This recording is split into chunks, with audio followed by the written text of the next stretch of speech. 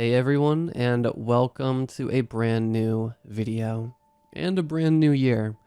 I said in my previous video that I was going to be starting off 2022 with something huge, and this is me delivering on that promise. Tonight we have over 10 hours worth of rule stories. I am really happy with how this video came together. I think this will probably go down as one of the best videos on the channel, I would even dare to say. I'm not going to waste too much time rambling. I just want to say that I am really excited to get into a new year. I have more motivation right now than I ever have before. I absolutely adore what I do. I've been doing this for a long time, and it just never feels like work to me. And I'm really appreciative to be where I'm at. I hope you all had a great new year. If you would like to, I'm curious to see what some of your New Year's resolutions are, if you are comfortable with sharing that in the comments section. For me, I want to reach 150,000 subscribers this year. I know it's kind of a superficial goal, but I want to see if I can do it. I think it would be a challenge that would be fun to take up. But let's get into the video, because this is a horrifying one. Please be sure to drop a like if at any point you feel this video is deserving of one. Let's shoot for 2,000 likes. Subscribing if you are new is also very much appreciated, as believe it or not, I do post content similar to this pretty often. Anyway, these stories are in no specific order. Some were on the longer side, some were on the shorter side, but all of them share one thing in common, and that is that they are horrifying. Enjoy the video, and as always, I hope you all have a great night.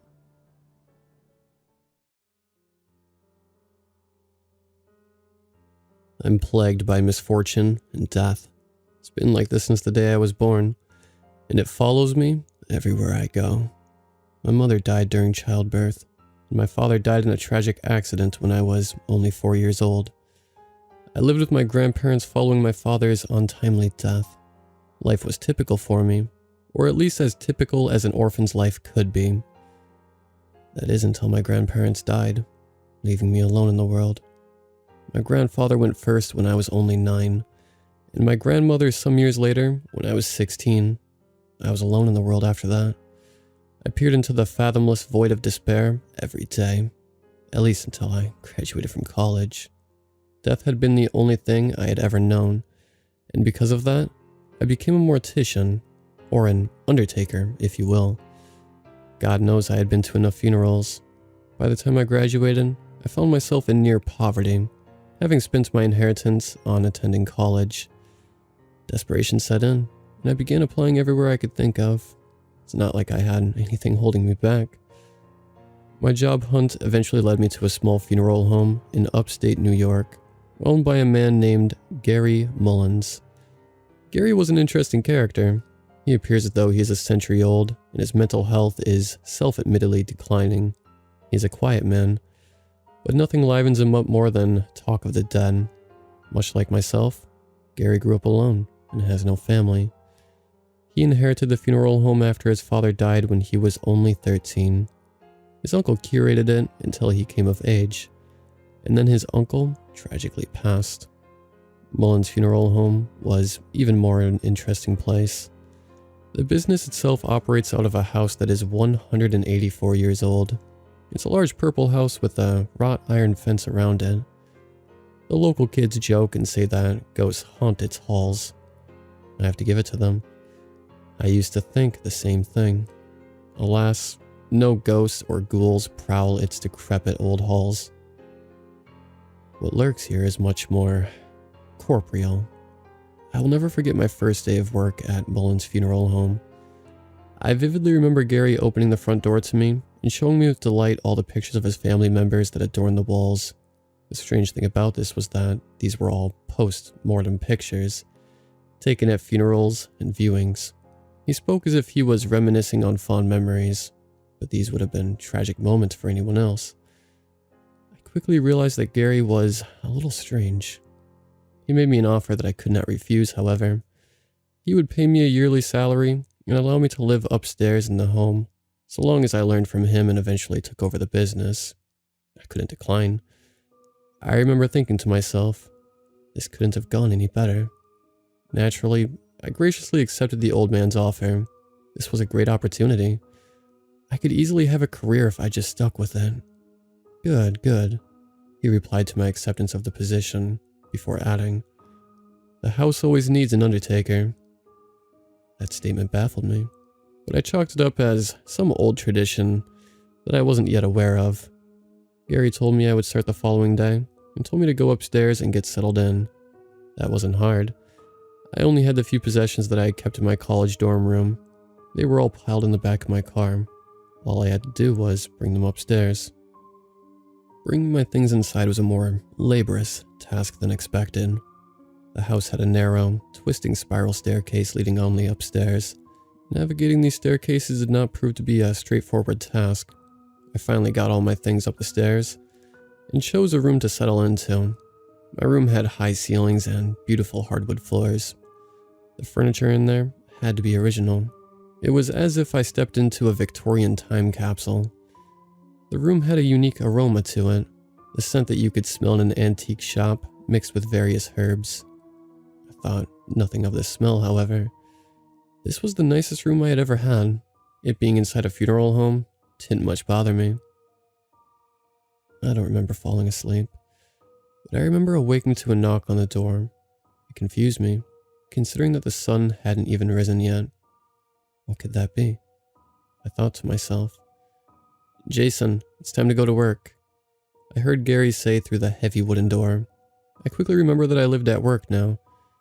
Yes, sir. I'll be right there, I yelled back, looking down at my phone to check the time. It was 4 in the morning. I stumbled out of bed and quickly threw some clothes on, then made my way to the door. Good morning, son, Gary exclaimed, looking chipper as ever. Good morning, sir, I replied. I didn't realize that we started this early. I'll make sure I'm up next time. Oh, it's of no concern. Today's a special day. That's why we're up so early, Gary replied, motioning for me to follow him downstairs. As we navigated the winding staircases, I asked, Why is it a special day, Gary? Every Monday is a special day, son. We get to meet so many fresh faces, he replied. Fresh faces? I asked. Yes, that's when the city morgue brings bodies over. Been that way for 46 years, he replied. I wouldn't have been completely in shock if I didn't share the same macabre sense of humor and enthusiasm for the dead. Instead, I was eager. I was excited to meet the new cadavers, excited to practice the skills I had spent the past 4 years learning, and excited to learn from Gary. As we made it to the bottom of the stairs, we approached a door, hidden by a curtain, behind the central room which is used to conduct services. Gary handed me an old, worn piece of paper before he opened the door. Jason, you'd best read these over before we start. If you follow these rules, you will have a very productive experience here, Gary said as he handed over the piece of paper. I began looking at the piece of paper. Scrawled at the top was Mullen's Funeral Home, Undertaker Handbook. Written under this were 9 rules. 1. Always, and I mean always, close their eyes. If you don't, you will sleep for at least a week. 2. Keep all limb freezers locked at all times. 3. We deal with a very specific clientele. Always adhere to any last wishes the family may have. We don't want any disgruntled customers. 4. Your work days are Monday, 4 a.m. to 5 p.m., and Tuesday through Friday from 9 a.m. to 5 p.m. Saturday is for fun. Sunday is for the Lord. You will always work these hours and must be out of the preparation area by nightfall. 5. I permit you to have guests, but they too must follow the next rule. 6. Don't get caught in the halls between the hours of 11 p.m. and 1:31 a.m. 7. The power will go out at exactly 3:36 a.m. This will last until 3:42 a.m. Do not search for the cause of the outage. You would rather not know. 8. Should you hear weeping, never, under any circumstances, search for the source, no matter how close it sounds. Should you look, you will die a most horrific death. 9. Should anyone knock on the door before or after business hours, do not answer it. Gary? What do these mean? I asked, in complete and utter confusion. Just ensure that you adhere to those. If you do, everything will be just fine, he replied. Before I could say anything else, Gary opened the large metal door in front of us and began walking down the cellar stairs. The first thing that I had noticed was that it was frigid. As we made our way into the cellar, I saw that it was a large, open room with several metal tables. Several large, metal-limbed freezers lined one wall. Gary approached one of these freezers, opened the door, and swung it open. He pulled the end of the stretcher inside of the freezer, and a corpse slid out. This one was male, mid-50s. He had short, graying hair and a scruffy beard. I scrutinized the body, looking for what could have brought him to us. A heart attack, Gary said, while making eye contact with me. Gary lowered the stretcher down and I helped him transfer the body onto a table. The body itself was heavy, just dead weight. We finally got it on a table, and before we could go any further, Gary closed the man's eyes. Rule 1, I thought to myself. We spent the next hour draining the blood and finally replacing it with the embalming fluid, as this was going to be an open casket funeral. After that, we diligently prepared the body with makeup and dressing it in clothes it would wear forever. His name is Tony, Gary said out of the blue. When is the service? I asked. Why, it's today, he replied. This took me by surprise. I hadn't expected to run a service so soon. The look of confusion must have shown because Gary said, well, they don't die on our schedule. As he let out a chuckle. Some time passed, but finally, we finished preparing the body. We sent him upstairs in the small elevator that we use for cadavers. Next came positioning the casket in the service room and putting him in it. Once we finished this task, we had to prepare the home with artifacts the family had left to be displayed during the service. I made a disturbing discovery when I was hanging photos of our client and his family. The photos they had provided us were all photos of Tony committing gruesome crimes, including mutilating various women. It repulsed me. What kind of monster was this man? Gary, I yelled, looking around for my boss frantically. What's the matter, son? He said with concern in his eyes as he cleared a corner, hurrying towards me. These are what's the matter. What kind of sick joke is this? I demanded to know. Rule 3, Jason, he reminded me. Shaken, I remembered Rule 3. I must always adhere to the client's wishes. I had no way of knowing whether these depraved photos were real. I continued to hang the photos, and when the family finally arrived, I expected repulsion, but it delighted them. They talked openly about how Tony had loved to kill young women, and how the world wouldn't be the same without him. I desperately wanted to call the police at that moment. I was in a room full of lunatics. Suddenly, I felt a hand grasp my shoulder. You did well, Jason, Gary said from behind me. I know it can be hard, but we're just undertakers. We don't ask questions. This guy was a murderer, Gary. I snapped back at him in a hushed tone. Was, my dear Jason. Was. He replied calmly.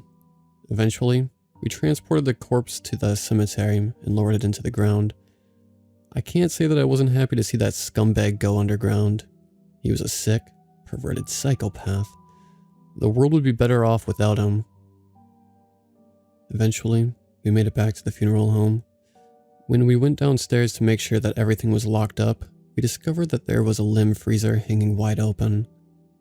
I walked over to it to close it back up, but when I did, I looked down and saw that it was the body of a little girl. My heart ached for her and her family when I saw her. She couldn't have been over 8 years old. I noticed that her eyes were gray and cold. Jason, no, Gary yelled as he shoved me to the floor and slammed the freezer shut. It was too late. The little girl's life flashed before my eyes. I could see every bad thing that had ever happened to her. I could feel the pain she had ever experienced. Then, I saw the world from her point of view. I saw myself looking into her eyes, and the freezer slamming shut over me. Never look into their eyes, This is why we shut them, Gary yelled. What was that? I asked frantically. You saw death, Jason. That is what awaits us all, so it's best to avoid hastening it, he responded. So you mean that we can still see after death? We still experience reality? I asked. So it would seem. Gary replied in a solemn tone. We had lost track of time, and neither of us had noticed that it was around 6 p.m. now. It was getting dark outside. The old man quickly rushed me up the stairs and locked the enormous iron door. Go to your room and lock the door. Now, Gary barked at me. I didn't even ask why. I hurtled up the stairs to my room and locked the door behind me. This place was far too weird for me. I had no intention of staying until the next day. I would leave before my shift began. This was madness. I spent the night tossing and turning, unable to find sleep. Instead, I kept reliving that little girl's death and subsequent afterlife. I decided that a walk would be best. I ventured from my room, down the hall, and towards the stairs. I made my way into the spiral staircase and then I heard it. Heavy-sounding footsteps were moving towards me. I looked down at my phone and saw that it was 12:56 a.m. Shit, Rule 6, I thought to myself. My heart was pounding in my chest as I turned to run back to my room. Something was following me, chasing me back to my room. By the time I slammed the door shut behind me, the thunderous footsteps had been right behind me. The mysterious prowler of the hall continued to pace outside my door as I cowered in the corner for hours. I stayed lodged in the corner of my room long after the footsteps faded away back down the stairs. Eventually, so many hours had passed that the lights went out. I remembered this time. Rule 7. Stay put. Got it, I thought to myself. I continued to cower in the corner of my room. Come hell or high water, I would not leave the corner. Or so I thought.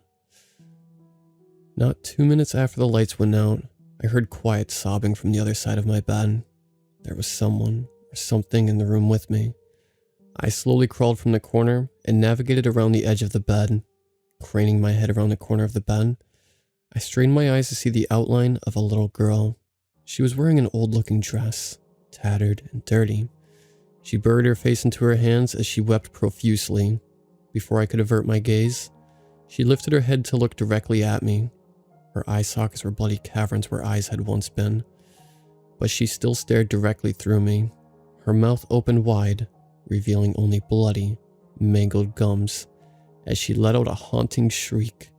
Suddenly, the battered little girl crawled towards me as she continued to scream. When she was around arm's length from me, a human hand, covered in blood, shot from her mouth and fixed itself to my throat. I tried to peel the hand away, but its grip was vice-like. I could feel the air being squeezed from my lungs as I stared into her hollow face. Remembering Rule 8, I realized that I was going to die. She continued to scream as I gasped for air. The world was going black around me when a flash of light assailed my eyes. Within an instant, I drew air into my lungs. She had vanished. The lights had come back on. Thankfully, I survived the horrific encounter, and I immediately began packing my things. I would not spend another hour longer in that house. I marched my things down the stairs and towards the front door, but before I could open the door, a voice called out to me. "Leaving so soon?" Gary's voice called out from behind me. "Yeah, I'm leaving, you madman. What in the hell is this place?" I asked him in a harsh tone.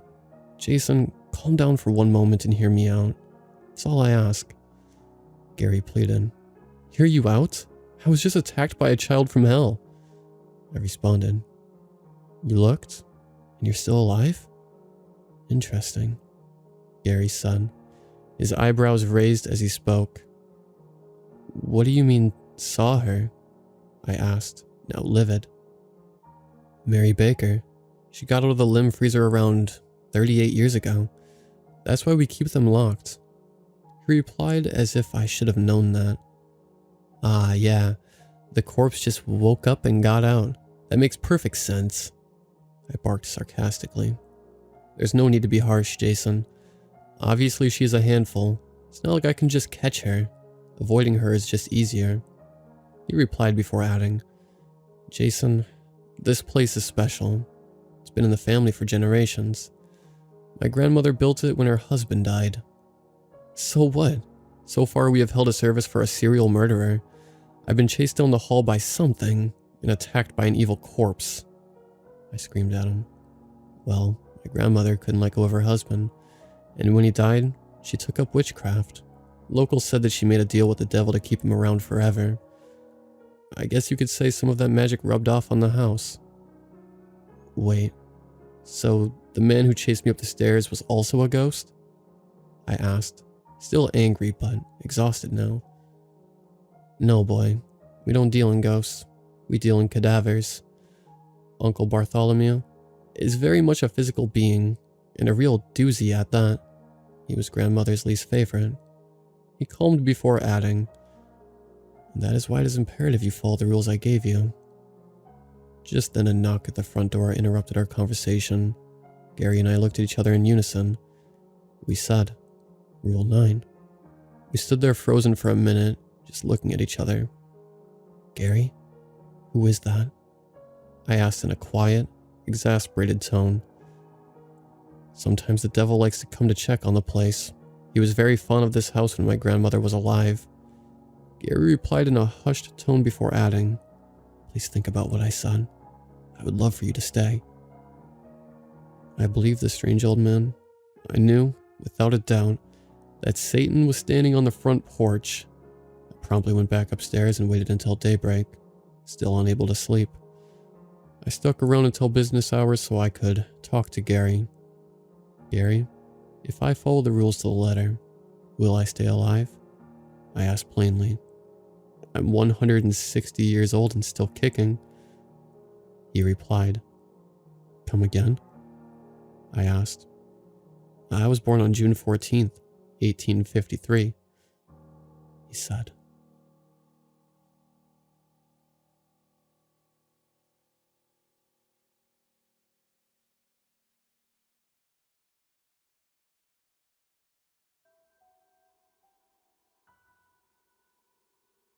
My best friend Trina and I have been planning a trip to California for years now, but after spending the first night in Beverly Hills' newest and most luxurious hotel, I'm not sure we'll be around in the morning to actually enjoy the rest of our stay.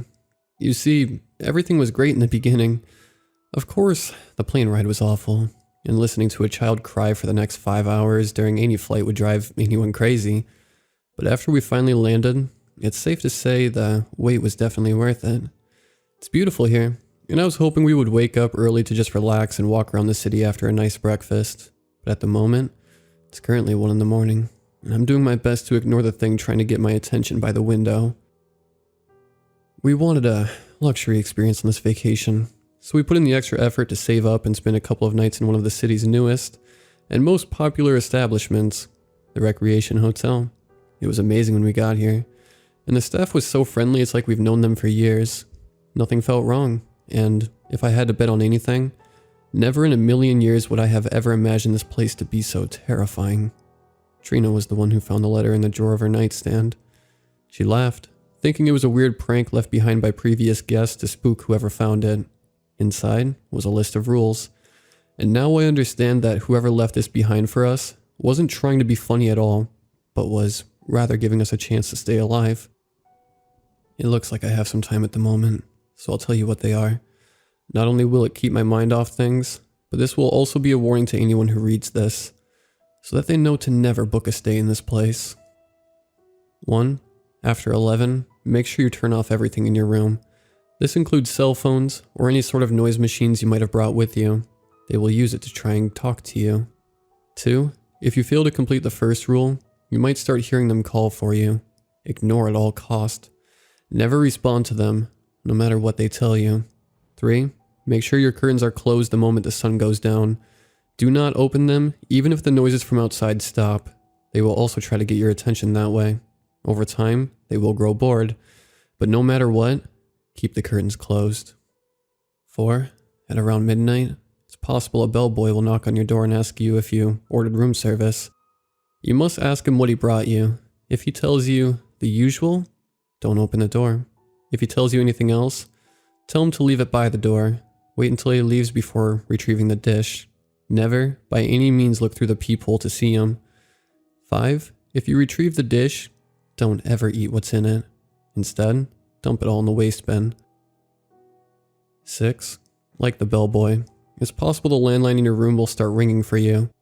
If you don't hear it ring at all, then I'm happy to tell you that you're free to relax for the rest of the night, so long as you continue to follow steps 1 through 4. I would also advise that you look for another hotel in the morning, because you absolutely never want to hear the phone ring during your stay here. 7. If you're unfortunate enough to hear the phone ring, pick it up. A woman will tell you to do 3 things. However, her requests vary each time she calls, so I can't tell you what they will be. But no matter what she tells you to do, those tasks must be completed. If you fail any of them, she will come to you and complete them herself, and she won't be happy about it. 8. Absolutely never, ever leave your room, unless you're instructed to do so. If you under any other circumstances break this rule, you will never be found. 9. Your bathroom light will come on at some point, and you'll hear the toilet flush and sink start to run like someone's just finishing up their business. You must be in bed when this happens. Close your eyes, and do not open them until you hear it leave your room. Make sure you also hear it shut the door. 10. You will hear someone outside your bedroom running up and down the halls. This is when you look through the peephole. If you see a little girl, don't open the door, but tell her that her mommy is worried about her and is waiting downstairs. If you see a little girl and a little boy running around, open the door and ask them nicely to play somewhere else. The little girl might ask you, "Do you want to play with us?"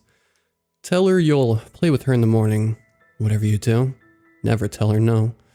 The little boy might tell you that they're lost and they need help finding their room. Kindly remind him that their mother is waiting for them downstairs. Only shut the door after they leave. 11. The phone will ring again, and you will be asked to do another set of tasks. Complete them once again to avoid her from coming to do it all for you. I promise you. It's best if you don't meet her at all. 12. If the lights come on suddenly, you need to make your way into the bathroom. Look in the mirror and tell your reflection, "Now's not the time. Maybe later." If the lights go out again, you're fine. If they don't, ask your reflection, "What time should we meet again?" If your reflection responds, thank it, and only take your leave when the lights finally go out. 13. Pay attention to the next 2 steps, because they will be the most difficult to follow. Your television will suddenly turn on at exactly 3:42 a.m. When this happens, you have exactly 5 seconds to hide. It doesn't matter where. Just hope and pray to dear God he doesn't find you. To increase your chances of survival, hold your breath for as long as you can. Don't worry too much. He's never around for long. When the TV goes off, wait another minute before coming out again. If you hear him laugh, he tricked you, and you're too late. Your only chance then would be to scream as loud as you can and pray someone knocks on your door and asks if you're alright. If they do, you must open the door, but do not leave. Keep it open for the rest of the night. The only consequence to this is that you might see others peeking in once in a while. Never look at them for too long. If you do, they'll take it as an invitation to come in. They're never friendly. 14. If you successfully avoid them, feel free to relax a bit at this point. You are now free to watch TV and turn on any electronic devices again. However, prepare yourself for an unexpected visitor. You will hear a knock at the door before 5. Answer it and act casual. Don't ever talk about what you're experiencing. The person will want to spend time with you. Do whatever makes them happy. Depending on how you treat them, they might extend their visit and want to spend some time with you for the rest of the night. If they do, continue to act normal. But make sure you never fall asleep when they are with you, no matter how tired you may feel. If you do, you won't wake up. They might also ask you to go out with them somewhere. This is the one thing you cannot do for them, and you must find something else for them to do without upsetting them. On the off chance that they ask you odd questions that might come out of nowhere, answer honestly. 15. When the sun starts to rise, you're safe to finally leave your room. Don't ever rely on the wall clock to tell you the time. It will try and deceive you. 16. When you leave your room, don't attempt to leave the building unless you see someone at the front desk. An old lady will ask you to help bring in her things from her car. Don't listen to her. She will be stubborn, but by no means listen to a word she says. 17. If no one is at the front desk by the time you hear the grandfather clock in the lobby strike 7, immediately return to your room. You unfortunately might not have any other chance but to stay one more night. As you can see, I was stupid enough to ignore the first rule, and now every once in a while I will get a phone call from an unknown number. I had to keep my phone on silent mode because of this. For some reason, I can't turn it off either. I'm assuming whatever it is doesn't want me to. They would leave voicemails for us, and Trina was the first to actually listen to one of them. She told me that it sounded like her father, telling her how much she missed him and asking her to call him back when she had the chance. Her father passed away 3 years ago. This of course freaked her out. It only seemed to get a lot worse when the tapping on the window started up. As much as I wanted to pull the curtain back to reassure her we were alright, possibly finding out it was just a loose tree branch or something making such a noise, a gut feeling told me to stay where I was. I told Trina this and somehow managed to talk her out of looking behind the curtain as well. If we hadn't decided to go to bed early the moment we arrived, we probably would have been watching TV and or listening to the radio. I'm so glad none of us decided to do that. I can't imagine what we would have heard if we did, and I don't ever want to find out. It was around midnight when Trina decided she couldn't take it anymore. She had convinced herself that this little prank being pulled on us was going way too far, and she was going to go down to the lobby and inform the front desk about what was going on. I tried to stop her, but this time nothing I said worked. It's been over an hour now, and she still hasn't come back. Right now the tapping has died down, but now I hear whispering. It's very faint, but it's there. I'm on my bed typing this, and God, it's so hard to keep my hands from shaking. I already have 5 missed calls and 3 different voicemails, and of course I delete them, but they keep making more. I really need to try and calm down. Maybe drink some water or something. I don't think the bellboy is coming, but I'll remember to keep you guys informed if anything else happens. Until then, update, it's just past 3, and I have exactly 24 minutes before I can expect the mystery guy to show up. I feel like I'm going to throw up. I'm terrified. As soon as I posted my last message, the tapping thankfully stopped. The whispering was still there, but that too eventually went away. I'm still not going to open the curtain. I already broke one rule. I can't afford to see what happens if I break anything else. The phone, unfortunately, did ring. The woman on the other line had a rather deep voice. The first thing she told me to do was remove the clothing from my luggage and throw it all in the bathtub. She then told me to find the hotel's Bible and tear out all the pages located in John. I'm a religious woman. I grew up with a Christian mother and a Catholic father. As strange as this may sound to some, this truly did hurt more than it probably would anyone else. But I refused to find out what she would do to me if I disobeyed. Lastly, she told me to open the mini fridge and remove all the beverages before placing them in a circle on the floor. Her requests were definitely strange, but nonetheless I did them. In fact, I would have done a handstand while reciting the alphabet if she told me to. Ridiculous as that sounds. I just wanted her to leave me alone. Hopefully the next time she calls, her requests will be just as simple. The children did show up, both the boy and the girl. They looked around the ages of 7 and 8, and were both dressed in all white. She had very long black hair, but the boy had short blonde hair. They looked nothing alike. As predicted, she did ask me if I wanted to play with them, and I thankfully managed to tell her with my best smile that I would play with her in the morning. My voice was shaky, but they seemed to understand me. However, it didn't stop there, and she continued to persist that I played with her. I never told her no. There was a point where I almost did slip up, and I swear to you her childish pout turned into the most disdainful scowl I've ever seen. Her eyes widened a bit, and there was something about her that practically screamed danger if I didn't think fast enough. I don't exactly remember our conversation, but in the end I managed to convince her that I would play hide and seek with her after breakfast, and that seemed to please her. She bragged about being the best seeker for a bit, and finally thanked me before running off. The boy followed without a word, and the moment both of them rounded the corner, I quietly closed the door. I didn't even have time to fully turn around before the bathroom light flickered on. I tripped on one of the beverage cans while scrambling for the bed, which did something to my ankle, unfortunately. Still hurts like all get out. I even yelped in pain, but I managed to get back to bed no sooner than I needed to. I closed my eyes before realizing I didn't throw the covers over me, but the bathroom door was already creaking open, and the air immediately went cold. Whatever came out had extremely light footsteps, Sort of sounded like a small dog wandering around, but at the same time, it was quite obvious the thing would tower over me if I ever dared to stand beside it. I know this because whatever it was approached my bedside, and it loomed over me close enough to feel a great amount of body heat. Never made a sound. I couldn't hear it breathe, and it never said a word, but I could feel the intensity of its gaze. My ankle was throbbing, and I bit my lips so hard it drew blood. I don't know how long it was there, but I know I wasn't very quiet. I couldn't help but let out a few whimpers in both pain and fear. I'm still shaking from the experience, but I don't think it seemed to care, so long as I kept my eyes closed. It left at some point, but even after hearing the door close, I couldn't shake off the feeling of it staring me down. I never felt so small and helpless in my life, and unfortunately, I'm still balled up in a fetal position on the bed, just how it left me. Guys, I don't know what to do. Again, some of you might not understand this, and it might sound silly, but I always believe that God is with you no matter what situation you're in. I don't feel that now. I feel completely and utterly alone. Has everything been a lie? Have I been following someone who never existed to begin with?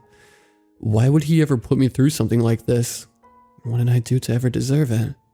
It's 3:37. I have 5 minutes left. God help me. Save me. Trina hasn't come back yet. I miss her so much, but if what the list says is true, never going to see her again. If you're still reading this, thank you for getting this far. If I do survive, I'm going to tell you what happens in the morning. Till then, thank you for reading what I have to say. My name is Christina Morris. Please tell my family I love them, and that I'm sorry I can't wish them all goodbye. I found another note. Someone slid it under my bed about an hour ago. Well, as you can see, I made it through the night. I'm alive, but regrettably, I'm also somehow still in hell. Before I start, I would like to thank you for all your words of encouragement.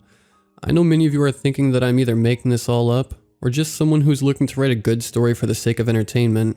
But I can assure you, everything I'm experiencing is real. Whether or not you believe what you've read so far is up to you, but I want to thank you nonetheless for being here. It's silly, but interacting with you guys was really the only thing keeping me sane. There are no words to describe how grateful I am to all of you. Thank you from the bottom of my heart. Anyways, a lot has happened. A lot. Unfortunately, it doesn't seem like this place is very keen on letting me go. The man did come to my room last night. I saw his footsteps. I also saw he wore a very black suit, darker than any color I have ever seen before. His face was not very visible, but to describe it, all I could see were his very thin, very dry lips, widened to an unsettling degree. He paced the room several times, whistling some sort of tune. Actually, now that I'm thinking about it, it sounded like an old nursery rhyme. I don't remember the name. Sorry. The room dropped in temperature drastically, and despite holding my breath, I was fairly certain he would catch me because my heartbeat was so loud. I'm not sure how smart it was to hide under the bed, but that's exactly what I did. He looked through the closet door, then paced the room again several more times. That's all he really did. He didn't exactly leave through the front door. He just, well, left. Much like how he came, he was just gone. I can't describe it any other way. I waited several more minutes before coming out again, and thankfully I didn't hear any laughter. According to the other letter, I had plenty of time before 5 to expect my unexpected visitor. My ankle is still very sore. I know now that I fractured it somehow, but I've been using one of the water bottles to help numb the pain. They're still very cold, and I removed one of the pillow covers to wrap it up to use as a temporary ice pack. I cried for the rest of that night. I can't recall the last time I ever cried so hard. I wanted to go home. I still want to go home. The money both Trina and I saved up for all these years, we wasted it. We unknowingly exchanged it for our lives. How the hell has this place not been demolished? Why hasn't anyone noticed? Am I the only one who survived for this long? Will they ever let me leave? There's just so many questions. And I know there's a very good chance I'll never get any answers. It was around 5 when I got a knock on the door. I managed to limp my way over to it, trembling in fear. I'm not sure if I was supposed to look through the peephole then. Never stated in the notes if I could at this time, but I did. And wouldn't you believe it? The visitor was Trina. After pulling her inside, she started asking me what was wrong. But all I could do was hold her and bawl my eyes out into her chest. She didn't really make any effort to comfort me, only asking me over and over again what was wrong. Stuff like, did something happen? Are you alright? Why are you crying? She asked question after question, and the more she asked, the more worried she sounded. I don't know exactly how long I cried for, but after calming down, I did manage to get a better look at her. Trina was taller, and her hair was a bit longer. But besides that, she didn't look much different. At least, at the time she didn't. Of course, things only started getting weirder from there. Putting aside the rules for a moment, I started asking her my own questions, like where she went, why she was gone for so long. I know it probably wasn't the best decision, but I had to make more of an effort to not break down again. And asking questions, especially ones that could be answered and explained, it was an action that did not help keep my mind off of the terror surrounding me, even for a little bit, not to mention keeping my sanity in check. Unfortunately for me, her smile was unsettling, and her teeth were somehow brighter than I remembered. She told me she decided to go for a short walk before bed, and apologized for not inviting me to go along with her.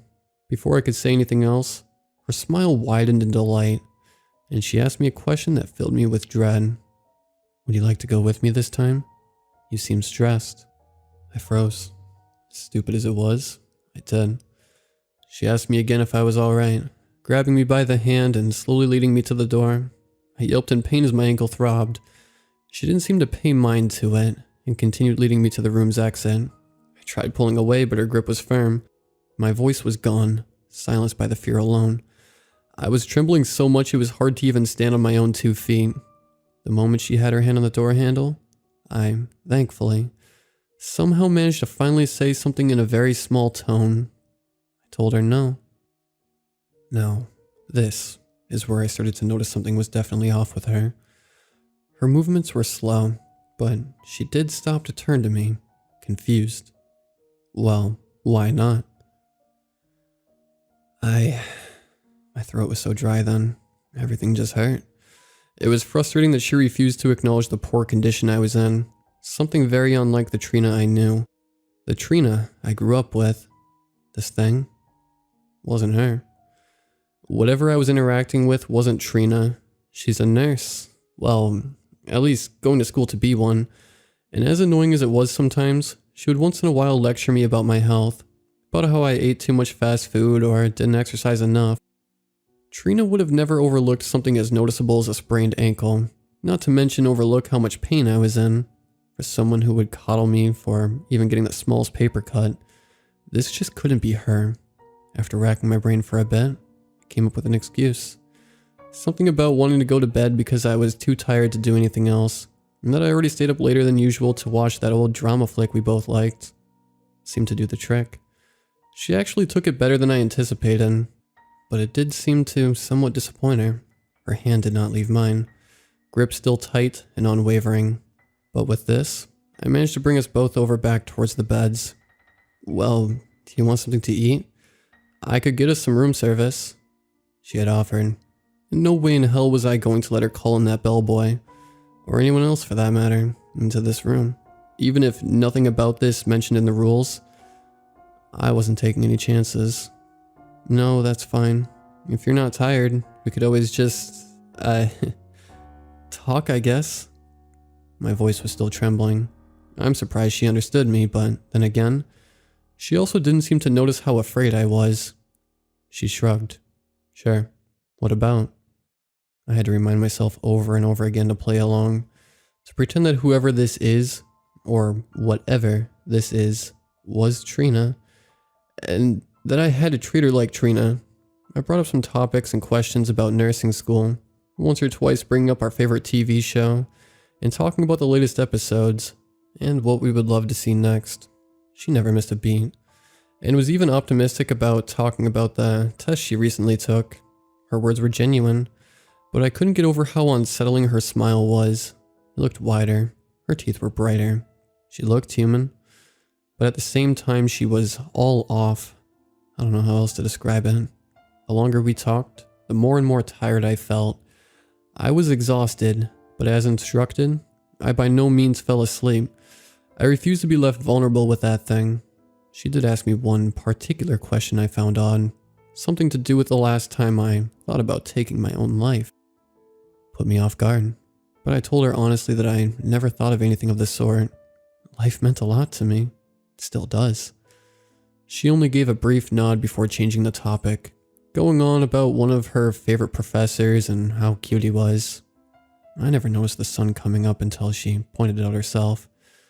Her whole demeanor changed, and she gave a heavy sigh. I'm not sure if it was in relief or defeat. Man, we didn't get a lot of sleep, did we? She mentioned, once again slightly disappointed. Maybe we should try and get at least an extra hour in before heading out. Sure, I said, but could you first go downstairs and see what's for breakfast? If we're having French toast, I want to be the first one in line. Also, feel free to bring up some coffee or something if that's also ready. I don't know how I managed to do it, but I guess I should be giving myself a little more credit for coming up with so many excuses on the spot. It worked again. She smiled once more, and then got up. We stared at one another for a moment, and I swear the air felt a lot cooler.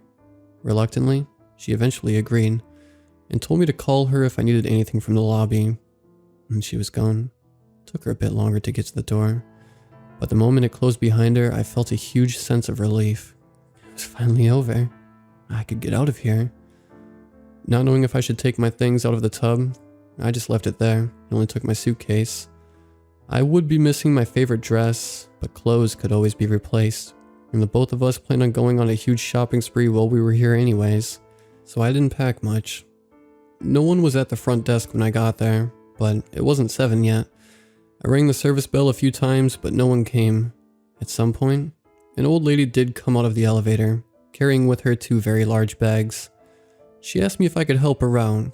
Remembering the rules, I told her no, and pointed to my now swollen ankle.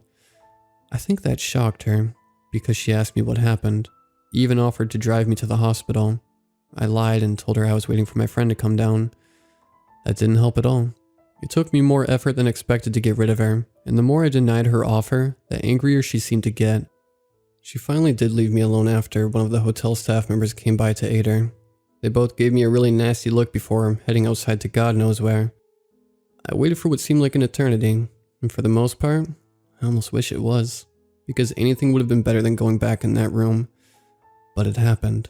The clock struck 7, and I screamed. I screamed and cried, begging someone to come out of the front desk, but no one did. I begged and begged. I even tried to jump the counter to see if anyone was back there, but a gut feeling told me not to, and instead I angrily threw the bell at the door, realizing then that I would have to spend another night in absolute hell. Guys, what should I do? I haven't seen anyone since yesterday, not even the maids. I don't know who else to ask, and even if I could ask, I think I would be too afraid to. Well, as you've probably figured out, I'm at the moment back in my hotel room typing this up. The new letter has the exact same rules as before, but there's a message in it, this time along with a few more rules. Type as followed. If you're reading this, I'm sorry. I never figured out why they decided to keep some survivors for more than one night, but hopefully you are still well enough to push forward. I once again strongly suggest you follow steps 1 through 17 like before, and I hate being the one to tell you this, but here are some more rules that you will more than likely need to follow to see another day. 18. They now know you by name.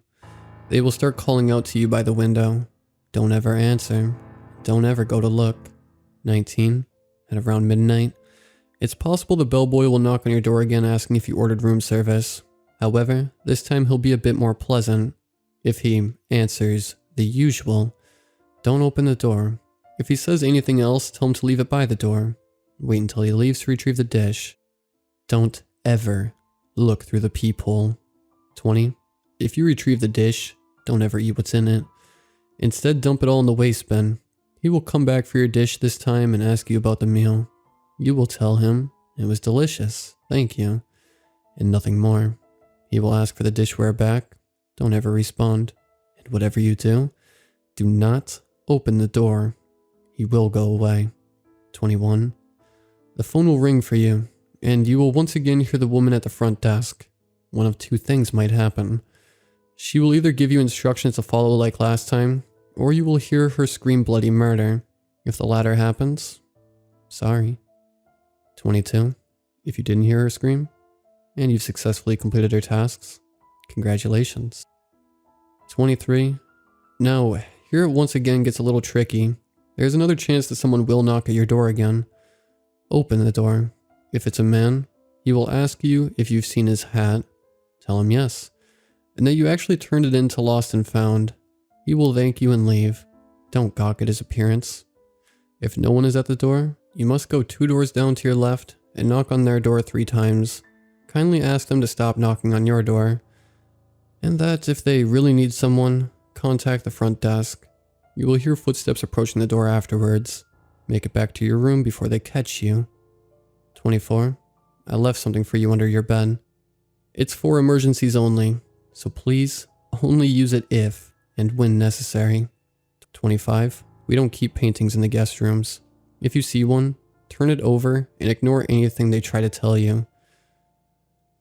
Well, there's a painting of a woman in the bathroom. She's blonde and is wearing a sundress, posing in what looks to be some kind of curtsy, while also smiling happily at something to the left of her. I turned it over as mentioned. I can't remember if it was even there in the first place when we arrived, but I think I hear it sobbing. That, or I really am going crazy. This place, this hotel, it's not normal. I don't know what else to say. Except, now I'm afraid to pee in the bathroom that's probably haunted by some weird painting, if not worse. Who's leaving these notes for me? I never really considered how or why this person is trying to help me, or how many others they have helped, or why they're only leaving notes. It's practically killing me having all these questions, and no one to ask for answers. I'm exhausted. I really miss Trina. I don't think I've quite accepted the fact that I'll never see her again. What am I supposed to tell her family? What am I supposed to tell mine? For some reason, my phone glitches out every time I try making a call, bringing me back to the lock screen before I have the chance to scroll through my contact list. Part of me is still convinced that this is all some horrible nightmare, but I know that it can't be, because my ankle is throbbing and won't allow me to. I can hardly move. I'm not sure if I even will make it tonight because of this. I'm so scared. I can't stop crying, and I'm so tired. I can't pray. I don't have the energy. It's currently been about 3 hours since I've been back. I can hear people now going about the hallway like normal. I don't know if they're real or something the hotel is fabricating. I'm going to try and get as much rest as I can when tonight comes. I don't know if I will see it tomorrow, but I'll be damned if I don't try. All I can do is try. I don't want to die, not like this. Not by the hands of this hotel. I want to live. There's nothing more I've ever wanted. I'll try updating again if I somehow make it, but because the odds aren't exactly in my favor, I want to thank you all once again for being here with me, for comforting me. I know Trina would appreciate you guys too, so I want to thank you all on her behalf as well. I wish you nothing but happiness, but whatever you do, don't stay here. Don't stay at the Recreation Hotel. Don't ever make the same mistake I did. Life is wonderful. Don't ever take it for granted. Love you all. And I know this may sound broken by now, but thank you for being here. Until then. I made it. I'm alive. But as crazy as this may sound, it was the devil himself that saved me. Well, sort of. According to the doctors, I was pronounced dead on the scene when paramedics arrived. I've been in the hospital now for over a week, asleep for most of it. But now that I have the energy, I can finally get back to you guys. Allow me to start from the beginning. With some effort, I did manage to fall asleep, but I somehow awoke to the sound of my name being called. The voices were once again coming from the window, but they were much louder. Sometimes they were soft, curious even. They would call out to me in murmurs, no more than a whisper. Thankfully, the curtains were still closed from last night. The sobbing in the bathroom turned into agonizing moans. It was the voice of a woman crying over and over again. It hurts. Please. I need air. Please. I broke down again, shedding tears that seemed to be endless, because it was all so much. It was just too much. I'm a bit of a crybaby, you see. I was never the brave one according to my father, always reminding me that I was a woman now, and that I needed to face my fears head on if I wanted to go anywhere in life. Though, I don't think either of us would have predicted something like this would happen. So I like to think he would have given me a pass this time for acting out. I think at some point I asked the voices to stop, to just go away and leave me alone. As if acting in defiance, they only got louder, and the sobbing in the bathroom turned to panic cries for help. As if on cue, there was a knock at the door. This time on my phone displayed 11 p.m. Yes, I neglected to shut it off again before falling asleep.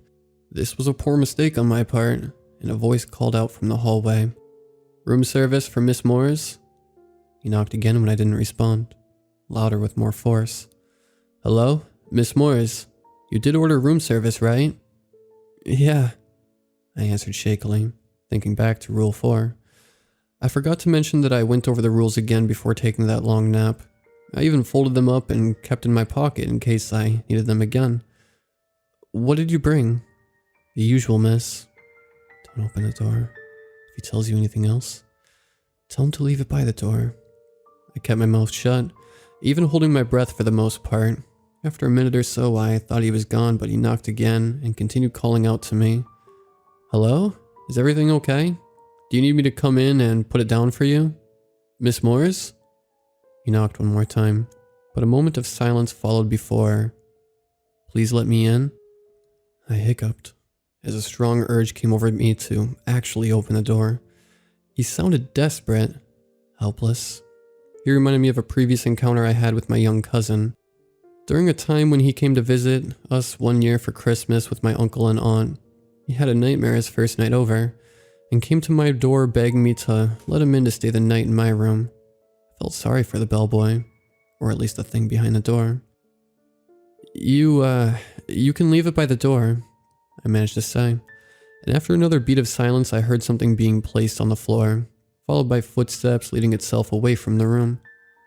I waited some more before limping over to the entryway, taking the risk of looking through the door's small peephole.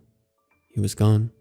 The dish was heavy, and inside contained nothing but raw meat, and I'm certain it was all expired due to the wretched stench that came from it. I almost threw up as I scraped it into the trash bin, and yes, the smell unfortunately took up the entire room, making hell itself somehow just a little worse. I also disposed the silver platter it all came from, covering the bin using Trina's bed sheets to try and mask the smell, which didn't really help at all, but it was better than nothing. The phone rang not long after I got back to my bed, and she was screaming. The woman on the other line was screaming, and it was loud. I had to pull the phone away from my ear when she did so, and in shock, it even slipped out of my hands and onto the floor. Rule 21. The phone will ring for you, and you once again will hear the woman at the front desk. One of two things might happen. She will either give you instructions to follow like last time, or you will hear her scream bloody murder.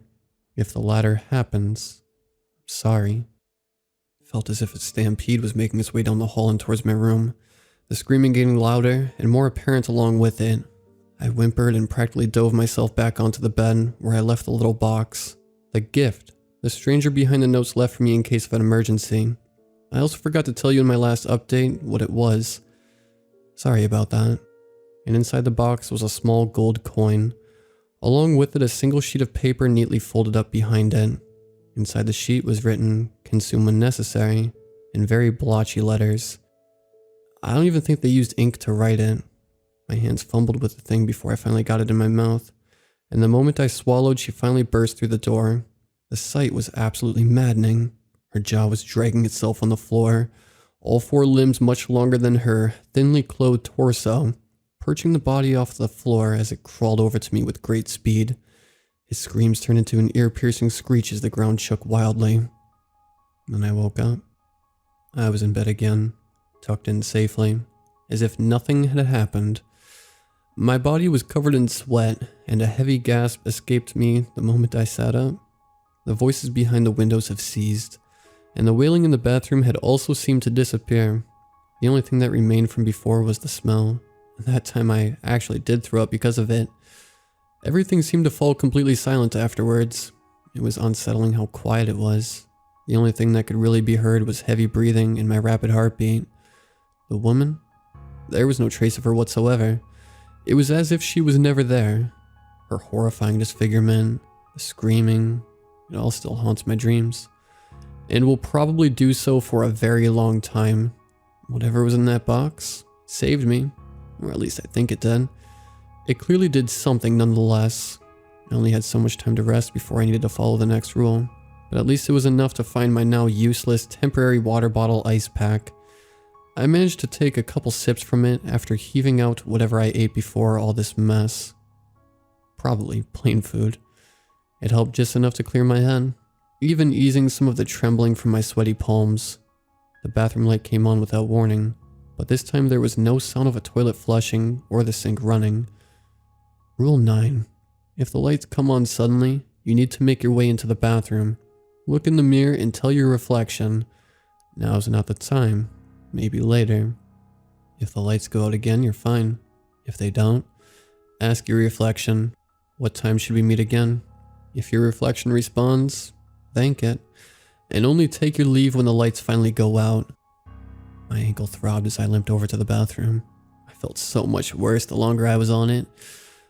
But I, through pure adrenaline, still managed to get around well enough to do whatever needed to be done, at least during certain moments.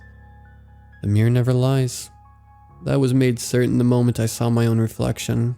My hair was stringy, the mascara and foundation I'd applied days ago streaky and absolutely horrid.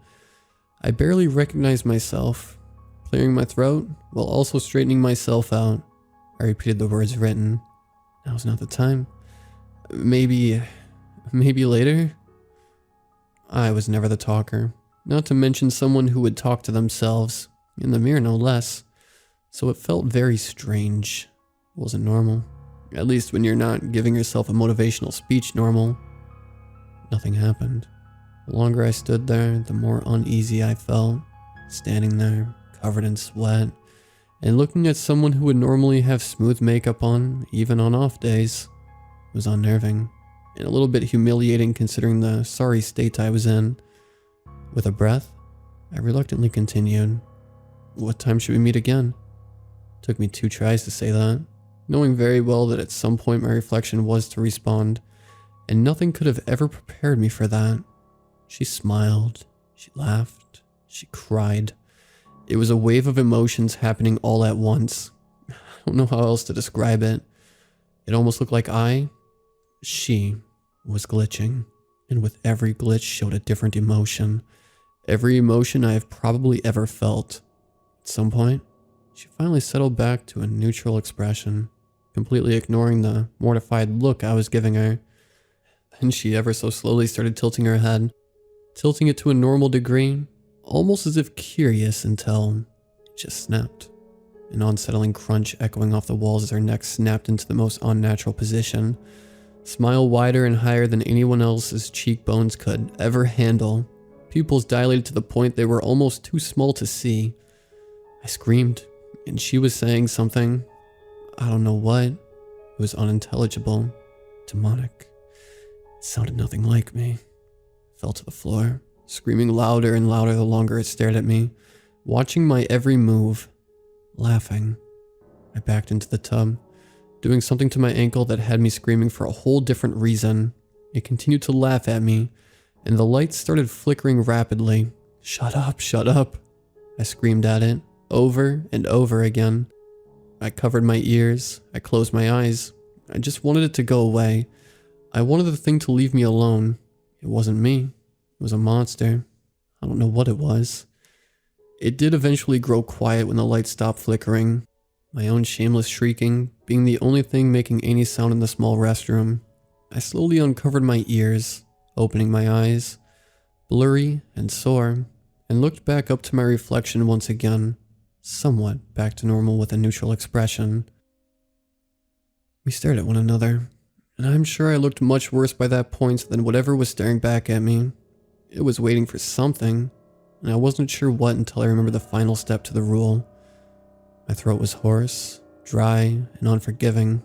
but I managed to get enough breath and sound out to say it. "Thank you." And just like that, the lights flickered off. It was cold. I was once again alone. Slowly, I started to get up, realizing that the stuff I tossed in the tub was no longer there. My belongings were all gone, and I still don't care where they are. I'm never going back to find out either. Shutting the door to the bathroom, I started limping back over to the bed, shaken and soiled. I felt so heavy, so helpless. Someone started knocking on the front door, the bellboy asking if I liked the meal. I nodded and responded, and whatever I said thankfully worked because he did not come back. I fell on the bed, gross and absolutely defeated. My cell phone remained by my bedside. I think it's been there since the moment I woke up in bed. And looking at it, ignoring several missed calls and voicemails, I saw that it was just a little over 2 in the morning. And knowing that, I nodded off. Looking back on it now, it definitely wasn't the smartest thing to do, but I've already messed up more than once by this point, and I had convinced myself that screwing up one more time wouldn't necessarily hurt. And if it did, something was bound to put me out of my misery. Another knock at the front door woke me up with a start, the noise heavy and demanding. I had to pull out my second note again to remember the man looking for his hat, or what was supposed to be him. When I opened the door, no one was there, and gritting my teeth, limped my way over 2 doors down as instructed. Before my hand made contact with the door, I remember considering the distance between this room and my own room, and how much more difficult it was going to be to run back in the poor state my ankle was in. So, to give myself more of a head start, I positioned myself as far away from the door as possible, but still close enough to knock. Not a very comfortable position, but it was all I could think of to handicap myself. So I knocked 3 times before quickly asking whoever was behind the door to stop knocking on my own door, and to contact the front desk if they really needed something. I didn't stick around to hear the footsteps, limping away as soon as possible. But I wasn't fast enough. I was just a couple of steps away from my room before I heard the door behind me creak open. Something, in a very loud and sudden, "Hey," called out from behind me before they followed suit. Before I shut the door, a hand blocked the entrance, and I saw a pair of angry eyes staring back at me. It was a very heavy-set looking man. His shirt, from what I could see in the pitch-black darkness of the hallway, covered in stains of unknown.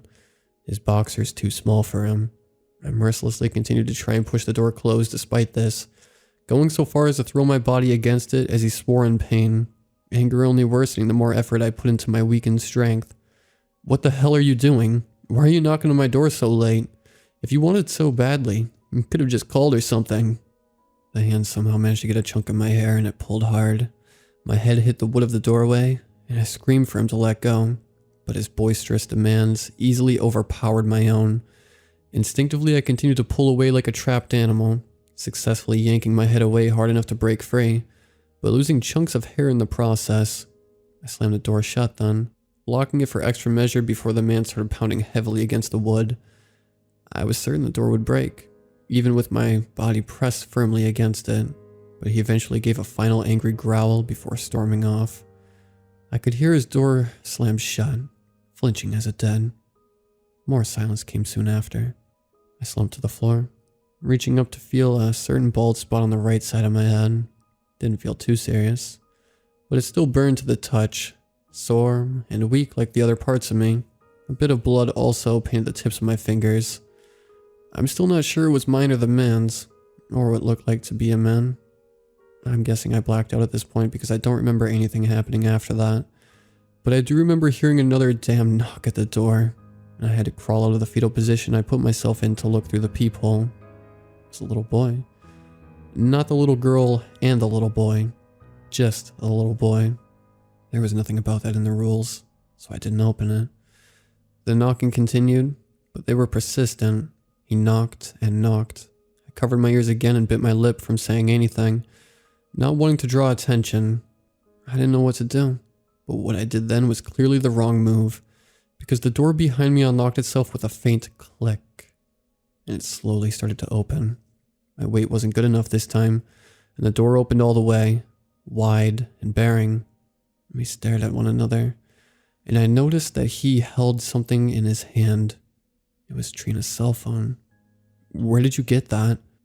I asked without realizing what I said. But before I could regret it, he held it behind his back. You'll only get this back when you help me find her. What? He started to walk away, and I watched as he got further and further down the hallway, all the way up until he rounded the dark corner. Did he mean Trina? Did he know where she was? I missed her, but I wasn't ready to do anything that would put my life on the line again. I didn't want to know what was behind that corner, nor did I want to know what he actually meant by her. But of course, the door refused to budge. It didn't even make an effort to close no matter how hard I pushed. I think I tried bargaining with it at some point. I'm not sure, but it didn't work either way. So, I followed. I took my time, hesitating when I got near the door across from my neighbor. Everything seemed to darken the further I went, and by the time I neared the corner, a door slammed shut from behind me, and after turning around I had absolutely no idea anymore which room was mine. The room numbers, they were just gone. Fear had its way with me once again, and I found it difficult to move from my current spot. I didn't want to. I didn't want to die. I didn't want to die. I couldn't. Not there. Well, I didn't, as you've noticed, but I almost did.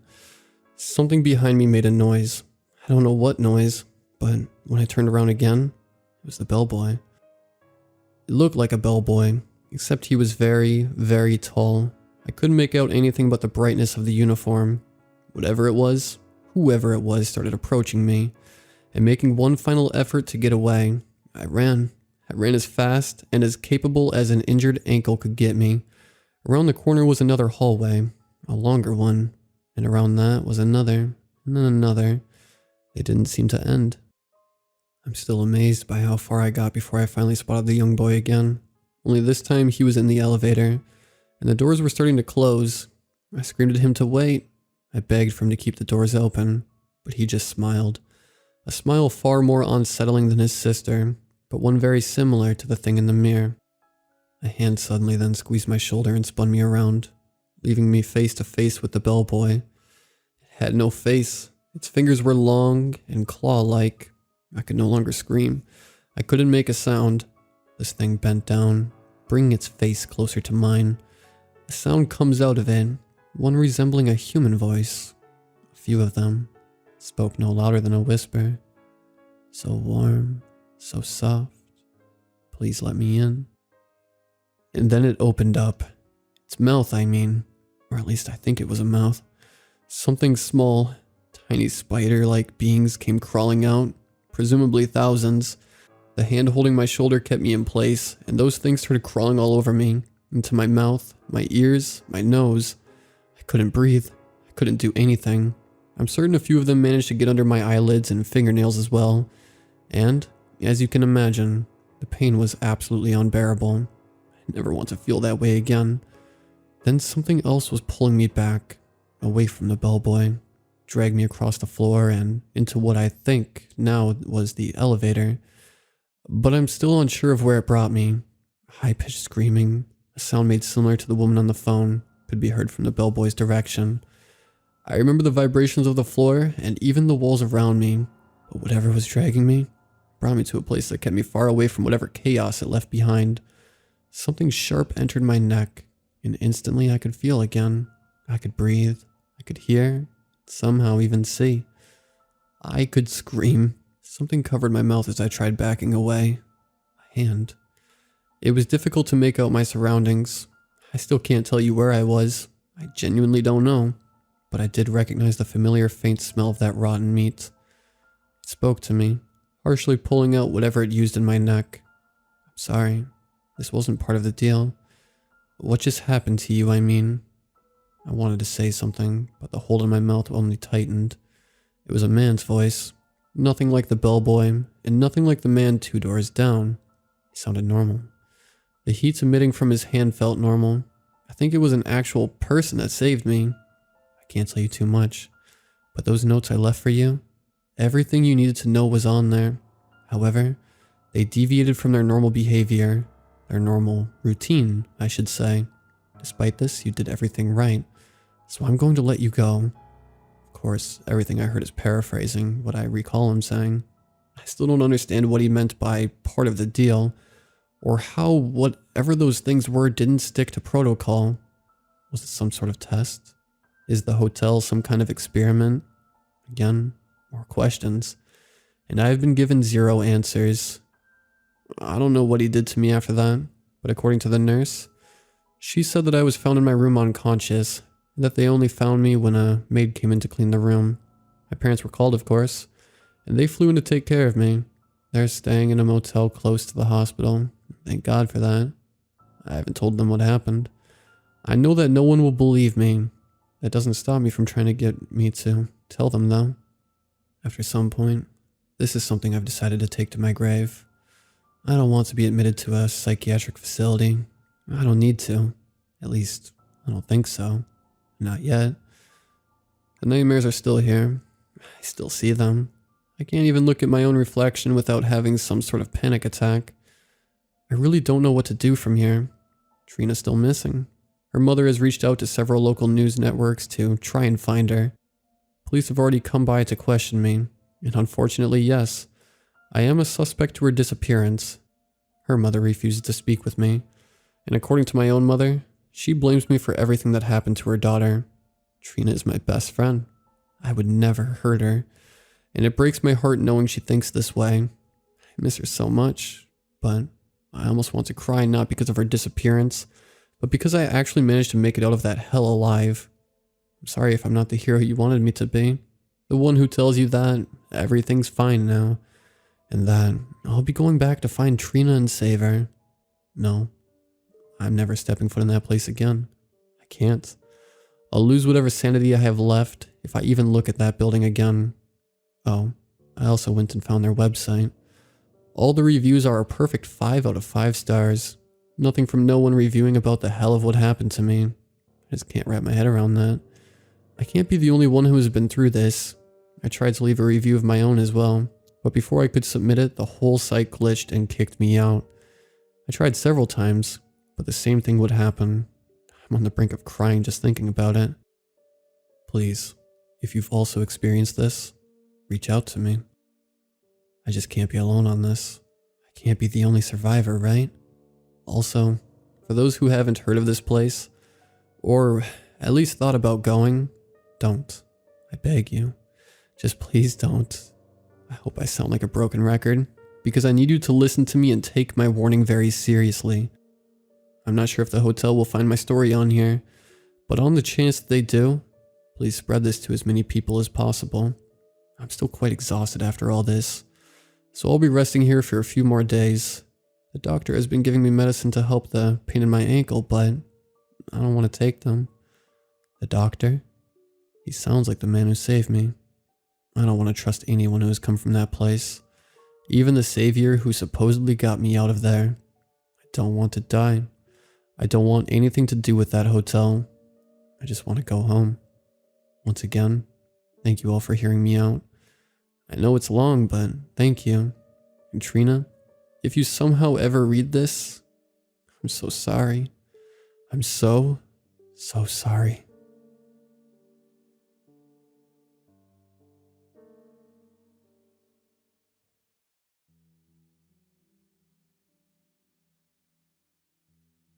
Back in October of last year, I applied for a job as a hotel bellboy, and the interview came with some peculiar rules.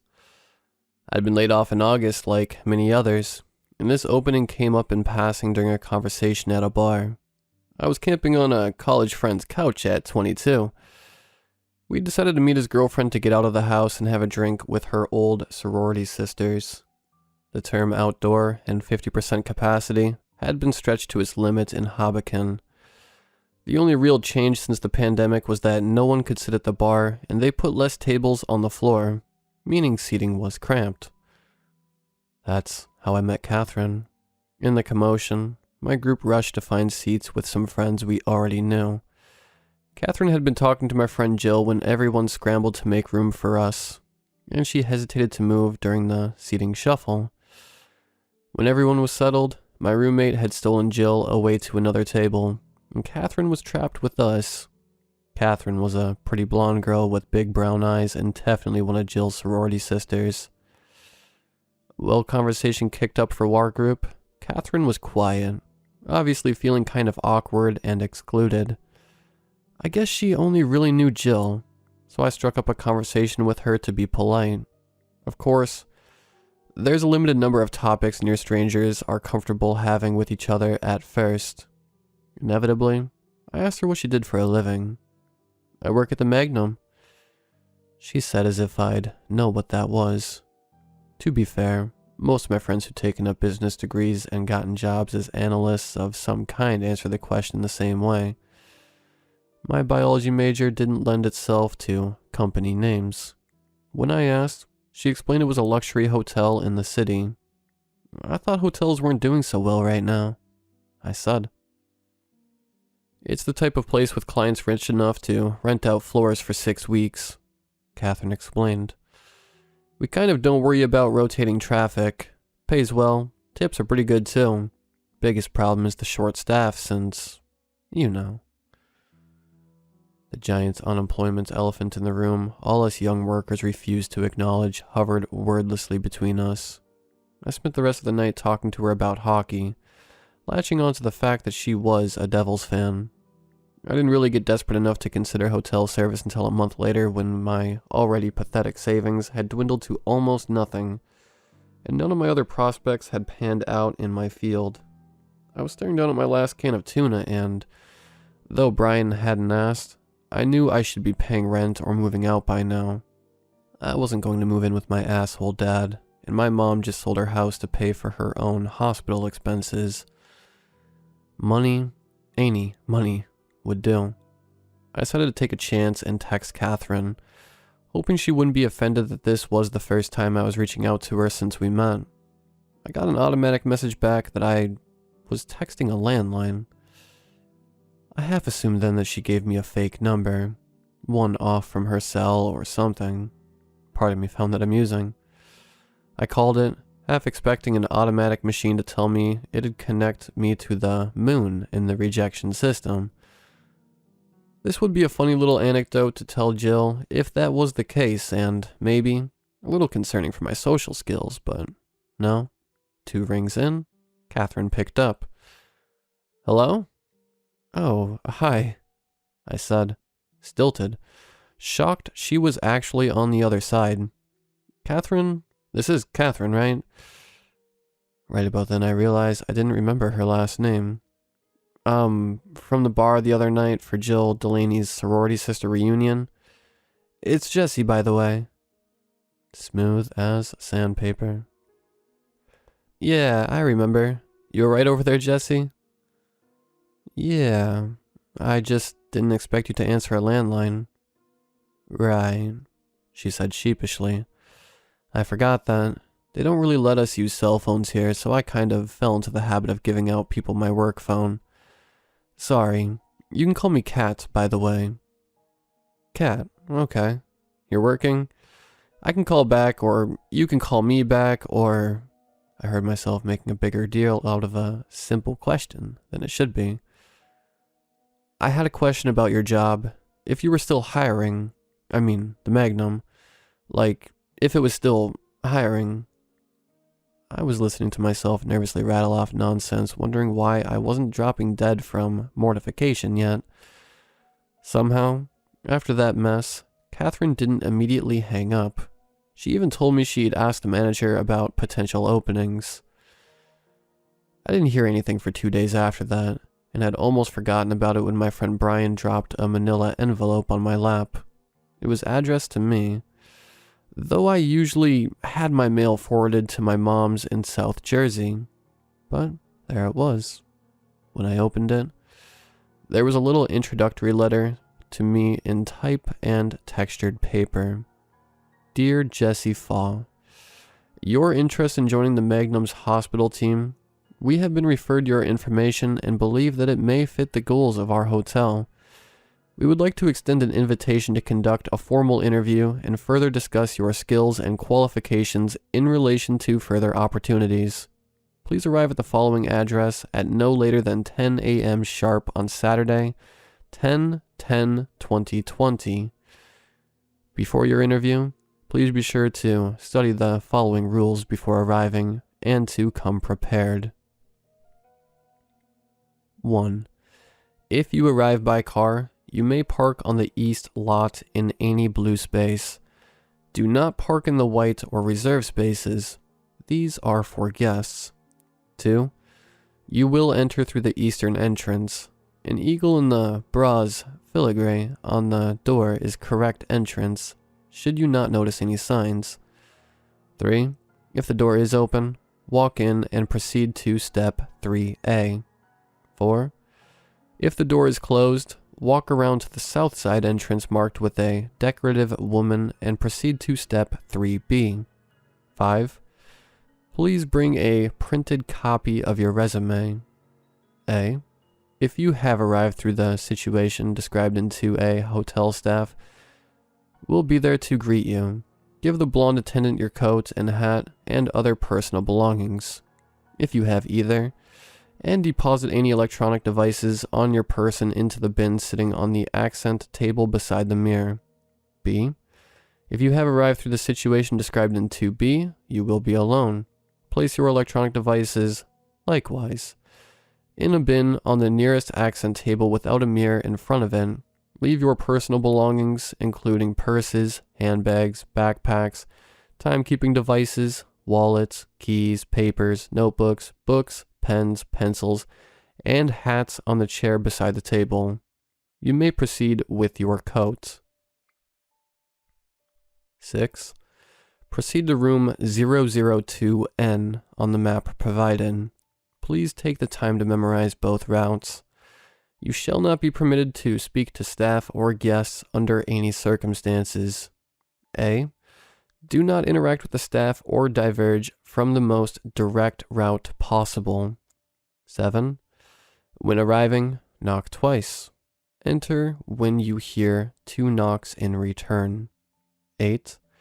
If you arrived in situation 2A described above, sit in the chair to the left. If you arrived in situation 2B described above, sit in the chair beside the desk of your interviewer. In the unlikely event that all chairs are filled, stand in the left-hand corner. In the unlikely event that there is only one chair, stand in the left-hand corner. 9. If it is only you and the interviewer, you will introduce yourself first with the following phrase. What a swell day it is to be out yonder. Lovely to meet you. I'm, your full name. Hear about the position. If you entered through the situation described in 2B, however, you may introduce yourself as you please. 10. If there is anyone else in the room, you are to wait to be spoken with. If there is a woman in the room wearing green, or a man with a feather in his breast pocket, do not speak to them no matter what they say to you. If there is a woman in the room with a hat, look immediately to the floor and do not look up at him for the remainder of the time he is in the room. If there is a man wearing red in the room, do not confirm your full name throughout the duration of the interview. When asked to speak in this group, the phrase you will say in turn to your interviewer, "It's a pleasure to meet you as well. I am excited for this opportunity to become a part of the Grand's illustrious team." 11. The interview will be conducted at this time. Answer honestly all questions, barring the caveats mentioned above. 12. You are not to leave the room until dismissed. 13. Upon leaving, you will wait for any woman in the room to stand and exit first. Do be sure to stand if they rise from their seats, and return to your seat when finished. If the man with a feather in his breast pocket is in the room, you will wait for him to dismiss you before leaving. 14. When exiting, you will leave through the east side entrance. 15. Discuss this list with no one. We are excited to meet you. Call with any questions or clarifications. The Magnum.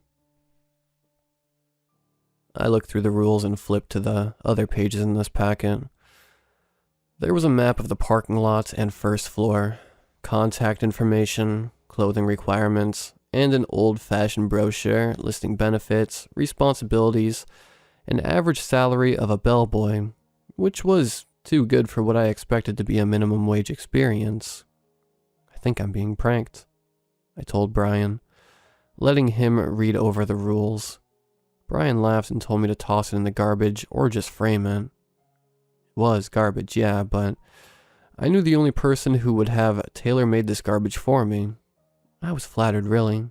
This was pretty elaborate, and I'll admit, very detailed, down to the weathered look of the floor map. I went to text Kat and remembered I still didn't have her cell. I called the landline instead to say thanks for the prank gift. I didn't send you anything, Kat said, sounding genuinely surprised. I thought it was funny, Kat. The rules list is kind of just dramatic, don't you think?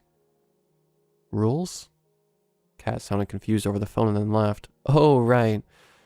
I forgot how weird they are when you start this job. What? I didn't send you anything, Kat said again.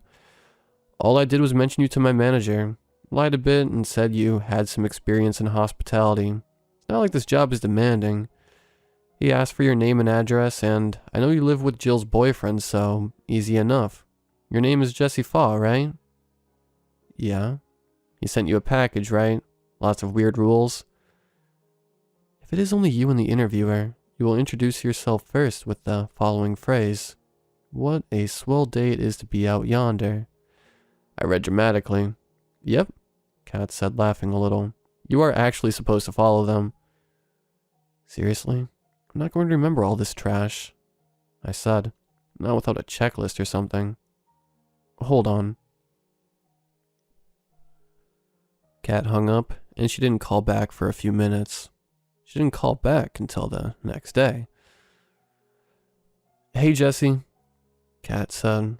So I asked around and I was right. You don't have to worry. It's always the same. The rules are overcomplicated. If you want, I can go over them with you, but essentially, you're supposed to follow the 2B rule set. That's it? Yeah. I felt the biggest weight lift off my chest then, thinking of having an income again. If these people wanted me to sing and tap dance, I'd learn the choreography, fine. At the end of the day, I'd have the job and it's easier to hire someone than fire them. If this was all just a complicated hazing, fine. I asked Kat exactly what lines I had to follow for my play act of an interview. She started listing them off casually, but then sort of petered off. If you don't think you'll have it by Saturday, Kat said, a little hesitantly, I can come over and help you go over it. I grimaced. She was inviting herself over. Kat seemed sweet and I wanted to think of it as a kind gesture, but this just felt a little too above and beyond. I held the phone to my chest, panicking, looking for Brian to hiss my concerns at, but he was off at the gym. Suggest somewhere public, I thought to myself. How about we talk it over at, like, the park instead? Tomorrow? When do you get off work? I'm off at 6 tomorrow, actually. It'd be dark by then. There's a coffee house nearby. We could meet at the Green. She agreed and I hung up, feeling pretty good about relocating it to somewhere impersonal. Brian laughed at me when I told him later, and I realized I probably made it sound like a date. Shit. The not date review of the rules was actually not as bad as I thought it would be. Kat seemed truly eager to get down to business, interviewing what to do and when. She kept the list in her hand and made me recite each step. We ignored all the cafes and kept to the bare necessities of the path she and the other employees went through. And after you leave your stuff in the bin. But the jacket I can take, I chime in. When you get inside the room and sit in the back chair, you'll say, It's a pleasure to meet you as well. I'm excited for this opportunity to become a part of the grand, illustrious bullshit team. Catherine smiled wide, observing me with wide brown eyes. You're hired, she teased. I felt pretty right about Saturday. The attire required was another hurdle, but not as bad as the others. Black pants, black shirt with a collar, black shoes, red tie. I had some slacks from my graduation and borrowed the shirt from Brian. Jill and I found a tie for $1 at a thrift store. I took the subway into the city and made it to the Magnum at sometime around 9:50. As Kat had promised, the east entrance was closed, which meant I was going around to the south entrance. The building itself looked like any other hotel I'd seen in the city. Tall, stone structures with filigree and crests that added some extra air of importance to the structure's existence. To add to that, it was right across from the park, but only 4 blocks from a Chipotle. Nothing in the city is above being neighbors with convenient fast food. Before I even got inside, however, everything kind of went sideways. The east side entrance was closed as it was supposed to be, but so was the south side door. The filigree of a woman stared back at me, refusing to budge. This was the south side. This was the door I was supposed to walk through, but I pulled the handle and it didn't open. I knocked and waited. No one came. I rushed immediately back to the east side door, half dreading that it was the open one. If that was the case, I was screwed. I only knew the rules for the B scenarios, but when I tried that door, it was just as locked as the other. The hell? I walked around the street looking for another entrance, but couldn't find one. It was soon 10:05 and I was wondering if something had gone wrong, so I did the only thing I could think of and called Kat. She answered quickly enough. "What do you mean the door's closed?" Kat snapped. "It's Saturday, isn't it?" "Yeah, it is. You were supposed to be here. I saw it on Robert's schedule. Hold on, I'm coming down. Just go to the east side of the building and walk past the door into the alley. There's an employee entrance there. I can let you in. Just wait there." She hung up on me and I practically sprinted back around the wide building. The alley she was talking about was the odd backing to an otherwise opulent building. The walls were flat, the dumpsters crowding both sides and half open, reeking with garbage. Even in the middle of morning, it was dark in that little crack of space. The door Kat mentioned was a bland, gray door that looked severe and functional, completely detached from the gaudy facade that decorated the front. I paced up and down the chipped asphalt, dodging the glass chips and piled of crates. Then the white door opened, and I turned at attention. But it wasn't Kat at the door. "What are you doing back here, kid? You lost?" a man asked. He wore a trim red and black uniform and a little name tag that said Eddie. Instinctively, I would have answered no and babbled about being here for an interview, but I knew I wasn't supposed to be back here. This was the interview script, and if this was my only entrance, I couldn't be shooed away from it. "I'm the new guy. Rob told me to come in this way today," I said, boldly dropping the name I heard Kat use, but I made an awkward gesture toward the door, trying to convey going through and hoping vague complications seemed like an understandable enough barrier. "Oh," he said, seemed to think my uncertainty was warranted. His thin lips pressed together tight and he gave me an odd kind of look. He may have wanted to say something, but instead quickly shouldered a large garbage bag that had been laid at his feet behind him and held the door open for me. "Go on then. He's got an interview or something today, so you can wait for him in the break room. 15E. I took the door from him and held it open in turn so he could take the garbage. "Thanks." Eddie nodded. His bag was dripping garbage slime, which is never pleasant, but he didn't seem bothered to have it hauled over his shoulder. When he walked it past me, there wasn't the lingering smell of garbage, but there was something like iron.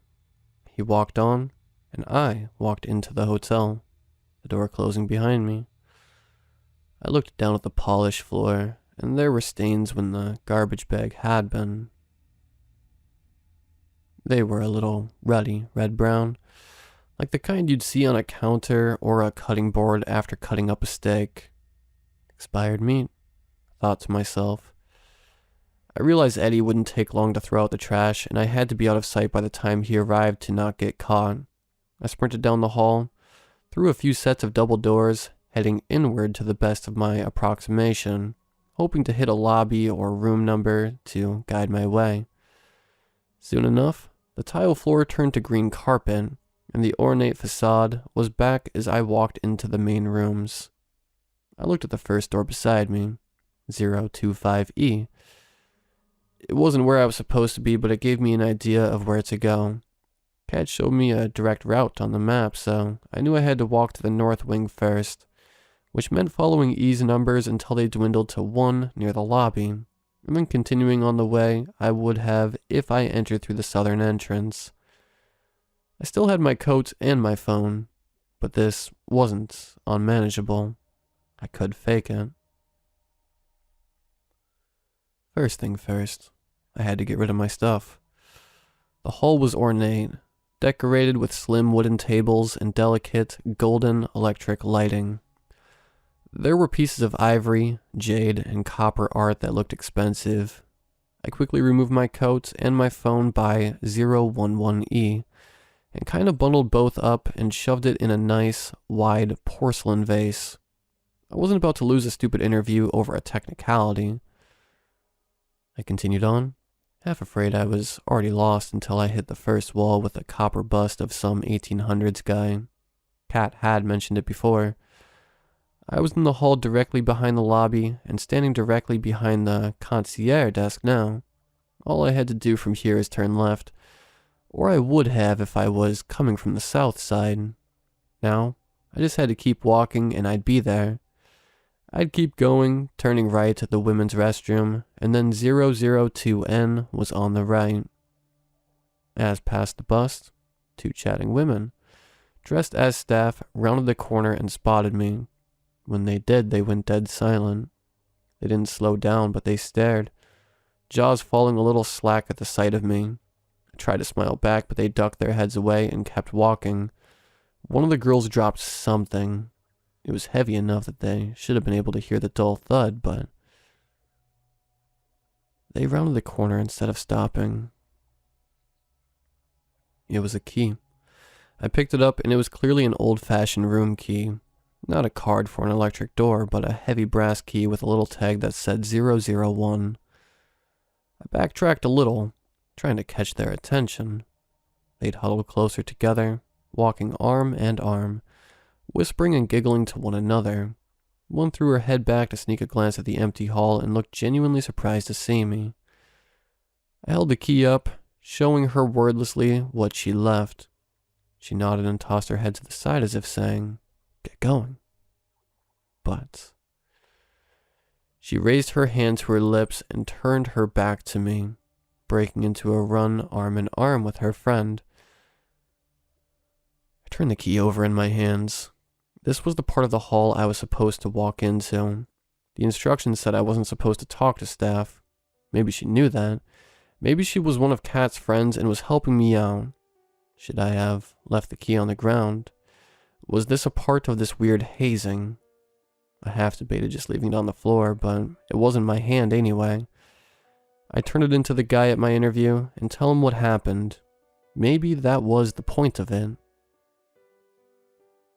Finally, I found room 002N. It was where Kat said it'd be. The second to last door in a dead-end hall. The last door, 001, was propped open, slightly ajar.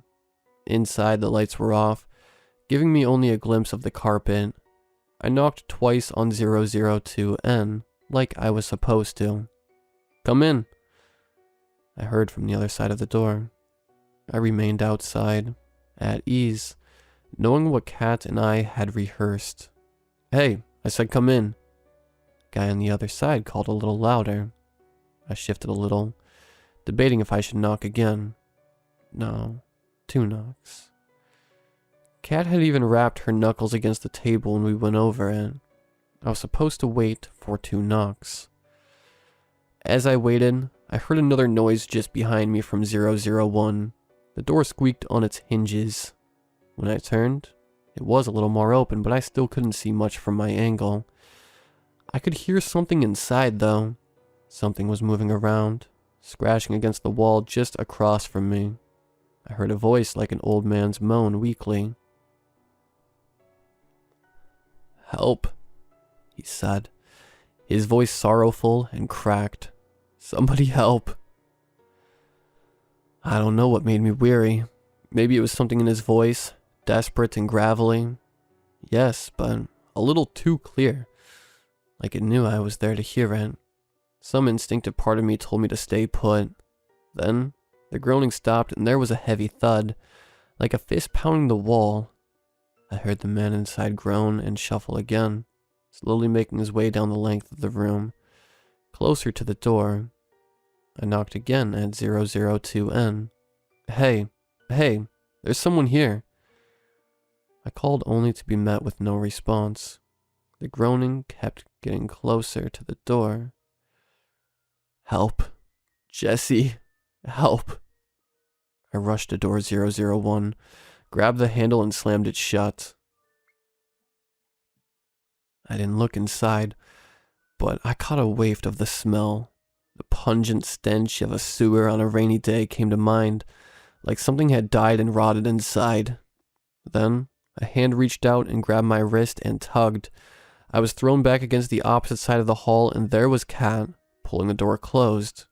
Room 001 shook as the thing on the opposite side threw its full weight against the door. Kat turned and looked at me, holding her hand out. "The key," she hissed. "The key." My hands were shaking as I fished into my pocket for the brass key. I hardly had it out of my pocket when Kat snatched it away and locked the door. Another powerful bang sent her stumbling back to the opposite side of the hall. It was then I heard two calm, controlled knocks behind me. I nearly jumped back to the other side, before suddenly remembering this was 002N, and I was waiting on them. I looked at Kat, who paused, midway through fixing her blouse. Kat pulled me onto my feet and fixed my tie. "Don't worry about that," Kat whispered hastily. "Tell them you locked the door with no one's help. I wasn't here. Go." I practically threw the door open and sprinted in. 3 members of the hotel staff sat inside, all very composed and evidently confused by my heavy breathing and my no doubt priceless expression. "What's the matter, love? You look absolutely shaken," the woman behind the desk asked. I immediately shut my mouth, taking in exactly who was in the room and where. There were 3 people like Kat had warned me, but they weren't. They were more distracting than I expected. Kat told me to expect to see a man in a red vest, and I did since I had stumbled into his chair. What I didn't expect was for him to be badly burned. A nasty, pinkish scar ran up his neck, shriveling his chin, his ear, and his nostrils. One eye was permanently shut and the other was crooked. The other was a woman who stood in the corner. She leaned over the chair next to the man in red, her sunken eyes fixed intensely on me. There's no other word to describe her other than intense. I felt like I was under scrutiny for how I moved, and how loud my steps were as I passed her. She was very tall, so tall she had developed a hunch from years of bending her neck to look down at people. She said nothing to me, but her head turned, tracking me as I went. The last was the woman in green I wasn't supposed to speak to. She was sharply dressed and quite pretty, but was also the one sitting behind the desk where I expected my interviewer to be. I wasn't supposed to speak to her, wasn't I? That was the whole point Kat had drilled into my head. The one I wasn't supposed to worry about was the looming woman who twitched when I took my seat in the chair behind the desk. "Could I get you a glass of water, love?" the woman in green asked sweetly. "You're our 10 o'clock, aren't you, Jessie Faw?" I wasn't allowed to speak to her, wasn't I? Did that include nodding?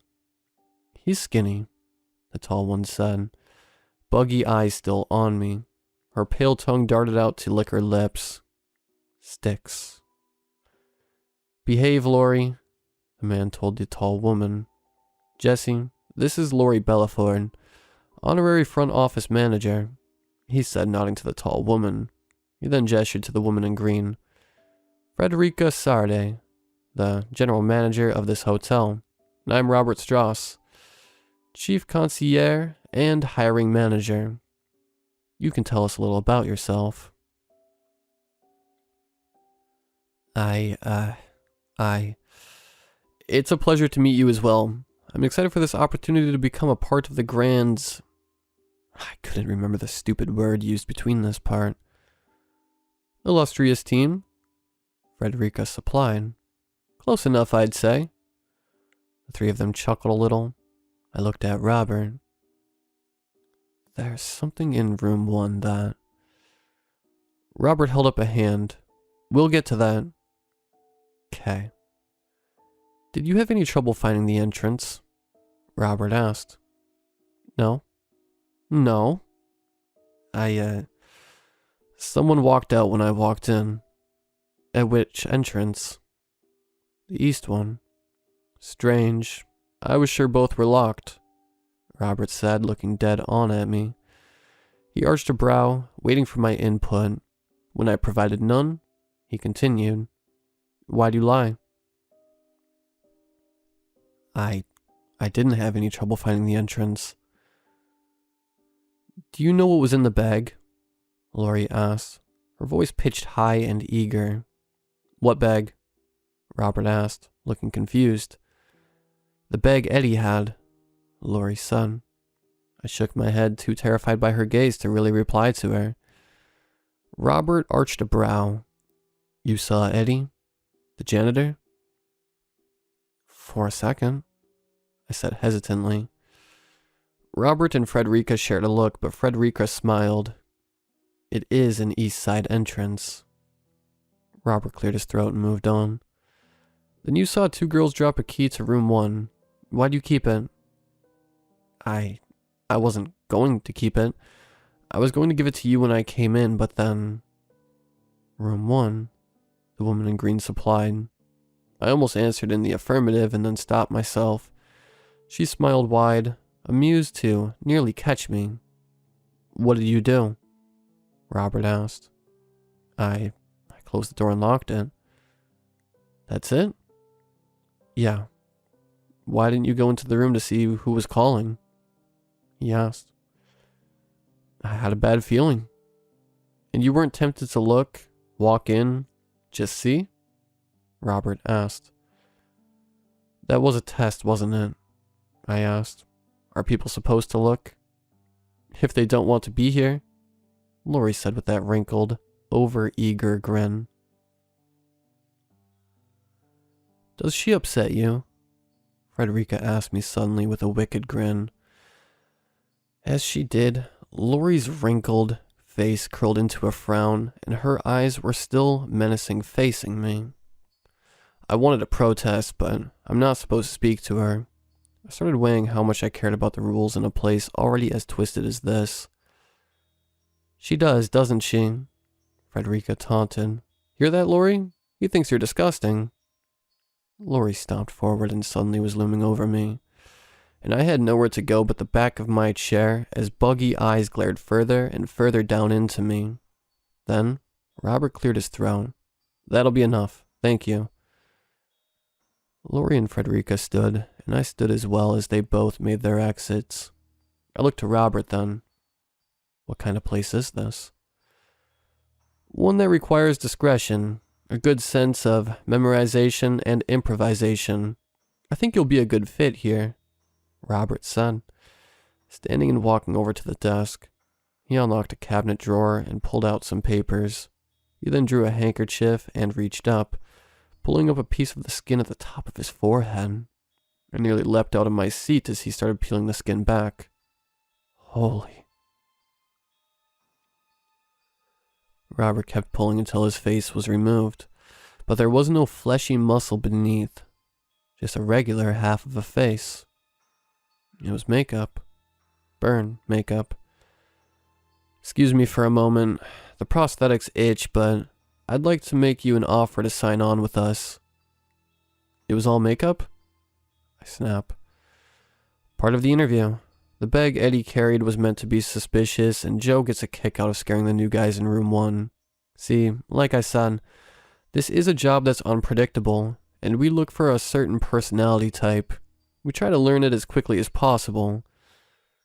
Robert wiped off the rest of the makeup with his handkerchief and looked like a normal man in his mid-40s. Most people break with Lori or forget the rules with Freddie. I looked dumbfounded from the door to him. That's it? That's the interview? Yes. Don't you want to ask me questions? I've learned about everything I need to know from you. The fact that you were able to find us and send a letter of inquiry to us at all is a start to let me know you know what kind of place this is. Following the rules and your reaction to our surprises for you tells me everything else I need to know. What kind of place do you work that you need me to know how I'd react to a bloody bag and a guy moaning from another room? Robert straightened and smiled as if that was a question with the most obvious answer. We're a luxury hotel. Half our job is going about as if it's business as usual, but it's not. There's a lot of protocol to follow, and it requires you to know what to do in a lot of situations. Did you have anyone help you with the rules? No, I say as I rehearsed. I wasn't supposed to show them to anyone else. Also an extreme part of the test. Good, Robert said. If you can't memorize and follow those instructions in the time we gave you, then you wouldn't be able to handle this job. But you were a natural. But you still have enough independence that you're not completely lacking in critical thought. You'll do well here. Listen, after all this, I don't even know if I want this job. Robert didn't say anything. Just showed me the starting salary. This was the walkthrough fire, but I can guarantee, if you sign on with us, so long as you stick to the rules, you'll be fine. The money was good. Really good. The first set of rules wasn't so bad. If this was some weird idea of promoting discretion, then fine. Joe and Eddie were a setup. I could keep my mouth shut. If they'd let me in, and all I had to do was learn a routine, fine. So I took the job. It was better than anything I'd get in a lab, and in that moment things had gone from terrifying to completely lax. I signed a contract there and went home with a set of rules, a schedule, and a signing bonus. I was giddy, waving my check in Brian's face. Jill came by later and I wholeheartedly thanked her too. Jill, I'm so glad you keep good friends, I said as I tore into the new list of rules. What do you mean? Catherine. Who? Catherine. I still can remember her last name. Your sorority sister? You were sitting with her at your reunion before we arrived. Oh. Jill nodded. I turned back to my employee contract and pulled out the new list of rules, flipping to the first page. You mean that blonde girl? Jill asked. I only met her that night. I thought she was a friend of yours. Rule 1. Never speak to Catherine. Never give her your name. Well, shit.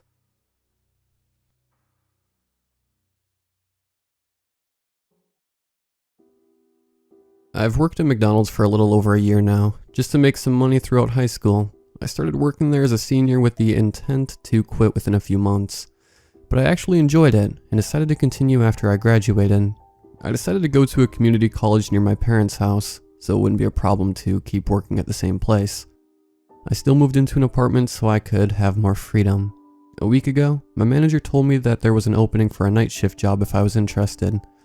I would only be working 6-hour shifts, 11 p.m. to 5 a.m., while making the same amount of money I would from working a 10-hour shift during the day.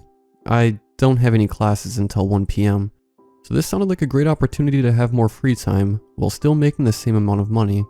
I graciously accepted the offer, and he told me that I could start that night, and there would be a set of rules on the counter when I got there. I thanked him and left, finding it a little weird that someone had quit with such short notice that they needed someone the next night. After my last class, I decided to head home and take a nap before I had to leave. I slept for a couple hours before my alarm woke me up at 10:15. After laying in bed for a few minutes, I got ready for work and left. The drive there was nothing like it had been with a morning shift. The road I took was usually filled with traffic, making it nearly 15 minutes to get there, even though it is a few miles away from my apartment. At night, I arrived within 5 minutes, so I was 15 minutes early for my shift. There were 2 employees there, and they asked if they could leave early since I was there. I accepted, even though my partner hadn't arrived yet. She was also taking the night shift for the first time, and we already kind of knew each other. We had a class together and talked occasionally, but now I would get to know her better. The list of rules was on the counter, and it was a lot longer than I expected. My partner, Riley, probably wouldn't be there for another 10 minutes, so I began reading the rules. Here's what they said. Rule 1. Do not let anyone in the store between 2:07 and 2:12 a.m. The store is supposed to be open 24/7, but during that time, you are to lock the doors and ignore any noises you hear outside until 2:13. Rule 2. There will be exactly 2 cars in the drive-thru during your shift. For the red truck, you are to give them 2 Happy Meals and a large Pepsi. You may look out of the window, but do not make eye contact with the driver. The meal must already be prepared before the truck shows up. For the blue minivan, make sure you are not seen. Leave the window open and find a hiding spot until they leave. This will take up to 20 minutes. Do not make any loud noises until the car leaves.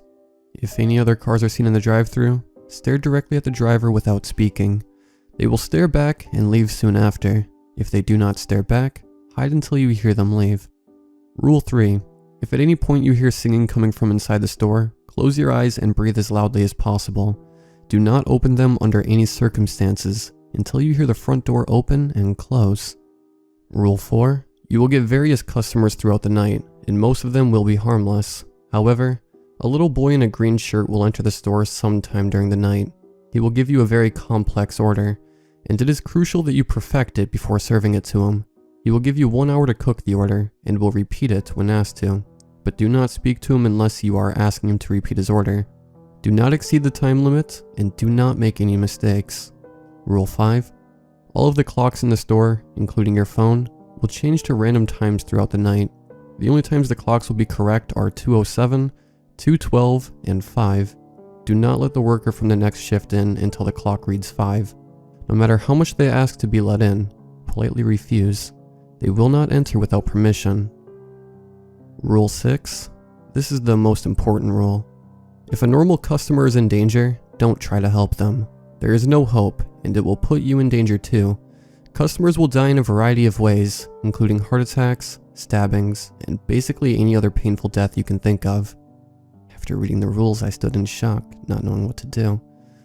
Riley walked through the doors 2 minutes before our shift began, and I showed her the list of rules. We were both skeptical and kind of excited to see what would happen. I made the Happy Meals in case the truck showed up soon, and it did about 15 minutes later. The list said not to make eye contact, so I just handed over the meals while looking straight down. As it drove away, I noticed something in my peripheral vision. The driver had 4 arms. Maybe it was just my mind playing tricks on me, but I swear that thing was not human. "Sarah, wake up," was the next thing I remember hearing. I dozed off unknowingly. I looked at the clock, then remembered that it didn't work when I saw it said 9:12 a.m. There was one customer at the store at that point, and he was getting up to leave when he froze. I watched in terror as his skin slowly started to melt off. Riley tried to rush over to him, but I stopped her, remembering Rule 6. There was none showing, and he continued melting until what was left was a pile of slime. It took the form of a snake and slithered out of the door. From that point on, we took the rules seriously. Eventually, the little boy in the green shirt showed up. He ordered probably around 10 burgers, each with different toppings. We took our time preparing the orders, then gave them to him, and he left without trouble. Right after he left, I heard a faint noise coming from the back of the store. After realizing it was singing, I shut my eyes and told Riley to do the same. I breathed loudly and eventually heard the front door open and close. We waited another couple of minutes to be safe, then opened our eyes. There were now 10 people in the store, some of which I had recognized. They all looked at us with confused expressions because we had our eyes closed. Then, they all dropped dead one by one with no explanation. After looking away for a second, the bodies disappeared. I looked at the clock, and it was 2:07. I rushed to lock the doors, and did so just before the clock changed. I started to hear tapping on the window closest to us. I made the mistake of looking. and I was met with some kind of zombie staring back at me and smiling. I shut my eyes tight, and the clock said 2:12 when I opened them, meaning it was safe to unlock the doors. About an hour later, a blue minivan pulled into the drive-thru. I hid behind the counter with Riley, and it drove away after maybe 10 to 15 minutes. The rest of the night was uneventful, and the next workers showed up at 5 so we could leave, completely traumatized. I went straight home and cried for hours before checking the news. I thought the deaths we had seen were fake, but the first story I saw was about 11 people being found dead in their homes. I might be sounding paranoid, but please, don't go to McDonald's at night.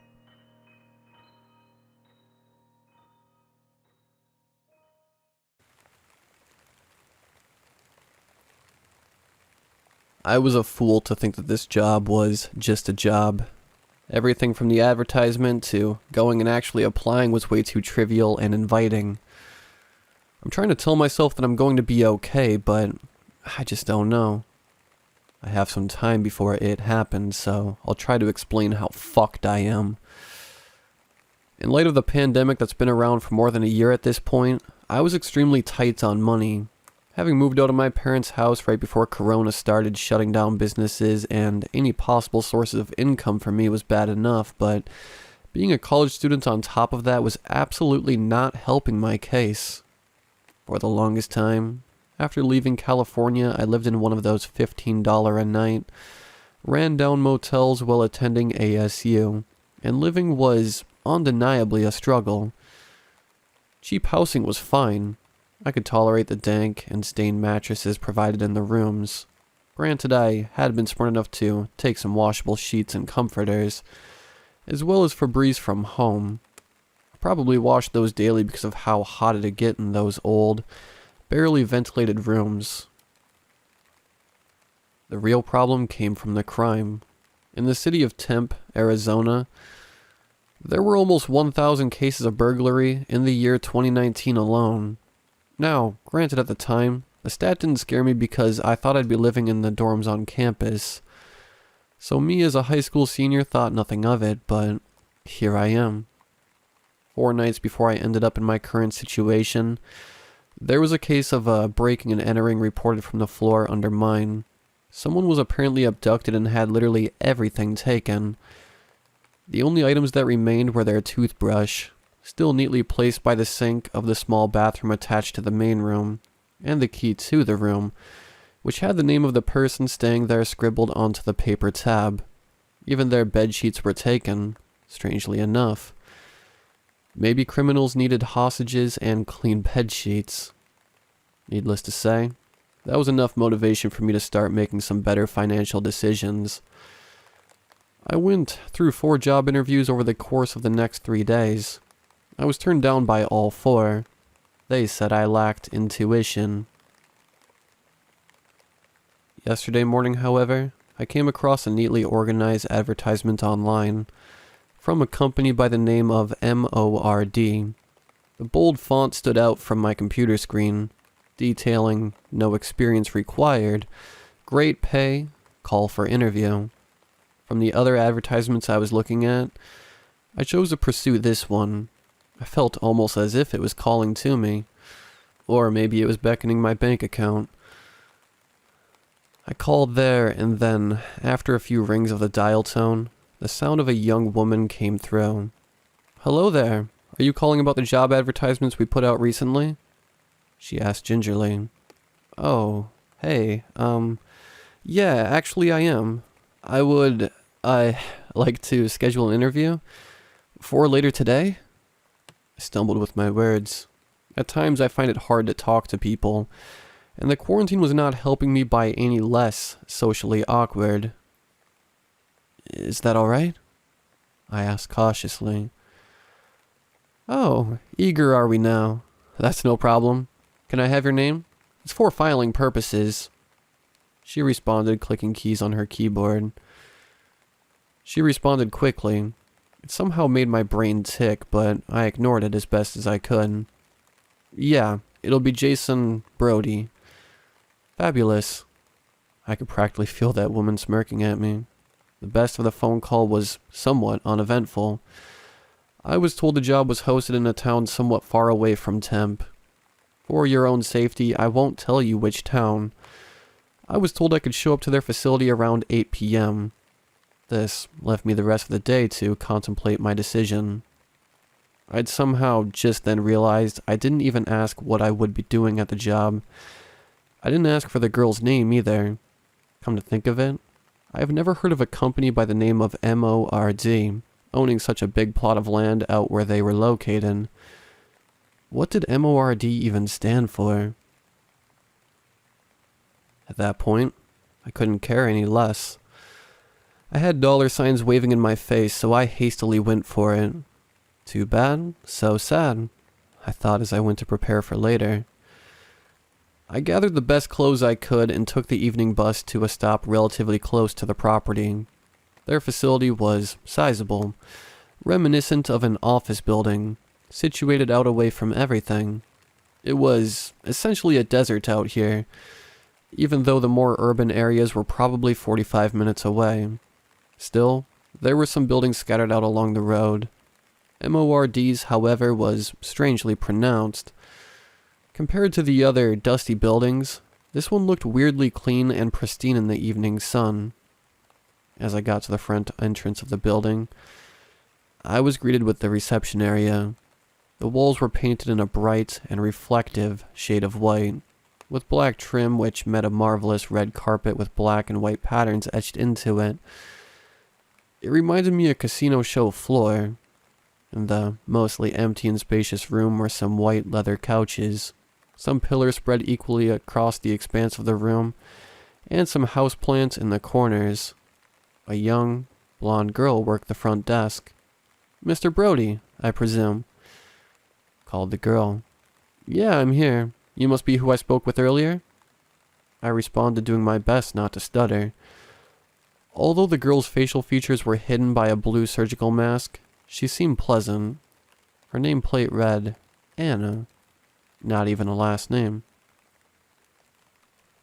"Alright. If you walk down that hall over here, it'll be the first room to the right." She pointed her finger to a hallway to the right of me. "Much thanks," I replied. By her voice, I assumed she was probably in her early 20s.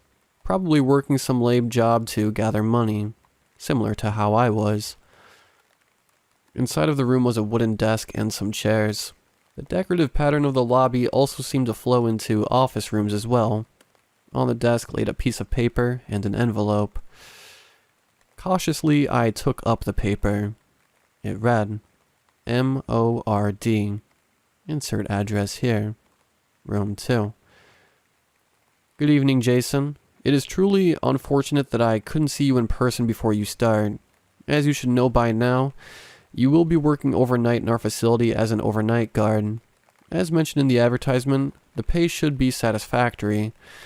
You will receive $1,500 per working night. If you couldn't tell by my phrasing, you have already been hired. You will start tonight. Your job is quite easy as long as you follow the company rules. The envelope next to this page should contain said rules. Failure to comply with these rules may lead to unforeseen consequences for you, so be sure to work diligently. Your uniform can be found on the chair behind you in the corner. You will find your post for tonight using the map of the building provided on the back of this page. Be at your post by 11:30 p.m. tonight. You may spend the time leading up to your shift in any way you'd like. Do not go down the stairs. Aaron." I laughed at the last comment. Way to be ominous, I thought. It was about 8 p.m. then, so I decided to get some rest in before my shift. I slept in the chair, where I had originally picked up my uniform. The pay was enough to cover my tuition in a matter of weeks. No way I was turning back.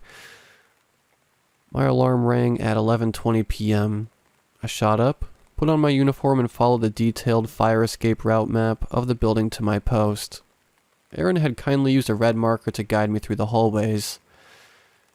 I arrived at my post by 11:26 p.m., just enough time for me to take a quick glance at the rules. I figured that since I'd been hired on the spot, I was in no rush to fret over these. The paper contained a list of 14 rules. The first rules were modest. Rule 1. From a time period of 11:30 p.m. to the end of your shift at 6 a.m., you must walk the ground floor's perimeter twice. You may choose the intervals at which these patrols happen. Easy. Rule 2.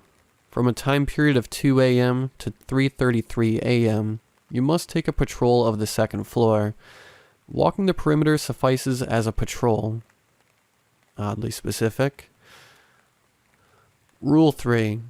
You will also be tasked with observing the CCTV cameras stationed around the building. If you observe anything you would consider abnormal, please use the phone in your room to contact the front desk. They will know what to do. Connection number 999. I sighed. It's whatever, I thought. Must be some new guy hazing ritual.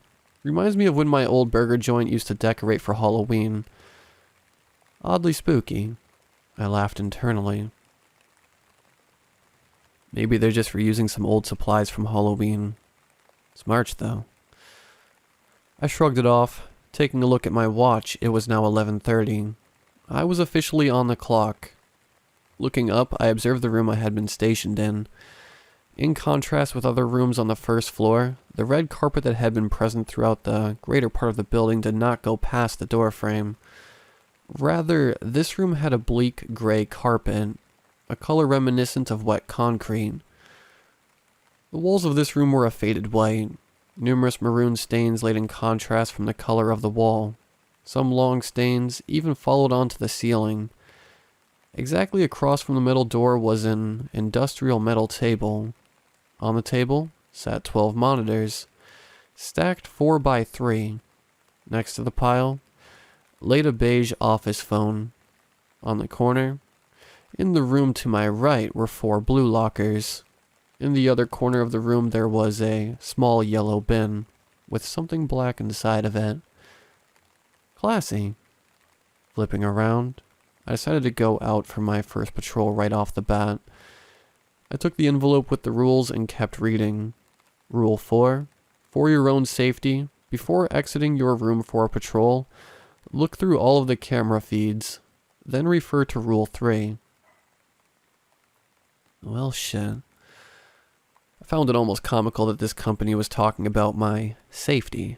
After all, aren't I supposed to be the most dangerous thing in the building? I'm pretty sure I saw a baton in the bin. I didn't grab it, though. Found it funny how I kept messing up. Legitimately comical. Rule 5. While on patrol, you might encounter rooms where the doors are open and people are seemingly moving inside, but the lights inside the room are turned off. Do not enter these rooms. Do not shine your flashlight in these rooms. They don't like light. I stopped dead in my tracks, almost falling over with how hard I planted my feet into the ground. I read the rule over 2 more times thinking I misinterpreted it or something. I started to feel the creeping sensation of fear enter my body. Logically, this had to be a prank. I had to. I had too many thoughts to portray onto this note, but I kept reading. Rule 6. If you are on patrol and you encounter one of these rooms, and something seems to be exiting the room, do not look at it. If you must, stare at the ground and walk backwards until you can turn around and get back to your room quickly. Refer to Rule 3 before finishing that round of patrol. Rule 7. If you are in your room and you hear scratching at your door, almost as if a pet were beckoning to be let in, do not open the door. If the scratches intensify, you must ignore them.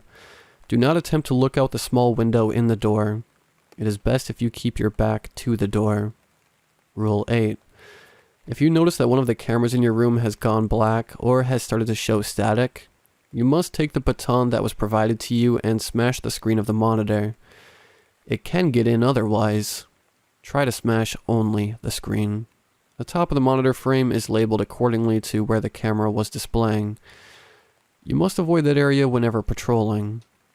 Rule 9. If you sense something is following you, run into your room.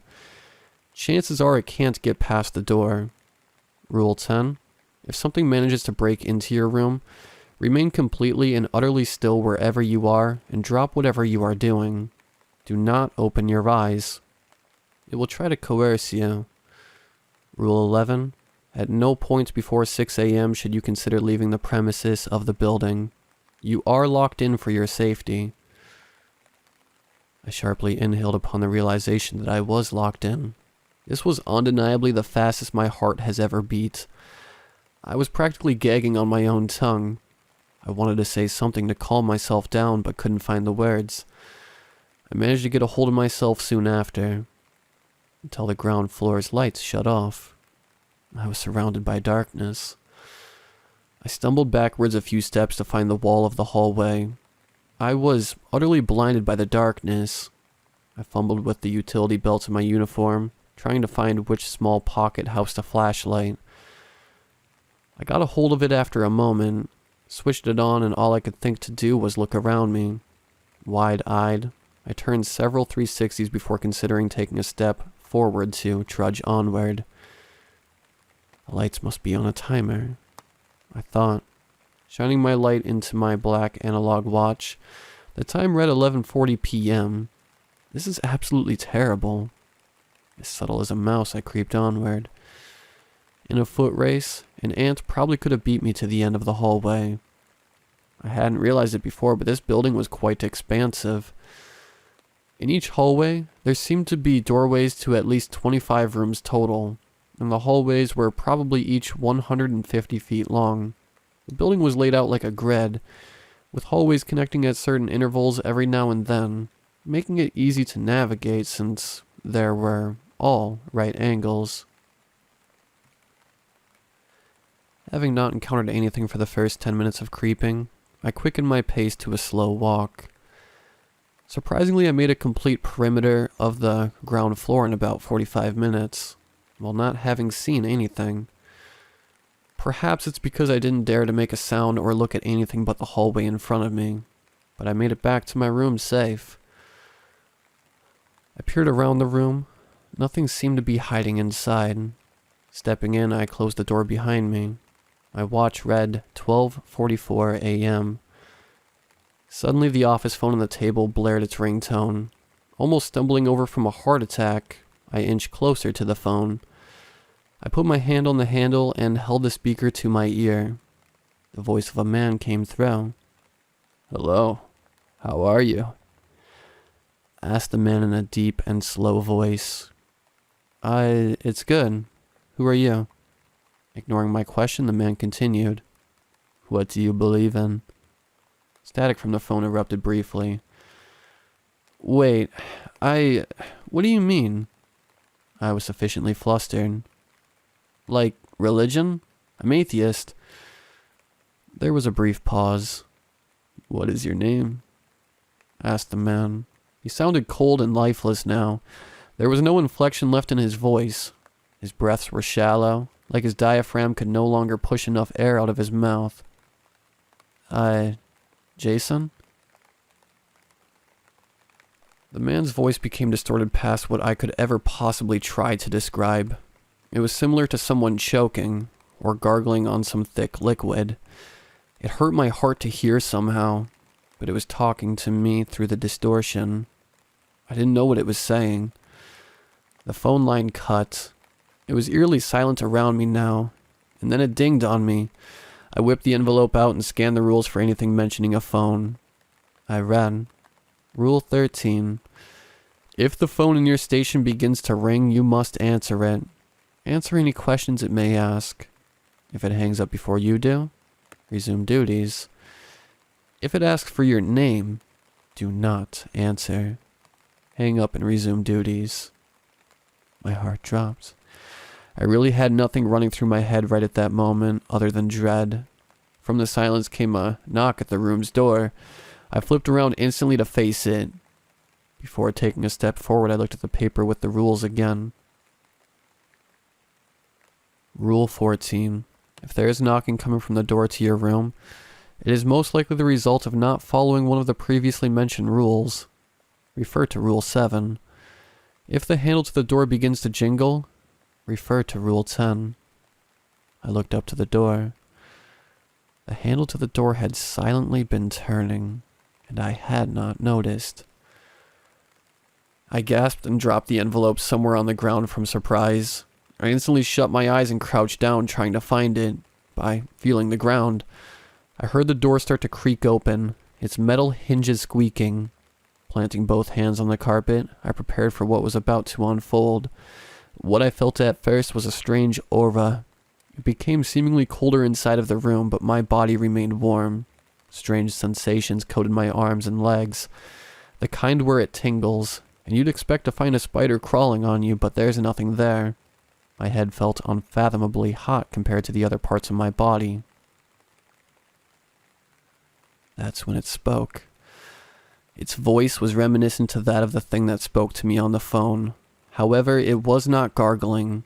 It had the same vocal tone as the thing on the phone, but this time it spoke with inflection and an accent.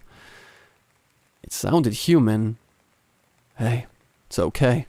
Open your eyes and come with me." It repeated that phrase several times, and then, almost as if it were perplexed by why I wasn't responding, it started speaking again, this time in German, and then in what I assumed to be Russian, and then in an Asian language I did not recognize. And then it went silent, but the feeling in my body was still present, along with the intense cramping of my muscles.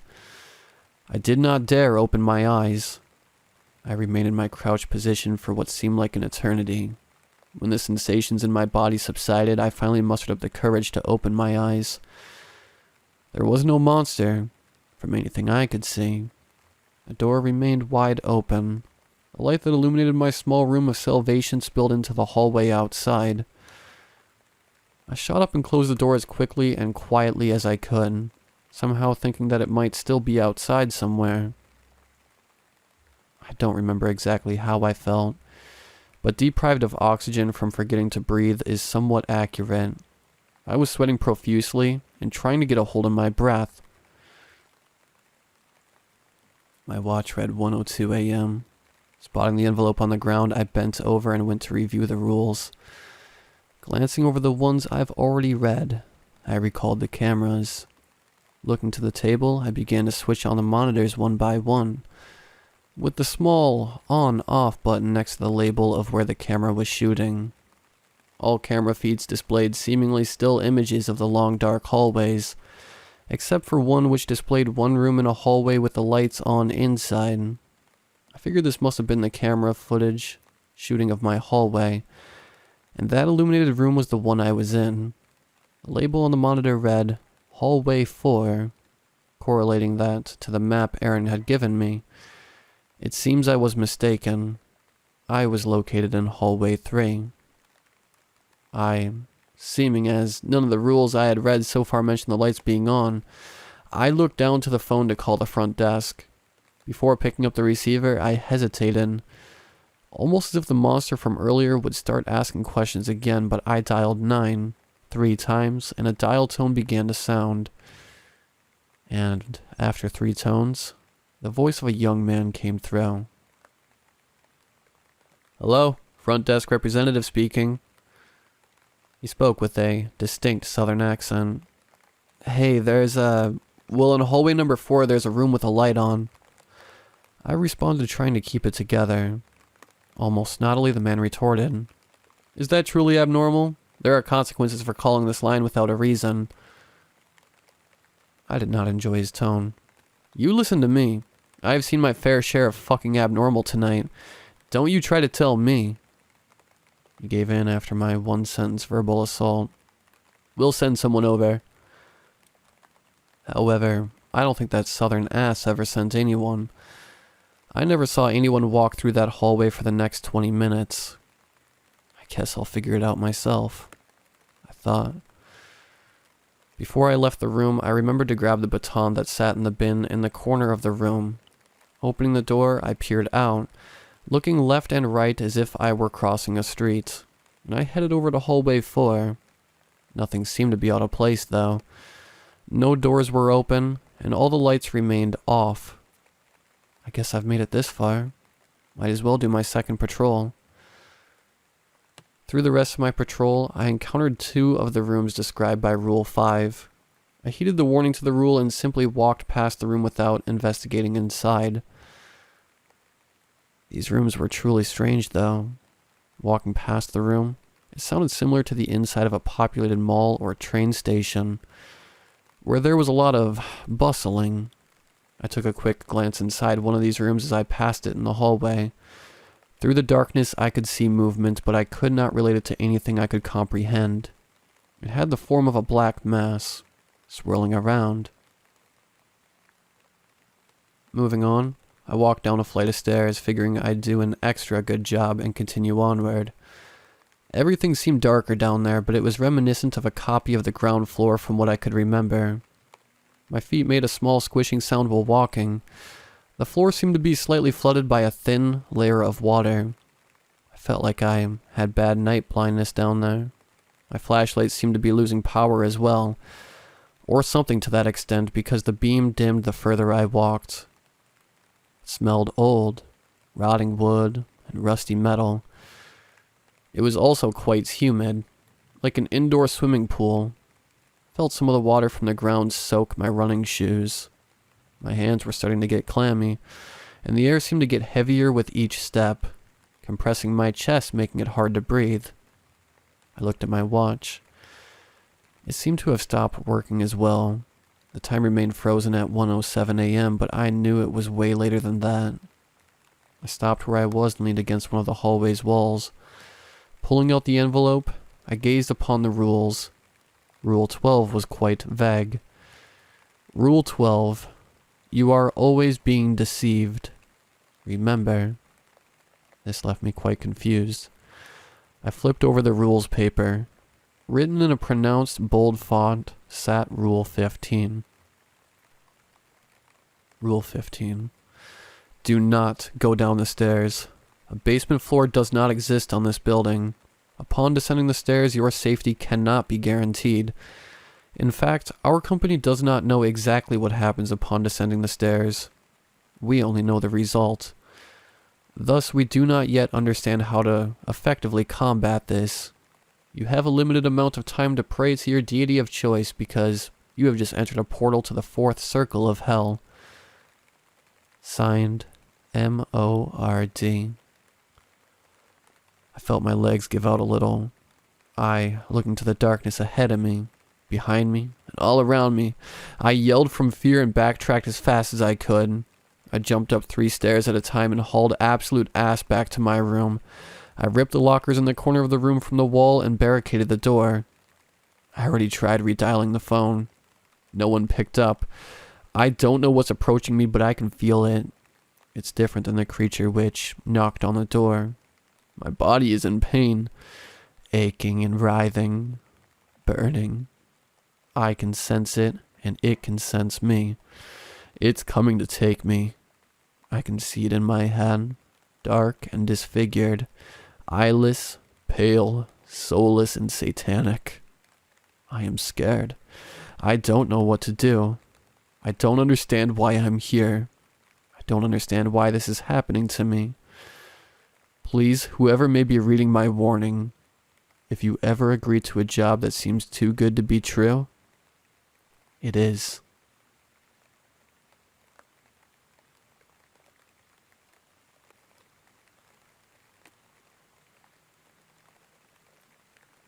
I am in my last year of high school. Now, most of my friends and classmates by now have already gotten some kind of a job. Whether that's working at a fast food place, or even helping their own parents with a little business they set up themselves. I was one of the few who just couldn't manage to get a job. Every application I sent out was merely received with the usual copy and paste reply that summed up to, "You weren't chosen," but I had to get money in some way. That's what led me to start making and setting up flyers for a sort of house-sitting service. As old school as it seemed, a lot of my neighbors were usually going away on various trips, and very few of them leave their houses alone, so they'd usually call up a friend or someone they knew to look after things. To be honest, I wasn't expecting to really get any offers for that reason. That was until I got a call from a friend of mine. To keep it brief, they called because he and his parents were going out of town for the Easter weekend, and their usual house sitter had recently tested positive. They almost canceled the trip until they saw my flyer. I accepted the offer and was told to go to his house early in the morning on Friday to give me the basic rundown on what to do and how to take care of things.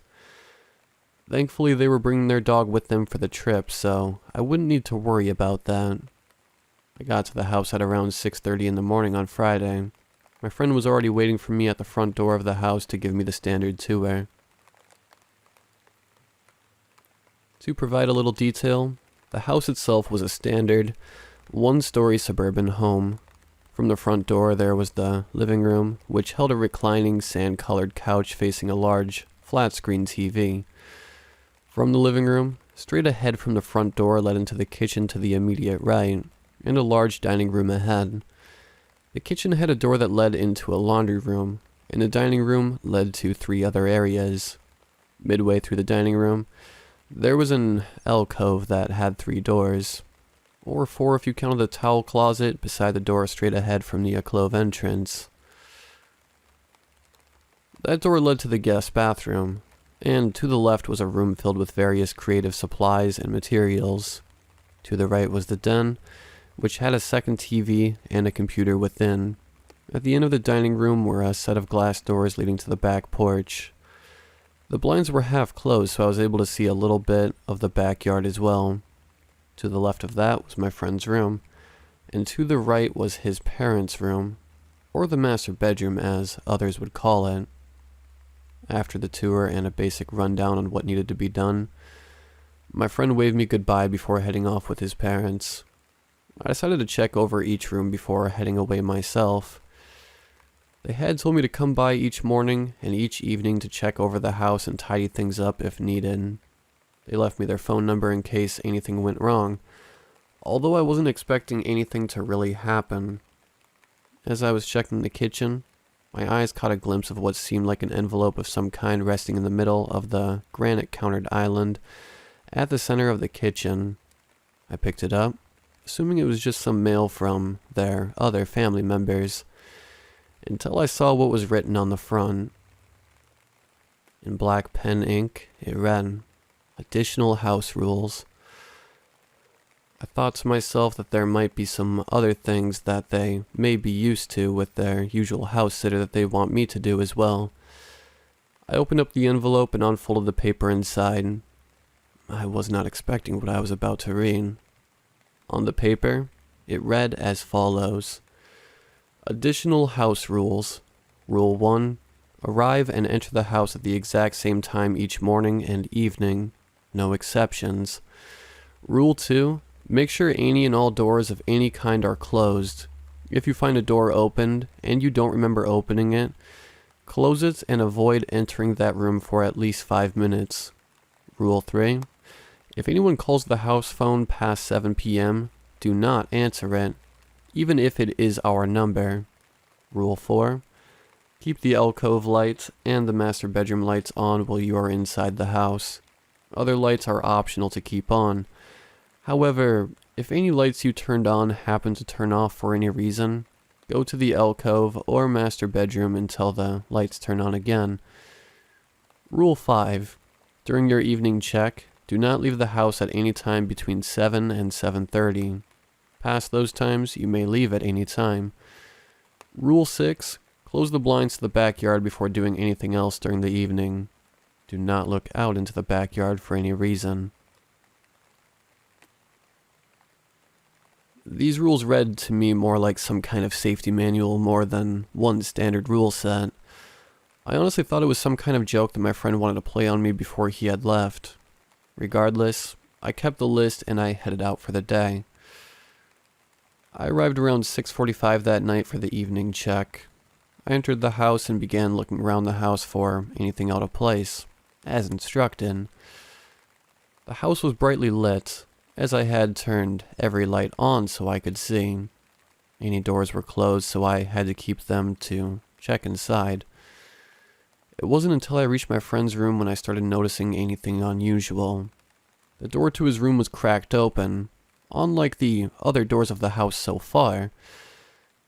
As I approached the room, I began to hear what sounded like something scratching at the door, and Before I got within arm's reach of the door, the light in that room flickered very slightly before abruptly shutting off.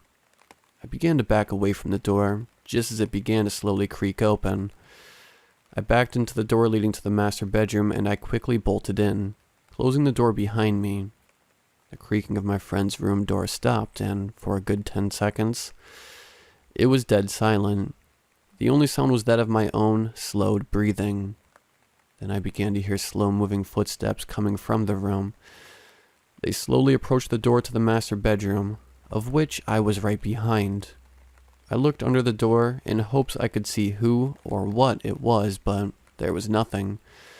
I saw a shadow stretching slightly into the room from under the door as if something was there, yet my eyes saw absolutely nothing. I then began to hear the scratching I heard earlier now coming from behind the door. I had no idea what to do. What could I even do? Whatever it was, I couldn't even see it. Eventually, after about 5 long minutes, the scratching abruptly stopped. The shadow under the door was gone. I hesitated before cracking the door open to peek outside the room. My friend's room was lit up again, and the door was wide open.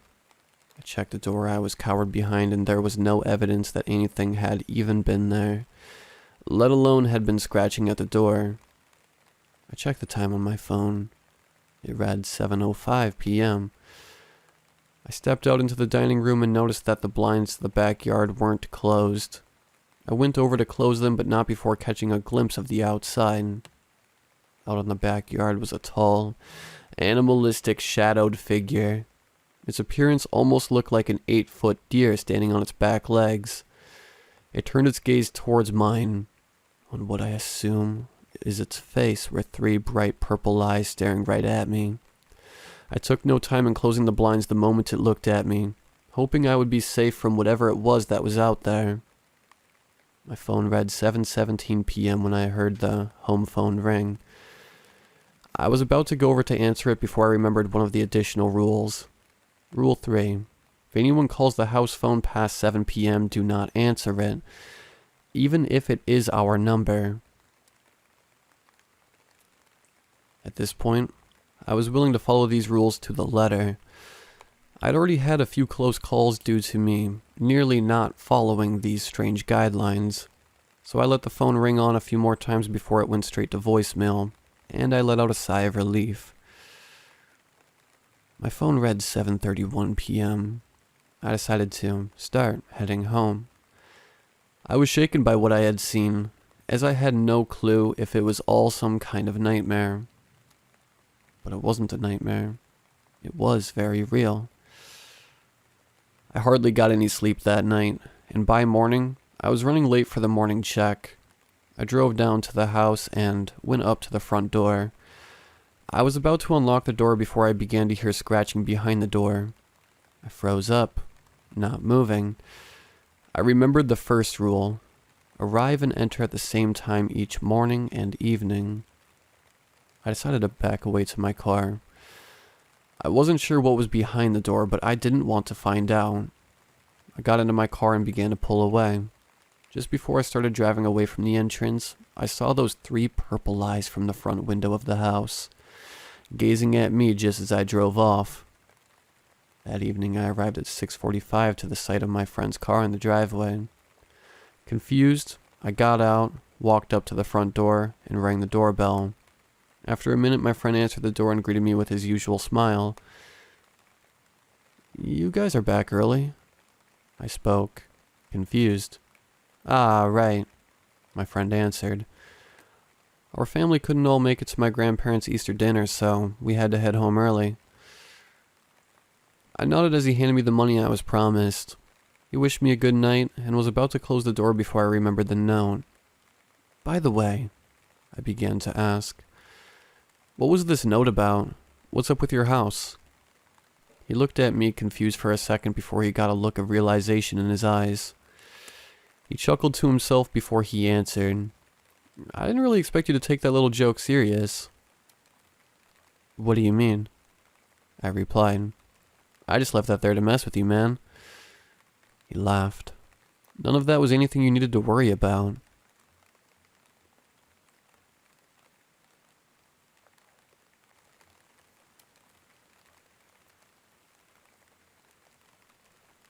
threw a rock down the well.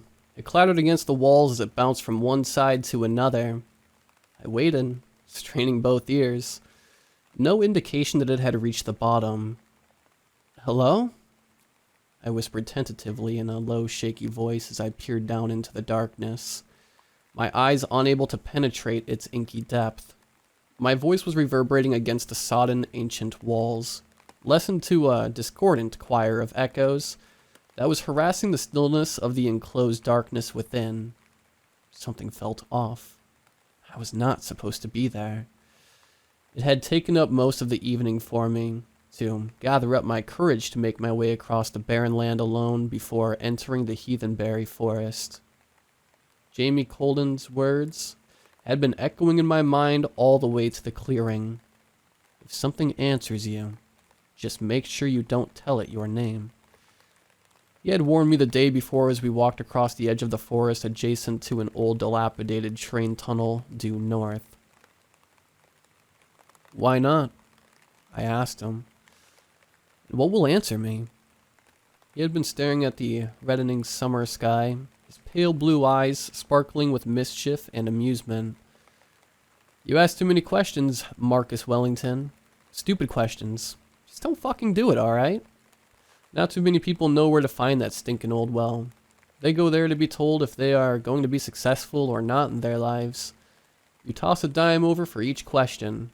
Make it quick. Never ask questions whose answer you don't want to know. Most importantly, never tell it your name, or it will steal your soul away."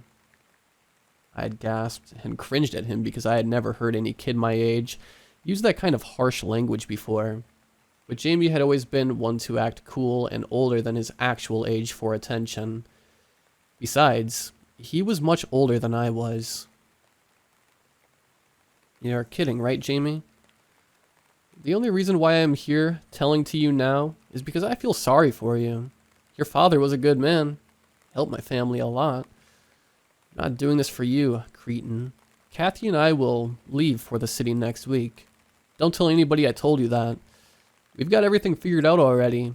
Her friend has a place for us somewhere. We're getting married as soon as we leave this stinking village. We're not coming back. Her father will skin me alive if he ever sees me again after running away with his only daughter." His pale round face had been contorted into a mixture of determination, hope, but also anguish as he continued.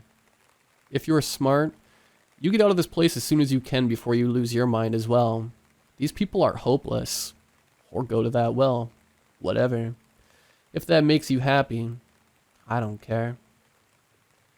Wait until the clock strikes midnight.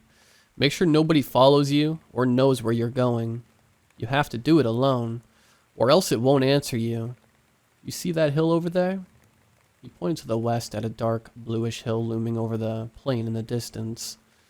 There was a small trail on top of it. Follow it.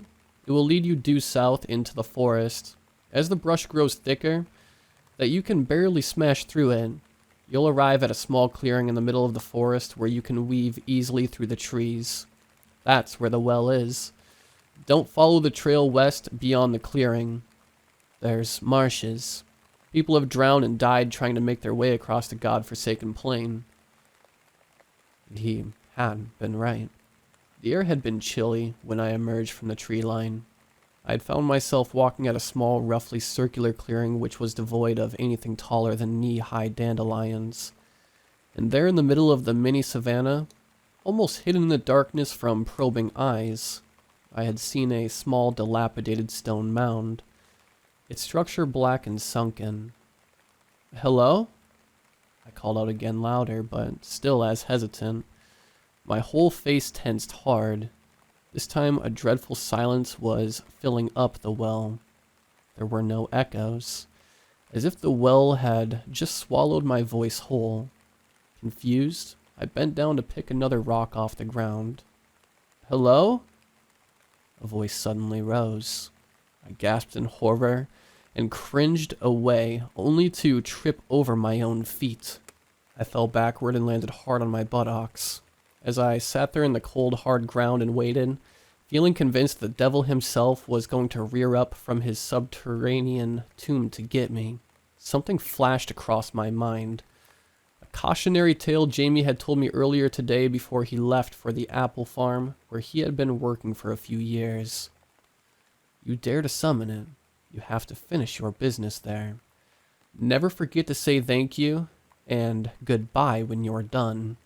Otherwise, it would think you're not done and follow you around, watching you in the shadows everywhere you go. I struggled to rise to my feet and stood gazing intensely at the derelict stone mound, frowning at the ancient-looking symbols etched into its rough surface. My chest was heaving rapidly with fear and uncertainty. That voice had aroused something in me that I had never known I had. This primal fear of the unknown, of what awaited beyond the darkness. Hello? It chirped. Hello? It drawled with a contemptuous voice that suggested disguised danger. It sounded warm but also distant at the same time. There was an unnervingly familiar tone to it, I realized.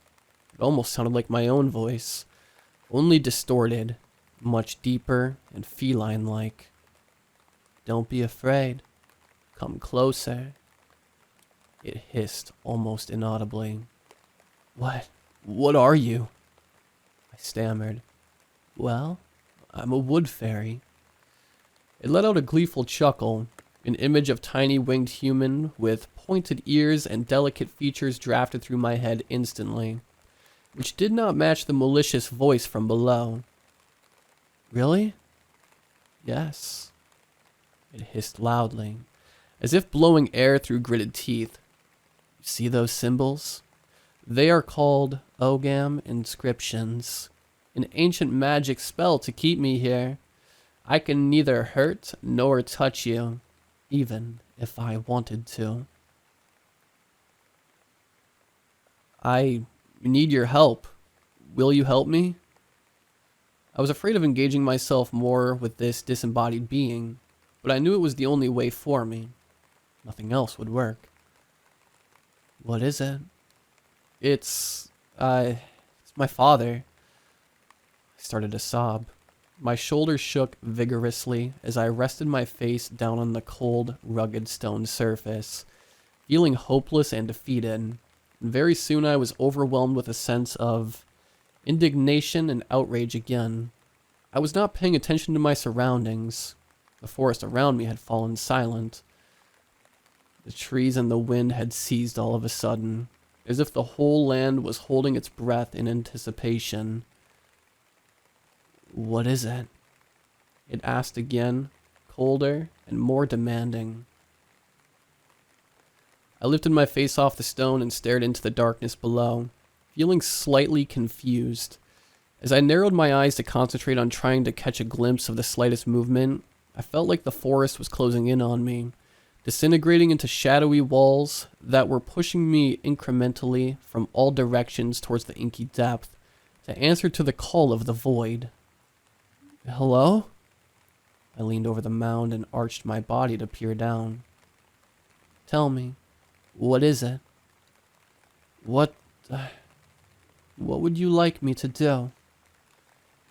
I opened my mouth but could not find the words to say. I retreated thinking maybe it was not a good idea.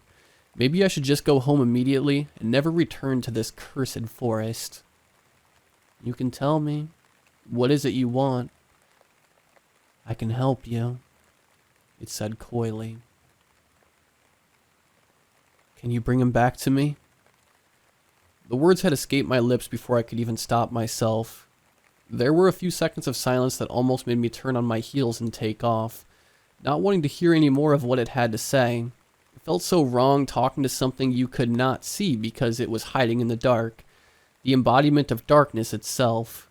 I toyed with the idea of what was real and what was not, but even then, I knew that I was trespassing the border of reality. Of course, it said. Really? I asked. Would you believe me if I told you that your father was down here with me, looking up at you, and all you had to do was jump over to be with him? I don't think that's a good idea. I took a step away from the well, rubbing my face. For one, I knew exactly where my father was, 6 feet under the ground at Rocco Cherry Cemetery, a few miles down west from the outskirts of town where we had him interred a few weeks before, not in the bottom of an old, dilapidated well. The concept of death was something I was still struggling to get a grasp on. For all I knew, he could be somewhere else as well, waiting. I was only a kid, and there was only a hint of skepticism flashing across my thoughts as I considered its words. Will I survive the fall when I can't even see the bottom? Is it telling me the truth? A cold, high-pitched laugh rose from below, devoid of any emotion. It sounded hollow and insecure. You're one smart kid. So, can you really? I hesitated. Yes, I will bring your father back to you. Will it make you happy to see him again? Surely it will. What? What's the catch then? I asked him cautiously. What do you want from me? Very bold of you to assume I want anything at all from you. Then what? What is your name, dear? I opened my mouth to answer, but then Jamie's words the day before flashed across my mind again. I'm not allowed to tell you my name. Why? Now that's a lie. Who told you that? My friend. Well, what do we know about this little friend of yours? Isn't he a huge and slow as a grazing bovine on a summer day? Everyone knows the rules. We can't tell you our names. Well, everyone doesn't want to bring their father back from the dead, now do they? But you do. You've been missing him a lot, haven't you? It's killing you. This is a very huge favor you ask of me.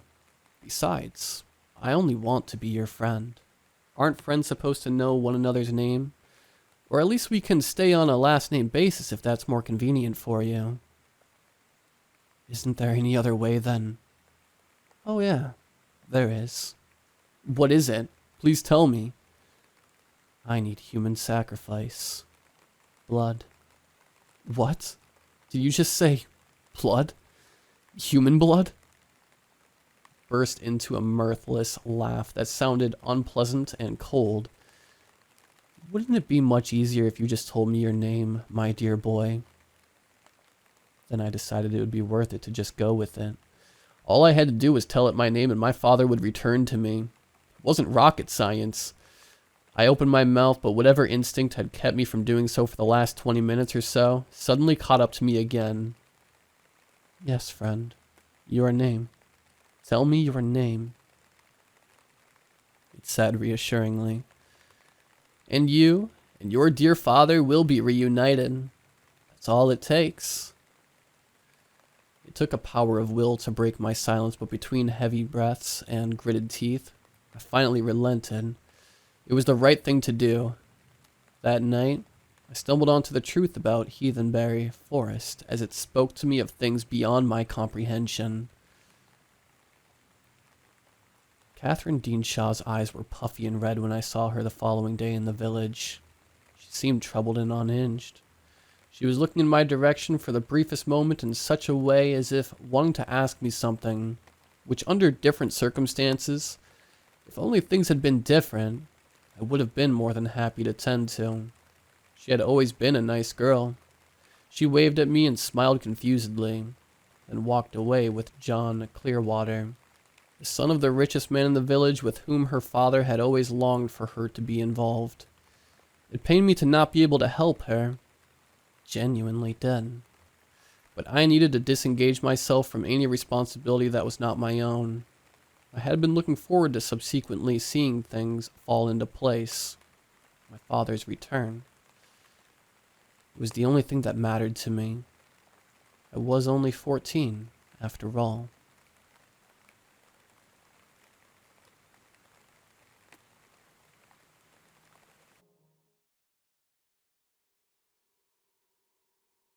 My name is Yuri. I'm 27 years old, and I have a daughter named Alexa. My wife passed away a few months ago, and I've been trying to find a steady job, but it's been difficult. I mostly do occasional odd jobs to support my daughter, but lately, I haven't been able to find anything. I was on a forum for people who needed help with various things, and I saw something that interested me. It was a post from someone saying that they had a position open for the night shift, and they were willing to pay $20 an hour. I know it seemed too good to be true, and it did seem a little sketchy at first, but I needed the money desperately. The post had a link for an email address, so I clicked it, and told them that if the position was still open, I was interested in applying.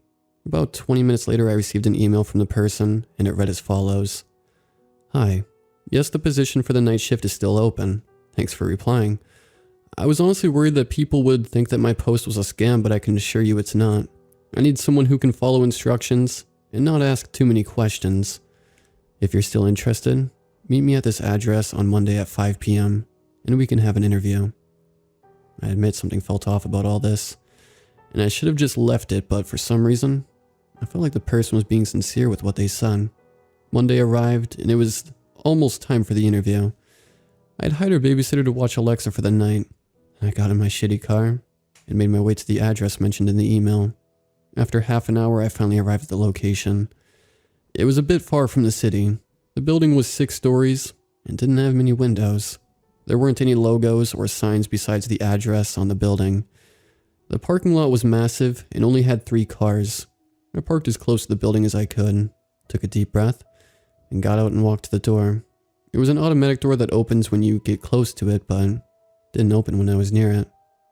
I saw a secretary and waved at her. She noticed me and opened the door for me. I walked towards her and she let out a smile. She was absolutely stunning. She had curly red hair and extremely light blue eyes. Her smile made me ease up a bit and I said, "Hello, I'm here for the interview." She nodded and said, "Ah, yes, please take a seat and Mr. Jackson will be with you shortly." Her voice was extremely soothing. I sat down on a chair not too far from the door and looked around the reception area. The walls were this depressing shade of gray, and there were barely any decorations, besides a few plants that looked like they were on the verge of dying from dehydration. There was also a couple hallways, but they were all pitch black and seemed to go on forever. There weren't any windows either, so the only natural light was coming from the door. Actually, it was sort of dark in there. There were only a few lights, and they weren't very bright. About 5 minutes passed and the secretary told me that he was ready to see me. She got up and led me to the interview room, which was luckily near the reception area. She opened the door, let out a sweet smile, and closed the door.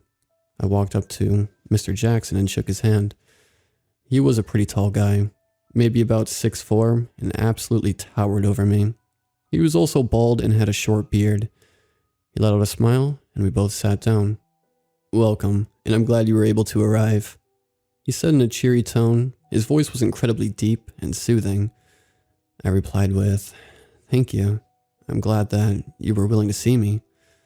He nodded at me and said, "So, tell me about yourself." He has a somewhat intense stare.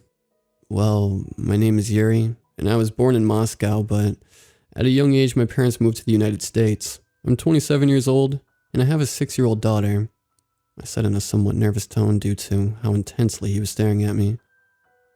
"Well, that's quite interesting, Yuri." He started to notice that I was nervous and said, "What are you so nervous about?" I took a second to reply, "I'm sorry, it's just how you're staring at me. It's making me a bit nervous." He looked at me for a few seconds. I noticed that he didn't blink the entire time I was talking to him. "I'm sorry. I sometimes do that. I'm sure you're wondering what exactly it is you will be doing if you're hired. Well, you'll be our night shift janitor." He let out a chuckle and smiled. "Oh, I see. Well, I don't have a problem with that," I said as I was starting to ease up. "Well, I'm glad to hear that. You're the only person who's applied for the job, so I think it's safe to say you're hired." He smiled and shook my hand. I smiled back and felt extremely relieved to hear that. We both sat back down and said, "I'm really glad to hear that. But I had a question." He nodded. "Ask away." I looked around the room and asked, "What exactly is it that you guys do here?" His smile went away and he had that intense stare again. I wouldn't ask too many questions if I were you. I felt nervous again and apologized to him. He smiled again and said, No worries. Anyways, you'll be starting right away, and we'll provide you with a uniform and a list of the things you'll be doing. Congratulations again. We both got up once again, and he held the door open for me. I walked out and the secretary was waiting for me. Congratulations on getting the job. If you follow me, I'll show you where you'll be starting your shift. Oh, and by the way, my name is Christine. She smiled, and I smiled back at her. Thanks, my name is Yuri. She giggled. That's a nice name. She led me down one of the dark hallways and opened a door to the employee room. Your outfit is in the third locker, and the instructions are on the table. If you need anything else, call the number mentioned on the instructions. Good night, and good luck. She closed the door and walked away. The room was kind of dark, but it had a window. I looked out and saw that it was already nighttime. I looked at the clock, and it said that it was 8 p.m. I can't believe that much time passed already. I opened the locker and put on my uniform, and then I took a look at the instructions. It read as follows. Welcome to the family. We're glad that you're working with us, and we are looking forward to a long and successful career for you. Before getting to what you'll be doing, we have a few things to say. Firstly, we are not responsible for any physical, mental, or emotional trauma you may and will encounter. We are also not responsible for anything that happens after your shift is ended. Now then, it is extremely important that you follow the instructions to the letter, for your own safety and sanity. You are not the only janitor, but you are also the only thing that's keeping them at bay. Now then, here's what you'll need to do. Step 1. Lock the entrance. And don't unlock or open the door until dawn. Then at exactly 9 p.m., you will need to get to the restroom and clean the mirror. Do not, under any circumstances, clean it before or after 9 p.m. Make sure to lock the door. Then after you clean the mirror, you will need to unlock the second door in the main hallway and go inside and wait until 11 p.m. You may hear something knock and try to open the door. Make sure you lock it and do not open it for any reason, no matter how much it screams or threatens you to open the door. Step 2. After 11 p.m. you will need to quickly make your way back to the kitchen. Turn on the first 2 lights and clean the floor and empty the fridge. If you hear growling or see the 2 white eyes, do not acknowledge them and keep cleaning. She will leave you alone as long as you ignore her. Step 3. After you clean the kitchen, move as fast as you can to the third hallway and lock the door at the end of the hallway. It is a matter of life or death that you lock the door before 12 a.m. If you don't, then you're screwed. After you lock the door, use the flashlight provided and quickly turn around and flash it down the hallway. Make sure you close your eyes before doing something, and keep flashing for 30 seconds. Make sure you do not open your eyes before the 30 seconds pass. Step 4. This is the most important step. At exactly 12:30 a.m., make your way back to the employee's room. Go to the door in the back and enter the following code, 2598. You won't have much time before he tries to get you. Once you're in the room, stay there until dawn. There will be a few cameras in the room. Watch them and make sure nothing goes wrong. The cameras are positioned on different floors, and there is one that's positioned outside the security room.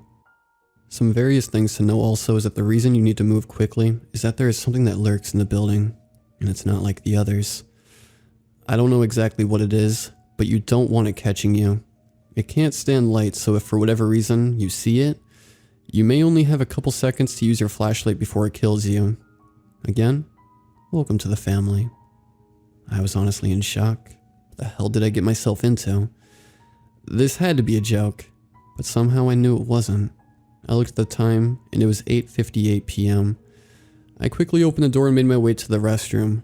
Looked at my watch, and it was now 9 p.m.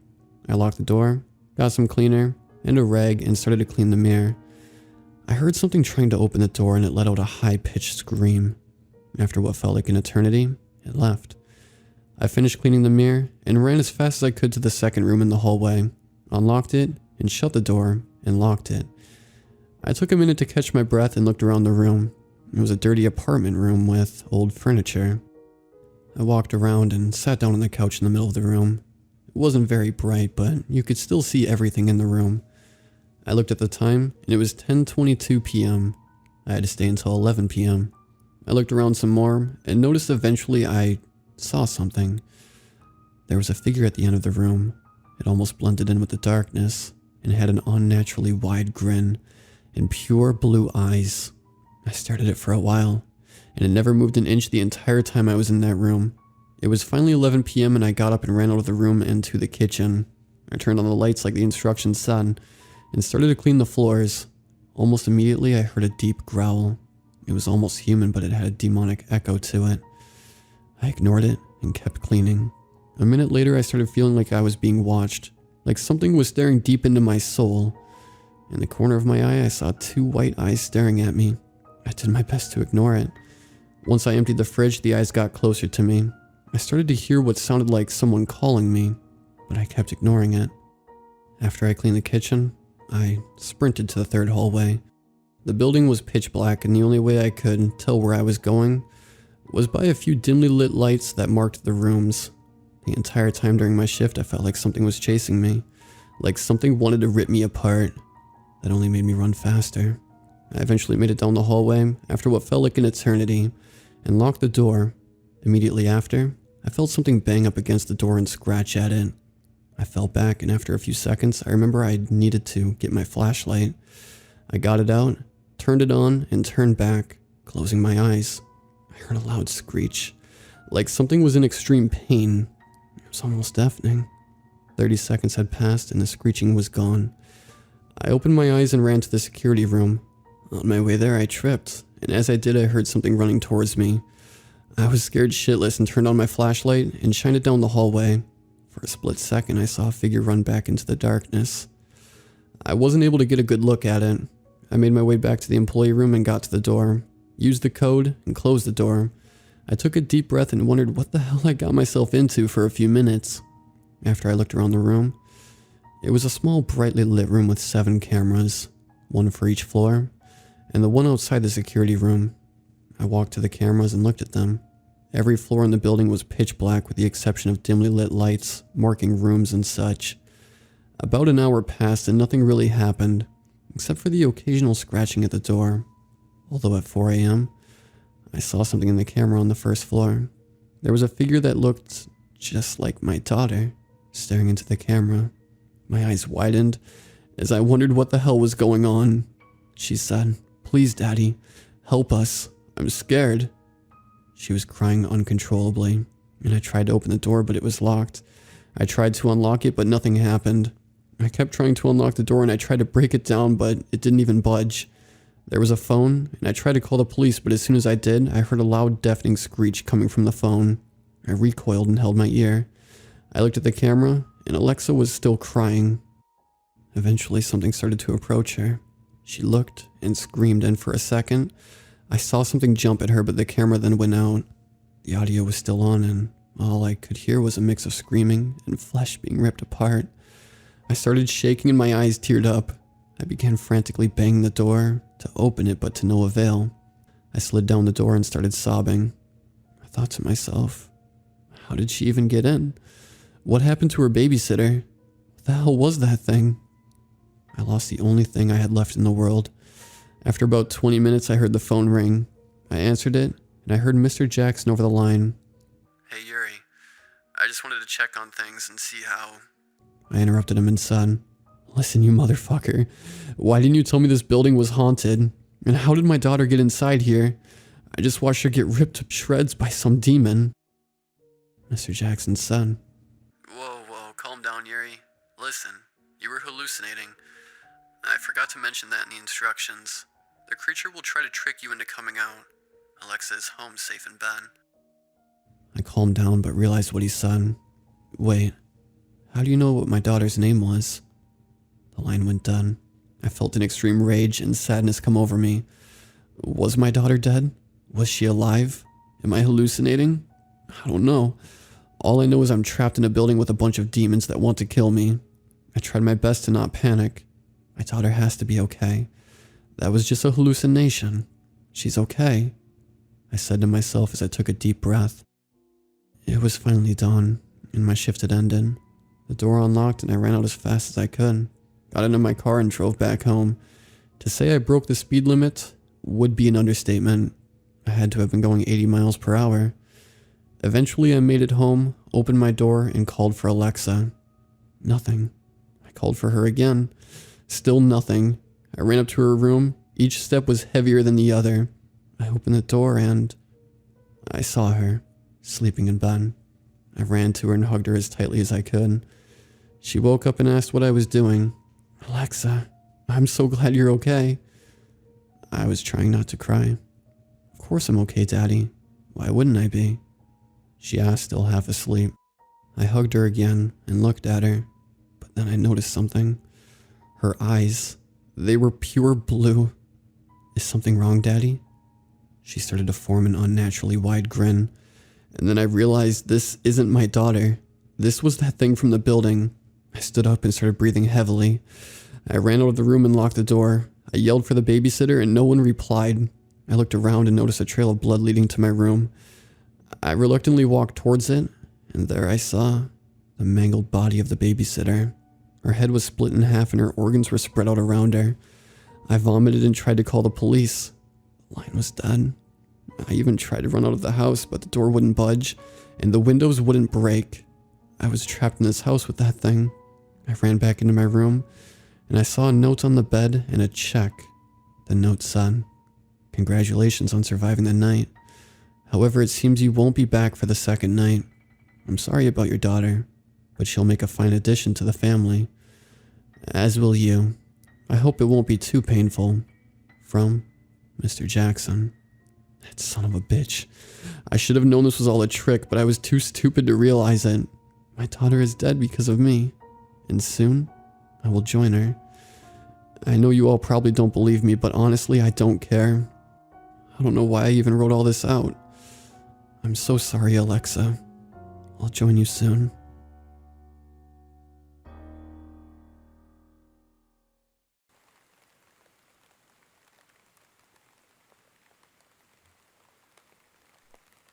Jenny Hanivers. That's what they were called. These stingrays that had been carved and dried looked so much more gruesome than I would have expected. They were being made for centuries, but I had never really heard of them. Apparently they were used in the 16th century to trick people into believing that demons exist, and very effectively, may I add.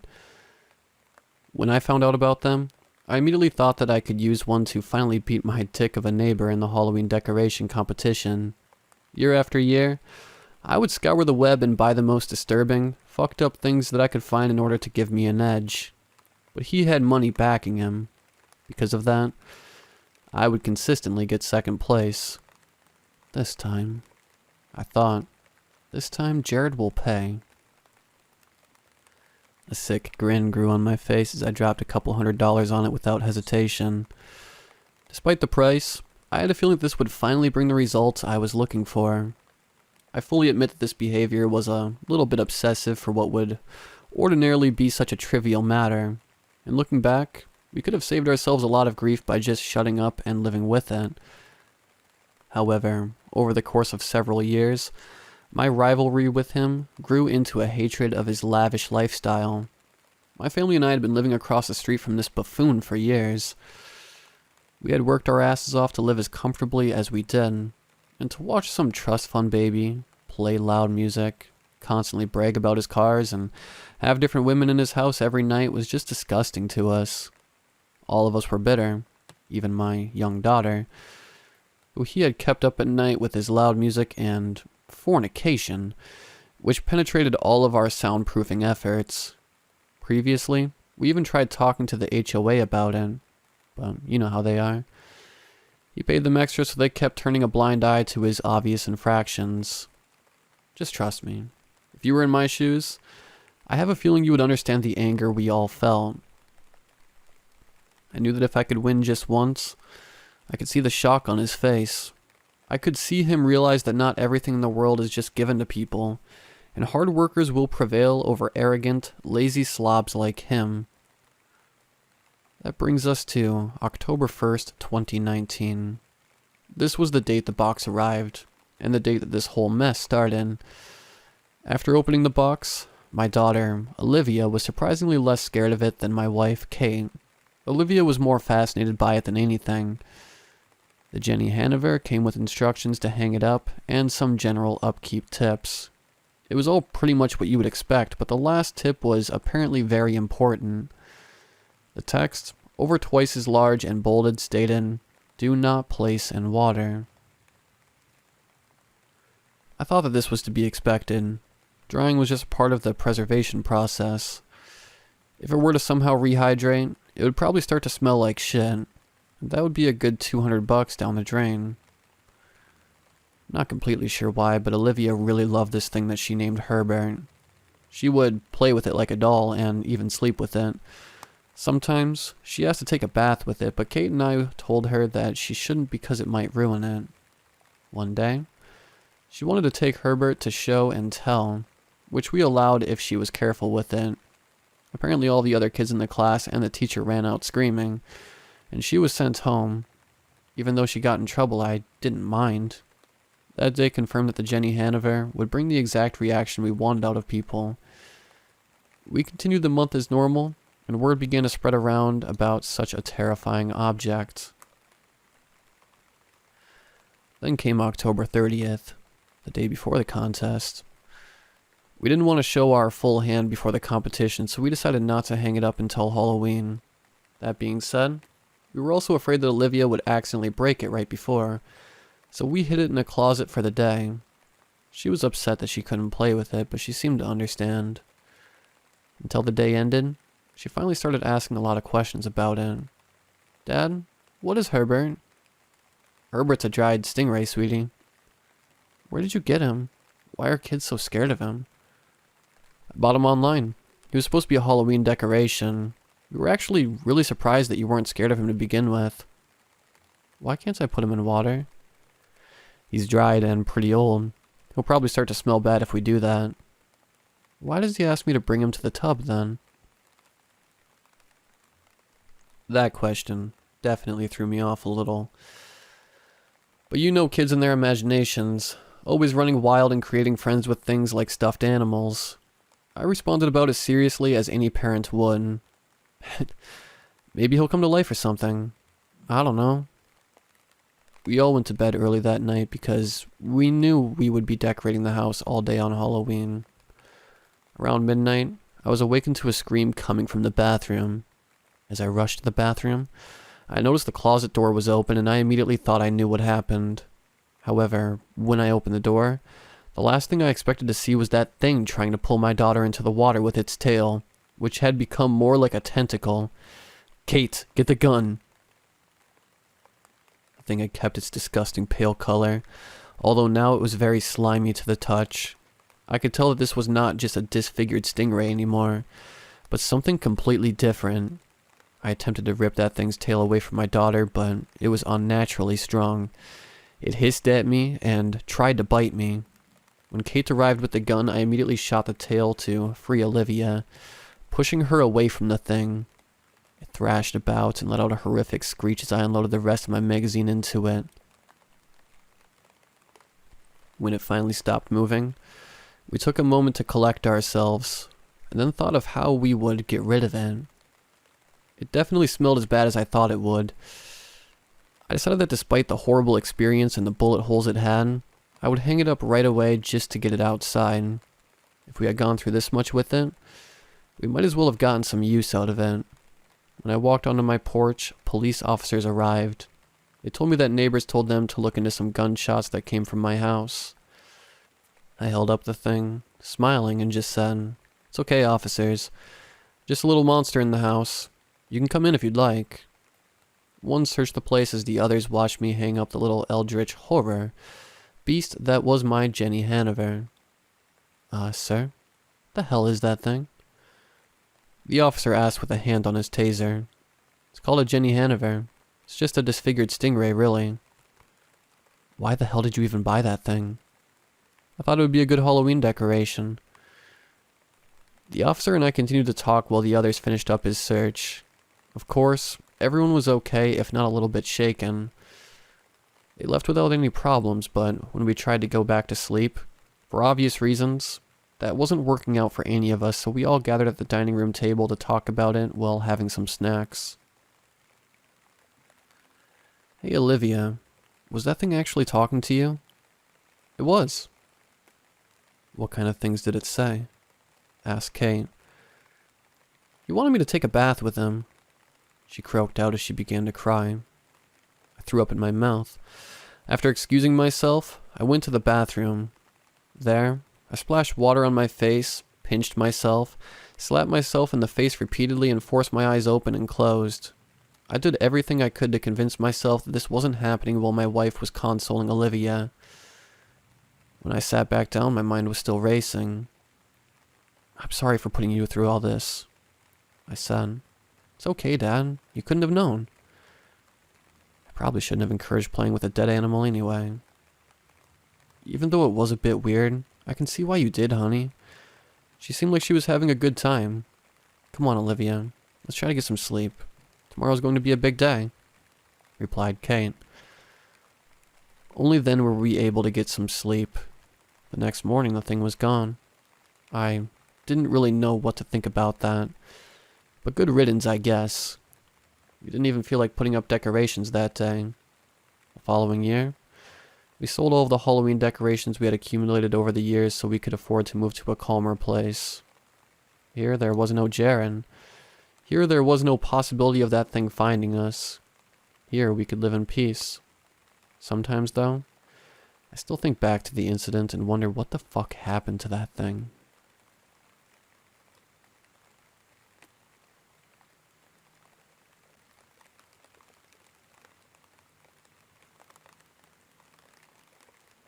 I had been on our varsity rifle team in high school. I reckon that's about where my vision must have begun heading south. It's been, Jesus, nearly 9 years since then. For those of you reading this with 20/20 vision that aren't literally paying to read this, let me tell you what it's like. Road signs jump out at you quicker. Movie theater popcorn prices are always a masochistic little surprise. Faces and bodies swim at a distance and after a while come into shape. Way too late to recognize old classmates or coworkers and avoid them in the grocery store. But the decay in vision is so gradual, you don't even realize you can't see as well as you used to until you're renewing your license at the DMV, and the woman at the window says, with polite concern, "No, sir, try again. Tell me the letters that you see in the scope." There shouldn't be any numbers. After she handed me my renewed license, and let me tell you, she was so nervous even I could read it at that distance. I was off to the optometrist to figure out what the hell was going on with my vision. My optometrist, very cute by the way, prescribed me contact lenses instead of glasses. No problem, just poked myself in the eye a little bit. And I had adult supervision.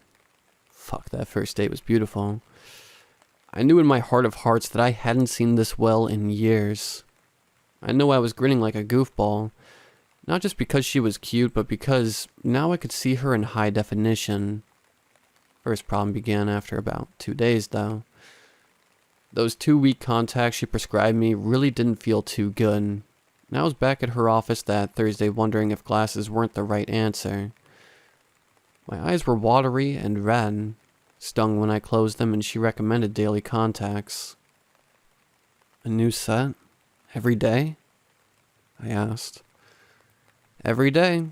Put them in daily. No cheating." She was smiling. I was blushing. Insurance was getting charged. It was a good day. Since then, it's been about 1.5 years. This week has been terrible. Migraines, a runny nose, a throbbing ache just in front of my ear. It got so bad I couldn't find a comfortable position to sleep in. I just tossed and turned until I was awake the next morning, and I couldn't remember for the life of me what time it was when I finally found peace. My poor cat has been huffing and puffing about it since last Wednesday. Yesterday, things took a turn for the worst. I called out of work when I woke up late, knowing I couldn't serve coffee with a headache like this. Just imagining the sound of the blender on sunk my fucking heart. It was about 10:30 when I finally made my way to the bathroom. Brushing my teeth took extra long because of how gentle I had to be around my molars lately. I had a misstroke earlier this week and just about cried when my toothbrush hit my jaw on the other side of my mouth. But when I looked up into the mirror, I stopped right then and there. I rubbed the sleep out of my eyes. Motherfucker. Ow. And stared at the quivering eyelid below my right eye. That didn't look right. It was a deep shade of crimson, like all the blood vessels had erupted within it. Worse yet, it was goopy, and the goop just smelled so rancid. I was about to vomit when I got a whiff of the stuff on my fist. It was tender and sore, and my eye just looked so goddamn bulgy. I gingerly began to wipe away the yellow-green stuff that welled up at the corner of my eye, whimpering as I did so, and promising to burn that damn towel when I was done. Then, a tug. A thick, yellowing strand of goop needed a careful pluck to extract. It landed on the sink with the lightest slap, and what I saw terrified me. It was a contact lens, crinkled, folded, and caked in yellow ooze. I had to get awful close to see it, but there was no mistaking it. I panicked. I stumbled around a bit and managed to call my optometrist. After a few minutes... Wait. I couldn't get the words out quickly enough. Shelly, I can't get my eye. She calmed me down and asked me to start from the beginning. I couldn't. I have a lens here on my sink. It didn't dissolve. Well, maybe a little bit, but it's mostly together. I think it gave me an eye infection. Wait, dissolve? No, James, no. Contacts don't dissolve. You remove them every night. Every night? Every night? Those words hit me like a ton of bricks. I dropped the phone and ran to the bathroom, breathing frantically, screaming. It hurt so bad, but I managed to do it. I pried against my eye with the back of my toothbrush until I couldn't see anymore. I actually think I moaned in relief when the pressure against the inside of my skull faded to just a dull ache. A wave of liquefied, yellow goo erupted from behind my eye until all of a sudden, the comfy feeling in the flow stopped, clogged by a massive ball of them. The pain came back in waves. I pried harder. That was agonizing. And then, pop. Like a wet, muted tongue click in someone else's mouth. My vision shifted diagonally. My brain tried to make sense of what my two eyes were seeing. The mirror and the floor between my foot and the cabinets. I fucking screamed. In the movies, they don't make it look like your eyes are held in with just this string of saucy spaghetti. In my case, this thing was swollen and fucking angry and covered in yellow and cyst-looking things, which I was forced to see through my left eye, still thankfully intact inside of my head at the time. It was brutal. Anyway, there was this massive pile of contacts on the counter, 1.5 years worth to be exact, crumpled, crinkled, covered in yellow pus and blood. So much blood. Lots of fucking blood. It was right around that time that I fainted. Neighbors heard me scream, followed by me hitting my head against the tub and then the floor. They called 911.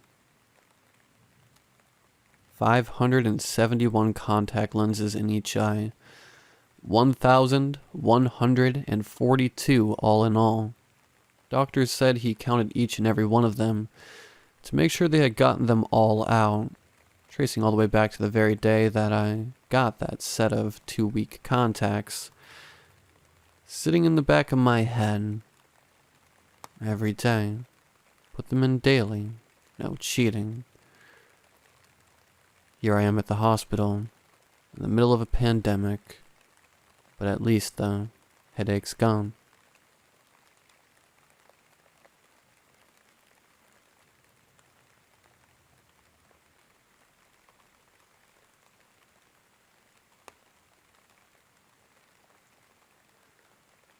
This must be a joke. The same sentence keeps repeating in my head over and over again as I stare at the box. and it's only content or a misunderstanding. I reach out to grab the item. It nearly falls apart in my hand. I can just feel it. I turn it around, open it, browse through it, hoping that it might have some hidden secret inside, something that will change everything. Doesn't. It's just a simple black notebook. I sigh as I toss it aside and bury my face in my palms. So here's the thing. My uncle, who absolutely adored me, or so I thought, had just passed away, and the only thing he left for me is this useless book. Okay, that might sound harsh, but you must understand. He was filthy rich. I took care of him during his last months. I spent more time with him than his own goddamn son. Seriously, he kept making jokes about me being his son. I thought we had a bond. I'm in deep shit. He knew that. I sigh and reread the note that came along with the package. It made me so excited the first time I saw it. Dear John, to you I leave my greatest value belonging. Don't show it to anyone and use it wisely. I know it'll be great in the hands with you. Love, Uncle David. What does that even mean? I expected a key to his mansion, or to his car at least. I idly grabbed the book again, simply because I have nothing better to do at that point, and this time, I open it with the intention to actually read it. Maybe it's a diary with hot tips on what to invest in, if I'm lucky. The first page already has me raising a brow. Instructions. 1 month equals 10,000 of your chosen currency. You may not offer more than what you have. You may only offer what you own yourself. Blood seals the contract. All debts will be collected. The blood part definitely gives me the chills. It makes no sense. I dismiss it and turn to the next page. At first sight, it looks like some kind of invoice, written with red ink because I completely refuse to even think about it being anything else. Was this my uncle's checkbook? Maybe he did write me a check after all. But no, as I keep reading, I discover a pattern. It's always the same equation. X times 10,000, some other calculations, and then a little uncanny sentence at the bottom of each page. I offer X months for this. I begin having an eerie feeling, an idea. It's so ridiculous I instantly try to whoosh it away, but I can't help thinking about it. Deals with different powerful and probably evil creatures come to my mind, and the thought it must be the devil's checkbook, which makes me laugh out loud. That's how you got your money, you sly bastard. I keep laughing because obviously this is a joke. Taking the initial joke of leaving me with nothing even further. Instead of nothing, he just makes fun of me one last time. I suddenly get angry and fight the urge to throw the book away, but instead, for some mysterious reason, I grab a pen aggressively and flip to an empty page. If this is such a valuable item, then it must work, huh? I write, I offer 2 months for $20,000 and shut it close. I don't even consider the part with the blood. I put the book down on the coffee table and go to sleep. Now you can imagine my surprise when I wake up, open the book and find some new text under the one I wrote the previous day. Contract invalid. Blood is required. It drops from my hands and bumps into the table before hitting the floor with a flop. I freeze at the spot and can't think straight for a moment. My first, mostly logical thought is that someone entered my flat overnight and decided to screw with me in a weird, twisted way. But that really wouldn't make much sense. Besides, my door is still locked and the possibility of someone entering through the window is extremely low, given that I live on the 8th floor. So apparently I have to consider the other possibility. The absolutely ridiculous possibility of some magical book ending up in my possession. I lean down for it and lift it up, pinched between my thumb and index finger like it's on fire. I sit down on the sofa and for a while, I just stare at it, considering my options. If it's real, I could use it. I have to be careful though. But a couple months can't hurt. I don't even need a lot of money. Well, I certainly don't aspire to be like my uncle, whose early passing I'm starting to understand. Offered too much, Uncle David. I snort with a frown and start thinking about the blood aspect of this whole thing. I wonder how much blood I need to write a whole sentence. Never thought I'll have to think about that, huh? I finally decided to just make a small cut on my finger, and use that for this task. It's sloppily done at best, faint, and altogether I definitely use more regular ink than my self-made one, but I manage, and I hope that it will be enough. Apparently it is. The day after, I stare at my bank account balance dumbfounded for a good few minutes before I can really process what I'm seeing. I can clearly remember how I nearly hit zero just a few days ago. And now? Now I have $20,000 more. I hastily check out the info on the transaction, hoping I might see something that would explain everything, but it's only some generic payout from my bank, with a generic and made-up explanation. Well, I'm happy that at least they, whoever they are, made this seem legal. I still have concerns. These disappear rather quickly, though, as the realization sets. It works. It really works. I quickly order myself the best meal I've had for a good while, and write up a resignation letter, which I instantly send to my asshole boss. Like hell I will ever work again. Not when I have a magic book that will do it for me. I spend the whole day in bliss, with a silly smile plastered over my face, and I already start making plans on future holidays, buying a house, a car, and literally anything I want. I vaguely register the fact that the exchange currency is my lifetime, but I wave it off. What difference does a few months, a few years make? Those would be spent in a care home anyways, forgetting where I put my glasses and slurping soup all day. This way I can actually live it.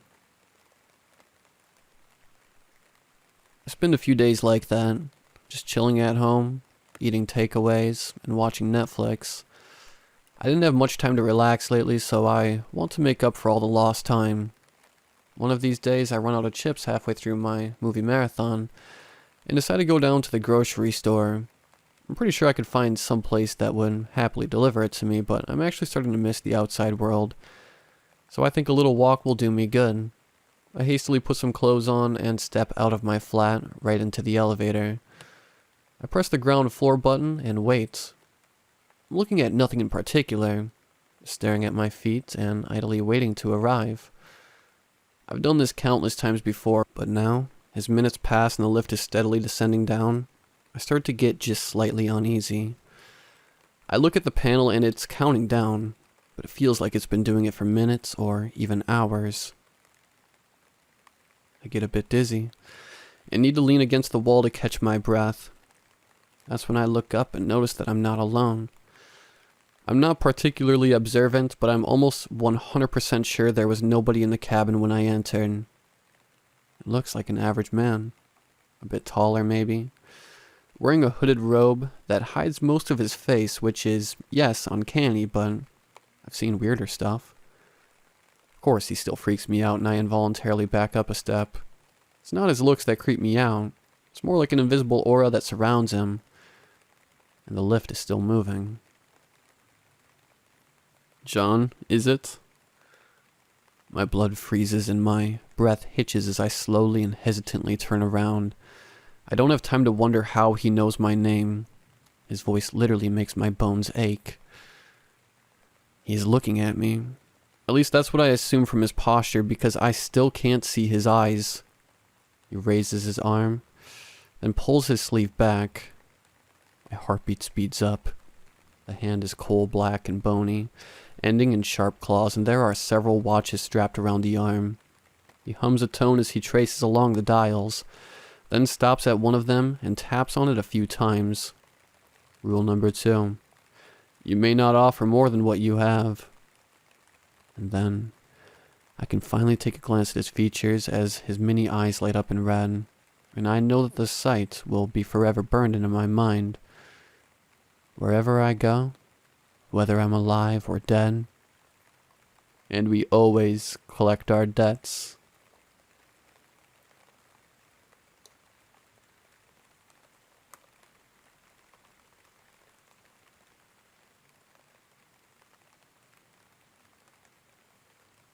I had just gone through a pretty rough divorce a few months ago. For the brief 2 years my ex and I were married, most of our nights ended up turning into shouting matches and insults. We were always so loud we had gotten several noise complaints and an eventual ultimatum that we could be thrown out of the building. Anyway, we ended the whole thing and she got the most of everything. The house belonged to her family, along with most of everything in it. She let me only have my clothes, some photos, and my dog Riley. I was short on money at the time.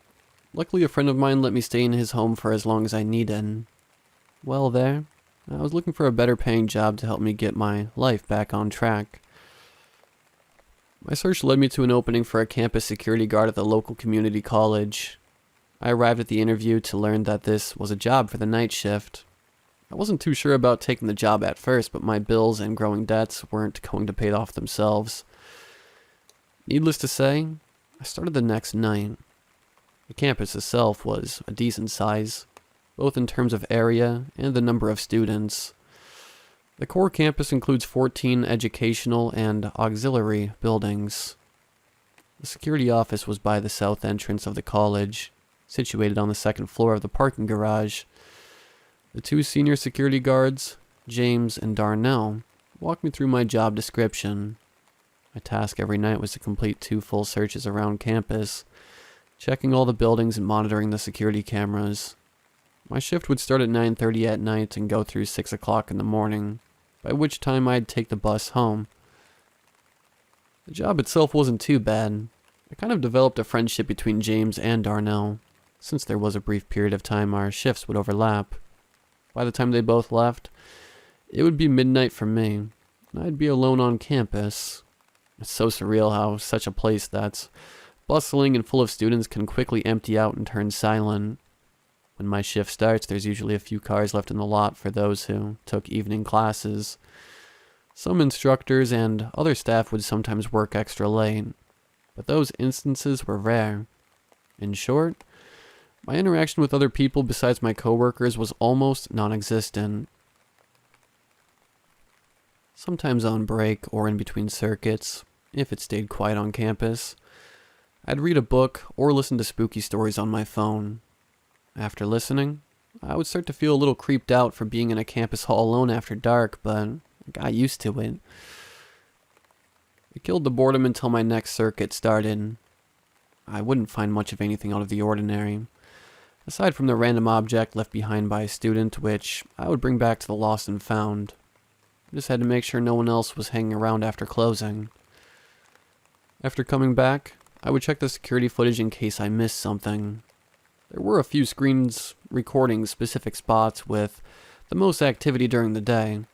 One for each parking lot, one for each floor in all the buildings, and one for the administrative office. I got decent pay every couple of weeks.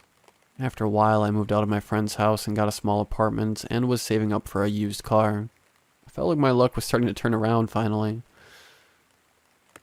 Then I had the scariest experience of my life. I was left alone around midnight like always. The campus was absolutely deserted at this time like normal. It was summer during this time, so the night was pretty warm. I felt like I was building a bit of sweat in my security uniform while doing my first circuit. I came back to the security office after finding nothing of note and checked the camera feed. I found nothing in any of the screens until I checked the one for the south lot near the office. While the screen was small, I could discern the moving of a large shadow across one of the lamp posts. It was doing nothing but moving back and forth across the light. The shadow looked too large to be some small bird or animal. I deduced it had to be someone parked off screen so I couldn't visibly see them. I went out there to check things out and found nothing there. If it were a person just fucking around, they would have had to left a sign of their presence. There was nothing left behind. I didn't hear a car driving off or any noise for that matter. I scoped the rest of the south lot to find the source of the shadow. Still nothing. I sighed in annoyance at the thought of some jackass deciding to waste my time. Nothing else happened the rest of the night. I got used to sleeping during the day, but all I could afford to sleep on was a cheap couch that was anything but comfortable. It was rare that I got a full 8 hours of sleep on it, and to top it off, the AC unit had crapped out. My cheap apartment had gotten warmer, making it much harder to sleep. I got to the college at the start of my shift with maybe 4, 5.5 hours of sleep. I had coffee, but it only lasted for so long. With it being extremely late, my office feeling cool, and it being quiet everywhere, I started feeling drowsy. Sleeping on the job wasn't allowed, of course, but every now and then I let myself have a brief nap to refresh myself. So I set my head on the desk and fell asleep instantly. I was later jolted awake. A feeling of something very wrong switched my tired mind on alert and woke me up. I rubbed my eyes and checked the monitors to see if anything was up. I looked at the camera feed for the south lot and my eyes narrowed. Beneath one of the lamplights, a person was standing. Not doing anything, just being very still. I couldn't make out any details, but this person had long black hair and looked very tall for almost reaching the light. I looked at the bottom of the screen and found the camera was still recording. Whoever the camera was showing was still there. The feeling that jolted me awake intensified, and I was aware of myself shaking. A chill colder than the air inside the office crept up my neck. My body was reacting to some sort of danger the image was giving off. Still, a weird person on the security footage was not an excuse to not do my job. I got to the lot in under a minute, and I saw that person still standing under the lamplight, just being dead still. Their back was facing toward me, and their heads seemed to be bowed forward. As I approached closer and tried to get their attention, I found that this trespasser was very tall and lanky, and was wearing a dirty white dress. I called to her again, asking if she needed help, but didn't respond. She just kept standing like a statue where she was. I reached out to touch her, and my hand retracted back from the burning sensation her skin gave off, as if she were on fire. I cursed and shook my hand to cool it off, and the lady moved for the first time. Her head tilted upward, as if finally acknowledging I was there. She turned around and I started to track backwards. Her body was humanoid, but she had the head of a goat or a ram. The fur was pitch black, contrasting against her pale skin and white dress. The eyes were red like burning embers, and strands of flesh hung off its curved horns. As my backwards walk sped up, I could hear it give off a deep, thunderous roar. I ran back towards the office, and I swear I could hear the thing sprinting after me. I ran faster than I ever have in my life, and I barricaded myself in the security office. For good measure, I switched off the lights inside and called 911. I told them something was on campus, and they sent someone over. I hung up and strained my ears to hear any noise outside my office. It was hard to notice anything other than the pounding of my heart working overtime. Felt like an eternity before I heard the knocking at the door. The cops notified their presence, and I slowly opened the door. They questioned me about what I called for. When I told them, they looked at me as if I were a mental patient or a drug user.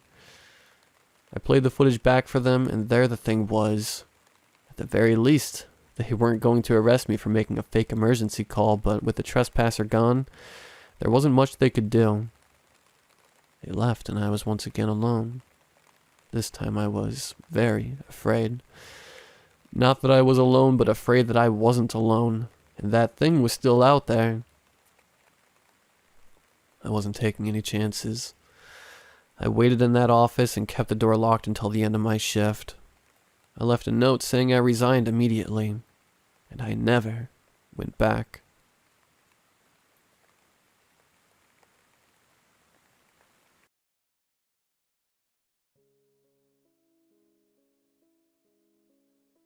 I'm Tyson, a former student of Hawkins High School for Boys. From day one, a lot of us knew something was off. We just weren't able to put our finger on it. My friend Aaron said, "Feels like a murderer is here. Don't know why, but if I remember correctly from Friday the 13th, someone died and haunted the grounds. Maybe that's what is happening here." Boy, I wish that were true. I hope that he was joking. That this was a perfectly fine school. But after a few of my friends went missing, the school cracked down hard to keep us safe by writing rules. We were given a paper with said rules on them. 1.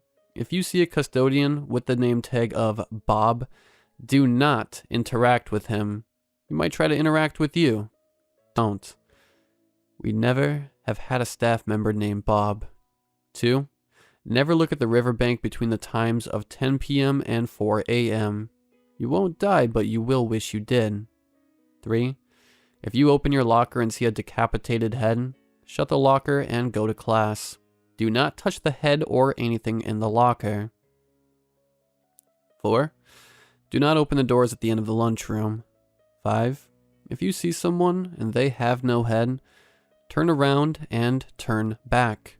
It will revert back to normal. Do not do a prolonged stare. 6. If lights start to flicker, hide under a table until they return to normal. This rule is very important. 7. The third floor may appear to have 2 sets of stairs. Always take the stairs on the left. If you don't, you will be stuck on the 4th floor for the rest of your life. 8. You might see drunken humans near the forest. If they start chasing you, ignore them. We don't know whether or not they are real. It is best not to find out. Being someone who doesn't believe in ghosts, I disregarded these rules. I never believed in them until it happened. I opened my locker and saw the decapitated head. I wanted to touch it pretty badly, but I didn't. I slammed my locker and went to class. That day an announcement came on. Students of Hawkins High School, there has been an emergency. Rule number 8 has been broken. The student interacted with the figures and faced a fate worse than death. Before that announcement, we started with 50 students. Before Thanksgiving, it hit a very low total of 13. I remembered the rules and marked how many students died not following a rule. I also put down the numbers of how many survivors of each. Rule number 1, 7 deaths, 0 survivors. Rule number 2, 3 deaths, 4 survivors. Rule number 3, 1 death, 0 survivors. Rule number 4, 3 deaths, 3 survivors. Rule number 5, 8 deaths, 6 survivors. Rule number 6, 5 deaths, 1 survivor. Rule number 7, 0 deaths, 3 missing. 8, 7 deaths, 2 survivors. Those survivors were mutilated to the point they were on life support for the rest of their lives. There were multiple students who broke more than one rule and lived. And some did it and died. I broke one rule. Rule 6. I was looking for some kind of pattern. Something that might be able to tell me what the hell was going on. Why so many of my peers were dying. Then it hit me like a truck. The suicide of a teacher. Possibly. Hey Aaron, what did you see when you broke Rule 2? I asked, hoping for an answer. He turned as white as a jar of mayonnaise. He started to say something but turned back around. He put his hands over his head. Was it that fucking scary? Scary enough that Aaron, a horror enthusiast by the way, was scared shitless from it? He broke down in tears. The teacher comforted him and glared at me. How was I supposed to know how bad it was? I mentioned that, but I was sent to the principal's office. Then I saw him. Bob, the custodian. He looked up and said, "Hey, you know where the 3rd floor is?" I ignored him and kept going forward. I heard a groan and the mop. Once I got to the office, I saw the lights starting to flicker. There was a table nearby with a few boxes underneath. It happened. It was bad. Creatures came down from the ceiling. Creatures I can't put my finger on. Think of a pitch-black entity with huge claws and a mouth. It screeched and tore through the room, ignoring the tables. A few minutes later, it was gone. I heard cries and sobs from the principal's office. I went in there and... no head. I turned away and blinked, then turned back. It was back to normal. I encountered 3 rules on my way down. 3. He was there, crying. Blood was everywhere. The vice principal's head lay there, on the ground, nothing else in sight. His eyes open in terror, his mouth shocked. He looked up, saw me, and cleared up. I can see his urge to cry again. "What happened?" he said, voice breaking. I asked a friend what happened when he broke Rule 2, and the teacher made me come here. I didn't know it would be that bad. I responded, still confused. He handed me a note. "Meet me here at midnight sharp. No earlier, no later. Set your phone alarm. The minute it vibrates, yell out, 'I'm here.' I will be there. That is how I will know it is you." I nodded and left. When I got back, 2 students were missing. There were 2 more deaths to Rule 6. I remained to be the only person to not hide and live. Aaron was there. He was mortified. A long claw mark set itself upon his chest and his arm. I didn't know a human had that much blood. There is another survivor to 6. The teacher knew the look on my face. A look that said, "I know what happened, but what the fuck happened?" He yelled, "Get out. Get the hell out of my classroom." Then the Bob guy appeared in the room, the back corner. The teacher said to him, "Get this kid out." He caught himself, his face filled with horror. The custodian killed and gutted him faster than some kids can scream. 1 student died when he tried to intervene. We're all gonna die here, in this hellhole. I asked Aaron, "Hey, want to escape this shithole?" He nodded. "Midnight tomorrow. Meet me outside the doors." He responded, "I have to escape, and I have a plan." At exactly midnight, I met with the principal. 24 hours until I leave. The principal whispered, "When you are ready, turn around. Do not scream. That is how people die." I turned and saw the fear of my life. I swear my heart jumped out of my chest. I felt the fear around my entire body. I can feel the fear radiating off of me now. If you want to know, I wish I can describe it. It's not that easy. A humanoid figure, I think. 4 legs with deformed limbs, head stretched out height-wise. 4 eyes, 1 set on top of the head, and the other at the bottom of the face, eating what looked like a human corpse. 2 small holes for a nose, a mouth filled with hundreds of sharp and long teeth, drool dripping from its mouth, a color that I cannot describe. I blacked out. I woke up later that day with a splitting headache. This was in the principal's office. He said, "I had a feeling that would happen." Then I blacked out again. I woke up again later that day sitting in class.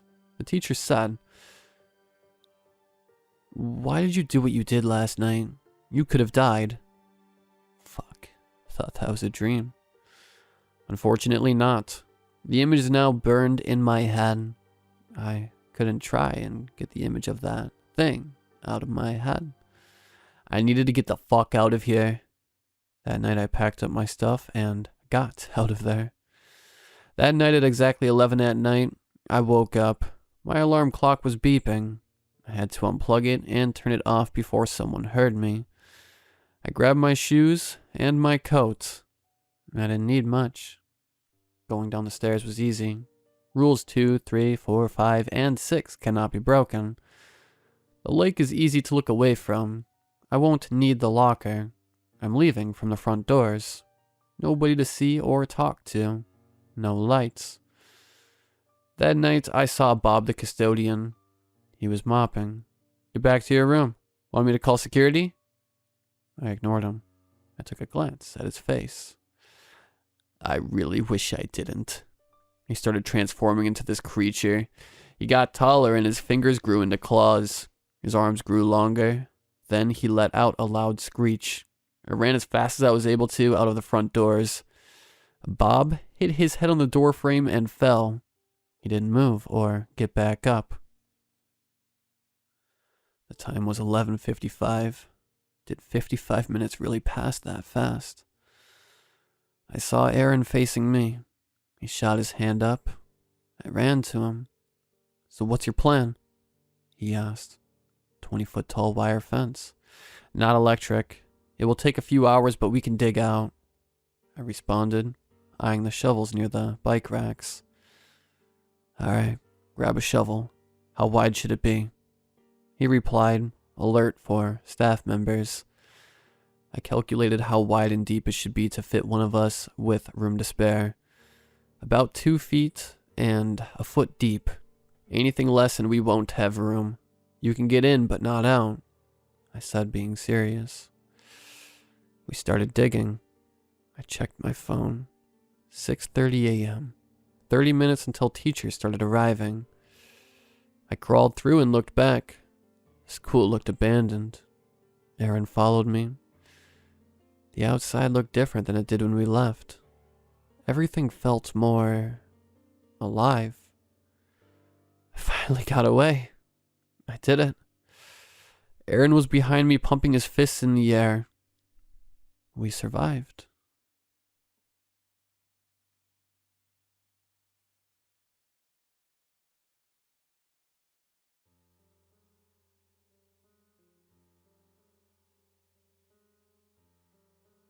For $3,000 a month, I do a night cleaning job on 3 conditions. 1, I can't take a single day off.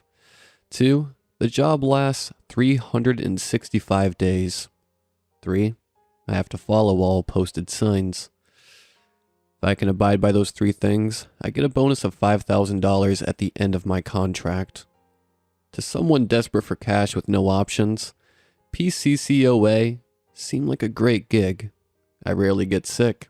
I like working by myself, and since it's a night gig, I can pick up different jobs during the day and maybe one day not live paycheck to paycheck. I've had this job for 90 days, and it's starting to get weird. The conditions are easy, but the actual job, I can't really talk to people about it. They don't believe me. It's alright with me, really. I've always been a loner, but I need someone else to know about what's been happening. PCCOA is a pretty underground business. Paranormal Containment Centers of America. I only found out about it through a sketchy online ad, and even there, they weren't upfront about what they do.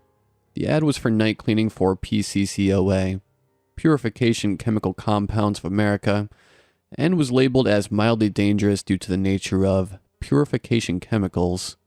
The entire ad used vague technical jargon that I didn't care to research. The pay justified the nature of the job, and I needed the job. The night cleaning job is not an easy position to fill for a number of reasons, including but not limited to the nightly tasks. 1, refilling the blood buckets in the vampire containment cave. 2, mopping the area outside Nessie's tank, aka the splash zone, where the carnage of her dinner ends up. 3, sanitizing and cleaning the triple layer of doors outside the ghost ward. 4, repairing any damage to the outer walls of the demon den. 5, using a shop vac to remove any unexplainable slime puddles, presumably from the extraterrestrial floor. And that's just the first half of page 1. I go in at 5 and I'm usually done by 9 or 10, depending on Nessie's enthusiasm for mealtime or how feisty the ghosts are feeling. Last night, I went in and started to understand why there's a time limit on this job. Rule 3 is important because the signs change each shift. Most of the time they're ones I've seen before rotated out. Caution, spirits imitating loved ones in distress.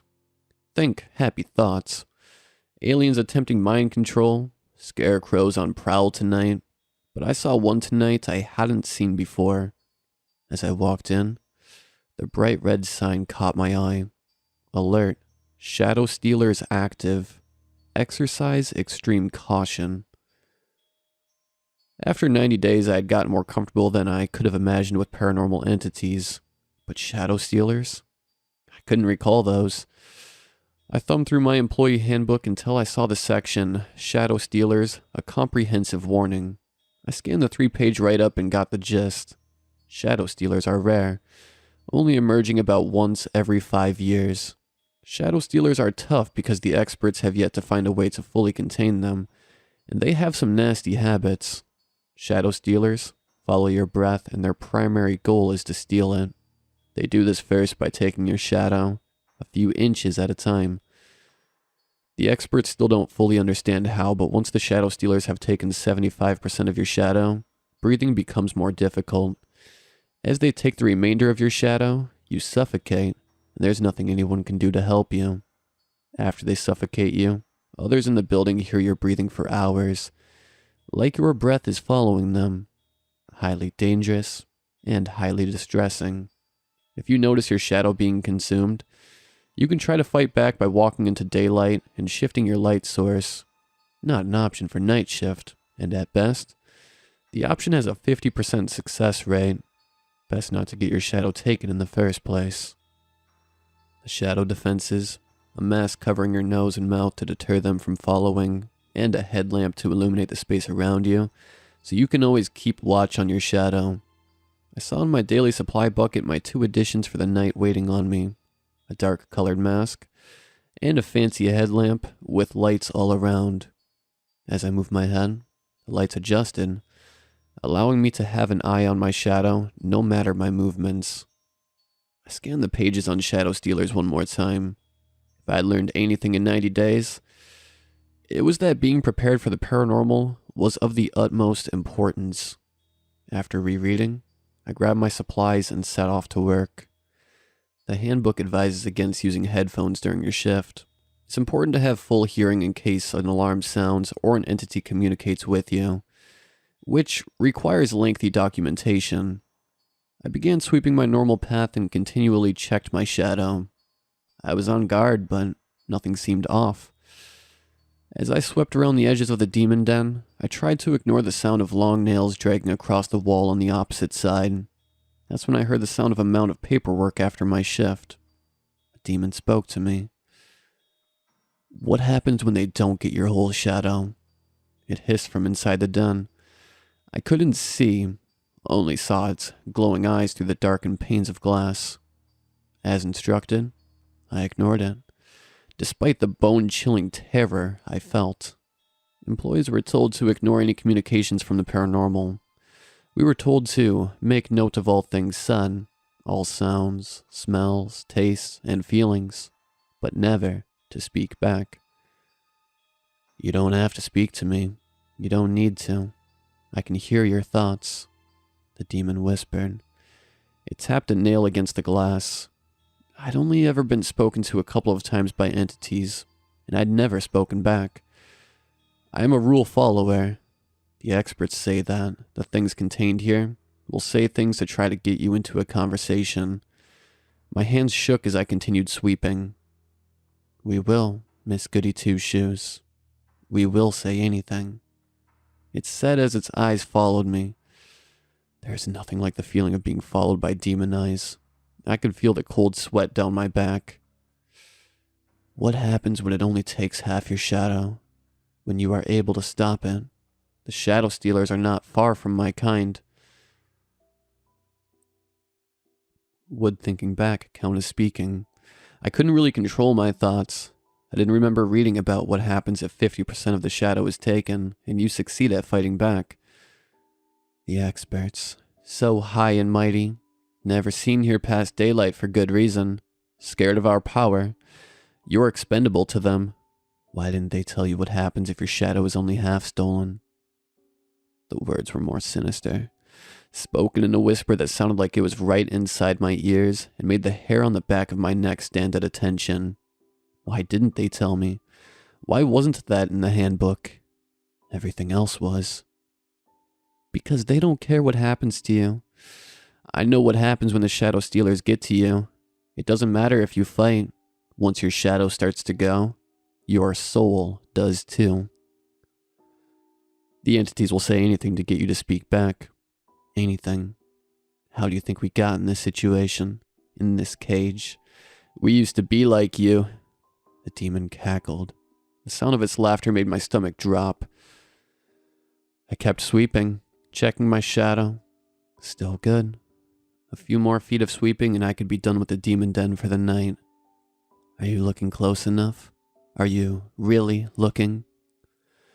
Employees aren't to speak back to the creatures. I inspected my shadow. No.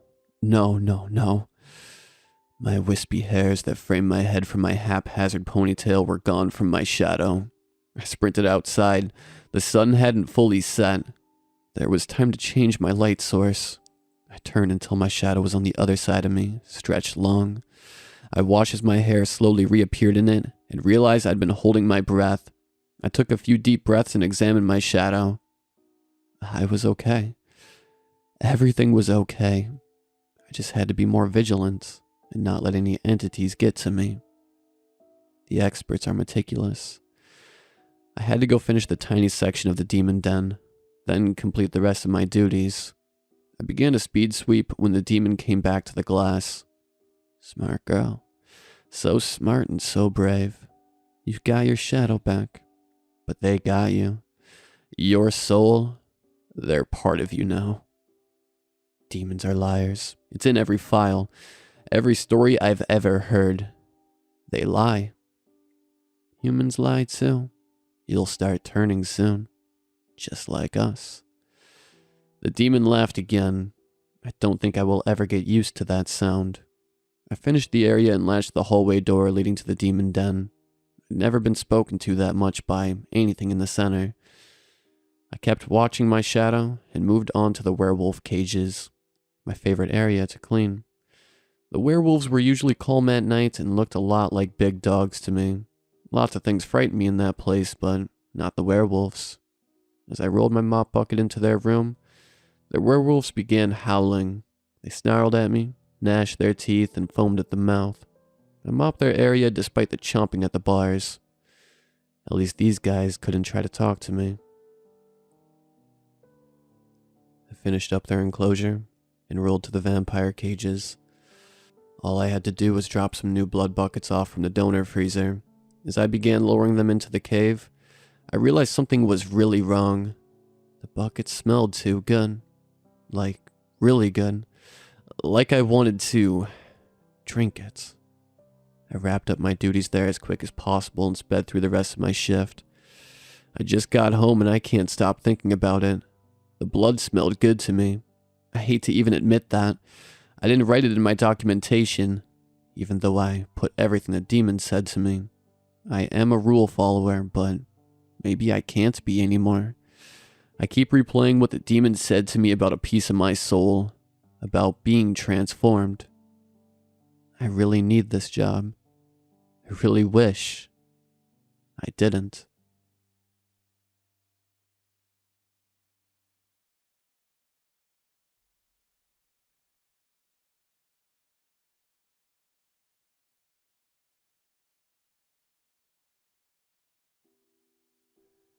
I always thought that finding a job after I graduated college would be easy, but I soon found out that that wasn't the case.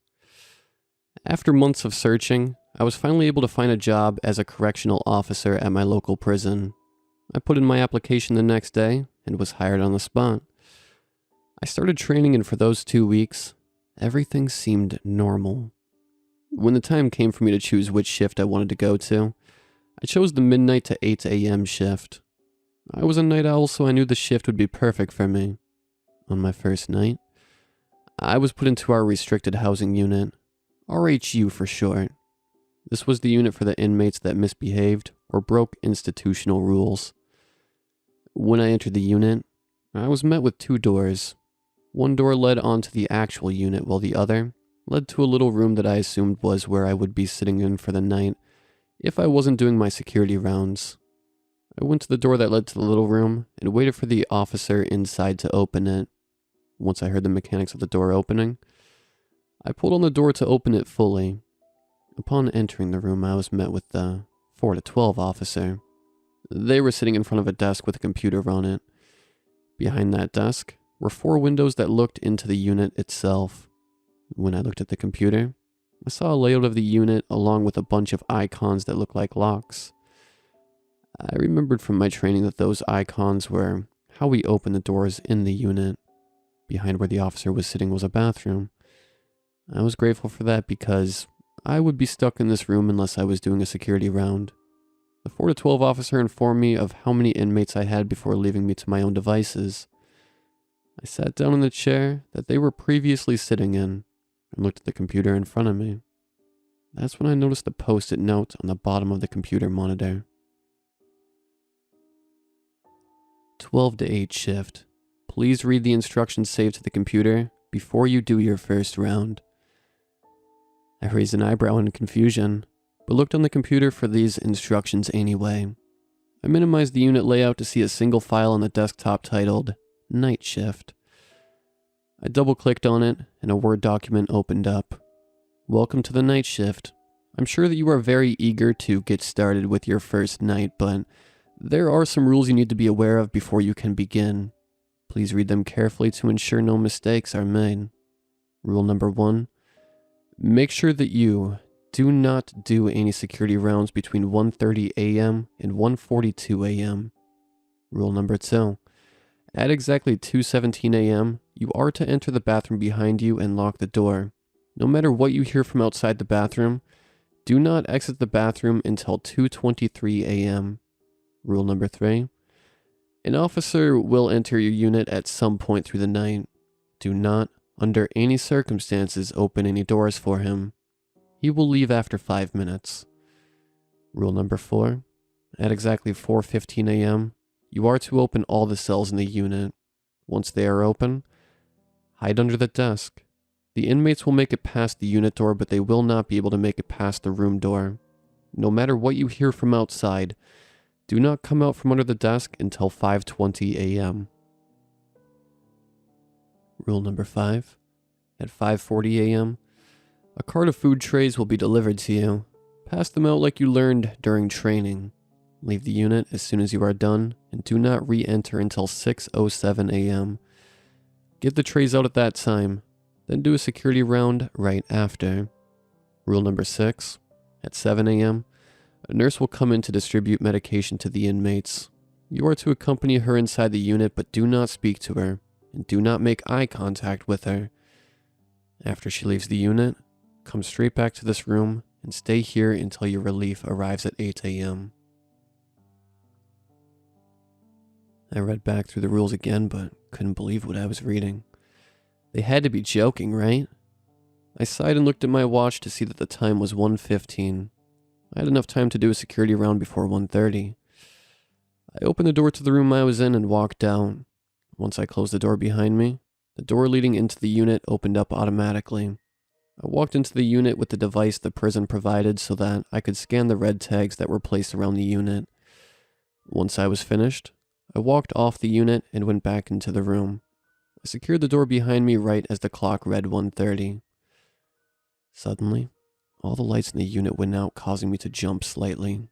I glanced out the windows into the unit to see if I could make out anything, but the only light going into the unit now was from the room that I was in.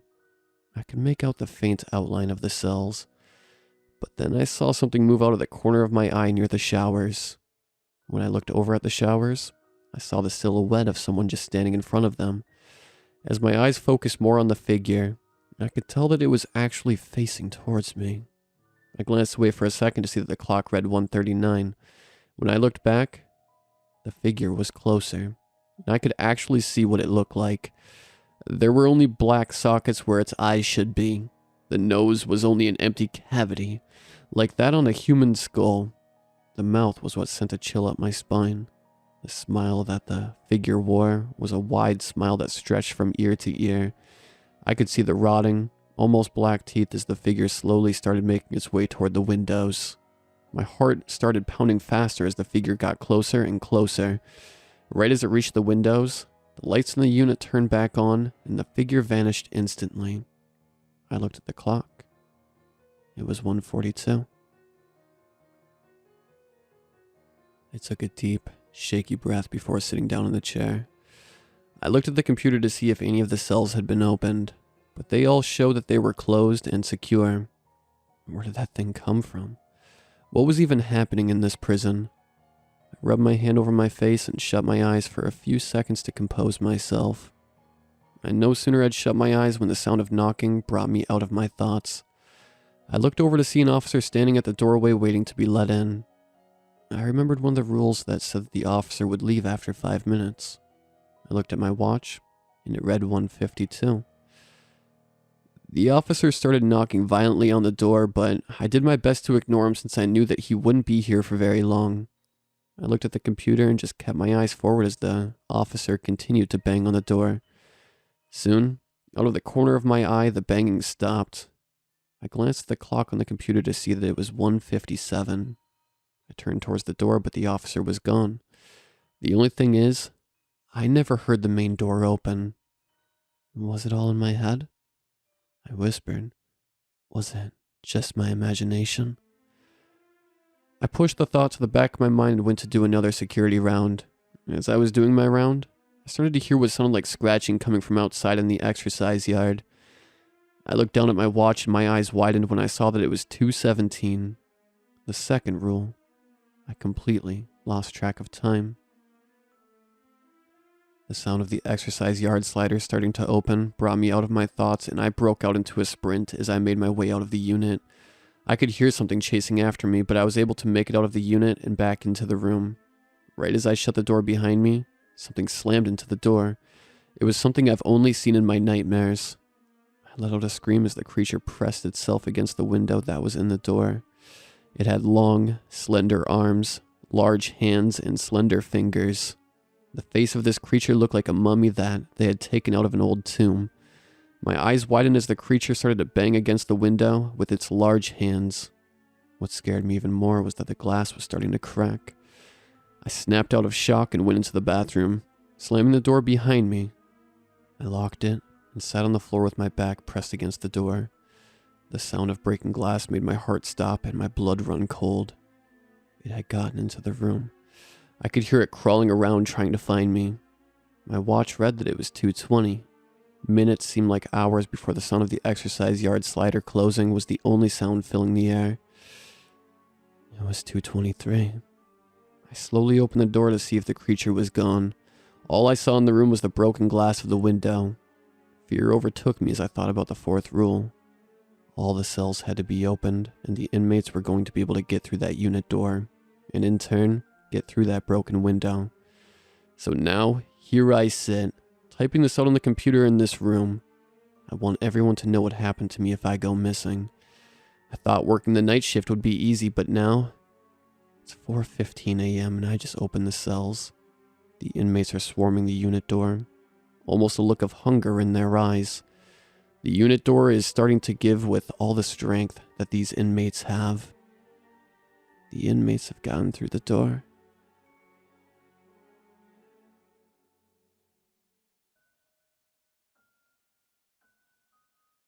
Let's face it, we've all left out something for Santa on Christmas Eve at some point during our childhood. Some of us more faithfully than others, before invariably drifting away from the practice as we got older. That is, unless you grew up with my father. Even as I grew up out of childhood, into my high school years, my father continued his Christmas rituals. Before you ask, I didn't have any younger siblings or anything like that. He did it on his own accord, even as my mother and I scoffed at the practice. But it didn't faze him any, or weaken his resolve. It was a matter of life and death, he insisted. Santa wasn't the jolly Arctic denizen of fairy tales and mythologies, he said. According to my father, Santa didn't want milk and cookies, but fish. Every Christmas Eve without fail, he would leave a tin of anchovies out in the kitchen, and every morning we would find it had been eaten overnight. No big deal, right? My father was clearly the one eating them. just as other parents eat the cookies and drink the milk. It wasn't until a very dark Christmas in my senior year of high school that I found out otherwise. My father was in the hospital that year, and he had vehemently implored us to not forget his perennial tradition. To placate him, we said we would, but truth be told, it wasn't exactly at the forefront of my mind, nor was it high on my mother's to-do list. She didn't pay it much mind, the perpetual skeptic that she was, and drifted off to sleep at some point without leaving out the crucial offering. As for myself, I was a high school senior with the newfound freedom that came with driving.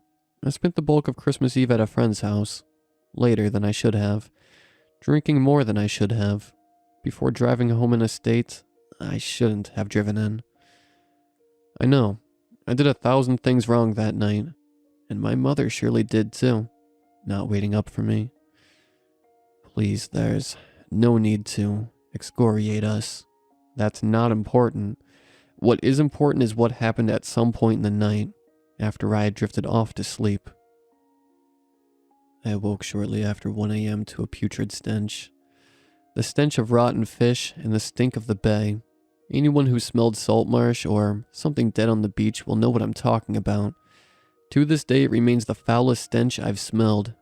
It didn't even occur to me that I was in mortal danger, and I crept out of bed to investigate. I struggled not to gag as I exited my room and started to set down the hall when a series of sounds stopped me in my tracks. Such unsettling sounds.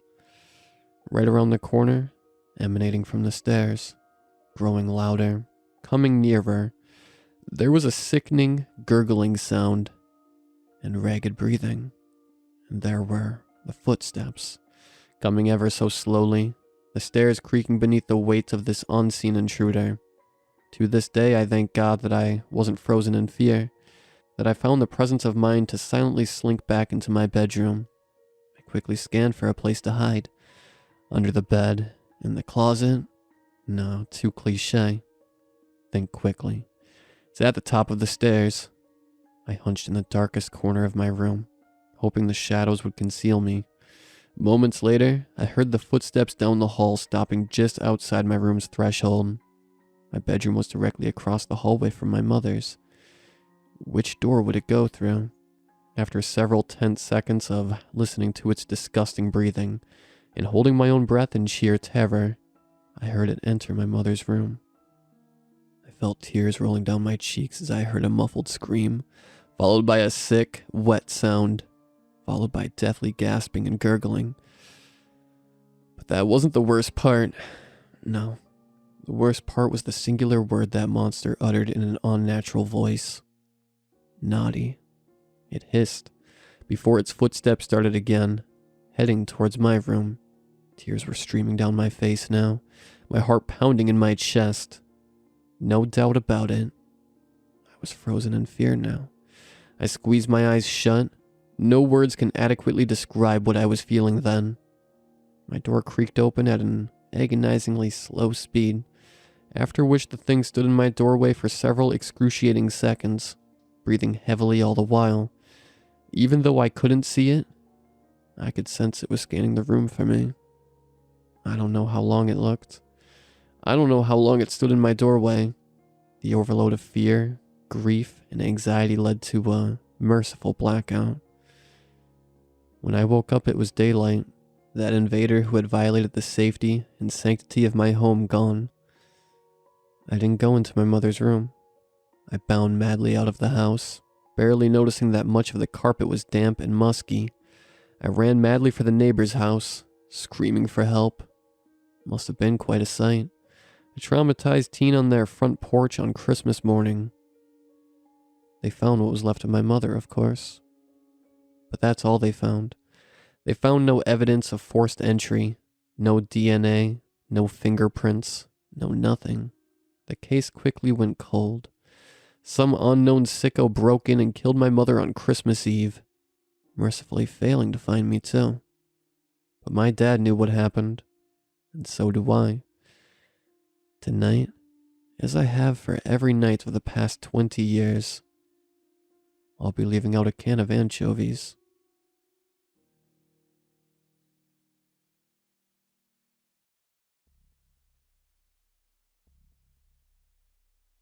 Eden Center looked ancient through my headlights as I pulled into the parking lot, an immensity towering over an ocean of leveled pavement, halos from the lot lights, withering autumn trees. Employee parking looked different at night. Daytime, the place struck me as a tucked-away nook between two anchor stores, but with visibility divided and darkened, it was just wrong. Like driving through a terrible part of town. No light there either, apart from the neighboring truck court. All I knew, there could be a guy crouched behind the dumpster or the strewn assortment of junk the exterior maintenance guy had collected. And what a pile it was. As I parked my car, uncertain whether I'd even got between the faded lines, that junk looked even more astounding. What must have been years' worth of everything from broken chairs to bikes to shattered televisions and plant pots forming this dreary graveyard out of sight and mind, obscured from public view by great brickwork slabs, dividing one anchor store lot from another. This little dump and its little truck court had gotten caught in the middle. I threw the door open, slammed it shut, and dashed for the warm light past the lot and refuge. Still, my guard uniform soaked through in frigid rain by the time the great mauve brick and cement had swallowed me. Truck court smelled of garbage, and for good reason, since waste compactors and various bins found their home here. Ages-old newspaper shreds, soda spills, and cigarette butts had formed a vile topsoil layer above the cement. My boots clung with each step towards the great double doors, and as I used my issued keys to turn the lock and enter, thunder growled through the air alongside a searing flash. Great weather for a first shift. Weaving my way through dusty back corridors with bare cement and yellow drywall, I managed, if only by a vague recollection, to find the break room. I clocked in at 1 a.m. sharp, keying myself into the neighboring security office and paying mine to its unkempt splendor. Either someone had been in a rush to leave, or was just messy and forgetful. Duty boots were there, a half-consumed bag of chips, even a cell phone charging near the computer desk. Not the dedicated security phone either. I'd seen that during orientation, which had been during the day for unknowable reasons. Management said training during midnight hours was an inconvenience, though it threw a question my way surrounding just who'd been the former guard, if anyone was even still filling the shift. Guess my time and a half pay made up for that inconvenience. Still, it didn't give me much faith in the place's management. In this day and age, malls weren't doing the best, but for it to be this decrepit, pretty depressing. Still, I couldn't be one to judge. I'd taken this job for an easy $16 an hour, and even if the place wasn't in the best shape, money was money. Hadn't found myself screwed out of that just yet. At least. As having the security phone on you at all times was mandatory, I found it sequestered between a calculator and a mall rule violation sheet in the office's one desk. Guy before me who'd rushed out before I could relieve him, supposedly a big no-no here, only fit the charging cable half into the port. With the screen protector on it, might have been a little bit more difficult, but unless this guy was just really lazy, he wasn't just in a hurry. He was just plain bolting out of here. I switched on the phone and found 52% battery life and a low-res security badge lock screen greeting me. On the Night Log app, an orange one called my attention from its smooth little bubble. Your first night was the only document that showed up on the current date. There had been nothing for 3 straight weeks, and before that the logs got wiped or the app just got installed. Out of obligation and admitted curiosity from the caps lock, I opened the document to find some instructions. Then again, maybe some. Probably isn't the best description. Hello, Simon. It's Matt. The note read, "Thank you again for choosing to work for us here at GPL Properties. Like I said in the interview, we've been looking for a competent guy to take care of things at night. The last guy quit on us rather suddenly, but from what I've heard about your work and attendance over at the big mall up north, it's been exemplary. No worries there. Anyhow, aside from what we discussed during your orientation, there are a couple more things I'll detail in this log. As noted in the application, you're free to get homework done between your patrol. Watch a movie if you want on your phone if you're bored. Just make sure you get your rounds in at least every half hour, as this is very important for several reasons. Make absolutely sure all exterior doors get locked properly, and find the temp readings from the boiler room. Considering the number of doors, this may take a while, but I assure you, for the safety of everyone involved, it is vital to ensure every single one is taken care of, even the entrance doors. Aside from this, well, we don't have interior cameras in this facility. It is very important to monitor the parking lot CCTV units in a timely fashion. The protocol for these is as follows. Between the hours of 12 and 4 a.m., there are no tenants or other persons permitted on site. If you see a figure or entity approaching any of the doors during this time, do not grant them access. After 4 a.m. passes, be certain to inspect every would-be tenant or visitor before allowing them entry. Ask some pertinent questions and do not grant those with black-colored pupils a way in under any circumstance. The last line made me do a double take, but what rattled me more about this was the lack of any further explanation ahead. I heard a metallic grinding sound from an adjacent hall, and well, I felt certain of its relation to the pipes or something. The silence that followed, aside from white noise, rain, was deafening. I'd warmed up from the rain now, but an altogether distinct chill, like a cold dead finger, ran its way along the spinal cord. I read on. 2 more final important things. Occasionally, usually around once per hour, you may find 1 or 2 doors you've locked have had their bolts or mechanisms come undone. While we are doing our best to get this issue resolved, for the time being, please do your due diligence to ensure that you secure every door. I want to stress that, especially during this time between 12 and 4, there is nobody related to the facility trying to enter. In the unlikely event you find anyone besides you in the mall, do not call the police. If there is a theft in progress, do not intervene. Your job is strictly to ensure doors remain locked and the facility is running in working order. The local police department has taken issue with the frequent, unnecessary calls we have been sending them in prior months. Do not call 911. Last, ignore any scratching, growling, or whispering sounds you may hear while making rounds. This building is old and settles in noticeable ways, and when mixed in with the various displays and kiosks on the floor and their ambience, it's possible to hear things that just aren't there. As this has been an ongoing and commonly discussed issue, if you feel you are in immediate danger from these sounds, please return to the security office, lock the door, and remain inside for no more than 15 minutes to collect yourself. There is nothing to worry about. This all being said, thank you again for joining the team. If you have questions, please call or text me or Ted during mall hours. We will not be available at night. Have a wonderful, quiet evening, and a happy Halloween. Matt Lowry, Security Director. Something told me I didn't understand the full extent of what I'd signed up to do. Well, it was close to Halloween and all. Playing tricks on a new employee as this bizarre guy did was far from professional. Even though the place, the outfit even, looked far from professional as well. Matt, this Iraq veteran with tattoos and a beard, didn't give me any impression of being a prankster. I caught something in my peripheral vision as I stood there contemplating. A dark, wrong thing my eyes knew was poison. I didn't want to look, but I had to. Raw instinct forced my action. As my head turned, the bones in my neck practically had to snap their way individually into motion. Towards one of the CCTV panels lining the walls, I felt an unknowable sensation. I'd heard descriptions of a sixth sense before. I'd heard vaguely interesting stories about how people knew a sixth sense existed. But not until now did I understand. Could I comprehend? There, motionless upon the grainy black and white flat screen and distorted briefly by a scan line, stood a figure. An outline just inside the truck court light. Truck court number 3. The one I'd entered from.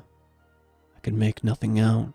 No features, no emotions. Nothing. But I knew it was there. I knew it was watching me.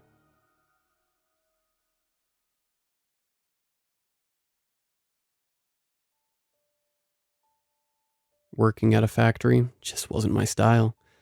I'm a lazy person. I like being able to make money by doing next to nothing. Working just isn't me. That's why I applied for the night shift at our local gas station. It's on the edge of town, which made it just easy enough to miss that I could work all night with no effort. Boy, was I foolish. The first thing waiting for me at my register after my 2-day orientation was a list of rules. Reading over the rules, I noticed they were not the typical set of corporate rules you see. The list went as follows. To the new guy, you may have been a lazy person looking for the goldmine job of doing nothing while getting paid. I'm sorry to inform you that your day has just taken a rough turn. Attached to this letter is a list of easy-to-follow rules. While you work here, these will be your guide and Bible. Follow them closely, and you'll survive. Ignore them at your own risk. For every night you make it through, you will receive an extra $20 to your pay. Good night, and good luck. 1. Should you hear scratching in the bathroom, turn the light off and ignore it for the whole shift. 2. If the cooler doors swing open, walk to the counter. Say, "That will be $2.02, please," and wait 10 seconds. Then go back and close the open cooler door. 3. If someone resembling a cowboy asks for pizza, make it for him. We'll cover the cost in the morning. 4. Don't look at the frog. Just don't ask. 5. If the lights go out at any time during your shift, run to the office and text me immediately. 6. If the gate to the graveyard is open upon arriving to work, take a picture, text it to me, and go home. You will be compensated in the morning. These were odd rules, but they promised even more money, so I did what any self-respecting moron would do. I threw them away. The night progressed as usual from there. A few people asked if we sold alcohol in a dry country. People nearly ripping out the bathroom door handle off because they didn't check if it's locked before trying to barge in. And then at 11 o'clock, I locked the outside doors to the outside. The situation took a weird change around midnight. I started to hear scratching in the woman's bathroom. I walked inside to check what could possibly have been making such a noise, but it was perplexing. I turned the light on and kept the door open. If it was a rat, I wanted to see it. Not my smartest idea. No sooner did I return to the counter, I heard a shrill scream. I frantically snapped my head over only to see a partially decayed black-haired lady looking at me screaming. I vaulted over the counter, running for the back employee-only area. "Fuck, stay away from me," I shrieked as I slid, barely avoiding her long fingernails as I slammed the door shut and locked it. 2 hours later, the camera showed the place to be calm. I cautiously opened the door and walked back to my register. I finished counting the till and completed my remaining tasks before opening. That's when I heard the window buzzer. I turned over frantically, only to see what I thought was a cowboy. "I'll take the nicest pizza you got," the cowboy's son. This was something that I remembered. Not wanting to repeat the same mistake, I quickly went to the back, made the pizza, and put it through the box in the windows. His maw quickly expanded, showing razor-sharp teeth. He devoured the pizza and box with terrifying speed. Staring at the window, I could tell in his eyes that I had made the correct decision. The rest of my shift went on. As usual, when my manager arrived, I informed her of the pizza. She seemed not to know anything about it. However, the note hadn't specified to the manager.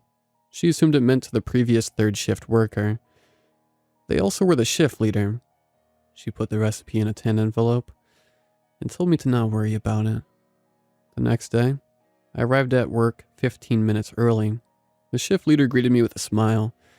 He told me he had taken care of the pizza and also told me they had cleaned the claw marks off the door. The manager hadn't known to look for them, so no one knew. The night opened pretty standard. The first hour before I locked the doors, nothing serious really happened. I locked the door at the regular time. As I was rolling up carpets, I noticed a few of the cooler doors were opening and closing. Not thinking much of it, I assumed the cold air was just building up pressure. After I finished up, I saw the door by the soft drink door open up wide. Assuming it would sort itself out, I went to work fixing the cappuccino machine for the morning, filling the power and getting it ready for washing, when suddenly, I heard a thundering slam on the counter. An ethereal voice called out, "Can I get some service, or must I wait all night?" Well, I just broke rule 2, thought. Knowing I didn't have much time, I sprinted to the counter, sliding into my usual place and frantically typing on the register. "That would be $2.02, I said. Silence for a short while. I thought I had redeemed the conversation. While preparing for the 10-second count, a voice in me told me it wasn't going to be that easy. My suspicion was confirmed when the voice again boomed through the store. "Not tonight, it won't be. Your lack of service will cost you dearly." Seeing the form shift into view was all it took to convince my limbs to move. I sprinted from the counter, vaulting over a small shelf and sliding across the floor as I made it into the office. As I was slamming the door, all the lights suddenly went out. 2 rules were presenting themselves at the same time, the situation being dire. I whipped out my phone and frantically texted my shift lead as to what was going on. "Hey man, things are really popping off. I accidentally broke rule 2 and now all the lights are off. Not to mention I'm trapped in the manager's office." I frantically typed as I heard the slamming on the door. Nearly in tears waiting for a response, my hands were shaking and my breathing was frantic.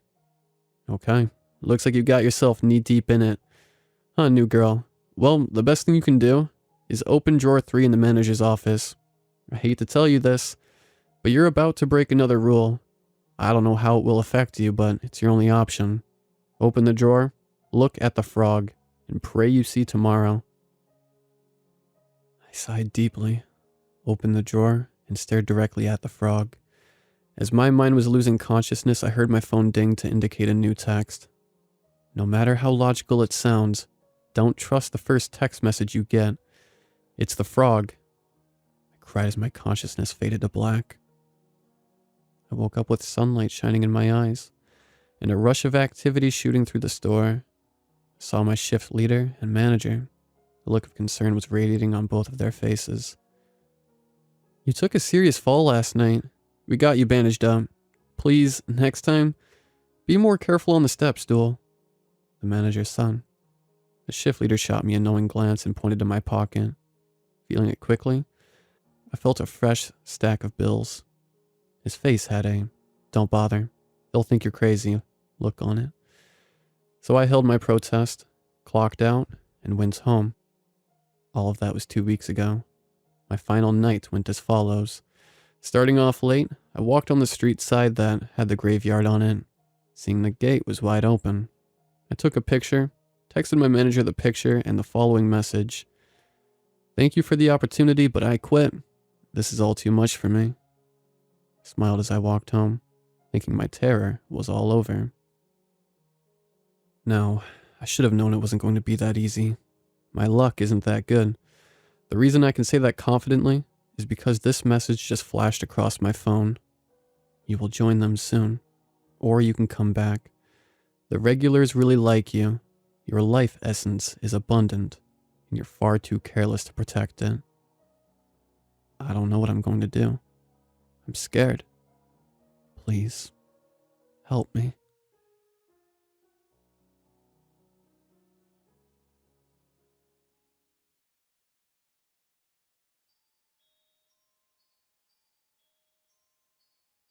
My name is Jason, and I live in a small town in the middle of Utah. I'm basically broke, and I don't even know how I managed to keep myself together still. Anyway, let me tell you how this started. It was last week on Monday, and I was at a gas station trying to get a snack when all of a sudden I see a newspaper that says looking for work, and it showed a phone number to call. I picked it up and brought it to my house. I sat in my chair and whipped out my phone and dialed the number. "Hello?" I said. About a few seconds later, an old man begins to talk. Good afternoon. I assume you called for the job? "Yeah," I responded. Okay, well, the only things you need to know is that you get paid $1,000 at the end of each week, and you start at 11 p.m. to 5 a.m., and you need to know the address. Wait, did he just say $1,000 a week for working at a convenience store? I'm not going to complain, so I just asked for the address and I wrote it down. A few seconds later, he hung up. For some reason, something didn't feel right. I don't know what it was, but after I hung up, I felt like I had made a huge mistake. Anyway, fast forward to 11 p.m. and I get to the store. The only problem is that it's in the middle of the fucking woods, and the place looks like it hasn't been touched in years. This has to be the wrong place. There's no doubt, I said to myself, until I realize that there's a note on the door. I walk up to it, and it says, "This note is for the night shift employee. Welcome to your first night here. There's a note on the counter to your right when you enter the store on some rules you have to follow." I walk in the store and turn on the lights. I look to my right and see the note. The note reads, "Rules to follow. Under any circumstances, you are not allowed to break any of these rules, and they must be taken seriously. Rule 1. You must get settled in by 11:15, no later. Rule 2. You must never leave the store until 5. Rule 3. At exactly 11:20, you will see a person in a green jacket enter the store. He will ask for cigarettes, and you have exactly 10 seconds to get those cigarettes. After that, he gives you money and say, 'Have a good day.' If he doesn't, don't say anything. Rule 4. If the lights start to flicker, run to the bathroom immediately. You have 5 seconds, so don't waste them. You can look on the cameras to see if they stopped. When they do, leave the back room and continue work normally. Rule 5. If a 7-foot-tall person walks in, ask him what your name is. If he says, 'I don't know,' you're safe. If he says your actual name, run to the back room as fast as you can. If you don't, then you're going to die, so your life depends on your speed. Rule 6. At 1:35, parts of the store will be covered in shadows. Go to the back room and just relax until 2:45. Don't bother checking the cameras. They will be completely blacked out. This is the only break you're getting. Rule 7. If you hear something fall over, hide under the counter for 2 minutes. You might hear heavy breathing and footsteps. Rule 8. At 12, you will hear knocking on the windows. Do not react to them. They will stop at 12:12. Rule 9. If a kid walks into the store, tell him that he should not be here. He will either do 2 things. Walk out of the store or scream. If he screams, cover your ears and fucking run to the back room. He will stop after 3 minutes. Rule 10. At 1, go to the bathroom and mop the floor until 1:25. And lock the fucking door. Rule 11. If another employee knocks on the door, tell him to leave. He will try to tell you that he will not hurt you and say that the rules are lying. If he doesn't leave, hide in the back room. He will search the store looking for you. After 5 minutes, he will leave. I also noticed that Rule 12 was scratched out. Are you fucking kidding me? I said to myself. This has to be some kind of fucked up joke, right? I look outside, but there's nothing there. It's literally like the store is in a black void. Right before I can say anything, a man in a green jacket walks in. My heart drops and I begin shaking. So the rules weren't lying. He looks like he hasn't slept in days. He walks up to me and asks for a pack of cigarettes. Before he can even finish his sentence, I run to grab a pack. There are different types, so I pick a random one. I run back to him and hand it to him. He puts $5 on the counter. "Have a good day, sir," I say as he walks out. Okay, that's one part of the rules down. I scan the rules for the next 10 minutes. Then I hear something across the store get knocked over. I hide under the counter in less than a millisecond. I hear really heavy footsteps and breathing, like it's right next to me. About 2 minutes later, it stops. I look up and nothing is there. Thank God. Fucking hate this place so fucking much. I just want it to burn to the ground. I look at the clock. 12 a.m. All of a sudden I hear knocking on the window. It makes me jump, but I realize that it can't harm me. 12 minutes pass by in a flash and it stops. I keep scanning the rules like I'm studying for a test. Then something catches my eye. A small child at the front door. "Hey kid, you shouldn't be here." The kid's eyes turn a dark black and he begins to scream. Of course, like this night couldn't get worse. I bolt to the back room while covering my ears and slam the door shut. I look into the camera and see the kid. His body manifests into something horrible. It was disgusting. It had 4 arms, a melting face, and more eyes than I could count. I throw up into the trash bin when it goes up to the camera and stares at it, giving me a better view of it. The screaming goes on for 3 hellish minutes. When it finally ends, I open the door, and it's gone. I go back to the counter and just stand there, which feels like for years. When I get out of here, I'm going to the police. I said, this place is from the bottom pits of hell, and it needs to be fucking burned. I look at the clock and it shows 12:58. It's almost 1. I need to get ready to mop the bathroom. I make a timer on my phone, grab a mop, go to the bathroom, and lock the door. I can hear faint footsteps, but I keep mopping. Eventually the timer goes off and I leave. In just 10 minutes, the store begins to be consumed by shadows. I go to the back room and lock the room. I sit on my phone that's at 4%. It's already 2:10 and I'm bored out of my mind. Until I notice a note under a table. It reads, Rule 12. At 3 a.m., a group of people will walk in, grab the gun taped to the bottom of the table, shoot all the people. What the hell? I grab the gun. I look at the clock and it shows 2:45. I get up with the gun in my hand and leave the room. As soon as I get out, I see a 7-foot man at the entrance. You have to be kidding me. I walk up to the counter and ask him if he knows my name. There's a brief pause and he says Jason. I turn around and run as fast as I can to the back room. I slam the door shut and I hear a loud bang. A few minutes pass by and I open the door. He's gone. I go back to the counter and just before I know it, a group of 3 people walk in. They look at me and I load my gun. I unload 2 bullets into each person's head and their bodies just get back up. My hand begins to shake. I load the gun and put more bullets into them. It doesn't work. One of them grabs my arm and bites it. I scream.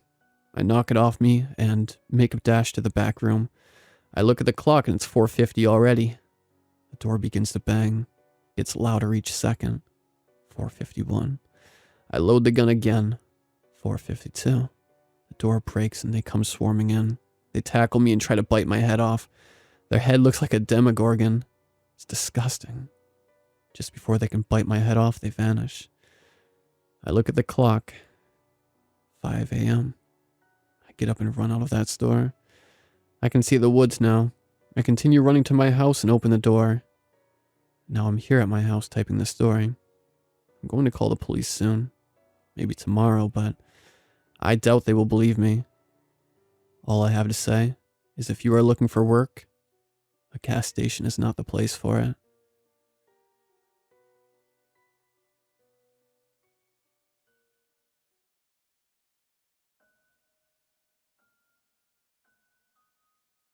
I don't like to think about the hole at the end of the garden. Growing up, there were very few topics I couldn't breach with my family, but that hole was one of them. It is not an overly large hole, around 1.5 to 2 meters across.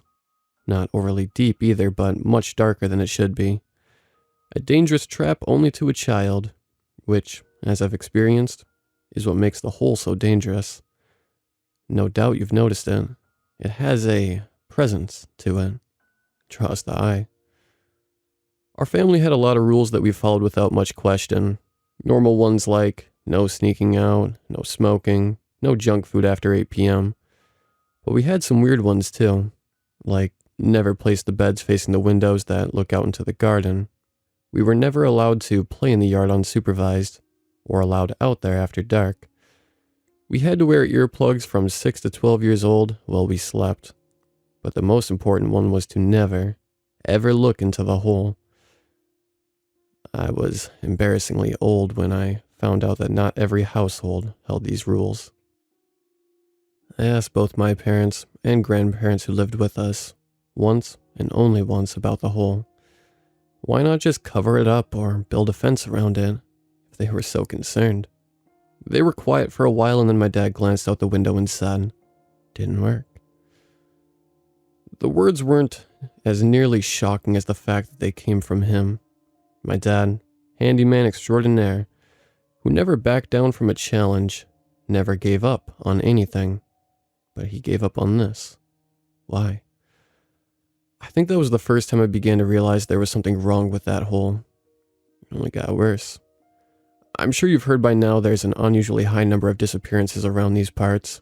Not frequent enough to alarm authorities, but if you were to look back through the decades, the numbers grow uncomfortably high. Did you read about them? did any stick out to you? A pair of blue eyes, a face with a joyous grin. My grandfather never called them disappearances, despite the fact that no bodies were ever found. With every announcement, he would share a knowing glance with my grandmother over the morning newspaper.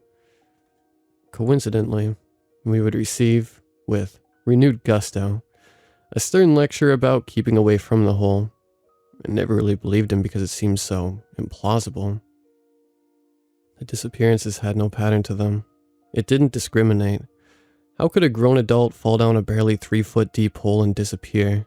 What would possess them to come into our garden? The hole wasn't visible from the road. I entertained his lectures and avoided the hole, mostly due to the ingrained rule rather than genuine belief. Often, I've wondered why our house, why our garden? There was nothing special about us or the land. No hidden mass graves or religious sites. It was just earth. That's all it should have been. Until my cousin came to live with us.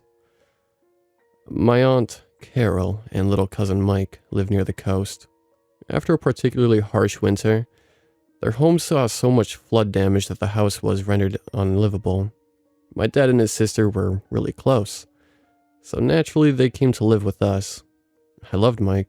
He was kind and funny.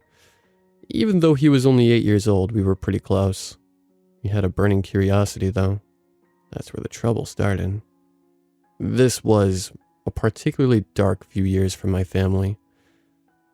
I only mention it in the hopes that if any of this starts to sound familiar, you'll do what we never did. Leave. It started really small. I would walk past his room and find him looking towards the window, mid-play, as if someone called his name. Then, standing up against the window, games abandoned. For longer and longer intervals, he would just stare. He would get extremely irritated if there was no adult around to supervise him when he was playing in the yard. I never counted, even though I considered myself an adult. The irritation wouldn't have disturbed my family as much if anger hadn't been an unusual emotion for him. But it was. Mike was so calm, very little ever bothered him. With Mike around, very little bothered anyone. So when he started scrunching his face with barely controlled anger and smashing his favorite toys against the floor, something began to sink in my stomach. If I had been a little older, if I had understood, maybe things would be different. He slept less, ate less. During playtime in the yard, he would creep closer towards the hole. Every time he was admonished for getting too close, the more distant he became. All of his hobbies were forgotten. He only talked and thought about that hole. My family acted unbothered, but I could feel the tension in the air. When he started asking questions, I would often hear the 5 of them talking in hushed tones in the kitchen. What was the hole? Why can't he play in it? He would be oh so careful, he promised. Why won't they let him in the hole? Why? Since they wouldn't answer his questions, he came to me.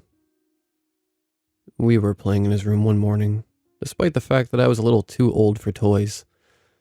I wanted to cheer him up, though honestly, I was unsettled by how much I missed him, and I had to remind myself that he was right here. Wasn't he? Why won't they let me play near the hole? Mike mumbled, half-heartedly dragging his dragon action figure across the carpet. I opened my mouth to say, I don't know, but held my tongue. This could be my chance to find out what was happening with Mike. So instead I asked, what made you interested in the hole? Tried to keep my voice as casual as I could, and sailed a small, plastic car across the air and let it crash on the floor in spectacular fashion, adding an explosion sound effect for good measure. Mike became fidgety, eyeing the slightly ajar door. He leaned in close and I was hit with an odd scent coming from him. Sickly sweet and slightly stale. Can I tell you a secret?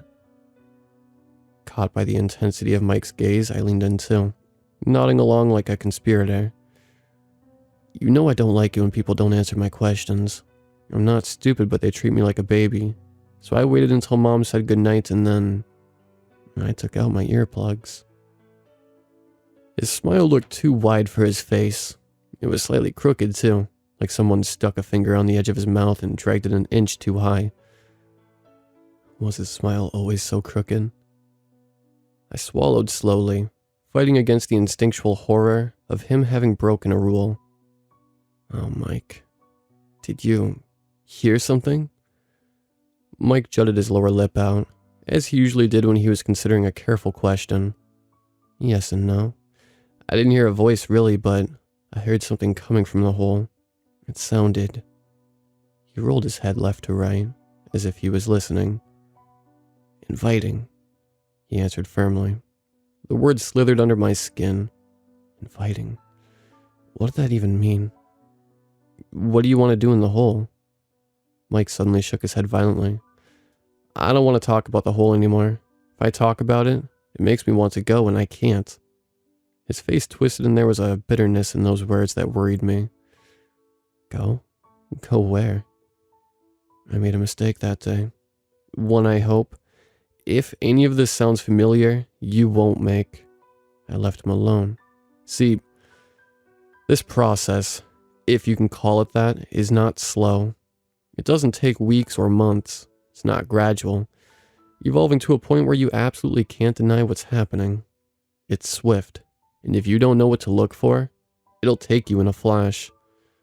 So yeah, I left him alone. Stupid. So stupid.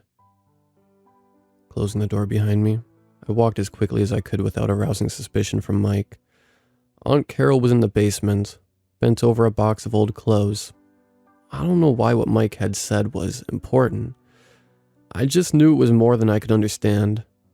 When she saw the look on my face, she froze, like she knew what I was going to say before I did.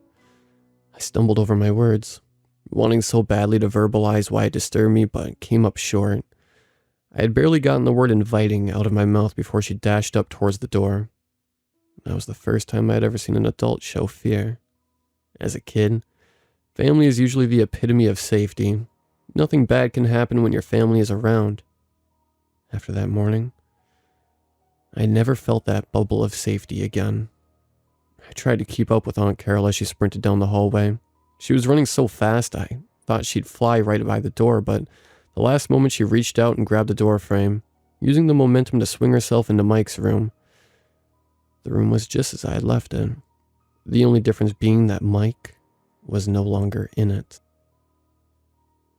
Aunt Carol gave a cry of such panic that my body rocked with it.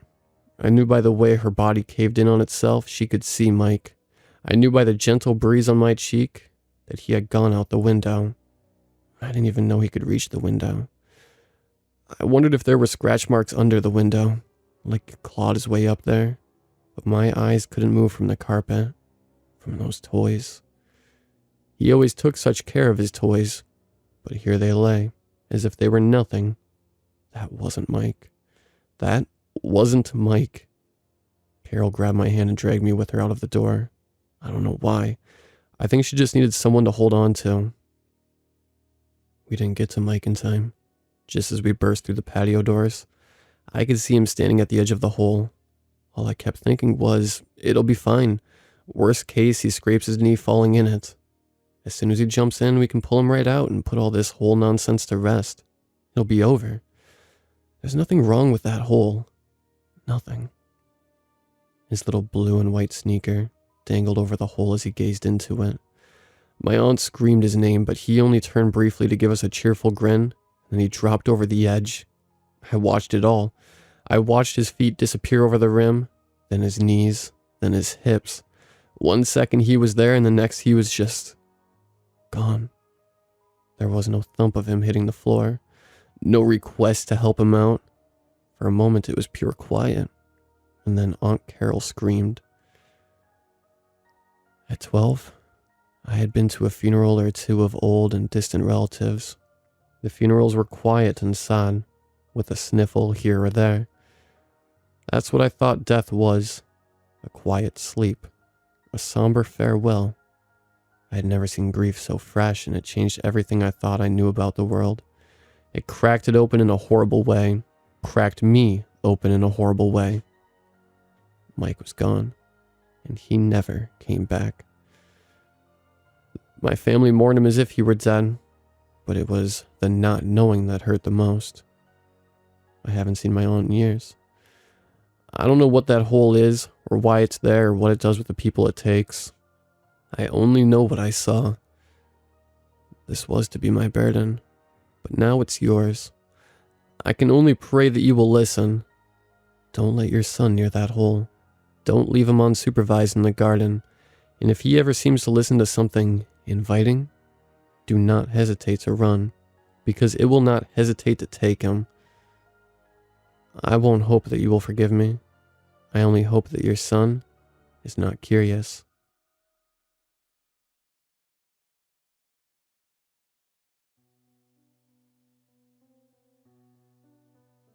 Nine rules for the night shift on Halloween night at the cemetery.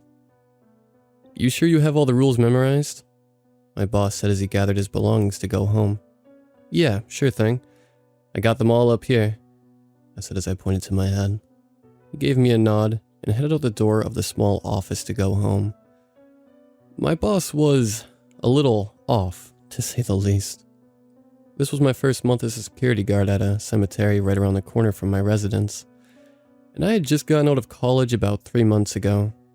The last month of shifts had been boring, sitting around, checking cameras, and doing rounds through the cemetery making sure nothing is out of order.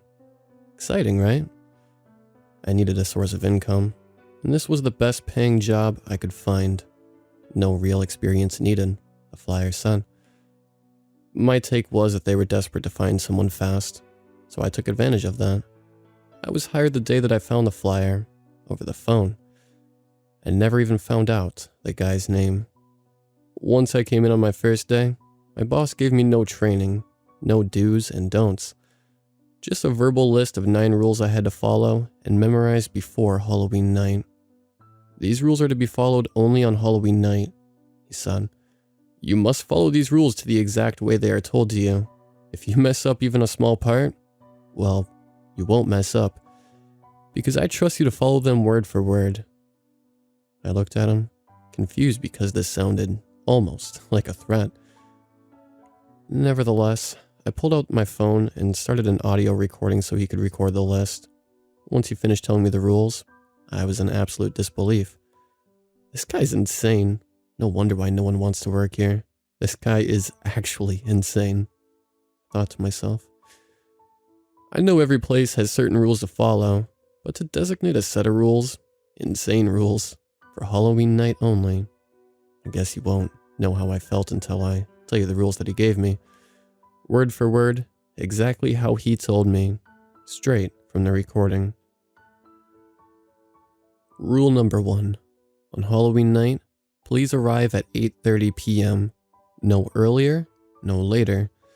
Do not walk in these doors until it reaches 8:30 for the love of God, please.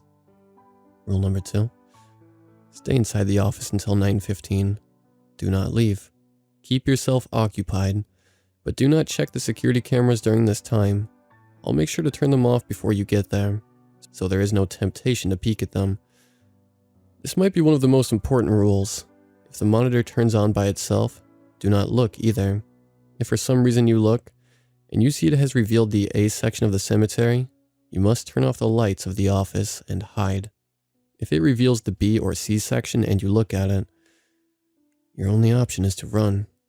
And good luck with this. To make this easier, just cover the monitor with a jacket or blanket, because you will not want to see what happens out there, this time on Halloween night. Rule number 3. After 9:15 strikes, you will have 30 seconds to get out of the office. Leave the door unlocked. It is possible you will pass an unnaturally tall figure with no facial features. This is not a Halloween costume, and you must tell him good evening, and look him right where his eyes would be. If he doesn't respond, continue on your way to patrol the cemetery. If he says nothing at all, you must stand completely still. Do not move a muscle. He might walk around you, but if you keep still until he's done, he should walk away with no problem. Go into the office and slam the door behind you. Rule number 4. You will make your way to Section A. Once you inspect Section A, you will realize the gravestone titled James R. Hackney is being dug up completely. This is not out of the ordinary. Do not, and I mean do not pay any attention to what is inside the 6-foot hole in the ground. You will not see the rest of your shift if you look down in that hole. Just keep walking to Section B and do not look back. Rule number 5. As soon as you cross the bridge from Section A to B, you will notice about a dozen shadow-like figures standing around in a circle around the big oak tree to the left of the bridge. Please listen closely to what I'm about to say. You must find the figure wearing the black top hat. You will walk up behind him and ask, "Am I clear?" If you hear a voice from inside your head say, "Continue," then you can carry on to Section B. If you don't hear anything, you must wait. You can look over to the section at this time, but I recommend keeping your eyes down. Trust me, there will be no physical harm to you if you look, but I can't promise you will be emotionally intact after looking. Rule number 6. Once you get the go-ahead, continue on to Section B. You may walk around and do what you would normally do every night here. The only catch is, you must stay in this section until 10. It should be 9:30 to 9:45 by now, so you won't have to wait long. After the time crosses 10, continue on. Rule number 7. After walking out of Section B, you will notice a strange temperature change and lighting change. The time will have jumped to 2 a.m. after crossing. Do not panic, and please do not answer your phone. Your phone will be ringing constantly. As soon as it starts ringing, you will stand still and not move until it stops. It will be calls from your mother, father, siblings, girlfriend, boyfriend, anything you can think of. You must not answer these calls. It is not actually them calling. It is in fact the man that you saw earlier, the one with no facial features. He is trying to lure you back to the office. You must stay away from that office until I tell you to go back. Your phone will stop ringing after about a half hour, which leaves you at around 2:30 a.m. You can continue on at this point. Rule number 8. You will notice another time jump. This one 2 more hours from 2:30 to 4:30. If the time still says 2:30 after the calls stop, you're in trouble. Unfortunately, there is nothing you can do here. You messed up a step at some point if you end up here. You can finally finish your inspection of Section C. You must be prepared for a woman covered in blood to run up to you begging for help. She'll be asking you where her baby is, and if you can come fast to help her, do not be startled, no matter how loud she yells. Tell her you will meet her outside the cemetery in 10 minutes. For her to wait there, she will run off in the opposite direction, and that's how you know you succeeded. There will be a lot of towels and rags all over the ground covered in blood around Section C. This is the only maintenance you will have to do. Just pick them up and dispose of them in the waste bin closest to you. Rule number 9. After completing this final task, you must run back to your office. Do not look anywhere but ahead of you. You will see figures everywhere. You will hear your name being called from voices that you think you recognize. Just keep running. Once you reach the office, you will see the faceless man leaving the office building. It should be 5 a.m. at this point. He will stop you and either say, "Good work," and nod at you, and you will slowly walk into the office and close the door for the remainder of the shift. You can check the cameras, sit down, and go on with your shift until I come inside to start my shift. Or he will say, "Come with me." If he says come with me, you will run and lock yourself in the office. Do not fall for his calm, monotone voice. He is anything but calm if you mess up. Do not let him in, and wait for him to stop banging on the door. Once this stops, cover your eyes for the last hour of your shift. Do not look around until you hear 3 knocks on the door. This will be me to relieve you of your shift. You won't be called in for a few weeks to come to terms with what you have seen, and you will be paid a handsome amount of money for your duties. Now that you have listened to the rules as well, I hope you can understand my initial suspicion and why I was so baffled. I thought this was a joke until I finished my shift. After I arrived at 8:30, my boss left and I decided I was going to just follow the rules given to me, to humble him and be a good sport of the prank. I didn't check the cameras, and I headed out the door. After going outside, the brisk fall air hit me as I saw a tall man walking up to me. I looked at him, and he was actually faceless. It looked so real and kind of gave me the creeps. I almost forgot to tell him good evening. He looked at me, well, I think he did, and continued on through the door. I shivered a little as I headed on straight to Section A. I arrived at the entrance, and I searched for James R. Hackney's grave, a grave I always saw, as it was the biggest one there. To my disbelief, it was actually being dug up. I felt sick to my stomach that they would go this far to scare me, so I hurried past the grave as a wave of uneasiness came over me. This can't be real, I reassured myself as I headed across the bridge to Section B. I scanned for the oak tree, and when I finally found it, I noticed the figures my boss warned me about. I instantly spotted the one with the top hat. I unsteadily scurried over to him and asked, "Am I clear?" No answer.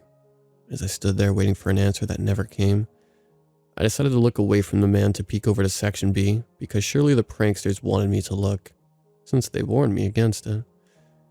I froze and felt pins and needles in my hands as I saw myself standing there in the distance.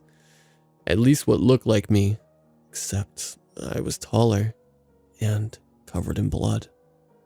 As the figure that presumably was me stared back, it let out a screech and started running towards me. I was startled and absolutely mortified by this and turned around to run. I looked back, and as it reached its arms out, it completely vanished. As soon as it vanished, I heard a voice from within my head say, "Continue." At this point, I had a million thoughts running through my head as I started to realize whatever was happening was somehow impossibly real, and I felt my mind switch from confused to defensive. I inspected the area until 10 p.m., constantly looking over my shoulder, checked my phone and saw it was time to move to Section 3. I felt exactly what I was told, a temperature change, and saw the surroundings get just a little bit darker. It was noticeably colder. No way. I told myself as I reached for my phone, which displayed 2 a.m. Before I could form another thought, my phone rang right on cue and stopped dead in my tracks. "Dad," the phone displayed. I stared back at the phone. As I looked at those 3 letters, I never knew my dad, and definitely never had him saved in my phone. I felt a tear form in my eye, because this was a very sensitive topic to me. I let it ring as I got lost in a trance of thinking about how on earth any of this was even possible. The ringing finally stopped, and I let out a sigh of relief. I remembered the next rule about the time, and opened my phone again. 2:30. I kept moving on with some stray tears in my eyes, watching my phone turn from 2:30 to 4:30. This was a relief to me, because now that I knew this was somehow real, I realized I have done all the steps right to this so far. As I started inspecting Section 3 with cold fingers and numb toes, I heard screaming. Naturally, this scared the hell out of me, and I jumped out of my shoes. I snapped my head around to a blood-covered woman screaming, "My baby! I can't find my baby!" I told her, after a bit of hesitation, I told her to meet me at the entrance of the cemetery in 10 minutes. She nodded and ran off, and I noticed a ton of blood-covered rags all over the ground. Shaken up by her screams, I slowly picked up the rags, threw them out. I looked around and ran back to the office. The whole run I didn't see anyone and didn't hear anything, which was weird because my boss said otherwise. Count my blessings here though, and find myself in front of the office finally. The man was leaving. This time I looked at him in complete terror as he turned my way and said, "Come with me." I wasted no time running past him, into the office and slamming the door behind me. What did I mess up? I yelled over the sound of banging on the door as I pulled a jacket over my head. I shivered in fear for the entire hour until I heard 3 knocks on the door. I shot up, threw the door open to reveal my boss and yelled, "What the hell did you just put me through?" I was mad, although relieved to see him, who looked a lot more colorful and lifelike than he has in the past. He looked at me and smiled. "Go home, kid. Get your sleep. I yelled back. No, I want answers. You cannot just tell me to go after the night I just had. He looked at me and said, You took care of my cemetery, kid. I thank you for that. He held out his hand for a handshake. The name's James Randall Hackney, and I've been dead for 200 years. Every Halloween, I leave the cemetery and recharge so my physical body does not perish. You covered me last night, and I thank you for that. It didn't take me long to recognize his name. It's the same one on the gravestone that was dug up. I stared back at him, mouth wide open, speechless. I walked out of that door, packed my house up, and never came back to this town again.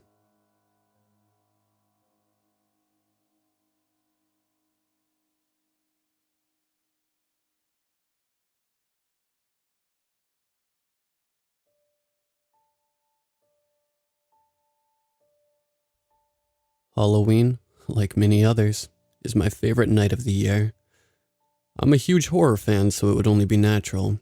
The vibe, the atmosphere, and trick-or-treating. The last one would be better if I weren't 20, but that doesn't stop me from going out on Halloween night with my nieces and nephews. I'm a tall kid, what can I say? There isn't a full-grown man under this full-body costume. No, not me. I just eat my vegetables. In all seriousness, I don't mind being the one stuck with the responsibility. Might as well get some free candy while I'm at it. Can you blame me? What does stop me from trick-or-treating? Oh, I don't know. Maybe a worldwide pandemic? Like many others, I've been stuck in my house for the majority of the year. I live alone in a 1-story, 2-bedroom, 1-bath house with an unfinished basement. Nothing special, but plenty for me. Layout isn't super important, but for visualization purposes, the front door opens into the living room. To the left is the door for the kitchen, which has the stairs for the basement in it. Main bedroom door is on the back right side of the living room. On the left back side of the living room is a hallway that has the bathroom at the far end on the left, back door straight ahead, and another door on the right for the smaller bedroom. Modern home, but again, nothing special.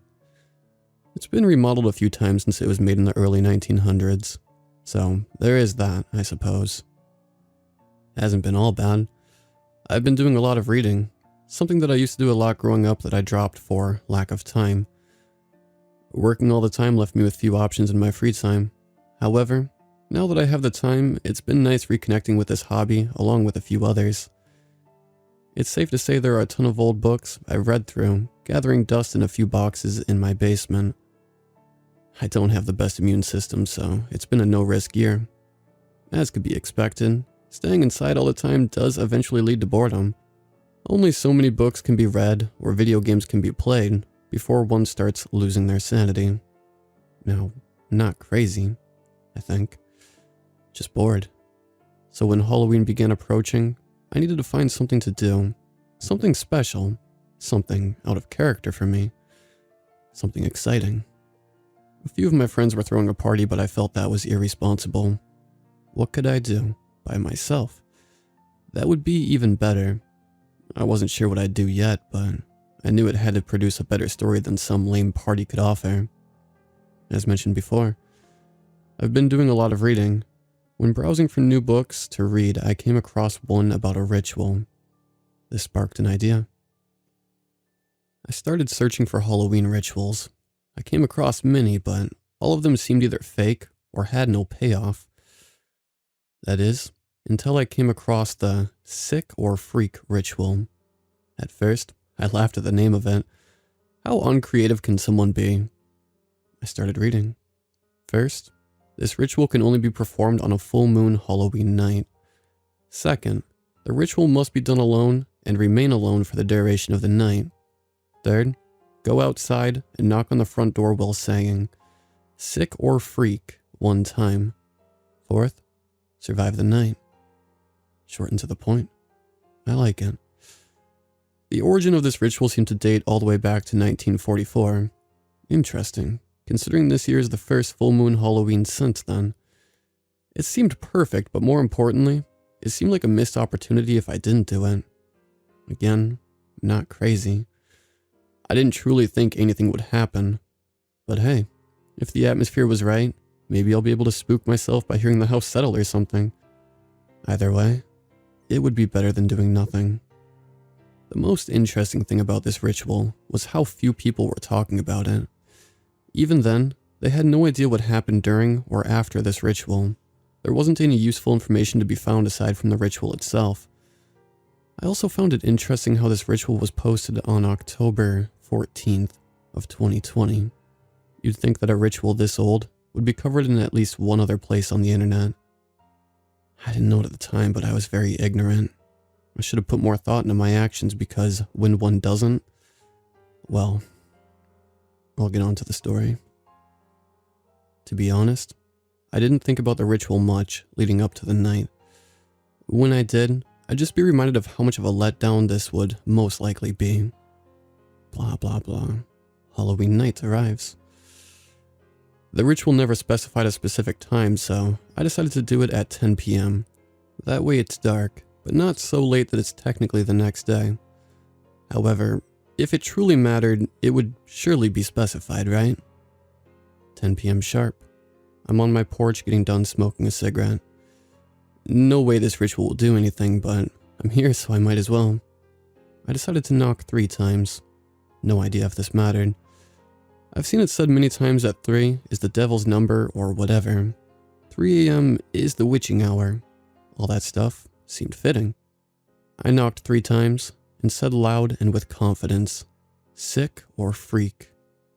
Yeah, it was the cliche, nothing happened. I went inside and even though this is what I expected, felt let down. I sat down on the couch and flipped on the TV. Friday the 13th part 1 was on, so I decided why not. Not what I was hoping the night would be, but whatever. About halfway through the movie, it dawned on me that I didn't even get snacks. Going to get some snacks, I was hoping for a strange noise. Something, anything. But no. I popped some popcorn and took my seat once again. The movie finished and A Nightmare on Elm Street started.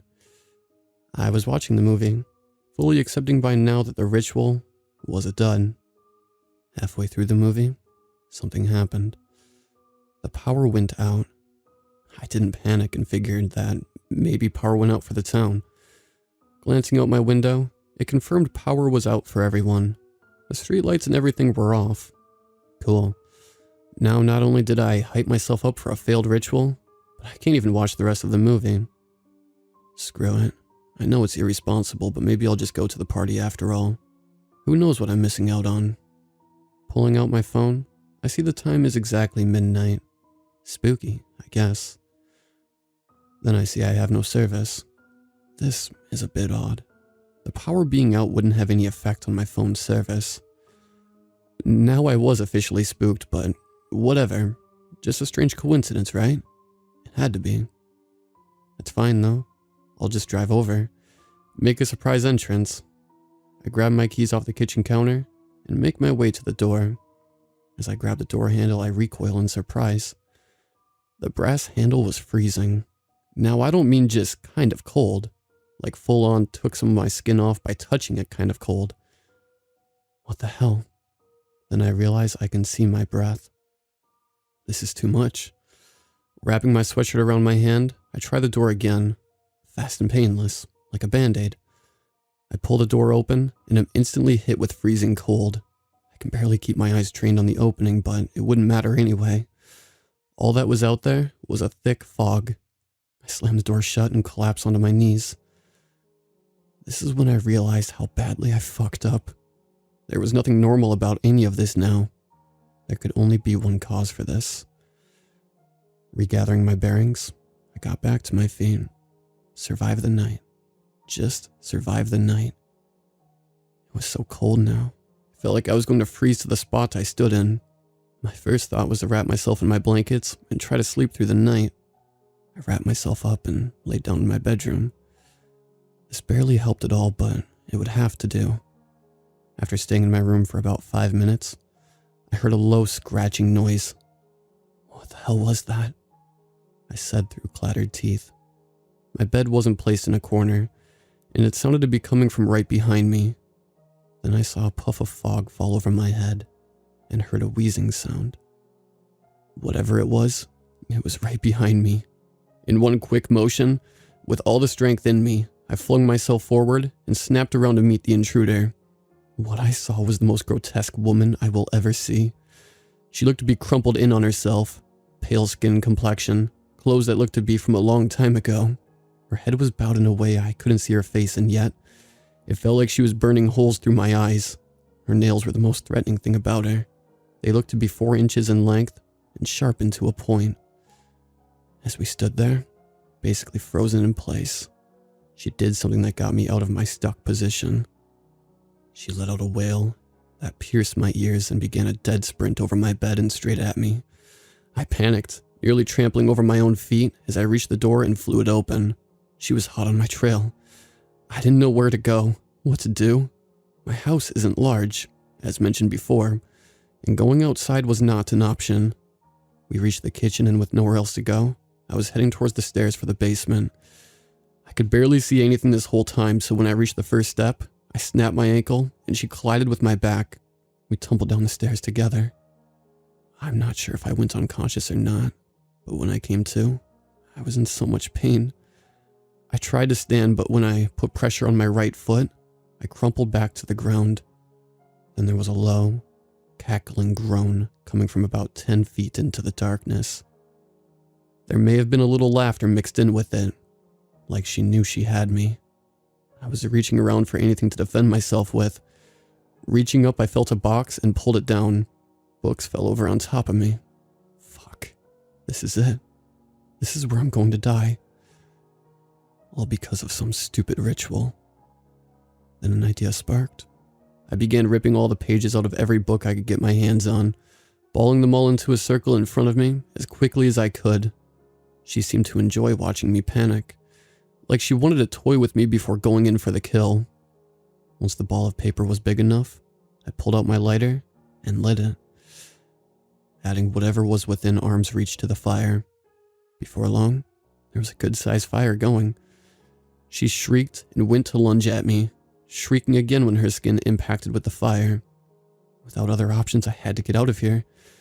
I reached up for the railing of the stairs and began dragging myself up. About halfway, it began looking like there was hope. She was still screaming. Suddenly, a flame-engulfed hand shot out and grabbed my bad leg. I kicked and kicked, eventually knocking her loose and dragged myself the rest of the way up. About halfway across the kitchen floor, I fainted. The warmth on my stomach, feeling good. I awoke to a woman shaking me, asking if I was okay. My instant reaction was to try and get away, until I was lucid enough to realize she was trying to help. She asked me to stay put, and I did just that. Roughly 5 minutes later, a couple officers came in and placed me in handcuffs. Why am I being arrested? I yelled at them, beginning to get physical with them. They began carrying me out of the house. When we reached the front door, I instantly noticed something concerning. All of the cars looked to be from a time of the past, 30s or 40s if I had to guess. What's happening? I screamed aloud, but no one would answer me. I was treated for my wounds at a hospital I didn't recognize. Charges were ultimately dropped. Apparently, I broke into someone's house on Halloween night. That didn't sound right. That was my house. How could I break into something I own? And who was that woman? They placed me in a psych ward because I kept asking what the date was and insisting that was my home. The following morning, I took my crutches and grabbed a seat in the common area. A newspaper was brought out on the table. The date was November 1st, 1944. It's been a year since then. I'm still stuck in the past. My advice for anyone out there would be to not do strange rituals you know nothing about, or any rituals for that matter. I'm doing well for myself and have managed to start a new life for myself. I miss my family. I miss my friends. I'm going to write this experience down in a notepad and bury it under my new, old house and hope it is never found. I just need to get it out of my head. It's like therapy for me. If anyone ever finds it, please burn it. Don't post it anywhere. I don't want some poor idiot to discover this ritual and perform it for themselves.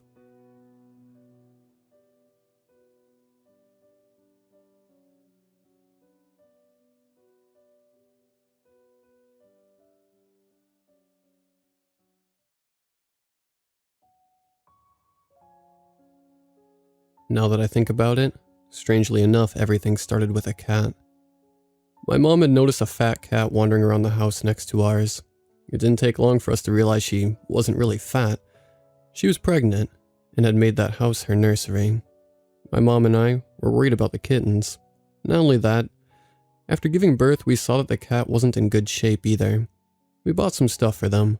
Food, some treats, a couple of toys, bowls, etc. And called the house owner to ask if we could go and take care of them, and he gladly agreed. We meet him the next day, so we could discuss the situation. Nobody was living in the house for now. His son used to live there, but because of some problems with drugs, he was in rehab for the moment. The house was fully furnished, but it had been collecting dust, and now, cat poop, probably. So the man was grateful we could tidy the place up a bit, while we took care of the cats. We agreed, and he handed us the key. "Oh, before I forget," he said before leaving. "There's a bedroom on the ground floor of the house. My son's belongings are in there, so that room is off limits, okay?" He gave my mom and I a look, silently telling me, "Do you understand?" I smiled, only thinking about the cats. Some time had passed. The cats were growing strong, and I had gotten myself familiar with the house. The bedroom upstairs had turned into my hiding spot. I had bought some snacks, old pillows and blankets, some toiletries, books, and I don't know what more. At home I had to share my bedroom with my brother. We used to make noise 24/7, so it was nice to have a place where I could be alone in silence. The house wasn't super big, but it was spacious enough. The cats had claimed the laundry room, and basically the kitchen with it. The room I spent most of the time was in the upper floor, and had a toilet right next to it. The living room was nice, but it was too close to the off-limits room, and that made me uncomfortable. The door of that room matched all the others, but for some reason, felt off. Like it didn't belong there.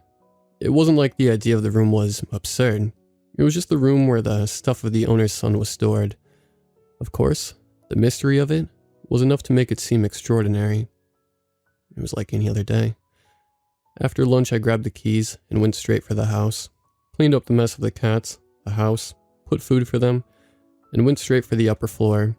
I threw myself against the soft mattress and took my time getting comfy, grabbing a book when I was done. I could hear the cats downstairs, the cars on the street, and some birds chirping. The sun made the room warm, but not unbearably hot. It was such a nice day. I ended up napping. It was the perfect weather for a good afternoon sleep session. When I woke up, it was already nighttime. It must have been around 7 or 8 p.m. I cursed, thinking my mom was probably freaking out by now. She was used to me being away for most of the afternoon, but by the end of it, I was always home, hungry and asking for food. Shit. She was going to kill me. I got up in a hurry and dashed downstairs, going straight for the door, but it wouldn't budge. Did I lock it when I came here earlier?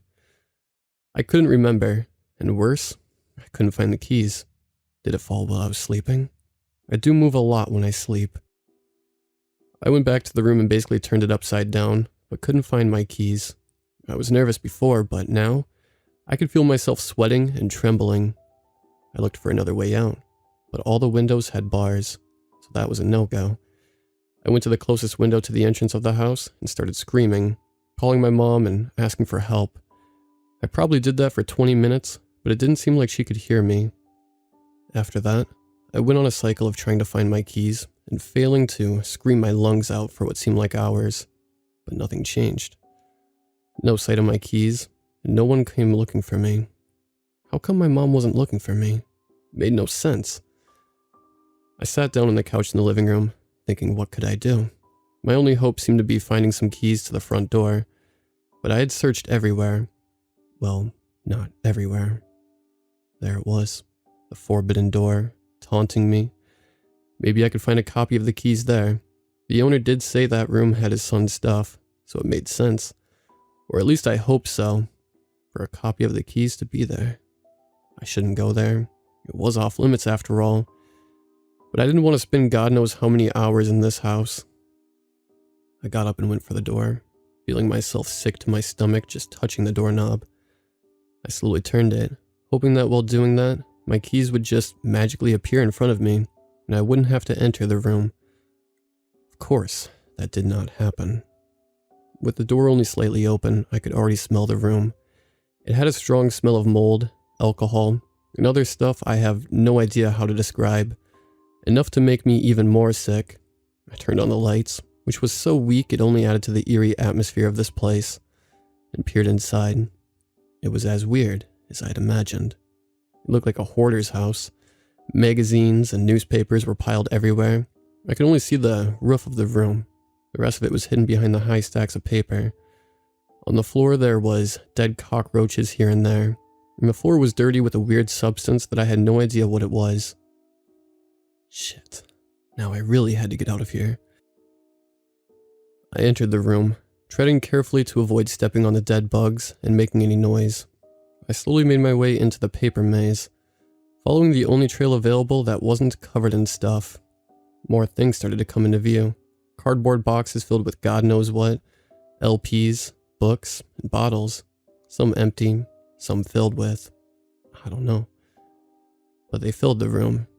Finally, I saw something that looked like a desk. It was probably an antique desk. The red wood looking a bit dull and covered with dust. On top of it was a collection of bottles, like the others on the floor. I could recognize the label on some, lots of different types of alcohol.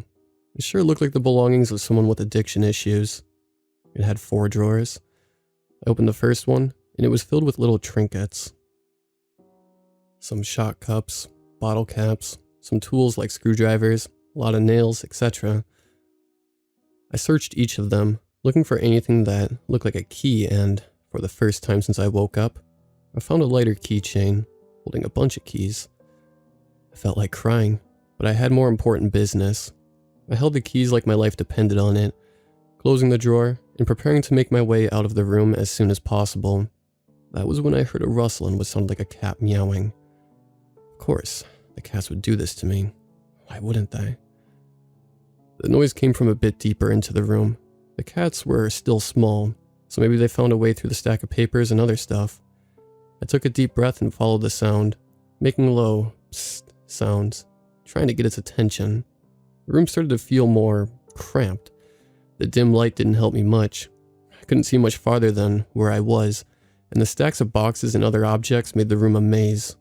This bedroom seemed bigger than the whole house. Maybe it was. Who knows? When I started to give up, I found the cat. The small black fur ball looked at me, and I breathed in relief, reaching for it when it hissed, running away from me. I followed it even deeper into the room, reaching probably the end of it, and finally close enough to catch it. Unfortunately, the cat was the last thing on my mind. There was a bed there, surrounded by papers and bottles scattered everywhere on it. Next to all this mess was something, I don't know. It was curled on the edge of the bed. Its hair was a tangled mess, covering most of its body, but the little of it I could see was unsettling. It had dark yellowed skin that clung to its bones. It looked so skinny, like a mummy. It looked like it was leaking some type of goopy, the same I could see inside some bottles and on the floor. And it smelled like a mixture of mold and shit. I held my breath. I couldn't stop looking at it. Was it even alive? It could be. I don't know. A doll or something? But what about the goop? What even was it? How could it smell so bad? What the fuck? My body slowly started to move again. 1 step back, 2, then 3. The thing didn't seem to move, but as I made my way back, I could see it. Breath. It was alive, and hopefully I didn't wake it up or anything like that. When I couldn't see it anymore and was back to the maze, I rushed out of the room, still trying to not make any noise, but honestly, screw that. I wasn't spending any more time inside this house. Fuck this house. Fuck that room. Fuck the cats even. I was standing before the entrance door, trying to stop shaking my hand so I could grab at least 1 key, and try it in the keyhole. There were so many keys. Who thought this was a good idea? I probably tried 3 keys before I found the right one. but when I put it inside the keyhole, I felt it. A shallow breathing behind me, light steps in my direction, the putrid smell getting stronger. I froze up. I couldn't move. There was a large, bony hand on my shoulder, the skin so dry and rough it felt like leather. It gripped me. If I couldn't move before, I definitely couldn't move now. Slowly I could feel something touching my back, my shoulder, my neck. It was its hair, its face getting closer to mine. I could feel the grease on its hair against my face, the smell of oil, sweat, and mold making me sick. Don't, it said, its mouth practically against my ear, the hot breath making me tear up as I prayed for God to help me. Its other hand reached for mine, the one holding the key, ready to turn it but too scared to. I could see it so much clearer now. The skin looked like a sick mosaic of patches of skin, pale against bruised skin. It was so dry I could hear it crack and clung sickly to the bone, and I was sure there was no meat under it. I gulped, trying not to vomit. Ever. It held my hand and I shivered. Oh my God, I was going to die. It was going to lock me up in this house and kill me. Touch my... It started to turn the key, slowly opening the door. Stuff again. It let go of my hand. The door unlocked now. It was holding my shoulder, its face starting to get closer, and I could see a bit of it. Since most of it was covered with its hair, its eyes looked directly into mine. They were a deep shade of gray. They seemed dull, with no life in them. I could see my reflection as he peered into my soul, my face pale and beads of sweat dripping down. Okay? He whispered, the smell of his breath turning my stomach even more. It took some time, but eventually, I felt it letting me go. I could only move when I heard the sounds of the door behind me closing. Like being released from a spell, I could finally go home. Strangely enough, it didn't pass much time. When I got home, it was still 7 p.m., and my mom didn't look a bit worried. I tried to explain to her what happened, but of course she didn't believe me. Worse than that, she was mad I had meddled with the off-limits room. Since I refused to go back in the house, she took charge of the cats. She also brought the stuff I had left there back home, and I threw most of it away. I was having a hard time sleeping, thinking about the thing back there. Sometimes I thought I had hallucinated the whole thing, but then I would look at the keys, and it didn't seem so crazy anymore. One day, the owner of the house appeared to make a visit. My mom and him talked happily about the cats. Most of them had found a home already, and my mom had decided to keep the mother. So, I heard you entered the room, the man said, a moment after my mom had left to go fetch more coffee. Yeah. Did you take anything? His voice was low and soft, like he was sharing a secret. No, I lied. Good. You see, my son is really zealous with this stuff, so I got a bit worried. He wouldn't like the idea of finding something missing when he comes back. I gulped nervously. One more thing before I forget. He said to give you something. Here. The owner then handed me the keys. My keys. You gotta be more careful with your stuff, he said with a smile. As soon as the owner left, I went and threw the keys I had found on the table at the house. The last thing I wanted was someone looking for them.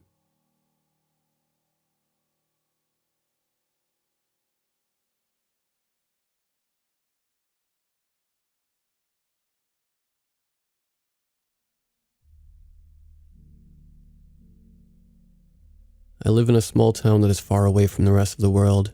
We sit on the gray, quiet coast of an oft-forgotten sea. We see few travelers, and anyone born here with any sort of ambition tends to leave quickly. My town is not the place where dreams can grow. It is a quiet, lonely place supported by a meager fishing industry and little else. Make no mistake, it's not a particularly unhappy place. Those of us who choose to stay have built lives for ourselves. Our community is strong and tight-knit, but I hold no illusions of our town as anything other than what it is, a quiet, unassuming fishing port. There's only one resident we have that anyone might have heard of, and that would be the late Olaf Bolstad. He has the patriarch of one of the oldest and most powerful families in our town. His was the greatest of the small fishing companies that dominated our little town, and up until his death 40 years ago, he lived in the Bolstad house, just outside of town. The Bolstad house was a large and beautiful mansion. Olaf's grandfather, a man by the name of Edvin Bolstad, had supposedly built it for his family generations ago.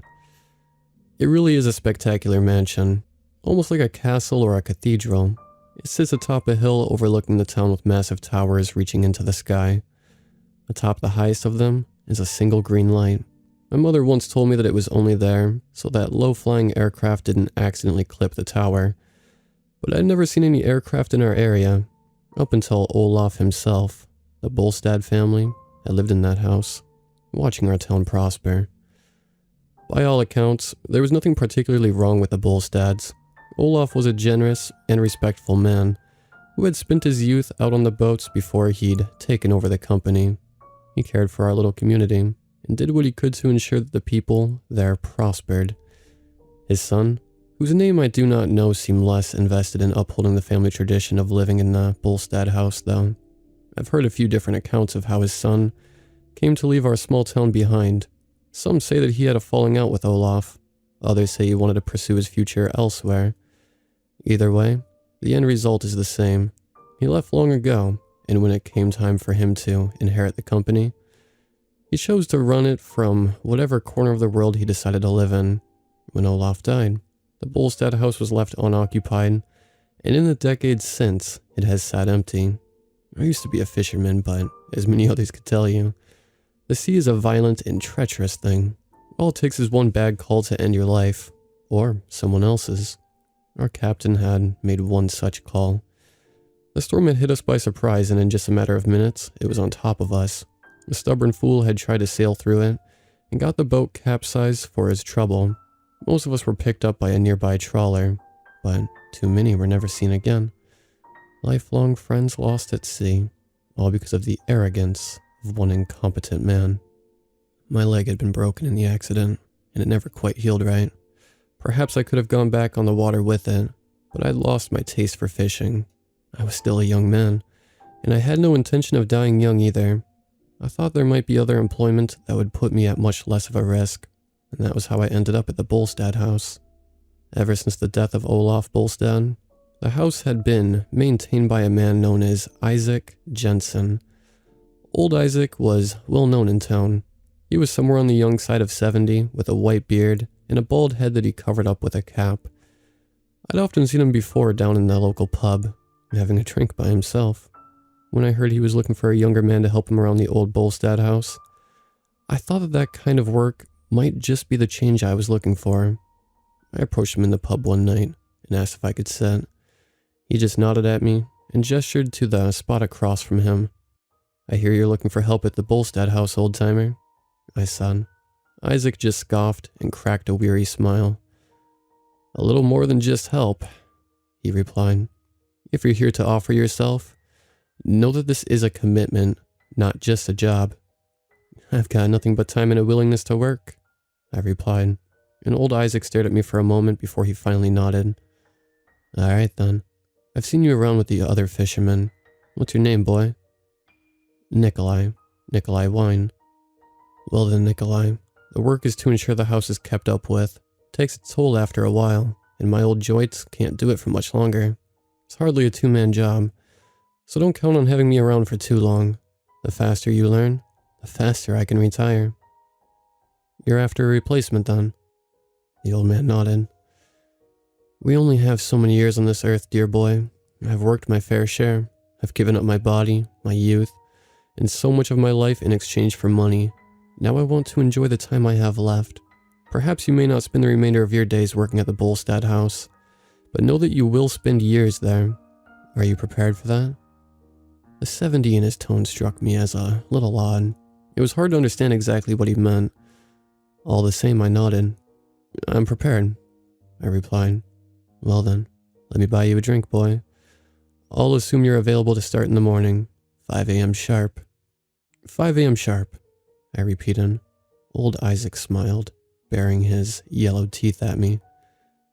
"Attaboy."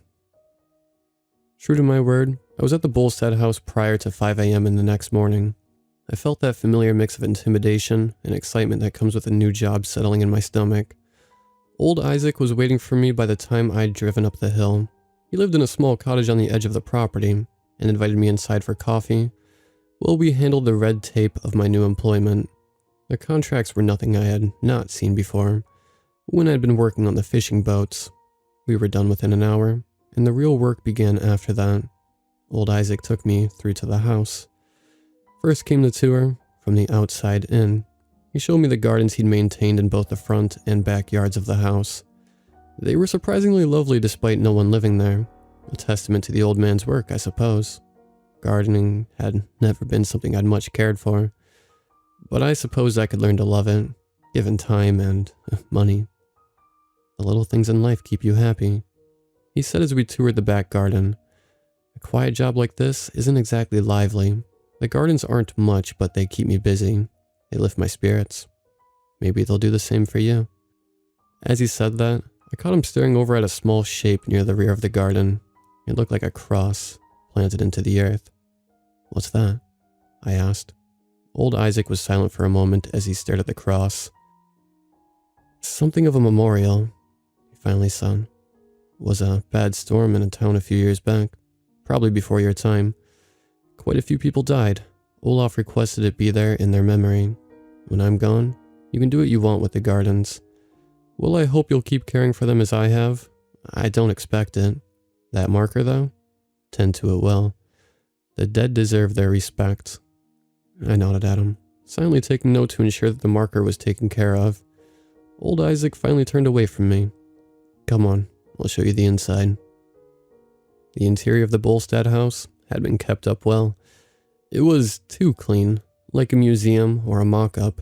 It was clear that no one had lived there in decades, but old Isaac had at least ensured it looked livable. The beds were made with reasonably fresh linens. The marble floor was mopped. Everything was dusted. The place was spotless. It may be that young Mr. Bolstad will never come back here, but for what the man pays, he deserves to come back to a clean house. So long as you keep the place tidy, it will be easy enough to maintain. I've spent more of my days out in the garden or tending the lawn than in here. I'll pass through once a week or so, never more than that. It's a shame such a lovely house is sitting unused, I said. Did Mr. Bolstad ever mention selling it? Selling it? Isaac repeated. He scoffed. I doubt the boy would. This house belongs to the Bolstad family. It is the responsibility of the Bolstad family. They won't sell it. I can promise you that much. I'll take you up to the tower next. It's the most important room in the house. Follow me. The old man gestured for me to follow and led me to a set of stairs on the second floor. They led upwards in a spiral shape and into a small, round room with green-tinted glass walls. There was barely room for both of us up there, and it stank of oil and smoke. This would be the tower, Isaac said, a hint of reverence in his voice.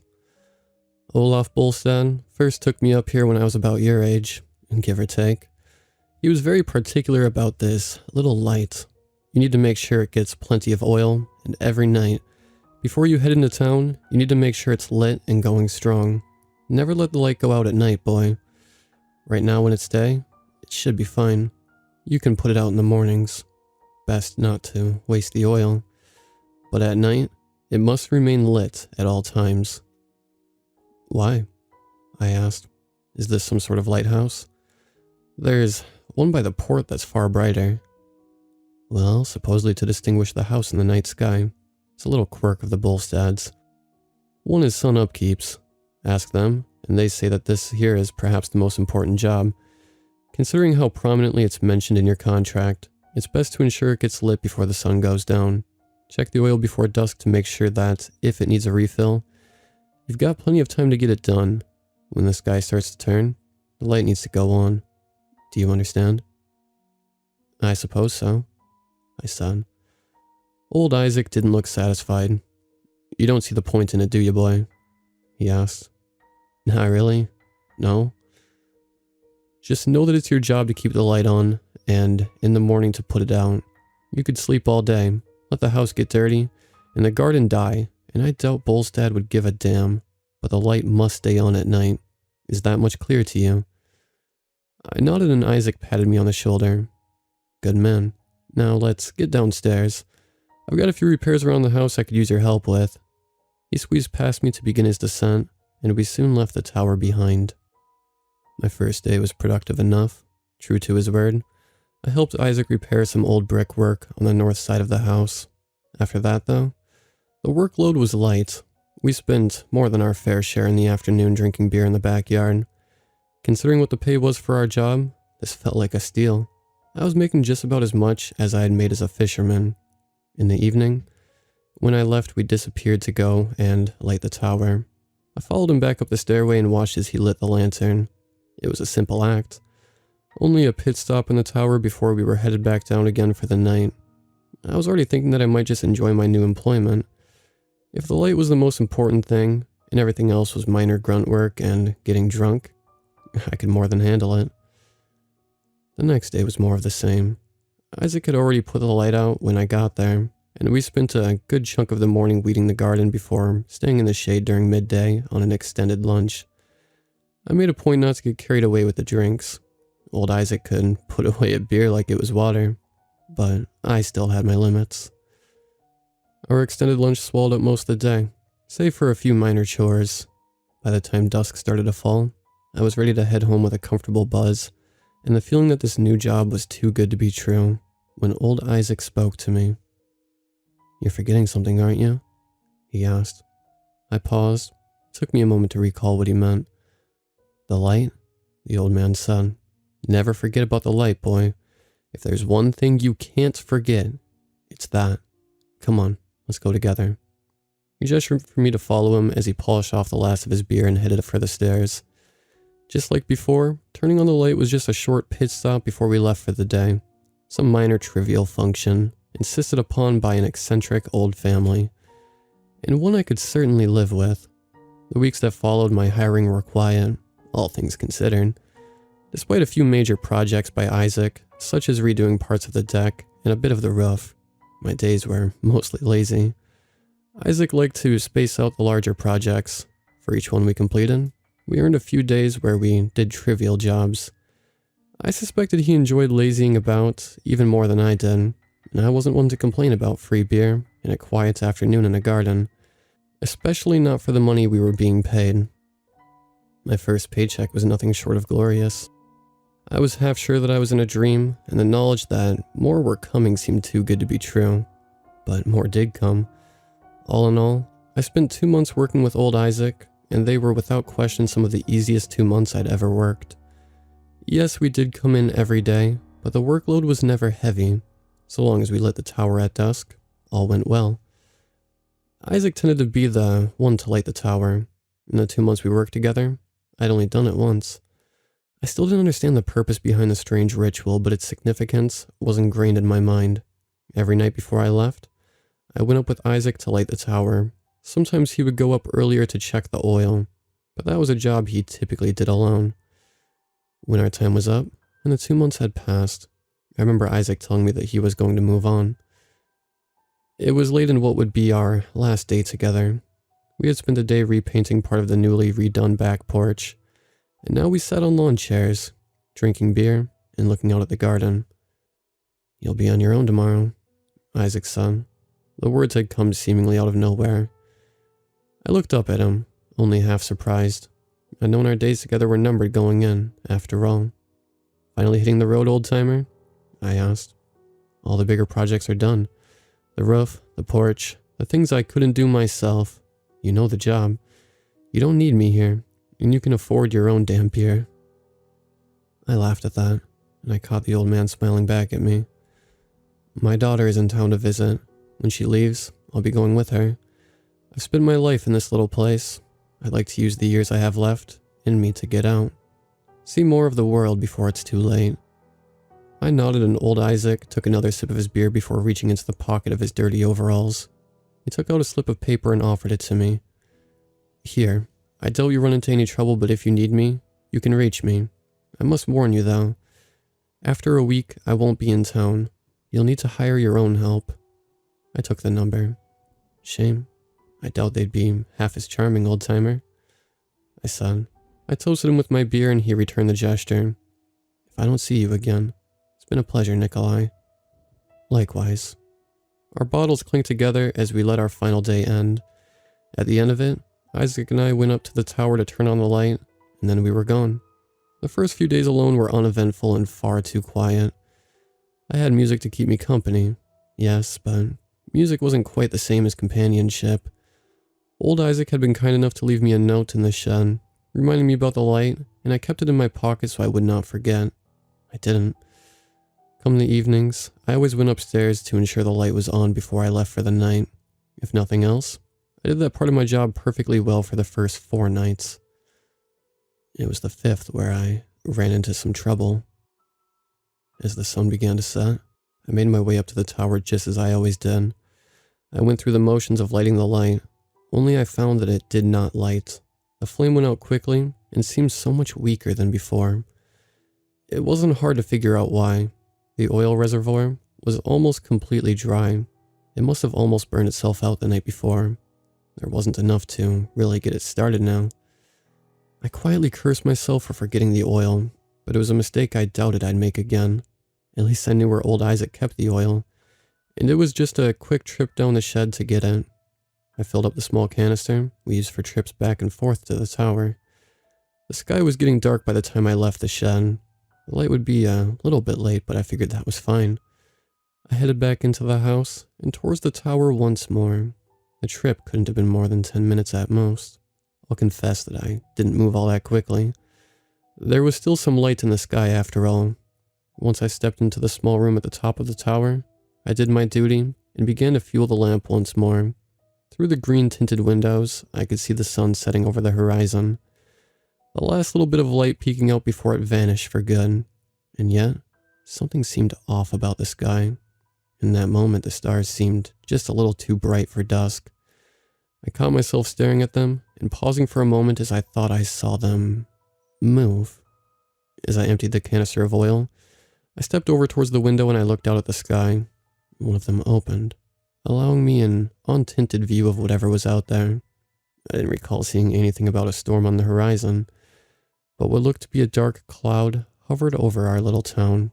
It was far different than any cloud I'd ever seen before, though. Its texture was wrong, like churning water. It was odd that I could see stars through that cloud cover as well. It was arguably too early to see stars that bright, and the cloud cover was too thick. I could hear a dull ringing in my ears, and I swear I thought the cloud cover was getting lower. Something was wrong, but just what? I could not quite say. The infinite stars amongst the dark cloud seemed to fade in and out.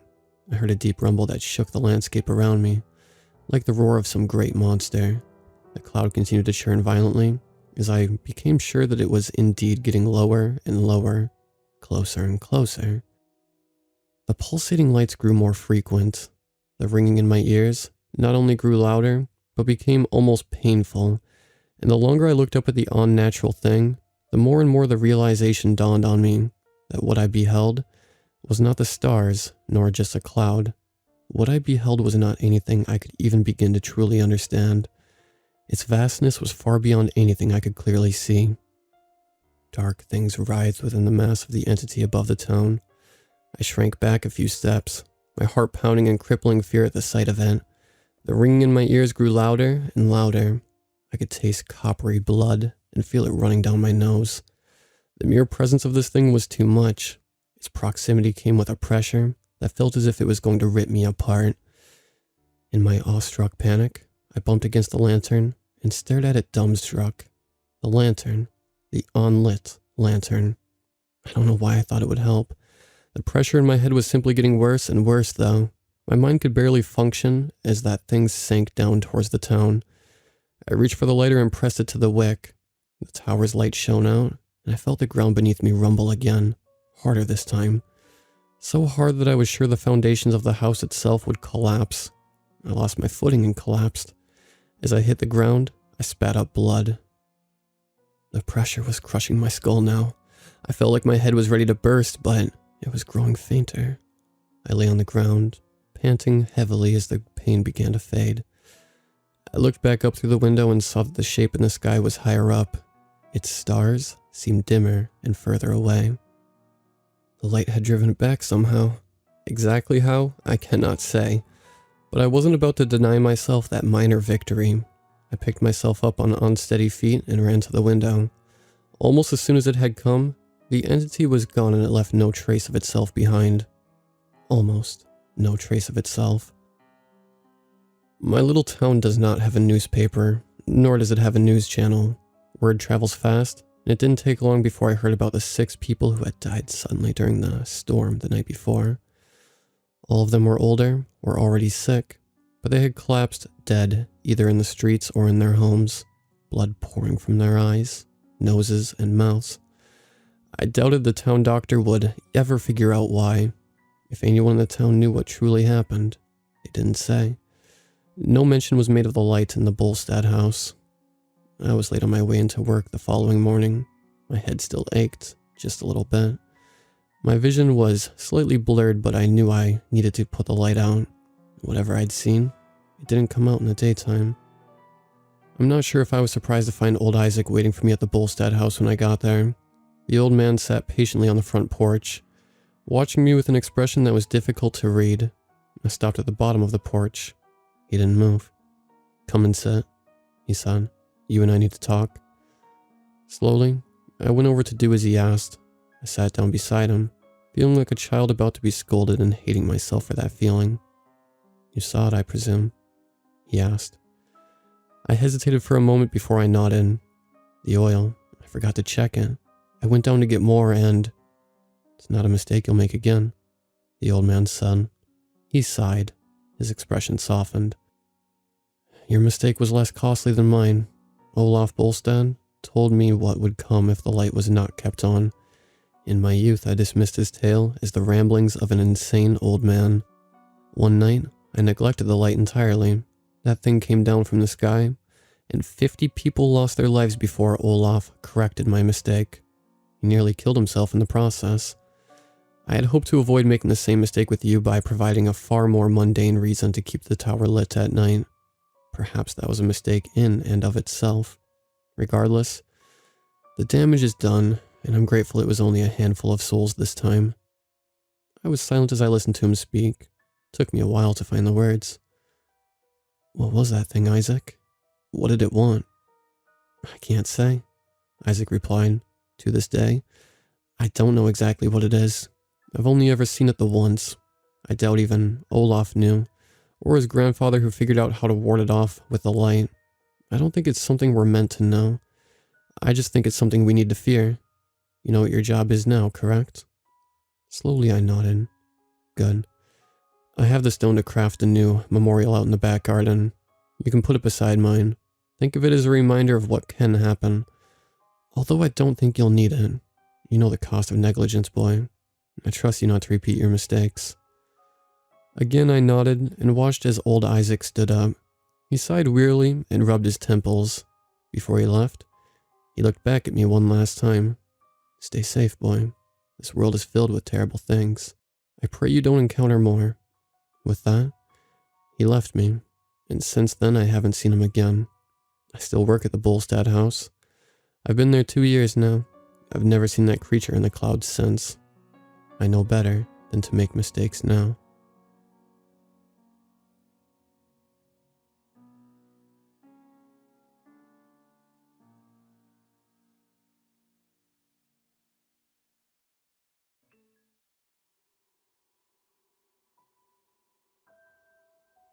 I'm a plumber by trade. I'm based out of Big City, Texas, but I've always been willing to service the smaller communities out in the middle of nowhere. My mother raised me to help those in need, and a lot of these small towns have a tough time getting basic services like plumbing and electric work done due to their isolation. It was on a job a few years back, heading for Nowhere, Texas, that I experienced something that still haunts me. I got a call for work out in this town that was easily 200 miles away. I didn't even question the distance. The only issue was that the work needed to be done before the place opened up for business next day. Rather than leave at an ungodly hour, I chose to leave that evening and find a motel to crash at for the night. I had driven nearly the full distance when a storm hit, and it hit hard. The last sign I had passed said Nowhere was still 10 miles away. 10 miles on a dry day would have been no problem, but I was stuck in a monsoon. I slowed my truck to a crawl and putted along the highway. After about 15 minutes, I noticed a light coming up on the right. It wasn't more than 20 or 30 feet from the road. I strained my eyes and realized there was a building standing there. The light came from the porch and seemed to be inviting me over. Not wanting to be out in this weather any longer, I pulled off and parked in front of the building. As I got out into the rain, I noticed that the building was a large house. It looked old too, like something from the Old West. The second thing I noticed was I wasn't alone. There was another truck parked in front of the house. Apparently, I wasn't the only one seeking shelter. I walked up to the porch, finding a respite from the rain. I raised my hand to knock, only to have the door creak open. An old Asian man stuck his face out, smiling with a mouth only half full of teeth. Looking for a room? I blinked a few times, unsure how he knew. The old man knocked on the front of the door, drawing my attention to it. In faded lettering, it said, "In." I couldn't believe my luck. "Yeah, I'm looking to get out of the storm." The old man stepped back. "Of course, come on in." I walked inside and let out a sigh as the storm was muffled. I looked around the entry.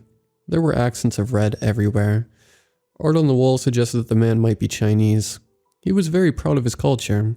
The house might have an Old West vibe on the outside, but the inside felt much more like the villas I'd seen in martial arts films.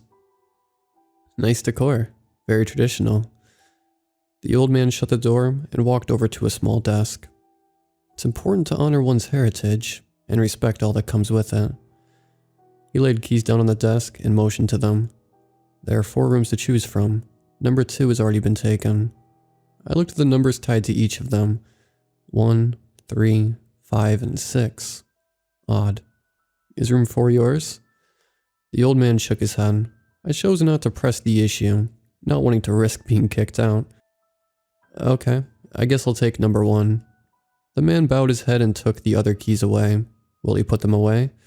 I pulled out my wallet. How much do I owe you? The man looked up and shook his head. You are my guest. But if you are going to stay the night, you must follow the rule.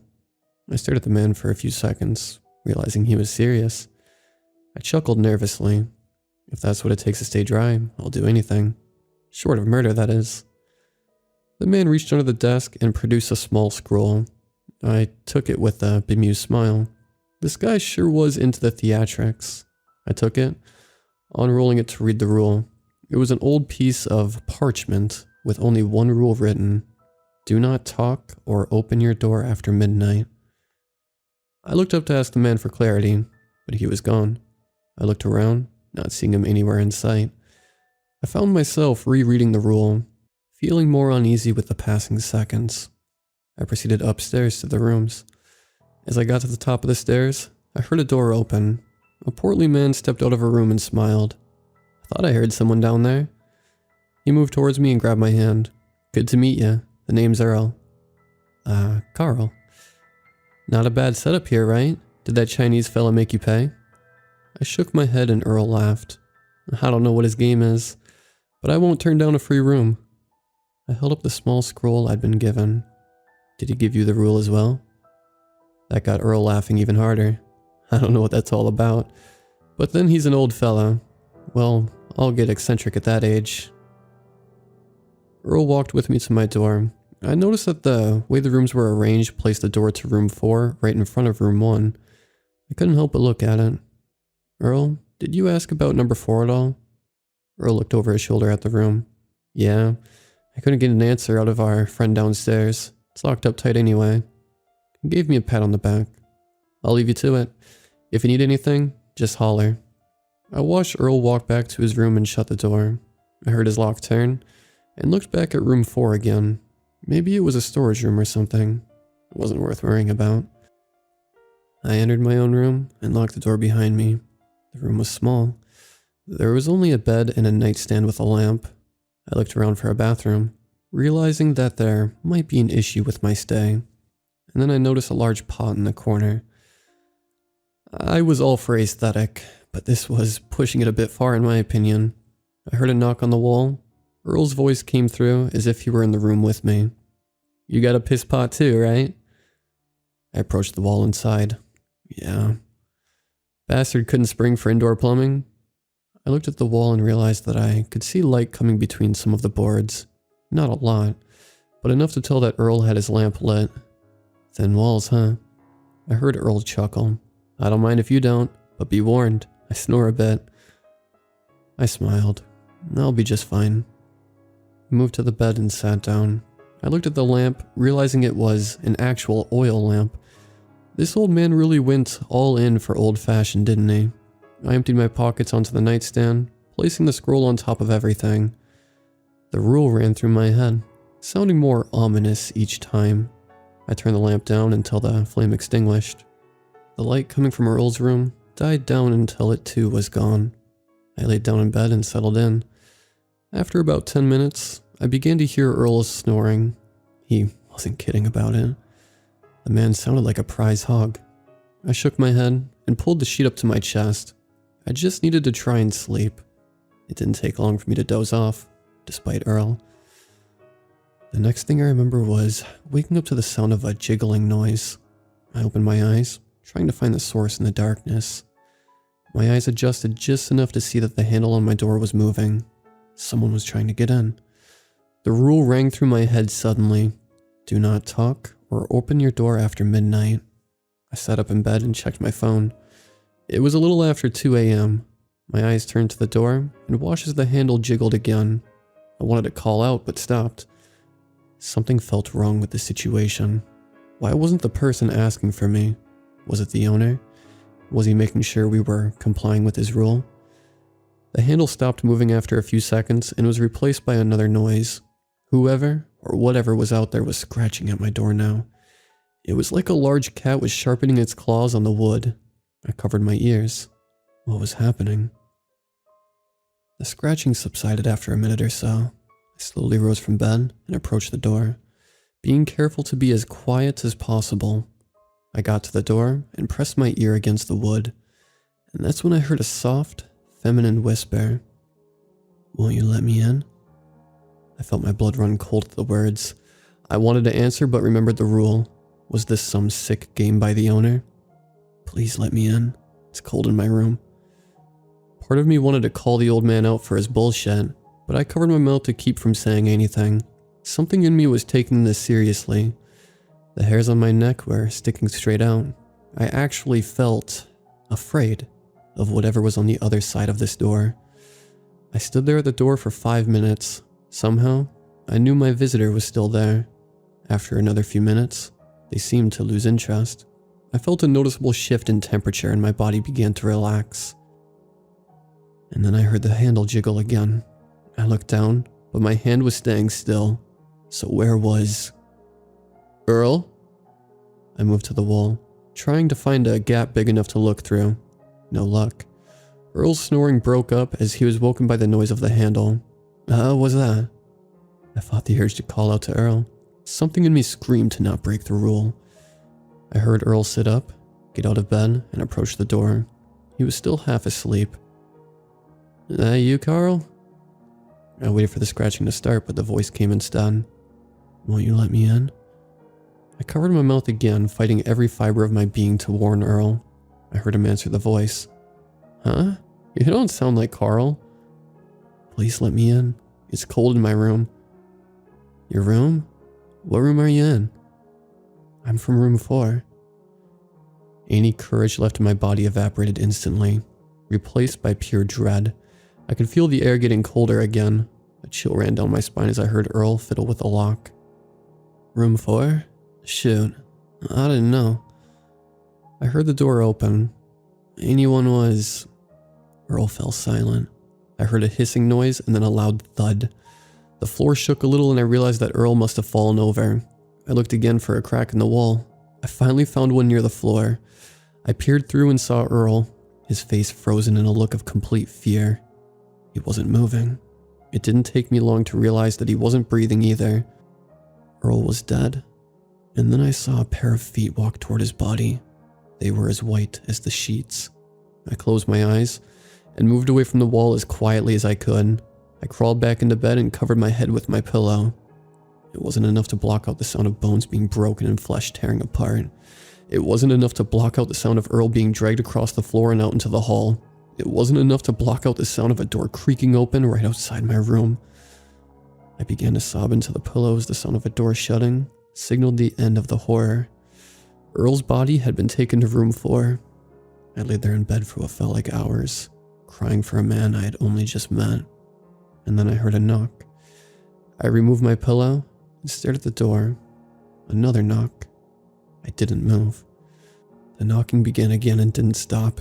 It was like hearing a woodpecker on the trunk of a tree. Anyone would have instantly gone to see what the commotion was about. But I knew better. The knocking continued uninterrupted for several minutes. When it finally stopped, I let out the breath I'd been holding. "Won't you let me in?" I wanted to shout at the door, tell whoever it was to go away. I felt my lip tremble as I fought the words back. "Why won't you answer? I just want your help." I was starting to cry again. Whatever it was started banging on the door like a madman. "Help me." I covered my ears, waiting for it to end. I don't know how long the attack on my door went on for, but after what felt like an eternity, it finally subsided. I heard the door of room 4 slam shut. My nerves were shot, and I fell into a hazy half-sleep state until my alarm went off at 6. I made my bed and waited to see the first rays of sunlight through my window. As soon as that light hit my door, I unlocked it and turned the handle. The hall was empty. There was no signs of any sort of altercation, and no evidence of damage to my door. I looked down to room 2, wondering if maybe I had dreamt it all. Maybe Earl was still asleep in his bed. The silence in the hall stated otherwise. I couldn't hear Earl's god-awful snoring. I glanced at the door to room 4. It seemed undisturbed, just like I'd seen it last night. I left the inn immediately after that. I went to nowhere and did my work. The only reason I ever got near that inn again was because I had to go past it on the way home. But as I passed it, I realized the inn was boarded up. It was derelict, like it hadn't been occupied in decades, and Earl's truck was nowhere to be found. I kept driving, not wanting to give in to my curiosity, and even as the inn shrank in my rear view, I could feel something watching me from the window of room 4.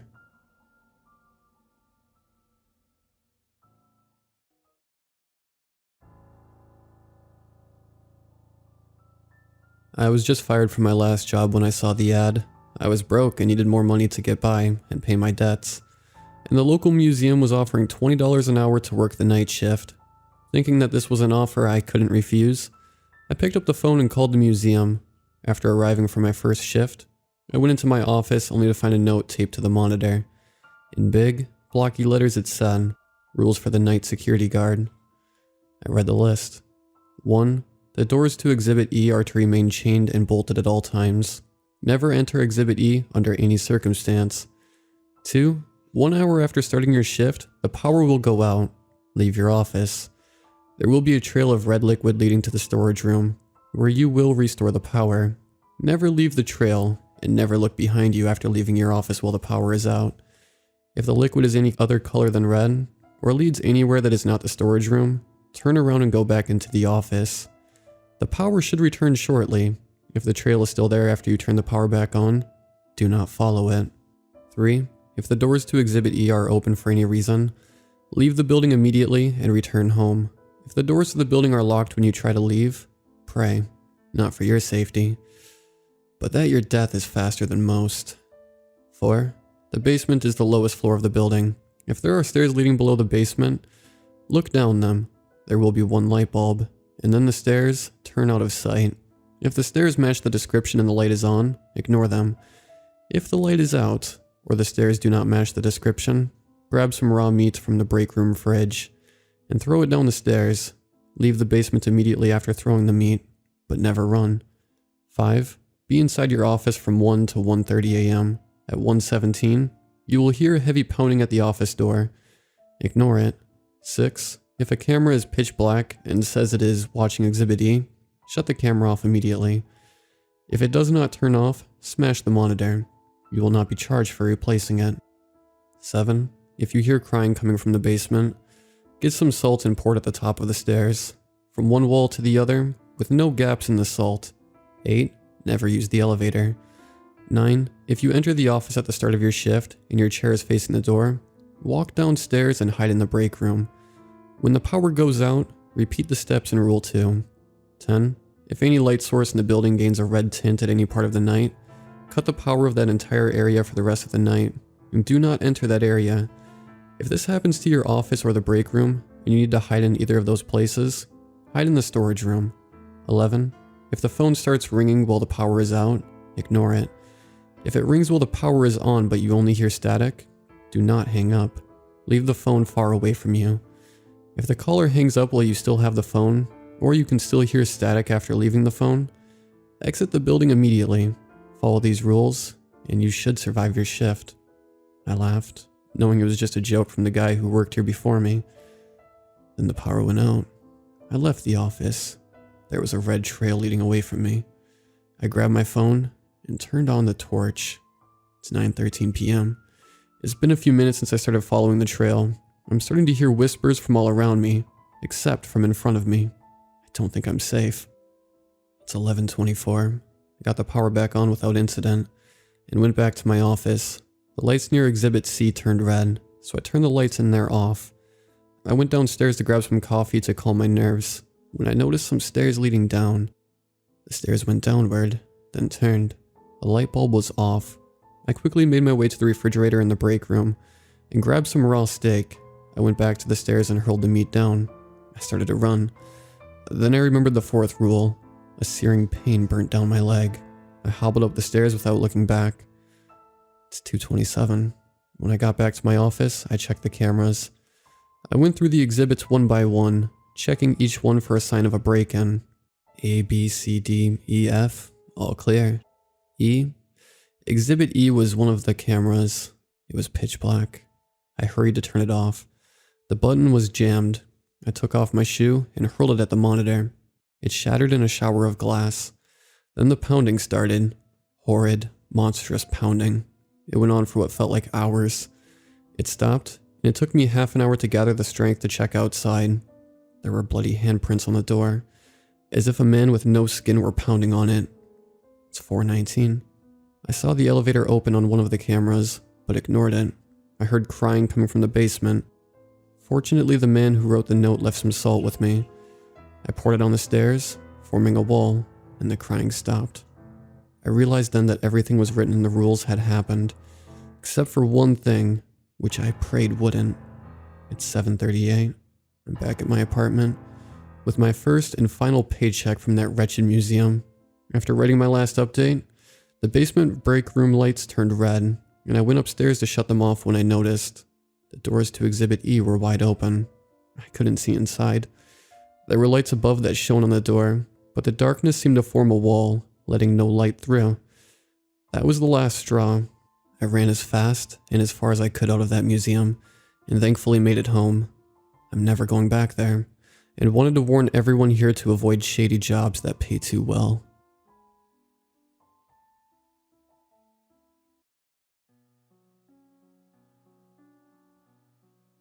I've seen a lot of strange things happen in the cemetery. Not like what everyone says, like a ghost haunting or any paranormal activities.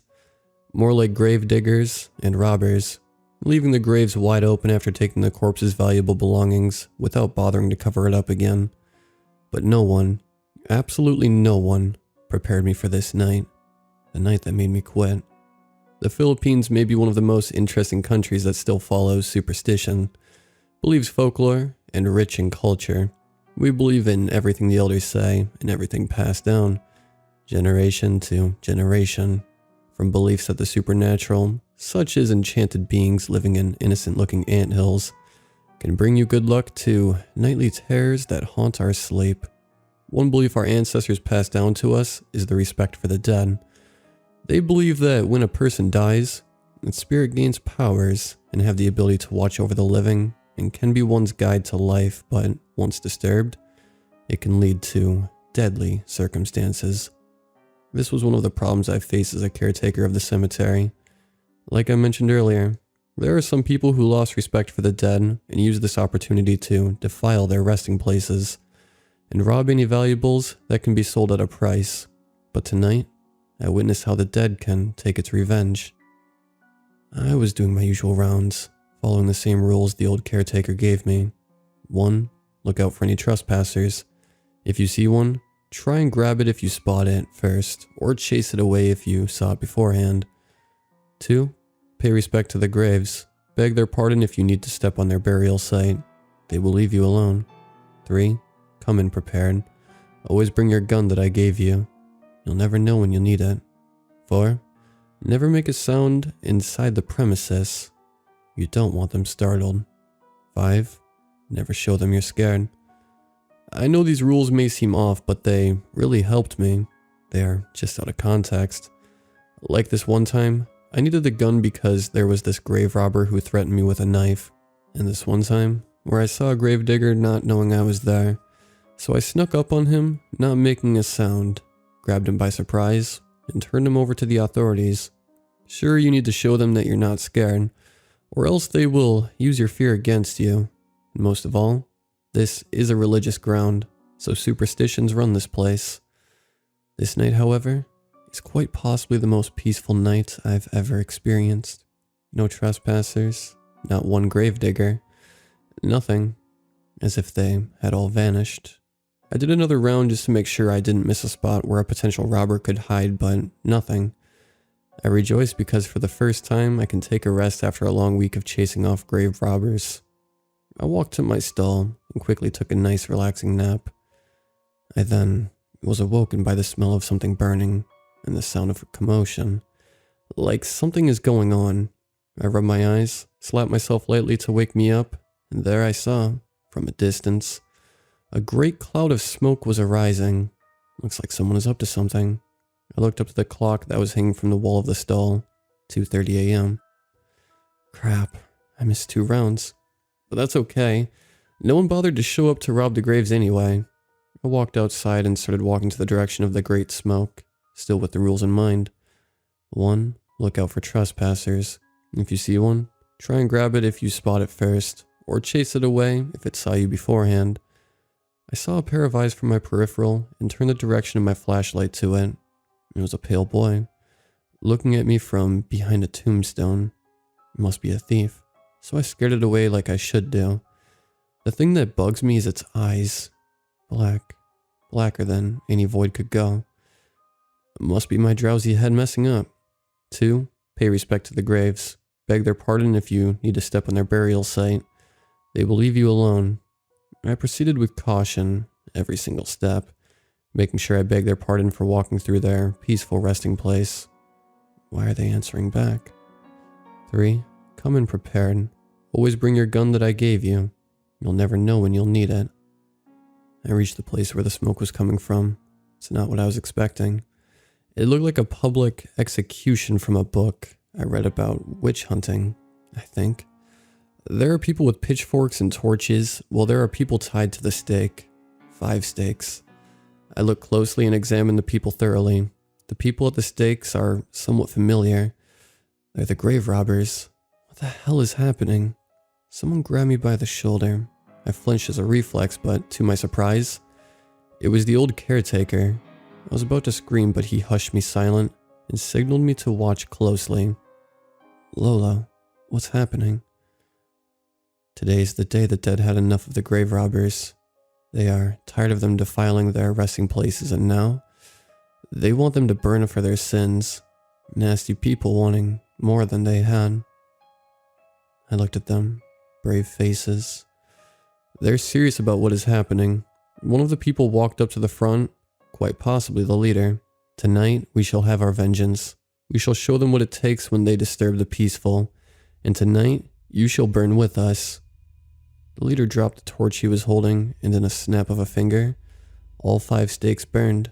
I heard their gut-wrenching screams of agony and their pleas for help. Then, everything was filled with smoke. It blocked my vision, filled my lungs, and I was on the verge of passing out. When the smoke subsided, everyone was gone. No sign of the people, no trace of the grave robbers. Nothing. And in that moment, everything was clear. The next morning I resigned from my job because I don't want to witness that again. I just made up an excuse so they'll accept it. Before I left, I went to the grave of the old caretaker, Lolito. I knelt and prayed. I thanked him for guiding me in that situation, and asked him to still guide me because I'll never get it through without him. He's my father. Now, I live a peaceful life, with my wife, my children, and the memory of my father. Now you know. If you ever visit a graveyard and encountered a grumpy caretaker, you know what happens behind closed doors. Oh, and one more thing. Never mess with the dead in the Philippines, or else you may be next in line to the grave robbers.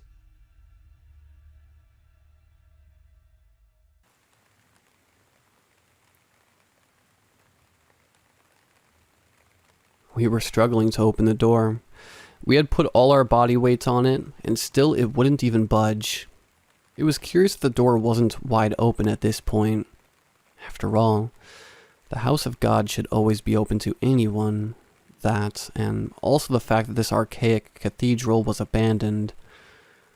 Our struggles went to a halt as we had to regain our strength. I rested my hand on the wall to have a third point of support. Then I felt it move and my balance swayed with it. I tried to regain control of my equilibrium, but I stumbled on the floor. I heard my light footprints echo in the cathedral.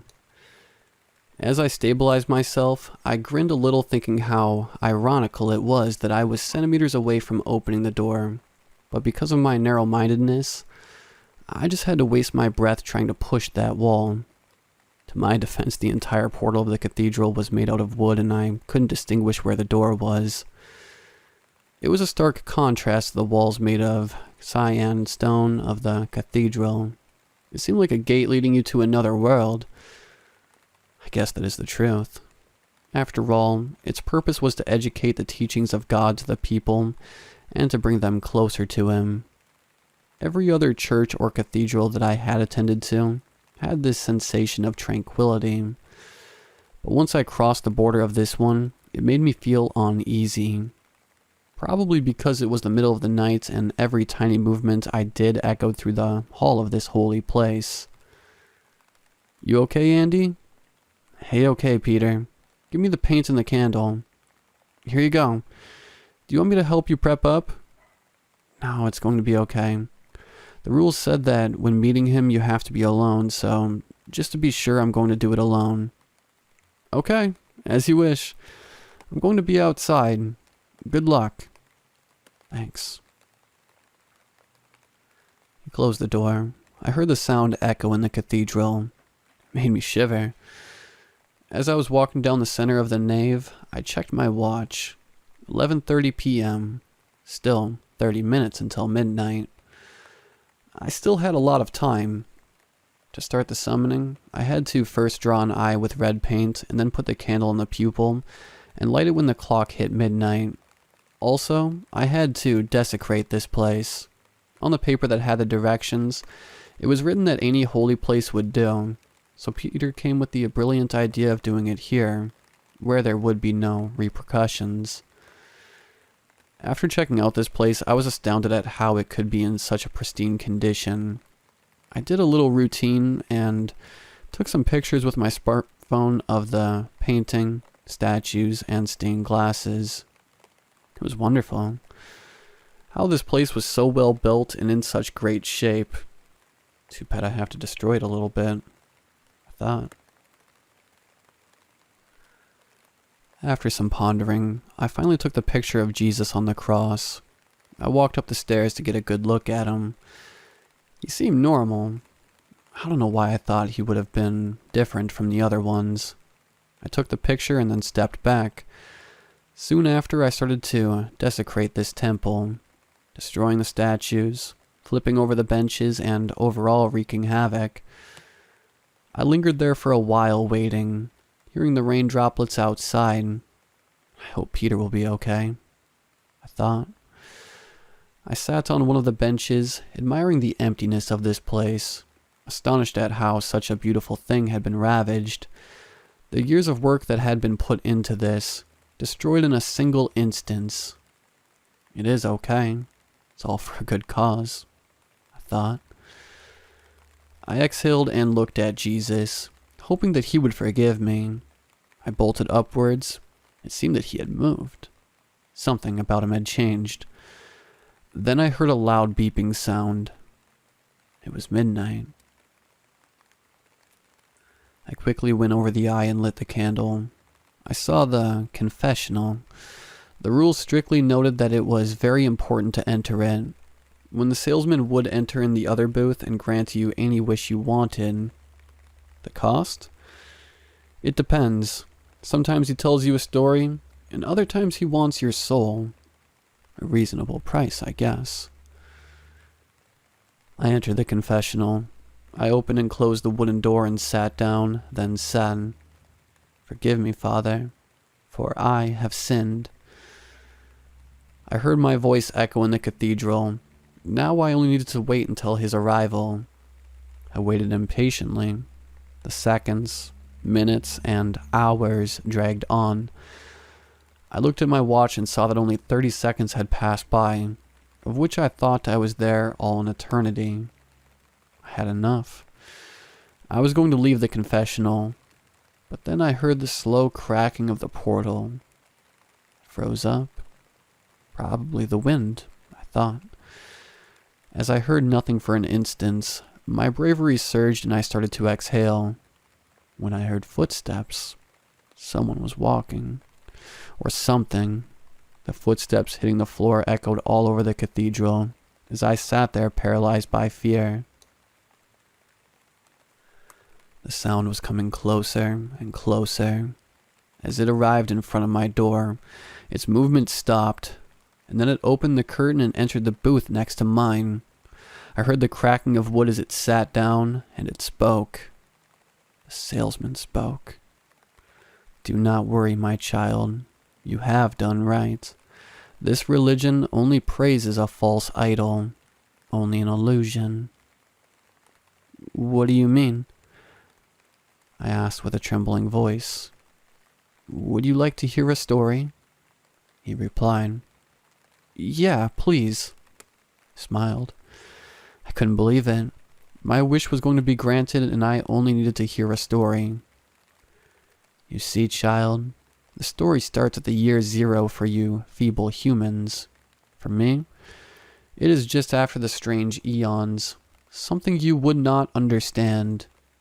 I met this young boy, an orphan. He had summoned me like you have. His wish? To create a cult. You see, he already was good with visual deception, so all he needed was a greater force to help him create a sect that would grow larger and larger, in order for him to be forever immortalized in history and in the memory of every individual. I know what you are thinking. Why had I agreed to his offer? Well, in return, everyone who gave their soul to the Lord would actually be taken by me. It was my golden age. I had tried with other people, but they did not have the same charismatic personality and the same drive as him. I took everything for granted back then. The salesman spoke with an air of melancholy. I wanted to know what came next. He was a good storyteller. I will give him that. Then a clerical assembly of priests had to ruin all the fun I had. They thought I was a demon. They tried to exorcise me. They tried to exorcise something that was made up. After too much flagellation, too much torture, I managed to escape, and then saw the birth of God. He is a newborn compared to me, and still, he gets more souls than me. His shrieking voice rang all over the halls. There was a moment of silence. The salesman seemed to have gotten irritated. I could feel my sweat running down my forehead and neck. "Now what do you wish?" Got nearer to the screen and said, "I want my sister to be alive again." The salesman laughed. "That's quite a request." "Can you do it?" "Yes, but the prize for it is quite expensive. Fair exchange, child." "But I already paid my due. I heard your story." "And I thought you would want to be a millionaire," he said with a tint of sarcasm. "Then what's the price?" "Your soul." It resonated inside the cathedral, the sound bouncing from wall to wall. Sorry. Your soul. That is the law of equilibrium. I put all my weight on my right leg, preparing myself to bolt out of my booth and not look back. And if I don't want to seal the deal, I asked with a trembling voice. Well, you see, child, I am a merchant of souls. My title, the salesman, asserts that I seal every deal that comes my way. My reputation precedes me, but I feel merciful. I will let you leave this place, but you have to give me your face. You see, the torture those priests undertook on me has, for the lack of a better word, destroyed mine. Who knows, maybe this is fate, and your face will match my skull. I felt his breath on my neck, passing through the screen. I ran as fast as I could, pushing the door so hard that it broke. I heard the salesman getting out of his booth pursuing me. I ran, jumping over the scattered and broken benches, nearly tumbling over because of a statue, but it did not matter. I persisted towards the door and saw Peter opening it. Get out! I yelled, but thankfully he didn't need the clue. He opened it as wide as he could and tried to run away. I passed through the door and exited the cathedral. I ran close to him, now hearing the swishing noise of the mud under my feet and feeling and hearing a thunderstorm. We nearly made it out, seeing our bikes on the horizon, but then Peter slipped on the muddy ground. I looked back and tried to help him, but the salesman had him. The salesman had the shape of a human. I say shape because nothing else was seen except for his hands and face. Everything else was covered with an old, silky fabric and a black chain made with a strange opaque material that made no sound and seemed to levitate a little. He towered over us. The fact that he could have fit in that booth unnerved me. But what was seen made me want to stop existing. He had long, tiny fingers that had all the same length, and their texture was just wrong. And his face, it looked like it had been burned, scars dominating his cranial features. The only characteristics left were his tiny eyes, which, each one of them, were blinking at its own rhythm. There were so many that counting them would be impossible, and his mouth, a constant grin ear to ear if he would have had any. He held Peter with both of his hands and said, "Now it is whether you or him. You have to choose between your face and his soul. So, child, what will you choose?" I will not talk about what happened after because the decision I partook in scarred me for the rest of my life.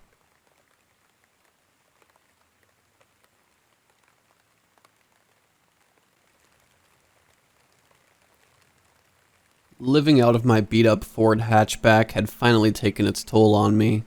The constant neck pain and intrusions from the denizens of rest stops had finally taken my last ounce of patience. My infinite stubbornness had finally given way to a desire for some creature comforts. So I hopped on my phone and looked for local homes for rent. As I browsed through the listings, I thought back on my cheating ex who had laid claim to our mutual apartment. I felt angry and frustrated by the whole thing, and on some level, I had internalized all that pain. Part of me didn't feel like I deserved an apartment. I felt like less than dirt, and I could hold on to bad feelings like no one else. After finding a few listings, I started my car and started heading to town. I passed through the day like a ghost, allowing overly perky salespeople to serenade me with the song of their people. I half paid attention to shitty slumlords as the dollar signs flashed behind their eyes. Each new abode either not catching my eye or being completely disgusting.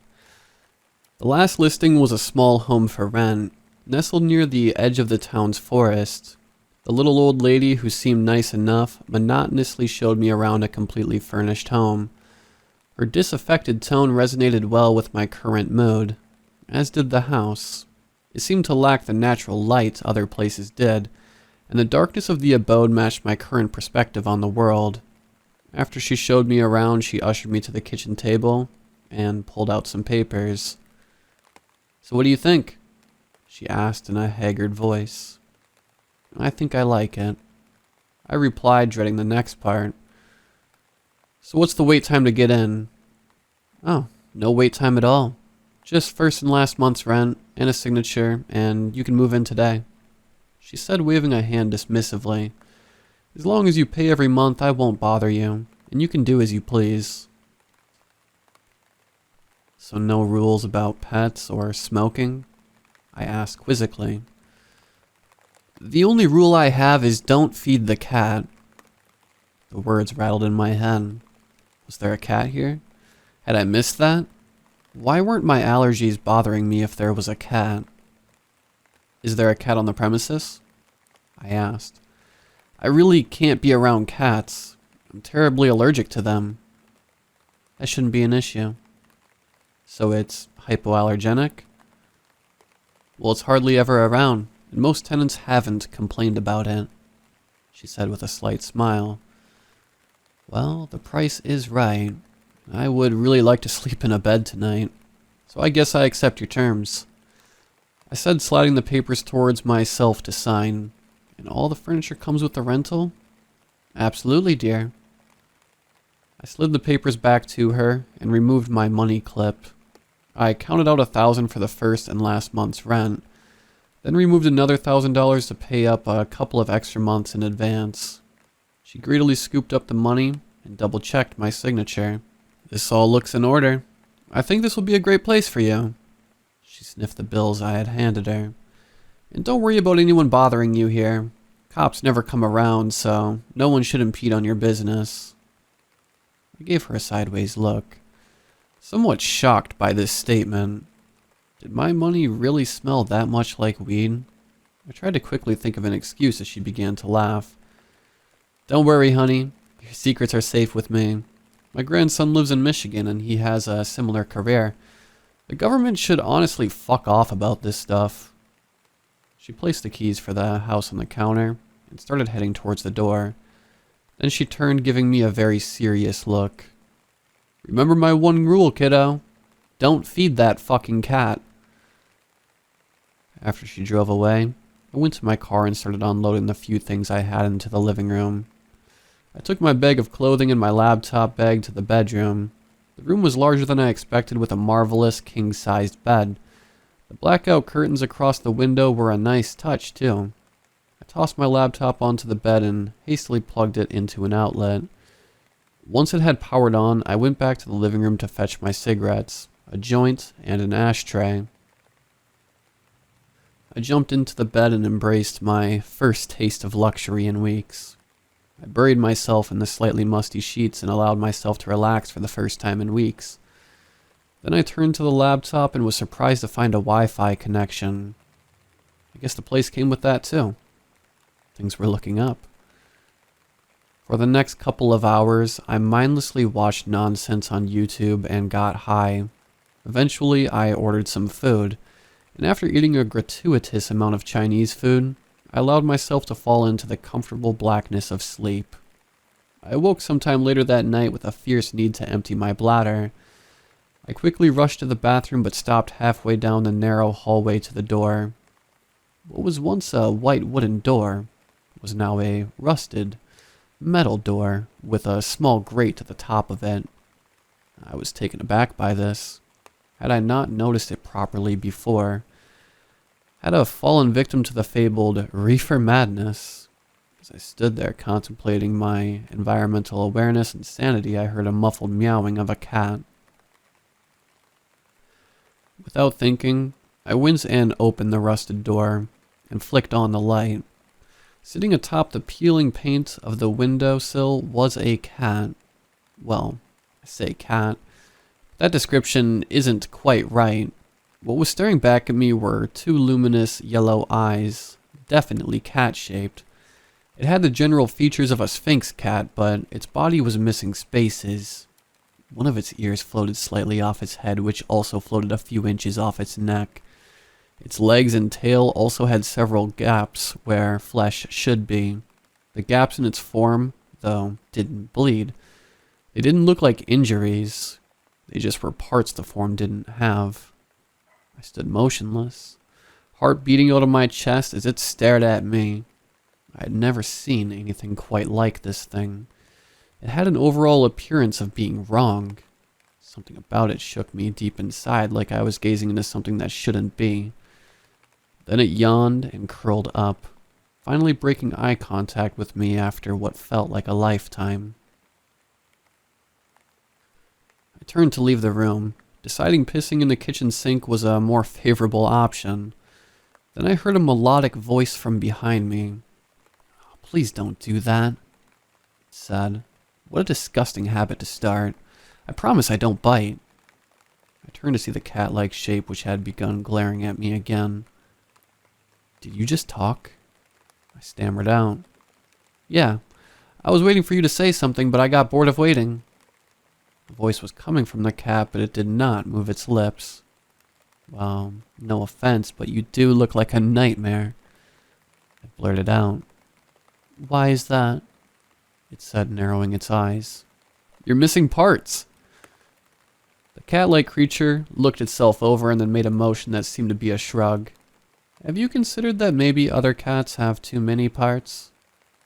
"No, I hadn't considered that because I'm not insane." "You're pretty closed-minded for a pothead," it said casually. "I know you have to urinate. Please feel free to do your business." I crept over to the toilet and began to pull down my underwear. Then I noticed the cat was still watching me. Would you please mind looking away?" I asked sheepishly. "You hairless apes are such prudes," I said with a sigh before turning to the window. I cautiously relieved myself and hastily backed away, not letting the cat thing out of my sight. As I neared the door, it turned back towards me. "Leaving so soon?" it said, cocking its head way too far. "We just met. Don't you want to know what I'm doing here? What I am?" There was something weird about this creature. I was being far too candid with it. I couldn't stop myself from just blurting out the first thing that came to mind in its presence. Maybe that is why the conversation continued. I still questioned why I didn't just leave. "Yeah, I would like to know all those things. I'm just terrified of you." "Not an uncommon reaction," it said, licking a paw. "How about a housewarming gift to break the ice, then?" What could a cat possibly give me? I said, laughing. "Gonna cough up a hairball in the shape of a heart?" "That's speciest," it retorted. "I could give you anything you want. What is it that you want?" "So what, you're like a genie cat? I get wishes?" I said, trying to suppress the words I wanted to say. "You could say that. I can see someone hurt you bad. Wouldn't you like to hurt them too?" Said coyly. "Let me hurt them for you." At that moment, I felt very small. I felt as though I was a mouse in the cat's gaze, backed against the wall and waiting for it to pounce. I watched as its tail hypnotically darted left and right in anticipation. Every fiber in my being screamed out to stay silent, but my mouth betrayed me. "Yes, I want him to hurt worse than me," I shouted, louder than I meant to. Then, in a panic, I wrenched open the door and ran to the bedroom. I closed and locked the door and jumped onto the bed. Why did I say that? My stomach churned with guilt at the words I said. I wasn't a vindictive person. I would never wish harm on someone else. At least, that's what I thought. Something about everything that just happened didn't sit right with me. I began to feel the sting of tears on my face and eventually fell back into sleep. The next morning I laid there, staring at the ceiling, playing over the last night's events in my mind. Had it been a dream? No, I know it wasn't that, but I couldn't make sense of what had happened. Eventually, I cautiously got out of bed and opened the bedroom door. I looked down the hallway to the bathroom, and sure enough, the door was white wood again. I walked over to it and placed my ear against the wood. I stood there for quite a while, listening for any indication of something in the bathroom. I eventually worked up the courage to open the door. There was nothing in there. It was exactly the same as the night before, minus one cat. I did my business and did the daily hygienic maintenance of combing my hair and brushing my teeth. After I had finished, I checked my phone. I had several people asking me for my drug dealing services, so I jumped in my car and started into town. I went through the routine of visiting several people and collecting money. It was almost a completely normal day. That wasn't until I saw my ex-girlfriend's car wrapped around a telephone pole. I almost crashed my own car in shock as I saw medical technicians rolling a body bag up to an ambulance. Part of me wanted to pull over and check on the situation, but deep in my heart I knew the outcome. That fucking cat definitely had given me a housewarming gift. Not one I would ever have wanted, though. I raced back home, in a huff, ready to throttle that disjointed nightmare of a feline. When I got home, I wrenched open the door and began shouting for the beast. I ran to the bathroom in a cold sweat and pulled open the wooden door, shouting into the white bathroom. I nearly turned the whole house upside down looking for it. Eventually, eyes filled with tears and out of breath, I collapsed onto the couch. I couldn't find it, and I didn't have the emotional capacity to continue looking. I tucked my knees to my chest and just anxiously rocked for hours until eventually, sleep came. I woke up sometime that night. I needed to use the restroom, and I could feel a heavy gravity in the air. I knew it was there now. I walked to the door, which had again become a rusted metal mess. I wrenched open the door and saw the cat-like entity on top of the windowsill again. "You monster!" I shouted, rushing towards it. A small bathroom rug slipping under my feet and causing me to fall face first into the linoleum. Tears were filling my eyes and my cheeks flushed with anger and embarrassment. "Who? Me? What did I do?" It said calmly. "She's dead. My ex is dead. Why?" "You said you wanted her to hurt. There is no greater pain than the searing pain of one's own lungs filling with blood." It said. "That's not what I wanted." I screamed. "Oh dear. Sadly, there are no gift receipts with my offerings. Would you like me to bring her back? I could bring her back. Would that be a desirable gift?" The cat cocked its head. "Bring her back in a way that she only loves you." My heart sank at this. I couldn't possibly want that. I did want her alive, but I couldn't imagine controlling someone to love me. That seemed so wrong. No, I don't want any of that. I just want you out of my house. It's my house too, the cat said. And you haven't been a very good roommate to me. You haven't even fed me yet. I'm not supposed to feed you. What, because that old biddy says so? You're a drug dealer. Since when do you follow the rules? Now's not a great time to start being a goody two-shoes. I backed away and opened the door, crawling out of the room as my pulse pounded in my ears. I kicked it shut with my foot and turned to run to my room. I quickly discovered that was not an option. Before me, there were 3 rusted metal doors. I looked over my shoulder to see that the bathroom door had been replaced with a solid white wall. It's not going to be that easy. You accepted my gift. Now you must offer me a gift, said the cat-like creature. It was sat in front of me, and just in front of it was an unmarked tin can and a can opener. You have to feed me. I ran past it to one of the doors and tried to pull it open. I wanted nothing more to do with that beast. It wouldn't budge no matter how hard I tried. I I ran over to the next one and again found it completely stuck. That's not going to work. You've been quite rude to me. You're such an ingrate. I feel I must force your hand. Feed me and I will allow you passage through one of the doors. I sank against one of the doors and pulled my knees to my chest. I started hyperventilating and crying again. I was trapped with this awful thing. I just wanted to leave and I couldn't even do that. And if I refuse? I sniffled out. What then? You'll never leave here, and eventually you will starve. Then I will eat you. In the end, you will have fed me. Either choice is fine by me, but my roommates always feed me. What's through the doors? I asked, staring at the tin on the floor. Open the can and I will tell you. At my absolute wit's end, I crawled forward and opened the can through blurry eyes. The contents smelled terrible, but I pushed it forward towards the cat and it began eating. Through one door you will be transported back to this house, and I will have never met you. Your ex will be alive. She will still be cheating on you, and you will be alone in this house. Through another is the same thing, with the addition of me as your eternal companion.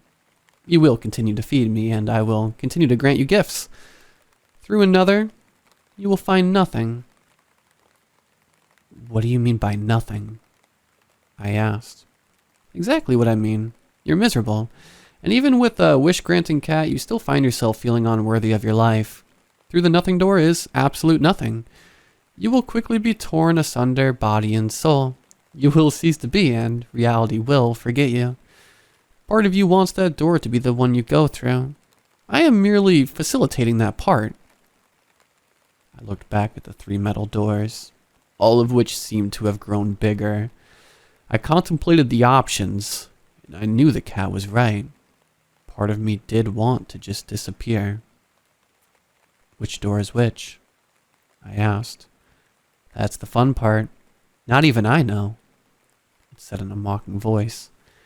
It's like that experiment with the unobserved cat. You don't know which one it is until you open the door. So now I sit here, staring in horror at the possibility of choosing the wrong door. That cat refuses to give me any hint as to which is which. I know I am going to choose one soon, but I didn't want to do so without first leaving behind some sort of record. I don't know what future awaits me, but I wanted to leave you all with this advice. Don't feed the cat.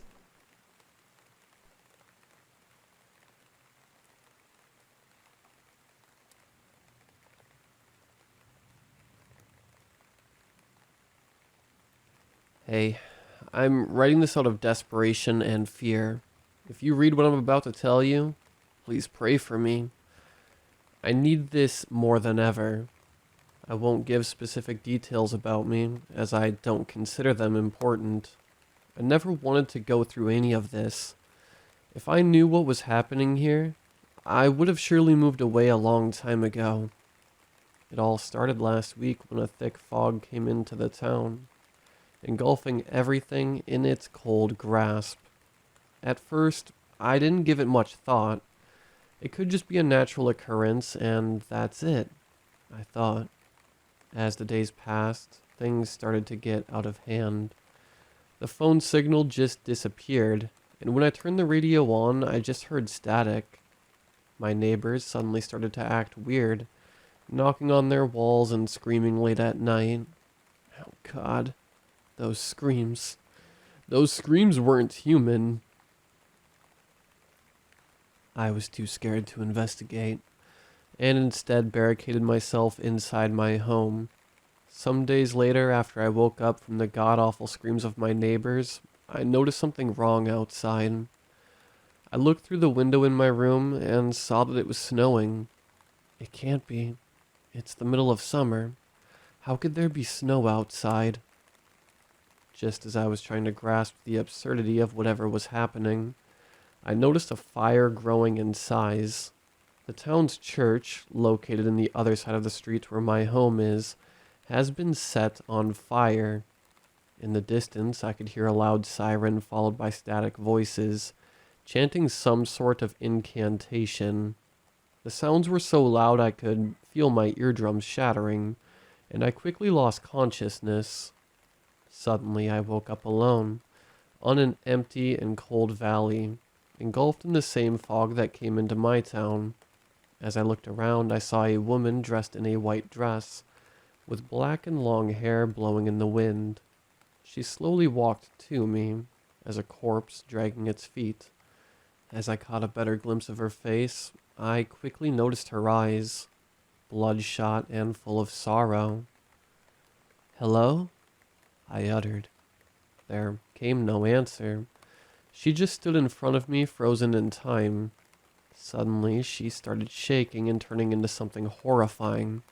I could hear the bones in her arms breaking as they got longer and longer, with razor-sharp claws at the end. The same happened with her legs, and now, the pale dark-haired woman, which was sitting in front of me, became unrecognizable. Her jaws protruded forwards, and empty, dark sockets replaced her eyes. I was so terrified I couldn't even move, or scream. She stood up and growled in the most dreadful way imaginable. I could feel losing my consciousness again, and I just passed out in the frigid grass. When I woke up, I had a terrible headache, followed by blurred vision. As I started to regain lucidity, I quickly observed my surroundings. I was located in the reception room of the town's hospital. The place was desolate.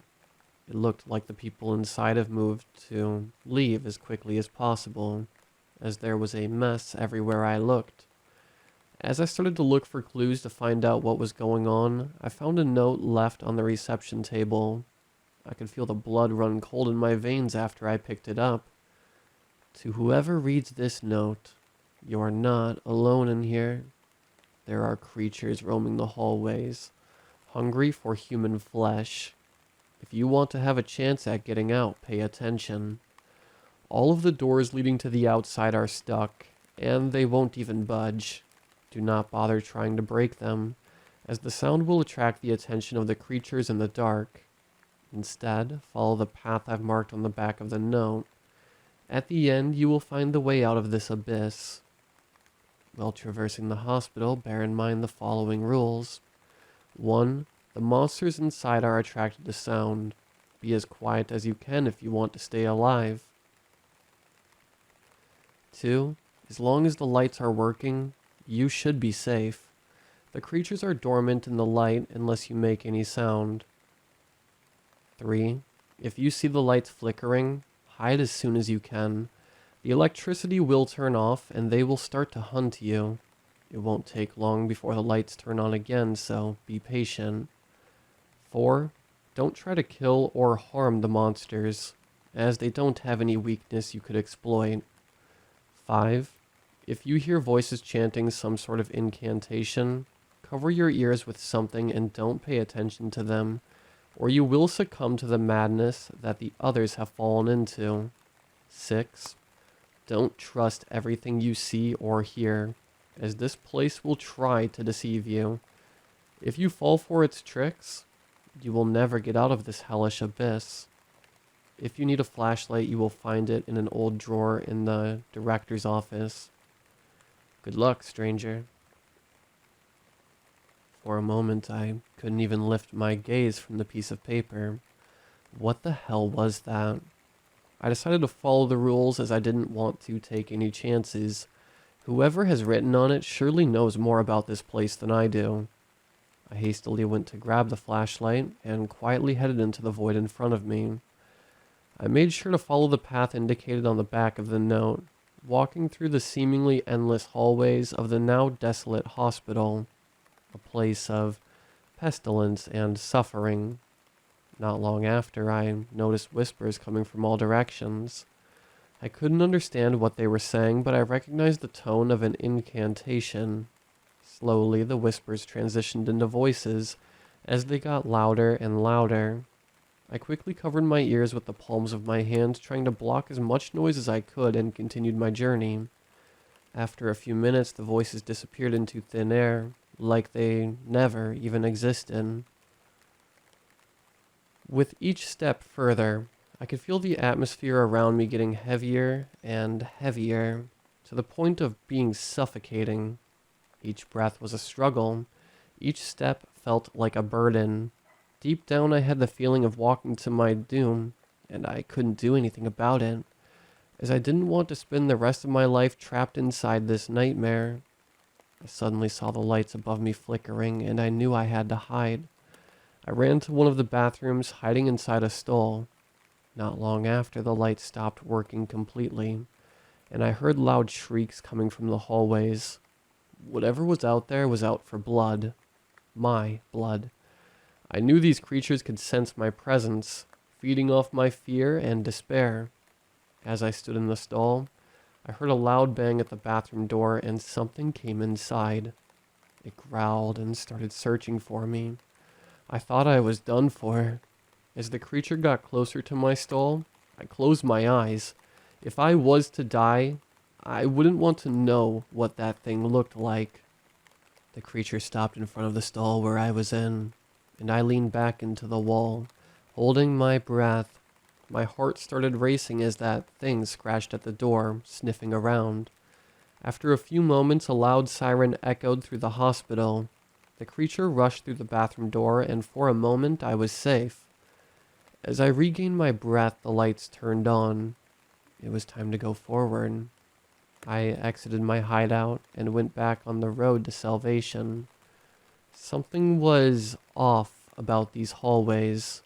As I walked further, I felt like time suddenly stopped existing, and had the sensation of walking into nothingness. I glanced at the note in order to make sure I was still on the right path, and sure enough I was. Then, out of nowhere, I saw a woman sitting in the middle of the hallway. She was sobbing quietly, and couldn't resist the urge to check what was going on with her. Finally, another human being besides me, I thought. As I rested my arm on her shoulder, she turned her head around and looked at me. Her eyes were so full of pain, and I could feel we both shared the same despair of being trapped here. "Are you all right?" I asked. "I guess so. I know how to get out of here, but I'm too afraid to go alone. Do you want to accompany me to the exit?" I agreed. As we walked together, she pointed her finger at a rusty metal door at the end of the hallway. "That's the way out," she said. Just as we got close, the same loud siren from before could be heard outside, followed by the lights flickering. "We need to hurry," she whispered. I rushed to the door and grabbed the handle, but it wouldn't move. The lights ran out, and I started to kick at the door in an attempt to break the lock. I could hear loud growls throughout the hospital, and loud steps coming towards us. Come on, just open." I couldn't bear the thought of being defeated right at the end. I was so close to getting out of that abyss. I had to find a way to open that door. One of the beasts came rushing towards me, and I pulled out my flashlight, directing the beam towards its skin. The beast screamed in pain and ran away. The woman suddenly came with a dented metal pole in the form of a crowbar, giving it to me. I didn't waste any time in cracking the door open, and without any hesitation, grabbed the woman's hand as we got out of there. The light coming from outside was so powerful it blinded me, and I recall passing out. As I woke up, I found myself to be inside my home, lying in bed. Was it all just a dream? I got up from bed and looked outside.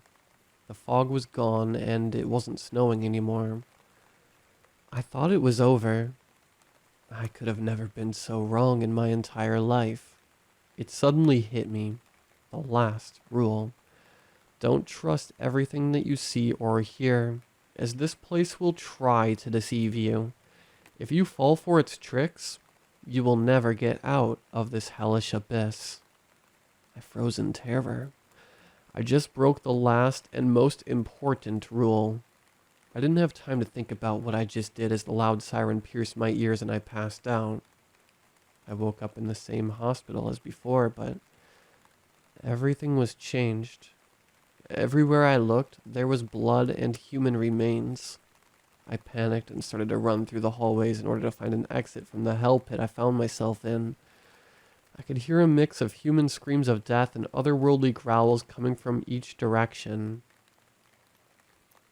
I could get a glimpse of a figure in the corner of my eyes.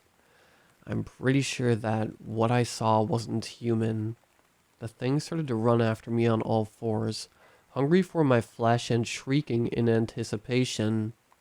As the ear-shattering screams echoed through the hallways, I felt the putrid smell of rotten flesh in the air. The electricity suddenly stopped moving, and I was left in the dark abyss with whatever was out there.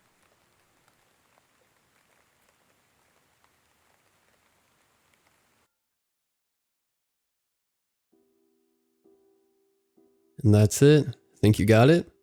Yeah, I think I do, Beth said. Bethany Ann had been searching for work for about a month now. With bills piling up, she couldn't just sit and wait for luck to happen. And that is exactly what happens when Beth found this ad at a local cafe one morning. Help needed. Looking for someone to watch over my house. That's all the ad said as it hung on the postboard in the cafe. It was a very strange ad, but Beth had heard of people being paid to watch over houses before. Sure, she heard of some strange and scary stories detailing house-sitting jobs. But with the pay the man was offering, she didn't want to lose it. The man in question was Michael Townley. He had been searching for someone to watch his home for quite a while. He had a hard time looking until he posted his ad in the cafe. Upon getting Beth's call, he was happy to finally have someone interested. He told her to come right over that Monday so he could go over everything she had to do. After going over the entire house and all the details of the job, Michael and Beth sat in his kitchen going over the final details. Steam rose from their cups of coffee and tea. Beth hated coffee. Michael took a deep gulp of his coffee. A satisfying awe exited his lips. Well, that's everything. I should be back within a month. Heck, if I come back and see you did a good job, I might even ask you to come back again. Thank you, Mr. Townley. I really needed this. Looking for work has been kind of stressful. I still hate myself for losing my last job. Hey, you can call me Mike, and I know how it goes. It took me years to get this job, and now that I have it, it's like I'm hardly ever home. Mike let out a hearty laugh. I guess having a job like yours, having a home is luxury, Beth said. You can say that. Mike finished his cup of coffee. He stared out the window next to him. My line of work has me going everywhere. There are places I go that I can't begin to explain. He said softly, almost in a way so Beth couldn't really hear him. He paused for a moment and turned to see Beth staring at him confused. He chuckled. Anyway, I'll be gone for a month. I'll give you half of the pay now so you can have money for food and all that. You can stay in this house while I'm gone. But if you do go home, just make sure to lock it all up. Oh, and make sure the stove is off. Mike chuckled. Beth whipped up a smile. Don't worry, I won't let that happen. She turns her face away to the side. I can't cook anyway. She muttered under her breath. You say something? Oh, no, nothing at all. Mike walked over to the front door, holding it open for Beth. Well, I still need to get ready, so be here at 6 a.m. on Monday. That early? Yeah, early flight, Mike said. Have a good day. Same to you. The door shut behind Beth. Without Mike around, Beth let out a shout of joy.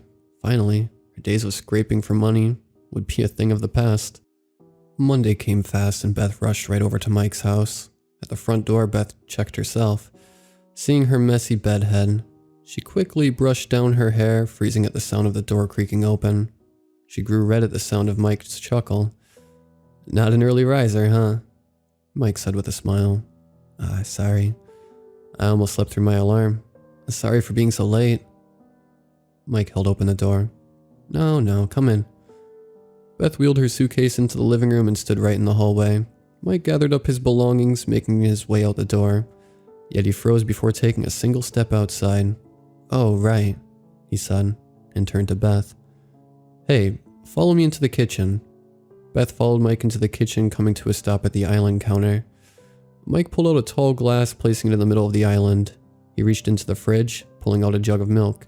He filled up the glass to the rim. He shoved the jug of milk away into the back of the fridge. He reached into a counter, pulling out a plastic cover to which he used to cover the top of the glass. Beth raised an eyebrow at all of this. Just what was he doing? Was this to explain to her that this was all the milk she was getting? Mike looked up, flashing that same smile he had been giving her all this time. Alright, so I know I gave you rules to follow, but those are just simple normal things people know. Clean the house, make sure things are locked up, stove is off, etc., etc. If anything, I know you will do all of that. However, there is one rule I will not like to have be broken. He pointed a finger above the glass of milk. Don't let this spill at all. Not a single drop. A sudden burst of laughter came from Beth. However, when she saw Mike stared at her with no smile, or even a hint of amusement, she stopped. Just make sure it never falls, alright? He walked past her to the front door. With his suitcase in hand, he paused for a moment, turning back to Beth. Have fun. A sly smirk appeared as he opened the door. Beth watched as the light vanished with his closing of the door, leaving her alone in the house. Beth stood in that kitchen, still unsure of what truly just happened. She stared at the glass of milk from the corner of her eye. Don't let a single drop spill. She questioned that rule. Just what was the point of it? Did he really not trust her? I guess two strangers meeting wouldn't really trust each other right off the bat, but the day before they seemed to get along really well. She shook her head. She questioned about putting the milk in the fridge to make sure it wouldn't spill, but knowing her butterfingers, the cup would slip and fall. She let out a sigh as she walked out of the kitchen. The entire day, Beth set up her belongings in the guest room, located on the second floor in the corner of the house. She laid in bed wanting to take a quick nap as she never in her life had gotten up that early. She flicked the alarm option on her phone, setting it for 12 p.m. That should be good. I'll wake up, eat something small for lunch. She placed her phone on the night table next to her. She glanced up at the ceiling, thinking about all she was going to do in this house for just a month. Sure, she needed to keep it clean. That wouldn't be a problem since she wouldn't do too much, but eat and watch TV. As she laid in bed with all these thoughts on her mind, she went back to that strange rule on the glass of milk. Don't let one drop spill. Mike's voice echoed around in her head. Beth tossed and turned, trying to drown out Mike's voice. She laid on her back, staring wide-eyed at the ceiling, her mind on that glass of milk. Later in the day, Beth sat on the couch in the living room, covered in a light blanket, the TV on, playing some random sitcom. But it wasn't what Beth watched. Ever since arriving this morning, her mind and her eyes were focused on that single glass. Sitting on the couch, covered in that blanket, Beth stared at that glass that stood on the center island in the kitchen. She tried so hard to get that nap she so desperately wanted. Yet with that glass on her mind, it pulled and tugged at her until she flung herself from the bed. She thought that if she went to the TV, she could have forgot about it. But then, why would she come down to the living room so close to the kitchen? She could have easily watched something on her phone or on the TV in the guest room. Yet she chose the living room for its closest to the kitchen. It was almost like instinct that made her choose the living room. She didn't know why she wanted to stay by that milk. She knew if it should ever spill, she would just clean it and replace it. Replace the glass, fill the new glass with new milk, and everything would be fine. Shouldn't be a problem. To even clean milk off that tile shouldn't be that hard at all. She had cleaned milk before at her place. She had even remembered her mom cleaning up milk that she spilt while she was 7, when she had so badly wanted milk and cookies. But getting so excited with the thought of dipping cookies, her arm had nudged the glass, causing it to fall on the floor. She remembered the tears of being yelled at by her mom for dropping the milk. Yet, why, she wondered, why did she fear dropping that glass? Like she thought she could easily replace it. Then it occurred to her. Sure, she could place it with a new glass and new milk if it should spill. However, what if Mike only had that one glass? No, that's absurd, she thought. Of course, he had more glasses. Who would only have one glass to drink from? Then what if it was from some set of glass? If that one would break, then he would be missing one glass. Then again, doesn't everyone at least break one piece of drinkware or silverware in their life? Still, what was this feeling that gripped Beth so? What made her so fearful of ever having that glass of milk spilt? She knew that she could, so why? Beth shook her head.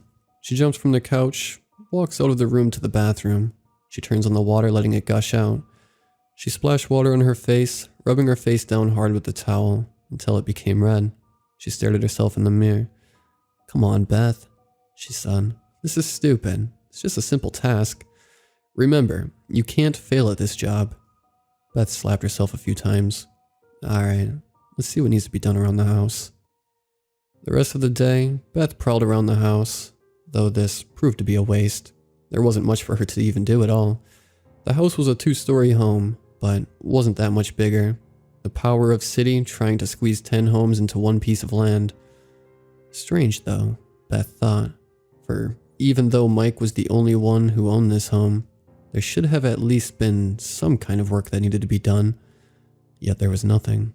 The house appeared just like a model home, no signs of anyone living there. She began to think it was strange, but remembered that Mike said his job keeps him away. Beth sighed. She leaned against a wall in the hallway. Pulling out her phone, Beth scrolled through the social media sites she frequents.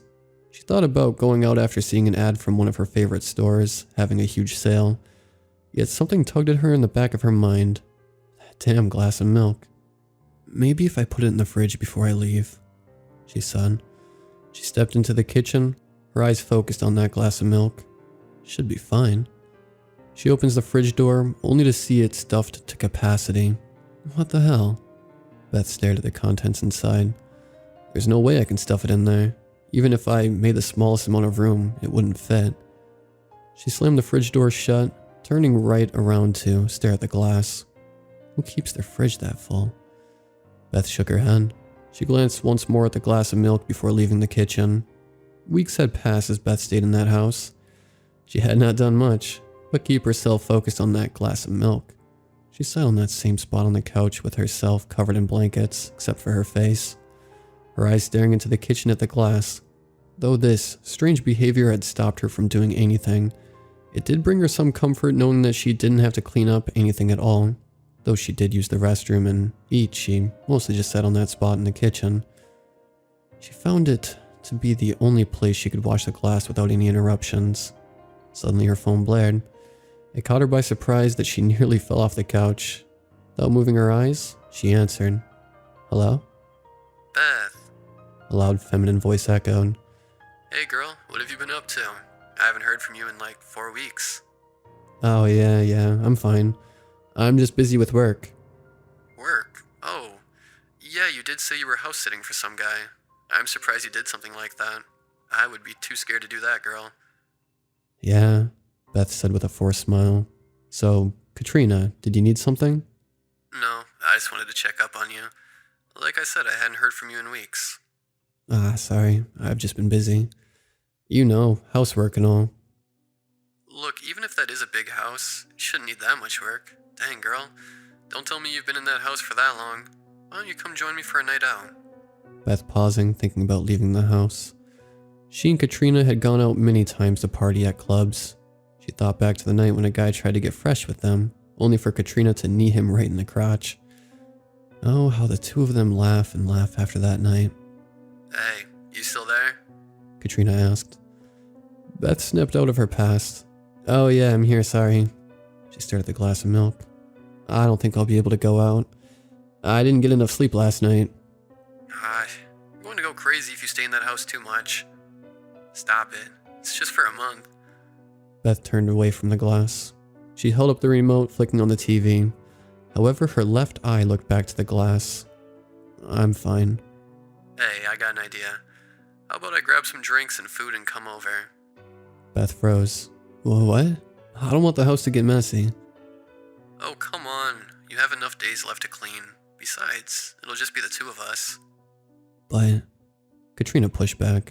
No buts. Coming over. What's the address? Beth sighed. Fine. An hour passed and Beth rushed to the door upon hearing the doorbell. Katrina made herself inside, carrying a plastic bag and a six-pack. Man, it feels good to see you. Katrina gave the hug that one gives when they can't use their arms. Where can I put this at?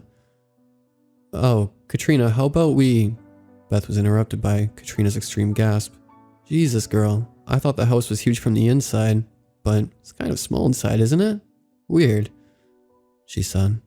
Yeah, let me take those. I'll put those somewhere where they can't get in the way. Katrina held up an eyebrow. What are you talking about? Just show me to the kitchen. Beth reached out to the bags. No, I got it. Katrina released her grip on the bags, letting Beth take them in a huff. She followed Beth in the kitchen. Are you alright? You're acting weird, Katrina asked. Sorry, it's just, I don't want to get the place dirty, that's all, Beth said with a wiry smile. I see. Once Katrina stepped into the kitchen, she couldn't believe how nice it was. Oh my, I wish I had something like this at home. There's enough room for a whole group of people, she said. Al, my kitchen's so small, it gets full with just me. She let out a big, jolly laugh. Beth chuckled softly. Yeah, that's true. Beth went ahead, placing the bags on the counter away from the island. Katrina continued to look around the kitchen, that is, when she eyed the glass of milk sitting by itself. Hey, what's this? She held up the glass. Beth suddenly froze in terror. Hey, put that back down. Katrina cocked her head in shock. I'm just looking at it. No need to get upset. Just curious why you have a glass of milk by itself. Katrina shook the glass. Damn, girl. How long have you left this out? It's spoiled. She pulled off the plastic top, almost dropping it as her mouth gagged from the sudden hit of the disgusting smell of the milk. Oh my god. Was this left out? Please just put it down, Beth asked. Her body began to tremble. It almost sounded like she wanted to cry. Katrina returned the glass to its spot, all while covering her mouth. Beth, what is with you? You haven't talked to anyone since taking this job, and it looks like you haven't slept or ate at all. Just what is going on here? Are you in trouble again? What? No, I'm fine. I told you I didn't want anyone over here, Beth shouted. I'm trying to do my job right this time. Hey Beth, look, I didn't mean anything by that. It's just, after that last incident. Shut up, Beth shouted. Just leave. Why are you acting like this? I'm not trying to get into a fight here, Katrina said. Katrina leaned over the island, but as she did, her elbow hit the glass of milk. Beth watched as Katrina tried to grab the glass, yet it fell upon the ground, the glass breaking in multiple pieces, and the spoiled milk spread out on the floor like soggy jellyfish. Shit. Sorry, Beth. I'll clean this up. Katrina hunched over the milk. Damn, this is such a mess. Smelly mess. Reminds me of that time my kid... Katrina looked up at the horror of a deranged Beth standing over her with a large butcher knife. Beth? I told you to leave.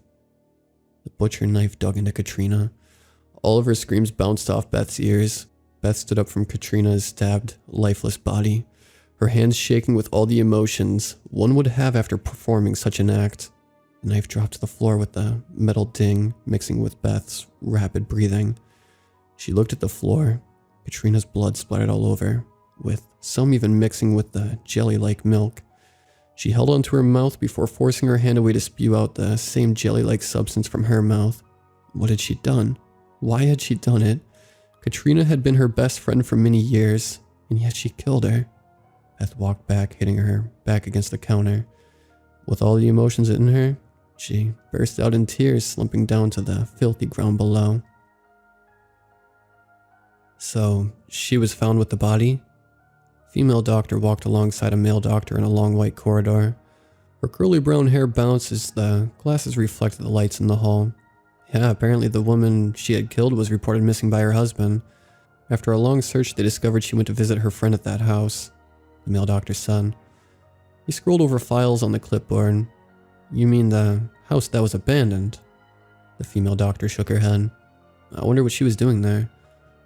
Apparently she was house-sitting for someone, but the person who had lived there went missing for over a year.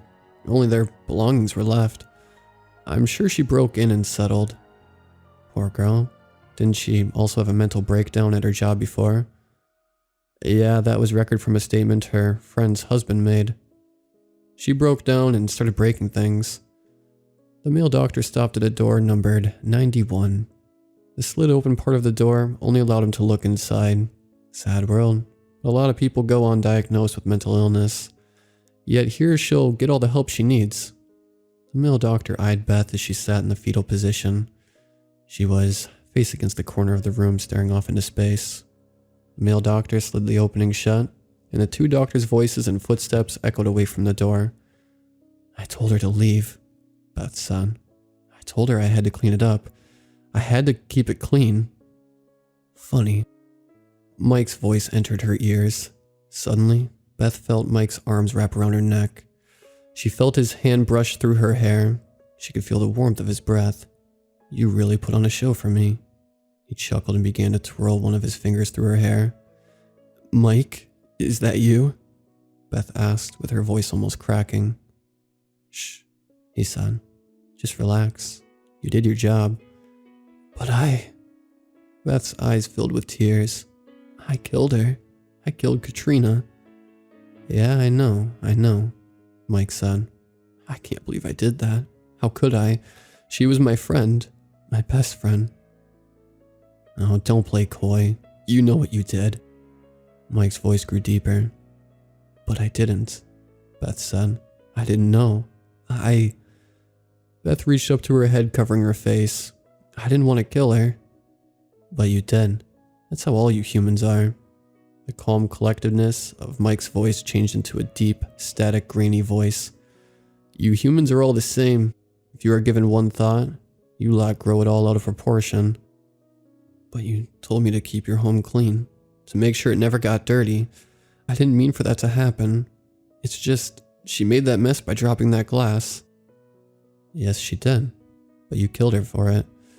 You went above the normality of the situation and feared what would happen. You humans are fun and interesting. Just thinking about the situation made it so much more fun to watch. Mike let out a terrifying laughter that sent shivers through Beth's body.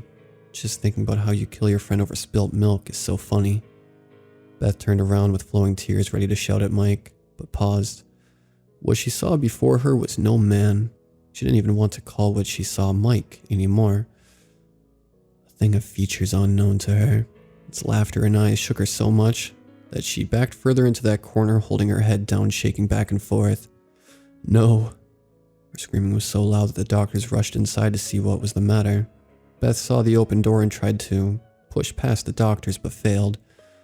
One ordered for a sedative, all while she kicked and screamed. The horrifying, unspeakable feature that was once called Mike was invisible to all but Beth. She cried and begged to be free, all while he laughed at her misery.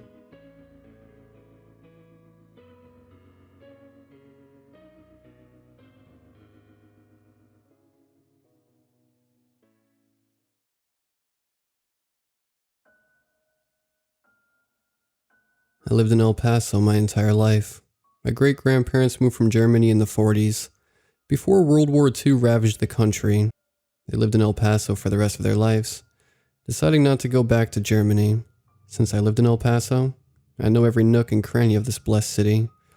If you want to embrace art, go to the El Paso Museum South. Want to hike? Head to some of the Franklin Mountains more up north.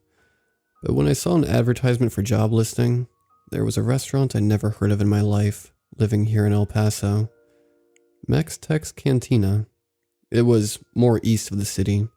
This restaurant had been in El Paso for 40 years apparently. As a 20-year-old man that's lived in El Paso for 20 years, a restaurant that existed for 40 years. I would have heard it talked about at least once in my lifetime. I would have heard a review from online or friends. I would have seen it leaving the city going to South Padre Island. I would have even eaten there in the bundle of restaurants I eat at in El Paso. But no, not a single word of it. One time I was talking to my friends on my way to a party in Las Cruces, New Mexico. I brought up the question about the restaurant in eastern El Paso. Hey, have you guys ever heard or seen the Mex-Tex Cantina restaurant? They never heard of it. They told me that they never saw, heard, or even went there. That theory checks off. When I was looking at the building listing, the infamous Mex-Tex Cantina, printed in yellow and blue bold letters. Mex-Tex Cantina, help wanted. I was desperate for a job. I got evicted from my house and moved into an apartment complex. My landlord just got out of a divorce, and she has been extra catty. Usually, when I miss a payment for a day, she would dust it off her shoulders. Ever since her hubby left, she would scold me down like I was prey for her monstrous rage. When I saw that there was a job listing for the cantina, I thought I should work there, since I never heard about it. I could add it to my book of places in El Paso. I ripped the job listing out of the magazine and brought it with me to the interview. When I got the job, I quit the next day. The infamous Mex-Tex cantina should shut down immediately before anyone or more people get hurt. Just stay away from the cantina that's in eastern El Paso. I pushed the door open. The smell of food hit my nose. All of a sudden, I became hungry. I snap out of my daydreaming about eating food, then remember my purpose of arrival. I pull the magazine piece out of my pocket. I walk up to the counter with a lady standing behind it. She was typing at her computer. "Hey ma'am, I'm here for the job listing. Are y'all still hiring?" The lady looked up at me and stopped typing on her computer. She pulls out a clipboard from under the counter and hands it towards me. "Fill this out. I'll get you in with an interview with the boss later." I grabbed the clipboard from her hand, then I hold the pen in my other. When she spoke, she had an accent like she was from the Bronx. Whenever a word ended in she would replace it with an ah.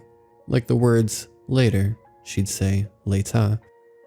I look at the clipboard and scan it up and down. I look back at the woman and thank her.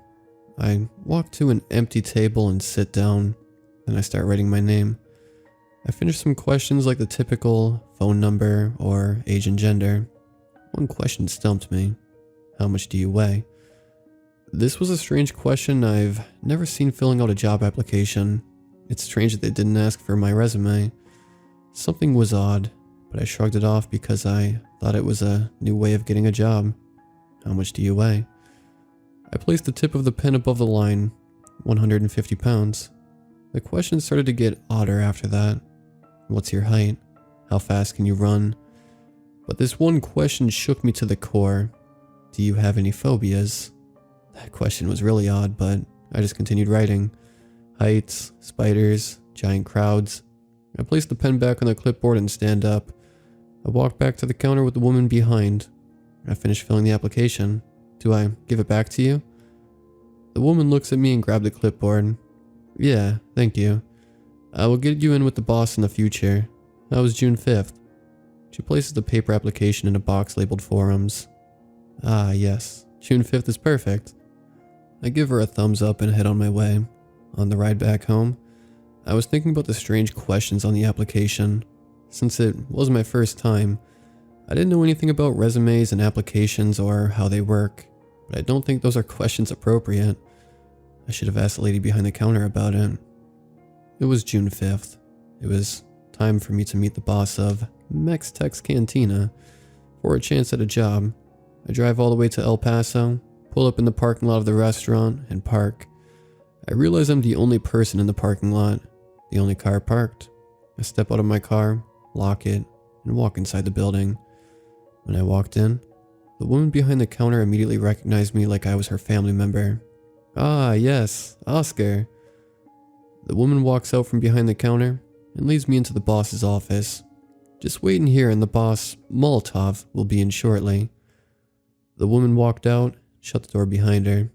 The office was chilly. There were frames with no photos in them hanging on the wall tilted. The door behind me opens and walks in Molotov. Ah, you must be the boss Molotov. I reach out my hand for him to shake. He shakes my hand and we sit down. About an hour later, I walk out of the office and say goodbye to Molotov. I got the job, and my shift was starting the next night.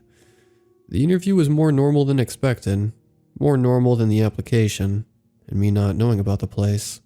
Changing my sleep schedule was hell, but I managed to do it. I wake up, get prepared, and head down to the restaurant. Now I was starting my first night shift. I walk in the empty restaurant. The lass behind the counter cocked her head up to me. Oh, gracias a Dios. The woman walked out in a hurry without saying anything to me, but then she turned around to me.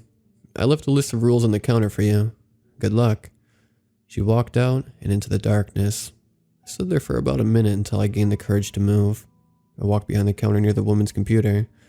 Left there was a list of rules and a latex wrapping. Hello. If you're reading this, you might be a new employee. These are a list of rules for you to follow during your shift. Make sure to read this carefully and play them out perfectly. The writing on the list was all bold black letters on a paper-colored orange, very bright. Step 1. When a man walks in with a plaid shirt, do not look at him for the rest of the time he is there. Make sure you do not talk to him, and give him only a cup of espresso coffee. When he leaves, leave the cup there. The first step was giving me chills down my neck. Then I continued reading the list. Step 2. When the lights ever flicker, run in the bathroom and hide in the last stall. A shotgun is under the counter. Make sure you bring it with you. I read the second step a second time. More chilling than the last. Step 3. If a red Hyundai Elantra pulls in the lot, stare at it until it leaves. Limit your blinking, and you'll be good for the night. Step 4. If you see hands coming from the ceiling, save yourself. Use the shotgun. Step 5. If you leave any time before 6 a.m., do not go back home ever again. I throw the list down on the counter. My hand slides under the counter. I felt the shotgun. I move my finger to the side. The ammunition. The door opened with the annoying bell that indicates someone entered. I looked up. The man in plaid. I cock my head down to the ground and already start making the coffee. I place a cup under the dispenser and coffee started to come out, filling the cup with dark liquid. I grab the cup, still steaming hot. I walk around the counter and look for feet sitting at a table. I scan some more. I found shiny shoes sitting at a table. I immediately placed the cup down on the table and walked back to the counter. My neck was getting sore from keeping it bent down, but when the doorbell rang, it was music to my ears. I look up. The man was gone. All that was left was a cup on the table. I remember that I had to leave it there, so I just ignored it. My phone gets a notification. I pull up my phone and notice I had a text from Molotov. "You still alive?" When I read that, I snapped. I was already on my way out of the store until I remembered the last step. If you leave any time before 6 a.m., do not go back home ever again. That made me stay in my spot. Just having the thoughts of what will be waiting for me at my apartment, I start to walk slowly back to the counter. I text Molotov back. "Going strong." I sent it with a flexing emoji. He sent a reply back. "What step are you on?" I type out my reply. "The first." Then I sent the text. That was all from Molotov. So far so good. But the sudden burn out of a light rod made me reach for the shotgun. I yanked the shotgun from under the counter and accidentally dropped it on the floor, which made the shotgun go off. A loud bang filled my ears. Then I noticed blood on the floor. I looked at the direction of the bullet's travel, and a carcass of something in a human was just laying there dead. It was very indescribable. The light started to flicker like a strobe light. I quickly grabbed the shotgun and book it to the bathroom, then dip into the last stall. I could hear wet footsteps slapping outside the bathroom. Footsteps coming closer and closer. Then the bathroom door opened. I cocked my shotgun and aim it towards the stall. The flickering stopped. I slowly step out of the stall. I could see wet, black footsteps leading towards the stall I hid in. I poke my head out of the bathroom door. Wetter footsteps. I make it back to the counter and put the shotgun back under the counter. This night was an affliction. A night nobody would expect. After reading the list, I didn't expect anything more. But when I snapped out of my stupor, in comes the red Hyundai Elantra. Thinking back on the list, I stared at the car, trying my hardest to limit my blinks. But that was almost impossible. A human blinks 12,000 times a day. I would have at least added to the 12,000 times at this hour. The car pulled into one of the parking lots and just sat there. I stared, to the point where my eyes became heavily bloodshot. The car shut off. My eyes started to automatically squint. I tried my best to keep my eyes open, but I failed. In one of my blinks, the car disappeared. I sigh in relief. My phone gets a notification, a text from Molotov. "I'm gonna assume you finished the last step. Good job. You can now leave." I sighed in relief. I start to walk towards the exit. I open the door and step out. Then I realize the last step. If you leave any time before 6 a.m., do not go back home ever again. I looked at my foot, stepped outside. Most of my body was out of the building. I look at the clock on my phone. 5:59 a.m. I left the building before 6 a.m. Now, I can't go home.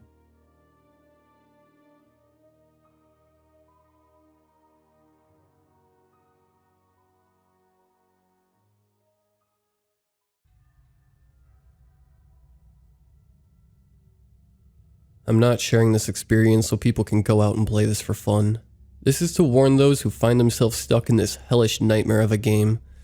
It happens more often than you'd think, but people can be ignorant. Don't go searching to play this game. I've made a list of what to do if you find yourself in a situation where you are playing this game. This is a warning, not an invitation. To make things clear, the actual purpose of this game is to drive you to insanity. I've yet to come across anyone who escaped this game except me, of course. That's how I know everything I know. It's almost impossible, but it can happen. Here are some situations that might just prove you have gotten into the forever game. If you somehow come across a tape named Forever Game, leave it alone. Bury it, or hide it somewhere safe. Absolutely don't burn it, or you will start the game. If you come across a board game called Forever Game, don't open the box, hide it, or bury it. Once again, don't destroy it or burn it. Lastly, if you come across a book called Forever Game, don't open it. Hide it so no one will find it. If you have already opened one of those, then you messed up. At this point, consider yourself dead. Either way, here are some steps that might be able to help you. Step 1. You will know you are in a game once everyone seems to vanish off of the planet. You will be alone. Don't panic. Sit down and constantly remind yourself of your name and where you live. Step 2. Walk to the nearest store and grab water and food. You will need these for the following steps. Gather enough supplies, and remember to always recite your name and where you live. Step 3. Conserve your food and water, and don't look at anyone else you may come in contact with. Act like they don't exist and keep walking. Tell yourself they aren't real, and remember your name and address. Step 4. Make sure you are walking north. Walking north will lead you to the next step. Once again, don't talk to others, and remember your name and address. You never want to forget who you are. If you do, then you will be stuck there forever. Step 5. Keep trying to find more food and water. Once you have reached the point, you will know. You will see people there in a circle. Ignore it and look towards the ground. They will move and you will be able to access the next step. Keep reminding yourself of your name and address. Step 6. This is where most people fail, so pay close attention. They will form a circle around you. Keep your head towards the ground and close your eyes. Count about 10 seconds. You will feel a very cold breeze, and when you look up, the people will be gone. They will leave you a note. The note varies depending on who is hosting the game. Read the note out aloud, and it will lead you to your next point. Always remember your name and address. Step 7. Once you reach your next point, pick up whatever they left you. This also depends on who is hosting the game, but keep whatever they left for you. Remember your name and address. Step 8. Start walking back to where you started this mess. This sometimes can take a while depending on how far out you walked. Try not to sleep a bunch, and always remember your name and address. Step 9. When you have returned to the origin, whether it was a tape, book, or board game, set whatever they had left for you down in sight. For the book, open it, and set the contents inside. Same thing for the board game. For the tape, they will always give you another tape. Watch the tape they provided for you. Remember your name and address. Step 10. You will allegedly pass out and not remember much. Recite your name and address a few times, and take everything out of the box or book, or remove the tape, and set it aside. You will now find yourself in a different room. People will be watching you. Pretend they aren't there, and keep going. Once again, they will move when you walk towards them. There will be a hallway, and now you can look up. The temperature will significantly decrease. This part may end up killing you if you aren't well prepared. Walk through the hallway. It will take a while, and don't look at anyone else there. Don't listen to the whispers. Remember your name and address. Step 11. Now you will find yourself in another room. There will be very bright lights. Then again, you will pass out and wake up in that room. People will be standing there. Ignore them. The room will either be extremely hot or extremely cold. Ignore the people tugging on you, scratching on walls, whispering. Most people will fail here too. They tend to use voices of people you know. Remember your name and address. Don't let the voices get to you. Step 12. Congratulations, you've made it to the last step. This one, of course, is the hardest of all. Seems easy, but when you are put in the actual game, you will find out how it's not so easy. If you see people this time, it's okay to look. There will be people impersonating those you know and love. Those aren't real people though. They just want to get to your head. Ignore them. It can be really hard. They might shoot your wife or cut open your dad. Remind yourself of who you are and your address. Also, one last thing.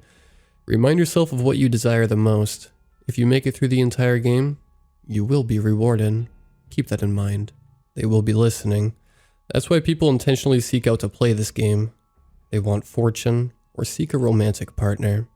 If you've made it out, you'll be back to where you started. Take whatever it is that got you stuck in that situation and bury it or hide it. Never destroy it or you will start the game again. If you made it out alive, congratulations. You will receive your biggest desires in life. I advise you all to not go out seeking this game. It's a messed up game, and most people don't make it out alive. Lastly, this was a warning, not an invitation.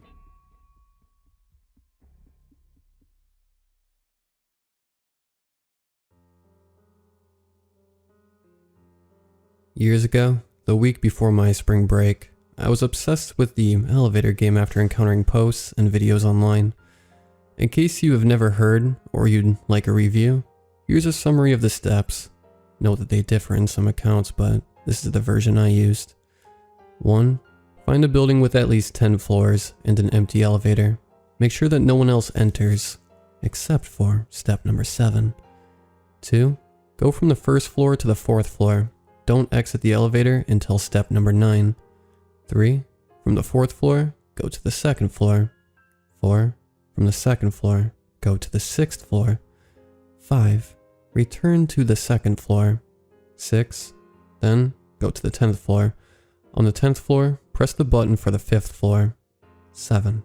On the 5th floor, a woman might enter the elevator. Don't look at her. Don't speak to her. Don't make a sound. She might be beautiful. She might appear as someone you know, and she might try to get you to talk to her. But do not react. 8. Press the button for the 1st floor. 9. If the elevator goes to the 1st floor, leave the elevator and don't look back or speak to the woman. 10. If the elevator ascends to the 10th floor, you can choose to get off or to stay. Either way, do not speak to the woman.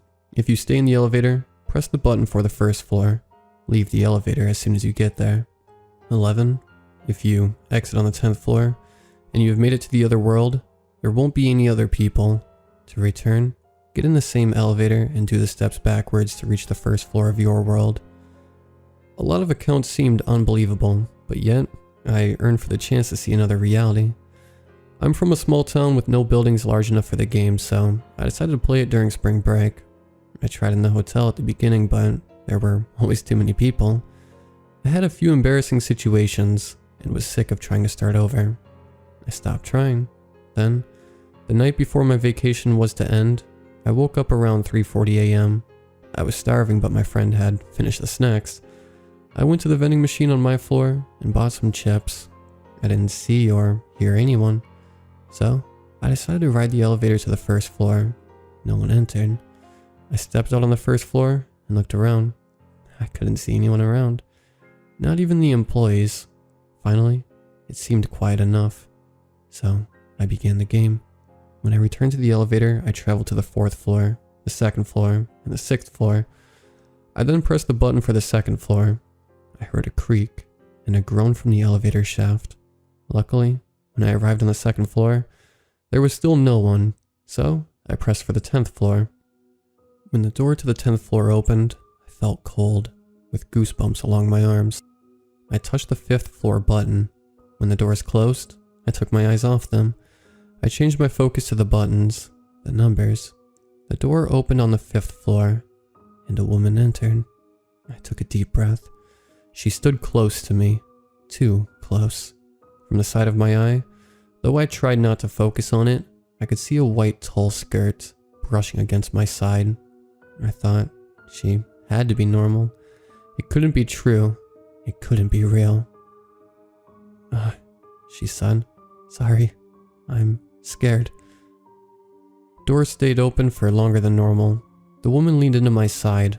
Her hair, which weirdly smelled like jasmine, brushed against my face.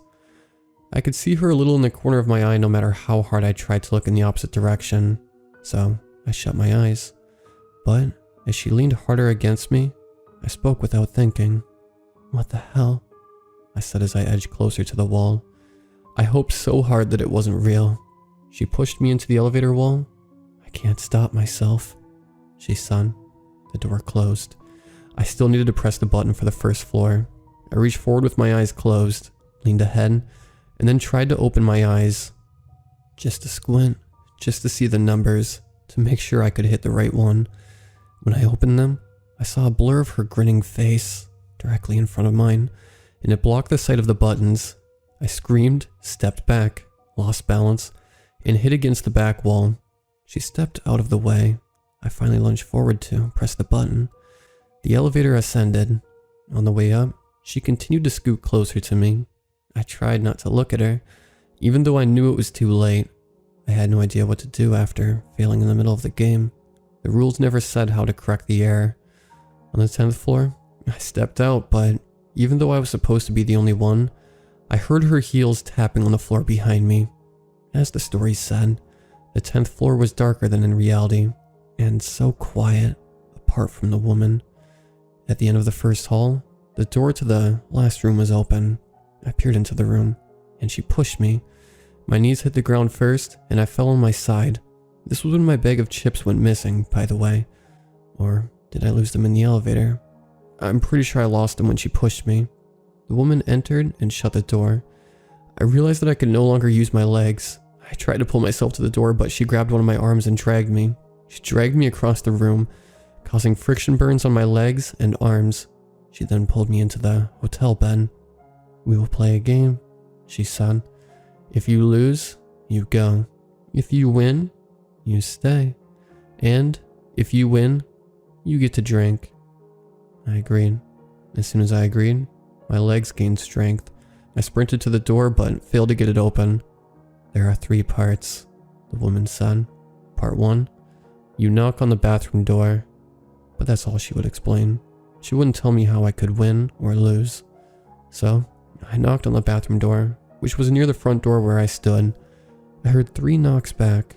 I asked the woman who's in the bathroom, but she refused to tell me. Part 2, choose how many knocks. I tried to ask her 5. I wasn't sure if she wanted me to tell her how much the person beyond the door knocked or some other number. She said nothing about the number. Part 2.5, open the door to begin the end of the game. I opened the door. No one was there. I saw a book on the counter. On the cover, there was a man whose head was covered by a black hood. He held his index fingers before his chest in a cross sign. Then I looked at the woman who was behind me again. I asked her, "Am I winning or losing?" But she wouldn't answer. Part 3, she said. "To end the game, you must bleed. If you can break your skin, you win." Of course, I didn't want to win. I looked around the bathroom. There was the counter, the faucet, the mirror, the book, the shower curtains, toilet, and a piece of art. It was the same as the art that hung in my own hotel room, except that the colors were inverted. I opened the drawers. There was nothing in the top one. In the bottom one, there were 2 labeled bottles of pills. There was cursive writing on the labels. I can't remember the exact names. The right bottle was labeled with a word that started with phenol, and the left was something like omantamine. I didn't bother to grab them. I realized how I could end the game without breaking the skin. Internal bleeding. It didn't need to be anything serious. I figured a bruise could do the trick. So I took my forearm and bashed it against the top, smooth part of the faucet as hard as I could. The woman laughed at me. I checked my arms afterwards and washed for bruises. There was nothing. I banged my wrist against the faucet multiple times. Still nothing. Still, she laughed.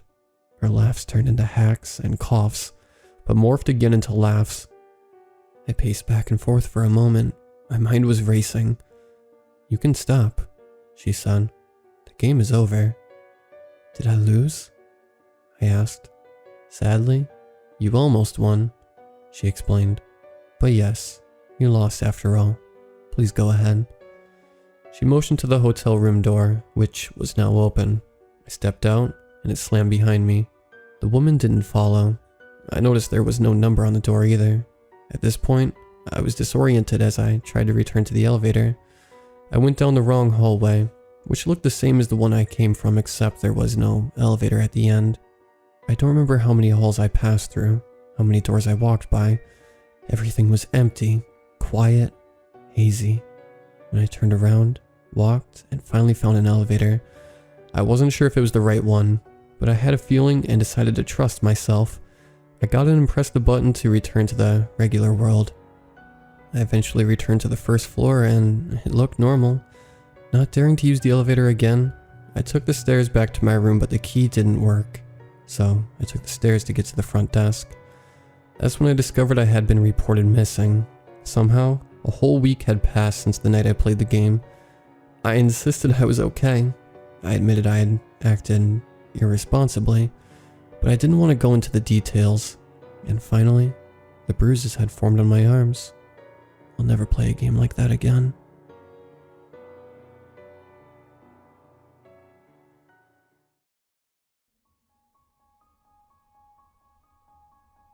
In hindsight, I should have just paid my rent every month.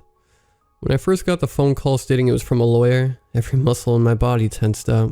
I was broke, living alone, and barely making ends meet. There was no way I would have enough for anything to pay anyone, but I didn't have to. An aunt I did not know existed had passed away and left me her apartment. She had considered reaching out to me, but had lost her mind to dementia before she could, and then, well, passed away at the hospice she was living in. I was confused at first, but quick identity checks and whatnot later, the apartment was signed over. Apparently, since she was in hospice, no one had used the apartment in a long time. Living rent-free meant I could afford to sleep at night and not worry about going homeless or hungry if I missed a night of work or two. I was told it was furnished, and maybe if I had come to check the apartment out before moving here, I would have saved myself the trouble. I packed all my belongings in 2 boxes and a backpack and drove myself to the apartment. The building looked like it was pretty old, maybe early mid-20th century, not too much older than that. It had red brick walls, which I had romanticized for a long time, so at least it made me feel good. For a few minutes there, apparently, that's how it lures you in. The first strange thing happened when entering the apartment. I met my old neighbors from my small town. A young couple as they were carrying their groceries in. We exchanged pleasantries, and I asked them what they were doing here. We were in another country. They just smiled and said that things happened and led them there and smiled. There was something about their smile, like they knew something you didn't, that made them unnerving. So I left the conversation at that. We weren't super close even back in the day. Anyway, the apartment has a concierge/security desk, so that was good. The guy at the concierge looked exactly like what I expected the concierge guy to look like. He was a big, balding man in his 40s, with a strange snorting laugh. I explained where I needed to go. I was told to leave my box of stuff there for him to carry it up at the freight elevator when he started his rounds. I told him I could handle it, but he looked at me sternly and yelled, "No stuff in people elevator." I was so taken aback by his sudden change in tone that I left the box by his desk and walked with just my backpack. I was told to climb the stairs to the 2nd floor and take the elevator there. My old neighbors were waiting for me to finish having this conversation, still smiling, still staring at me, occasionally whispering things between themselves. As soon as I turned away from the concierge to walk down the hallway, they started walking, a few steps in front of me.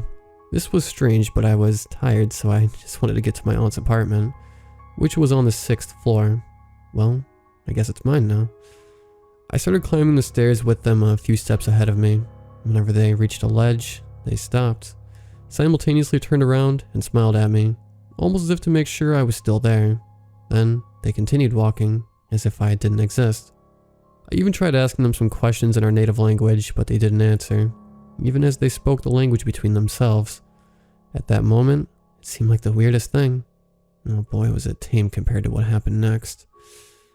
It felt like we climbed about 10 stories worth of stairs, just to get to the second floor, and I was basically cursing my weird absent aunt for leaving me this weird apartment, but still determined to make the best of it.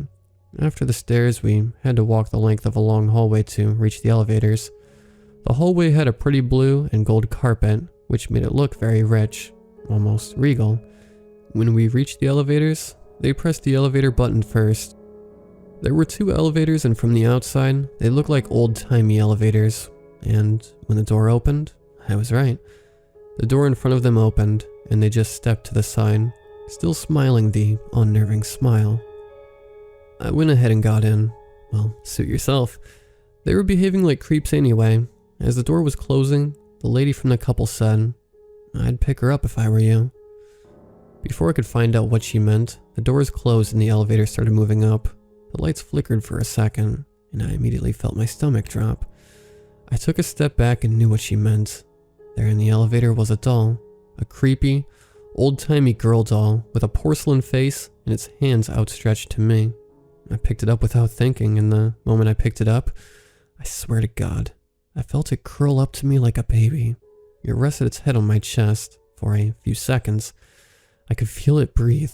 My heart was about to leap out of my chest when the elevator slowed to a stop. In floor 4, a man who looked too old to be true stood outside, looked at me with my fear-ridden face holding the doll, and politely waved his hand for me to go ahead, even as my tears were pleading for someone to get in with me, to tell me what to do. That's a bad time, no? The doors closed and the elevator started with a ding again. By now, the doll's hands were moving, slowly as it inched toward my neck. I wished for the elevator to just drop me down to my death. I didn't think that even being crushed to death seemed better. I didn't want to be choked to death by a doll in an elevator, in a building that I had never been in. I closed my eyes and prayed. Even when I hadn't prayed in years, I felt its cold, doll hands on my neck, and my warm tears rush over them. I felt the elevator slow to a stop. I felt the lights flicker for a second as my heart stopped beating. When I opened my eyes, the doll had disappeared. The elevator doors opened and here I was, on floor 6. I quickly got out and fell to the floor outside the elevator. I didn't know what to think. The hell was that? Had I just made it up in my mind? Have I lost my mind?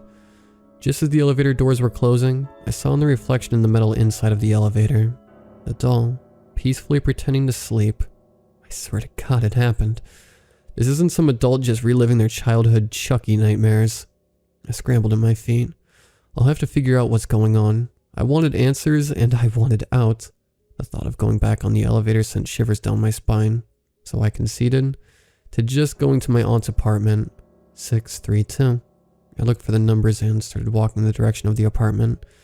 As if out of nowhere, I heard a giggle and turned around to see my old neighbors walking ahead in the hallway. I called out to them. They turned around and smiled but said nothing. Immediately, I felt like asking them anything was a bad idea. I told them to have a good day and went ahead to my apartment door. 2 more strange things have happened since then. My box of stuff was in the center of the living room of the house. The only thing is, everything in the house was coated with dust. When I walked in, I left footprints in the dust. There were, however, no other footprints. How did the box get in? Who dropped it off? How did they get in? Why did they not leave footprints? I had so many questions. I collapsed on the floor, bawling my eyes out from the fear and the stress. When I collected myself, I decided that either I was going to have to brave up and make this work, or move out and live in the streets for a while until I found another place. I picked option 1. I cleaned the house like my life depended on it. Even though the kitchen was unused, everything worked. I had brought along my old groceries, which meant I could eat. After getting my food, I opened my phone and was surprised by the notifications. The little Wi-Fi symbol on my phone had lit up and was connected to Spiderweb. Creative, isn't it? I didn't create it. Free Wi-Fi was still free Wi-Fi, so I took what I could get. I immediately looked up the apartment and found no strange stuff directly related to the apartment. Something made me look up the names of the neighbors. Well, that was certainly a strange thing, because according to the news article, they passed away in a fire. The house was burnt to the ground. They couldn't recover any remains. I can't link the article without giving away exactly where I'm from, so forgive me for not doing so. When I woke up the next morning, I realized I had slept on my laptop, again. Any feelings of fear had been replaced by determination to make it work. I had spent long enough lurking on this subreddit since then to realize, perhaps there may be rules to living in this apartment. I just have to find them and follow them, and trust my gut, and pray that my aunt wanted the best for me, and will look out for me, if I need her to. I couldn't find any paper or document within the apartment which had the rules, and I couldn't find anything online. It took me 2 days, and a need to get to work on the Tuesday, after the long weekend, that finally brought me to take the elevator again, but I was able to ride it without incident when I was getting to work. It was around 5:30 in the morning and the concierge guy was sleeping. I didn't feel like it was right to wake him. By the time I had returned, it was 10:30 p.m. The apartment was actually quite normal at nights, and for some reason, I felt safer when it was dark outside anyway. Maybe I could get used to living in this strange apartment.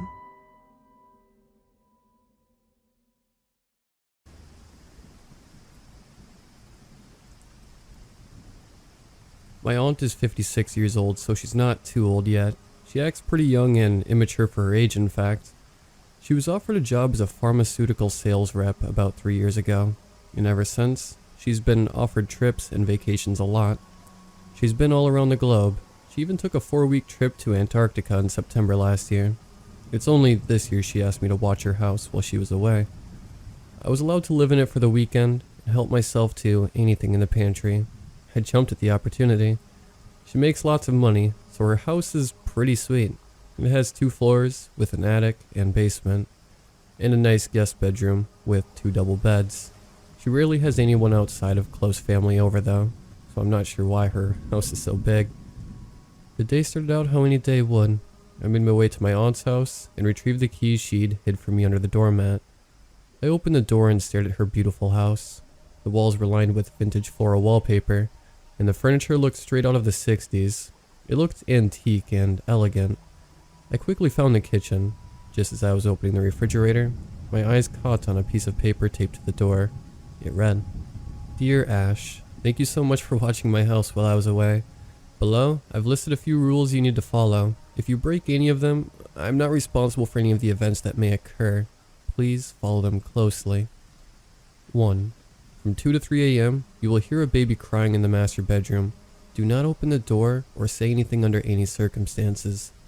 2. If you need to use the bathroom and you are in the basement, go upstairs to use the facilities. Do not use the basement's bathroom. This is important because the basement doesn't have a bathroom. 3. At 5 a.m. to 5:30, you might hear tapping in the guest bedroom. This usually comes from a window by the bed. Do not look out the window. If the curtains are open, close them immediately as soon as possible. Do not look out that window until morning. 4. If you hear rustling in the kitchen in the middle of the night, lock the door to whichever room you are in and find a place to hide. Do not come out until morning. 5. If you hear the doorbell ring at 3 a.m., do not open the door or look out the peephole or window. 6. If you wake up to someone calling you, do not answer. Hide and wait until morning. Do not come out under any circumstances, no matter who it is that is calling you. 7. At 1 a.m., you will wake up to frantic knocking at the front door. Look out the peephole for no longer than 3 seconds. It should be a fat man in a beige trench coat. Say, "It's not here, friend." The man will look frustrated and walk away. 8. If you see a creature in the basement between 8 p.m. and 9 p.m., answer any questions it asks you with "no thanks." And do not look it in the eyes, or at all. 9. From 3:39 a.m. to 3:40 a.m., do not look at any mirrors or reflective objects. Please follow the rules above you for safety and health. Have a nice day. Aunt Deborah. I stare at the list in my hands. Is this some sort of sick prank? I toss the paper aside and look for something to eat in the fridge. It's stocked with fruits, meats, veggies, and treats. I choose to get a bowl of vanilla ice cream. My aunt has a flat screen in the basement, so I grab my phone and ice cream and make my way to the basement. I laugh, remembering the rule about the basement bathroom as I stroll past it. I sit down on the couch and turn the TV on. I set it to an old show I've watched 1,000 times and go on Reddit for a while. After about 3 hours, I check the time, 8:46 p.m. I'd head upstairs at 9. My show was interrupted by a loud thump behind me. I turn to look. I see a large creature staring back at me. Its wet tentacles curl in the air, and a dark, burnt face stares at me with 2 glowing white eyes. I immediately remember the rule and look away. I've already looked it in the eyes. I hear it coming closer to me. Frightened, I run into the bathroom and lock the door. I can hear the creature panting outside the door. "Would you open the door?" I hear a voice ask. It sounds demonic. "No thanks," I say. "Do you want to see me?" "No thanks." "Do you want some candy?" "No thanks." The panting stops and I hear it walk away. I turn back to the door. It's gone. I'm in a room with no door. I remember the bathroom rule. If the creature was real, that meant the rules were legit, and I was in a terrible situation. I pound on the wall. I realize my phone is on the couch, and I'm trapped in here all alone. Am I alone? I stay quiet and listen. I hear a low moaning sound coming from behind the curtain. There's no way in hell I'm opening that, I think. I look for a way out. I shut my eyes tight and sit in the corner, as far away from the shower as I can get. "I can get you out, Ash," says a high-pitched voice. I turn my attention to the shower. The face I saw haunts me to this day. Its face was too skinny and wrinkled. It looked like a zombie from a movie. Its eyes stared back at me, a large goofy smile across its face. I stand up and press myself against the wall. Long, skinny, curled fingers wrap around the shower curtain. I don't remember what happened, but I heard a loud crash and the door appeared again. I took one look at the zombie-like creature before me, and without thinking, I ran into the hallway. After a few steps, I turned back to see if the creature was chasing me. There was no bathroom in the basement. This was gonna be a long weekend.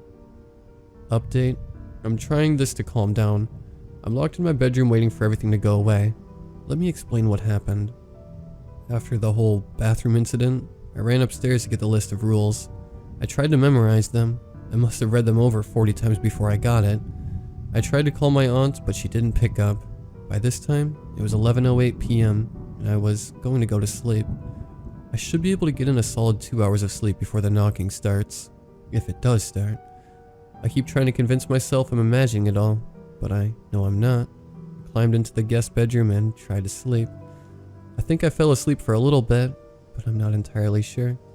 All I know is I jolted up when I heard a knock on the door. It started out slow, light knocks, then it turned harder and faster, frantic, like the rules stated. I quickly put on my slippers and ran to the door. I looked out the peephole. It was, in fact, a fat man in a trench coat. He looked worrisome. "It's not here, friend," I yelled from the other side of the door, still looking through the peephole. The man turned his attention to the peephole, looking me in the eyes. I immediately stepped back from the peephole. Shit. I lock the door with a deadbolt and check out the window. He's gone. Maybe it wasn't so bad I broke 1, or 2, or 3 rules. Why does the protagonist always find a way to fuck it up? I could always leave, but I don't know the consequences. My aunt would also be pissed. I decided to stay for the night and call her in the morning. I walked back to the guest bedroom. 1:05 a.m. I check to make sure all the curtains are closed and lock the bedroom door. My plan is to stay here until morning and hope to God I can follow the rest of the rules. It didn't work out. Knocking started on my bedroom door, just like the knocking on the front door. Slow, soft, and frantic and hard. "It's not here, friend." I tried. Nothing. I tried to call my aunt. This time, she picked up. "Why is there a man knocking on my bedroom door?" I yelled into the phone. I heard her sigh over the phone. "You looked out the peephole for too long. Now that you know he's there, he'll bug you for the rest of the night," she says. I would have known he was there without looking out the peephole for too long, I muttered to myself. "True," my aunt says. "He usually doesn't do this. Just try to talk to him. I gotta go." Thanks for watching the house, sweetie. I hear her hang up. I awkwardly wait for a few minutes. It's not here, good sir. Can you leave? I say quietly. I facepalm. The knocking stopped. It actually stopped. I'm gonna wait the night out in here and leave tomorrow morning. I'll update if anything else happens. Everything seemed alright for a while, though I couldn't sleep at all. At around 2 in the morning, I heard something wailing in the hallway. I pressed my ears against the door. It was faint but distinctive. Crying? Was it a child? I listen harder. The crying gets louder. I open the bedroom door and cautiously peek my head around the hallway. Nothing there. The fat man had gone a while ago, and I hope to God the basement monster disappeared. I sneak down the hallway to where the crying's coming from. My aunt isn't married, nor does she have a boyfriend. If there was an actual child in this house, I'd have shit to deal with. I pinpoint where it's coming from. The master bedroom. I curl my fingers around the doorknob. Wait. I stop myself. There has to be a rule about this. I stop to think. Was there? I pull my hand away from the door handle. I'll just let whoever, or whatever, is in there cry until they stop. I turn back to go to my room. Then I heard something. Was it rustling? I listen closer. It's coming from the kitchen. There definitely was a rule about that. I look around for my options. It said to go into the nearest room and hide. That was the master bedroom, where the crying was coming from. The hallway was too long. It was literally the only room on the hall. I'd have to cross beside the kitchen to go to the guest room. The rustling gets louder. I needed a place to hide. I listen in on the master bedroom. The baby, or whatever it is still wailing. It's hard to listen to. It sounds like a baby that hasn't been fed in its entire life. That's how sad it sounded. I put my hand over the door handle. I know I shouldn't go in. It's stupid. Who knows what could be in there? The rustling stops. I whip around. There's a man standing about 10 feet away from me. I freeze. He's wearing a dark red hoodie and dress pants. His face was horrifying. He didn't have any eyes or a nose, only a small mouth. God, he was terrifying. How could my aunt live here? I'm frozen for at least a minute, staring back at the man. I watch as his mouth grows, making a gross, cracking sound. His mouth is consuming his entire face. His face is a mouth with sharp, needle-like teeth. He charges at me. That snapped me out of my trance. I open the master bedroom door. Screw this, I thought. I close the door behind me and lock it. The sound of the man slamming against the door startled me. I scan the room frantically. Nothing's in here, but it feels off. The whole room has an eerie feeling. I flick on the light. What is that? In the corner, I see a dark figure, crouched down. It's crying, like a baby. No, it's laughing now, like a baby laughing. It turns to me. Even with the lights on, all I could see is two bloodshot, crazy eyes staring at me. With the man still trying to break in, my only option was to run into the bathroom connected to the master bedroom. I locked the door and looked for a window. The bathroom door has a small window in the top, like the very top against the ceiling. It's about 2 feet above where I stand. And I'm a big guy, like 6'3" big. I see the eyes in the window. It's staring at me. I see the window. It's huge. But I'm on the second floor. It'd be quite a drop, but I didn't care. I try to open the window. It's locked. It's in a bathroom, so I didn't expect it to be unlocked. I break the dial off the bathtub and hit the window with it. After 50 strokes, it only cracked a little bit. I needed something heavier, something bigger. I scan the room. A drawer. I pull the drawer out of the bathroom shelf. It's stocked with lotions and shampoo. Girl stuff. I throw it against the window as hard as I can. It shatters, making a big crash sound. I look down to see how far I'd have to drop. I can't see anything. It's too dark. I yell in frustration. Why is this happening to me? Leave me alone. I yell. The monster's laugh turns distorted and demonic. I just want this night to be over. My cell phone rings in my pocket. Ash, it's me, Deborah. Use the gun. Says someone over the phone. Why would you let me come here? I asked angrily. And how do you know I'm stuck in here? I hear her sigh over the line. I'm sorry, Ash, but now's not the time. Use the gun in the drawer. Bottom drawer. In the closet. Follow her instructions. There is indeed a gun in there. You've got 2 shots. One for each eye of that thing. She says. I've never shot a gun before. Don't pull that crap. Pull the trigger. She yells angrily over the phone. What are you even doing up this late? Do it now. She says, frustrated. I point the gun at the creature's eyes. It doesn't move. Its face is glued to the tiny window above the door. I pull the trigger. I'll never forget the sound it made. A painful, glass-shattering screech that echoes throughout the whole house. Still, it stays still against the glass. I pull the trigger again on its other eye. The screech is louder this time. I cover my eyes and shut them. And then, it stopped. Everything. The man stopped trying to break the door. The creature disappeared. I must have waited an hour before gathering up the courage to unlock the door. I checked the time on my phone. 3:38. I remembered a rule about mirrors at 3:39. I needed to be careful. As soon as I stepped into the hallway, I ran into the guest bedroom. My eyes immediately catch on a white piece of paper on the pillow. I'll see you tomorrow, princess. It read, princess. Now this guy was insulting me? Whatever. I'm going to sleep. I'm writing this in hopes to calm down a bit, but I'm too scared to sleep. Yes, the door is locked. I'm not an idiot in a horror movie. I'll update if anything else happens. I eventually did fall asleep. I woke up at 5:12 a.m. to relentless tapping from the window behind my bed. I knew I shouldn't look. Why the hell would I look? I was itching to pull back the curtain. Something drew me to it. I put my hand on the curtain, feeling its silk texture. No, I think. I pull my hand away.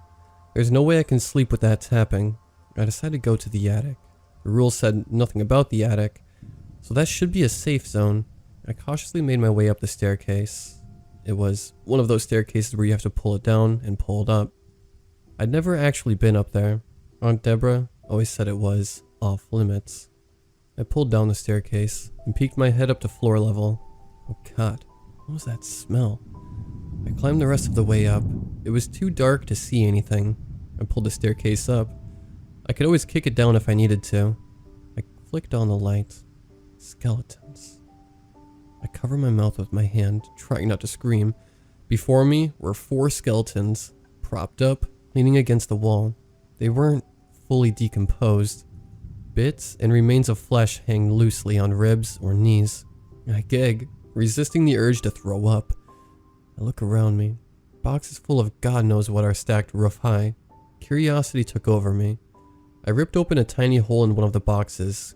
I peered inside. I kicked down the stairs and ran down them. What was in that box? I can't talk about it. For your sake. It was terrible. Never mind. I ran back to the guest bedroom.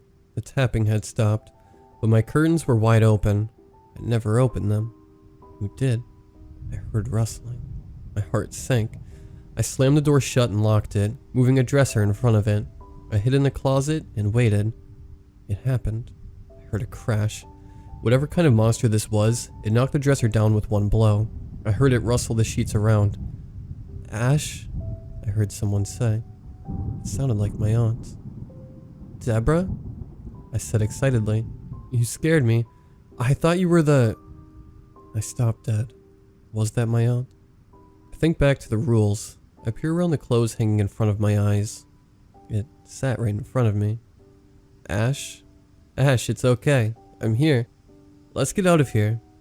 It was too creepy. Screw this, I screamed. I jumped over the monster. It grabbed my ankle with an icy grip. I yanked the blankets off the bed and threw it at the monster. Its grip only tightened, and it roared.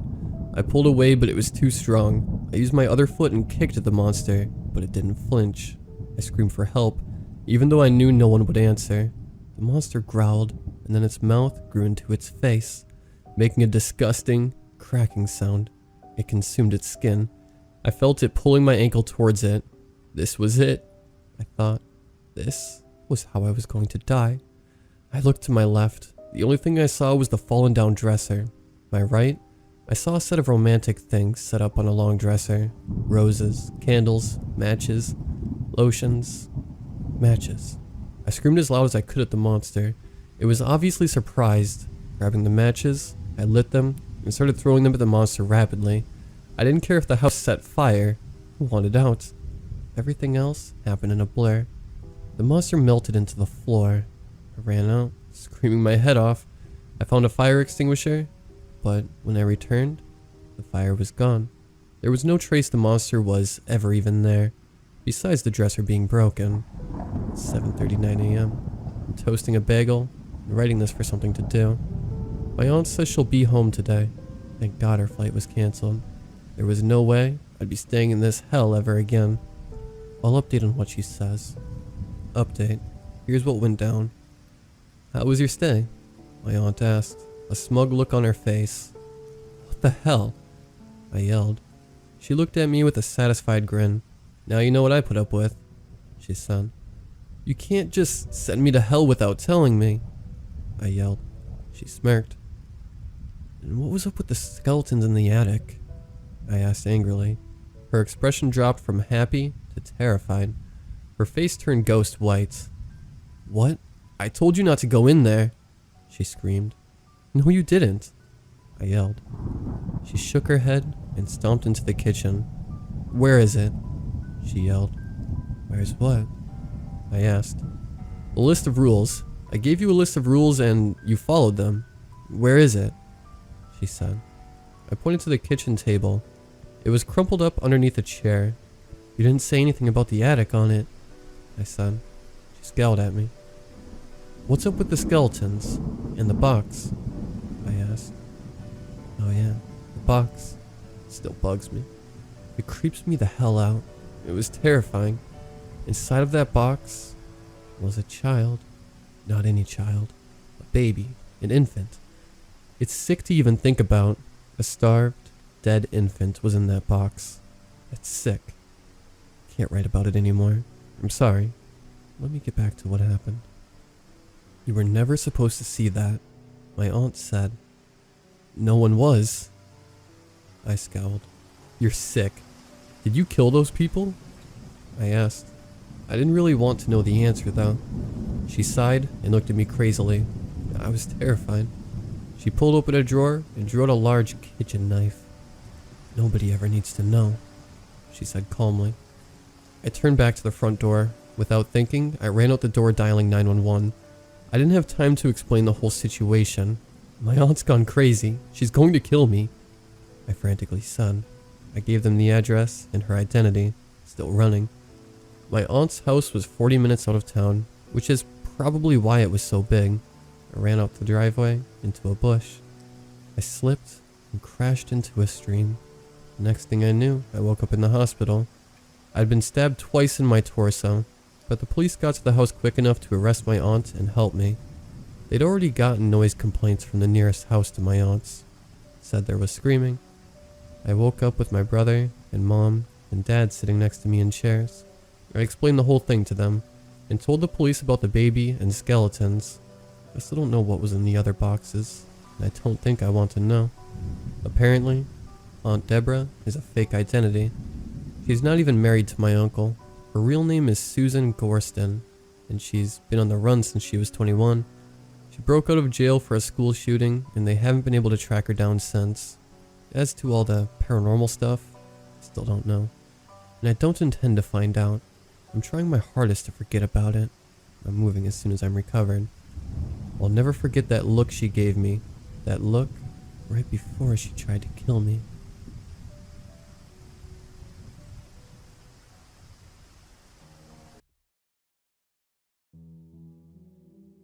So, I'm a guy in his early 30s with a 4-year degree and a poor temperament.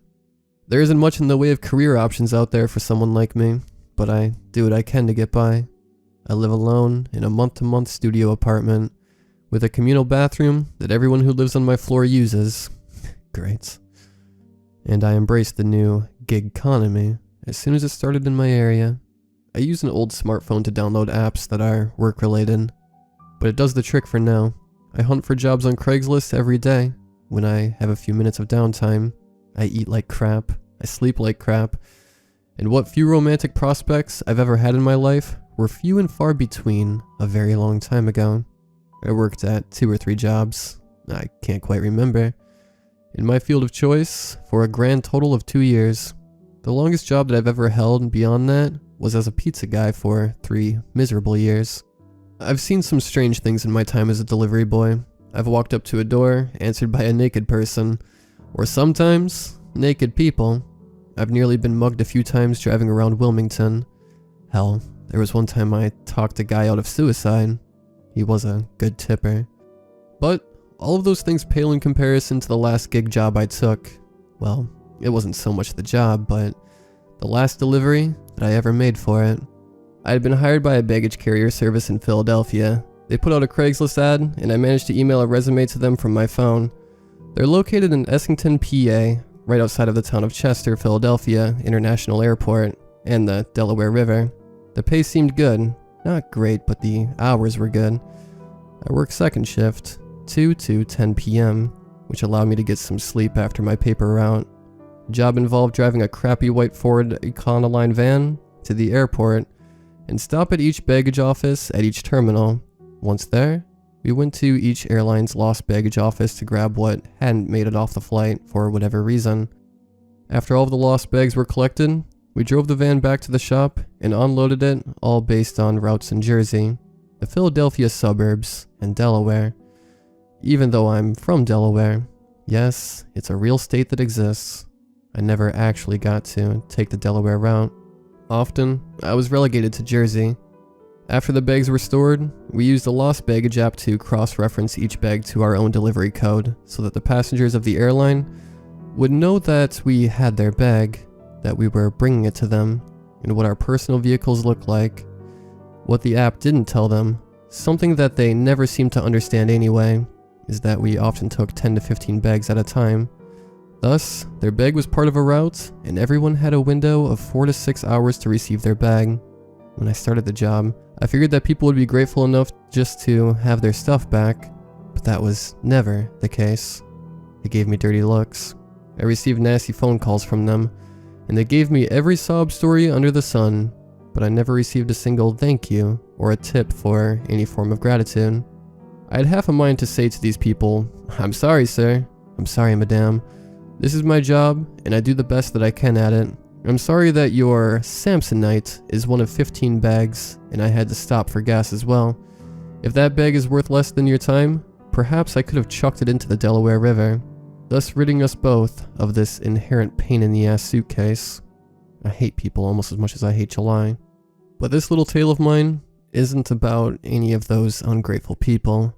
This is a story about the last bag I ever delivered. I had only been with the company for about 3 weeks. Doing any form of manual labor in Philadelphia in July is humid death, and the sun stays out until about 9 in the evening. But this was the only job I could immediately find. One particular day, I was getting ready to take the Jersey route, a total of 8 bags that day, when I got called into the office by Heather, the owner of the company. She told me that Frontier has just received another bag, and they begged us to take it. "Where's it going?" I asked her. "Tom's River," she replied, cringing a little bit as she braced for my reaction. Tom's River was only about 2 hours from the carrier service. That's all. Included with my other 8 bags, why would I be so angry about having to drive 2 hours out of my way? "Get the hell out of here," I immediately yelled back. "It's a lot of money," she snapped back at me. "You'll make $120 off this bag alone." I rubbed my chin inside, pacing in the office and thinking hard about the delivery. I must have given myself away because when I looked back at her, she had a slight quiver of a smile on her lips. "Well, I guess I don't have much of a choice," I told her. "I'll head back to the terminal. Don't get any ideas about making something like this a regular thing, by the way. This is a one-time only favor that I'm doing for you." She scoffed. "I've heard that before, Richard. Anyway, when you get back to the office, I won't be here. I'll see you tomorrow." I took my own Camry to the terminal this time. I hated that damn van anyway, and it just made sense to drive my own car. I parked outside with the blinkers on in the pickup lane. I let the nearby parking authority and state police know who I was with, and ran inside to the Frontier baggage claim. The woman behind the desk, Gina, was on the phone when I got there. I'd met Gina before, and she smiled as I made my way to the desk. She held up a finger to me and said goodbye into the phone and hung up the receiver. Then she turned to me. "Hey, Ricky," she said to me cheerfully. "I'm glad you could make it. I just got off the phone with Heather." I ran my hand through my hair. "Tom's River? Gina? Really?" She threw up her hands. "I'm sorry. They just send them to me and I call you guys. I told my supervisor how expensive this bag would be, and he didn't care. So, here we are." "I know," I replied. "I'm sorry. Are there any special instructions with the bag?" She sucked air through her teeth. It's a sound so vile that I'll never forget it. "Well," she started, but then trailed off. "Gina?" I replied sternly. Without saying a word, her eyes darted to the corner of the office. I whipped around and stared for a moment, saw it in the corner. Then I threw my arms up in disgust. This bag was old. Blue pleather jet flights, brand piece of crap. Well, most of it was blue. It yellowed in a few places, and some of the pleather chipped off. It was from the 1950s, before rolling luggage was a thing. So this was just a handle suitcase. I turned back to look at Gina. "I don't know," she said to me apologetically. "We ran it through the x-ray machine, and there's nothing but clothes in it. The name, address, and phone number are on the slip. That's the best I can do, Ricky. I'm sorry." I looked down at the suitcase and pulled the tag off. I pulled out my phone and called the phone number on the suitcase tag. It rang twice, and I swear to God it did the strangest thing afterward. There was a click on the other end, like someone picked it up, but there wasn't any ambient noise in the background. No one said hello. No one breathed into the microphone, and I didn't hear any noises in the background. I didn't even hear the static on the landline itself. There was nothing. I hung up and tried calling back, but this time I got a message that the number was out of service, which made even less sense. I looked down at my phone to make sure I had the number right, and then I looked back at Gina again. She started to say something, but her phone rang. She said her greeting, and then shrugged at me and mouthed sorry, and then she turned back and walked into the office behind the desk. I took a breath and bent down to get the bag. I nearly blew out every muscle in my body when I tried to lift it by the handle. My back felt like it strained muscles in 3 different places. What the hell is in this thing? Cement? I asked myself as I worked to massage the pain out of my lower back. What did Gina say was in the bag? Nothing but clothes? Not knowing what else to do, I notified a security guard that I was leaving the bag in the office. I walked down to the Delta Airlines hub to grab their baggage cart. They were always jackasses, as they used a different recovery service, and they usually mocked my company in the few times I had to deal with them. They always made me leave my ID with them, when I didn't really have a choice this time. All of the other baggage offices were closed by now. I entered Delta and eyeballed the smirking representative. With some coaxing, eventually the rep let me use the baggage cart. When I made it back to Frontier, the lights in the office were still on, but there was no sign of Gina. I readied the cart next to the bag. I placed myself to pick it up, using my legs this time, and I put my hand on the handle. When I pulled, I flew backwards and landed on my back, carrying the bag with me as it landed on my stomach, nearly taking the wind out of my lungs. It weighed about as much as a feather this time. I rolled onto my feet and looked around to make sure that no one saw me make an ass out of myself. Then, I looked down at the suitcase. Did someone tamper with it when I went to get the baggage cart? I grabbed the handle and tried again, this time with only a little force. Yep, it was just as light this time. I took a deep breath and closed my eyes in that moment. What happened with this bag? Am I fatigued? I asked myself, trying to rationalize things. I rubbed my chin and grabbed the bag again, and then I tossed it onto the baggage cart. As dumb as that may seem, I went out of my way to get the damn cart, so I was determined to use it. I wheeled the cart out to my Camry, and I popped the trunk, which was already weighed down by the other bags. I was burning daylight now, and I had to get out on my Jersey route, so I just tossed it in and ripped the tag off to keep with the other tags. I shifted them around so that the old jet flight bag was last. Thus, it would be the last delivery on the route. I closed my trunk and grabbed the baggage cart, so I could take it back to Delta. I started the Camry and drove up 95 North and over the Walt Whitman Bridge. As I drove towards Camden County, New Jersey, I noticed a smell in the air. It was a faint but foul aroma. I chalked this up to me simply driving through New Jersey and programmed Google Maps towards the first destination on my route. The route was as scenic as it always was, with stops in Mount Laurel, Cherry Hill, Glassboro, and Vineland. The office made sure that I would beat my car to death in the July humidity with as much backtracking as I usually had to do. Yes, this is the way we did things. In order of distance from the office and time received as opposed to some straight line during delivery. One by one, I dropped the bags off until I was left with only one, the jet flight bag. I programmed the street address to the destination in Toms River into my phone's GPS and started up 295 North from where I was. It would take another hour and a half to get there as I expected. As I passed through Trenton, I noticed the smell again and began to think about it. It had fluctuated between pungent and faint, but it never left the Camry. Not only did the smell linger, but now it was getting overbearing. I looked at each shoulder for cops, and I accelerated faster. I raced towards Toms River, that I could drop this damn bag off and call it a night. My stomach was killing me with hunger pains, but I was close to the exit for the town now, and according to maps, I was about 30 minutes away altogether. I noticed that I was taking shallow, measured breaths at this point, and that I was starting to get dizzy. I wake myself up as I slowed down to check the tag again. The name on the tag was Richard Higgins. And other than a phone number that didn't seem to work correctly, the tag showed the Toms River address, a barcode, and an IATA number. I wish Gina would have been able to give me more information. Like if Frontier had ever even spoke with Gloria, or if I could just leave the suitcase on the porch and wave the signature. But that was the nature of the beast with this job.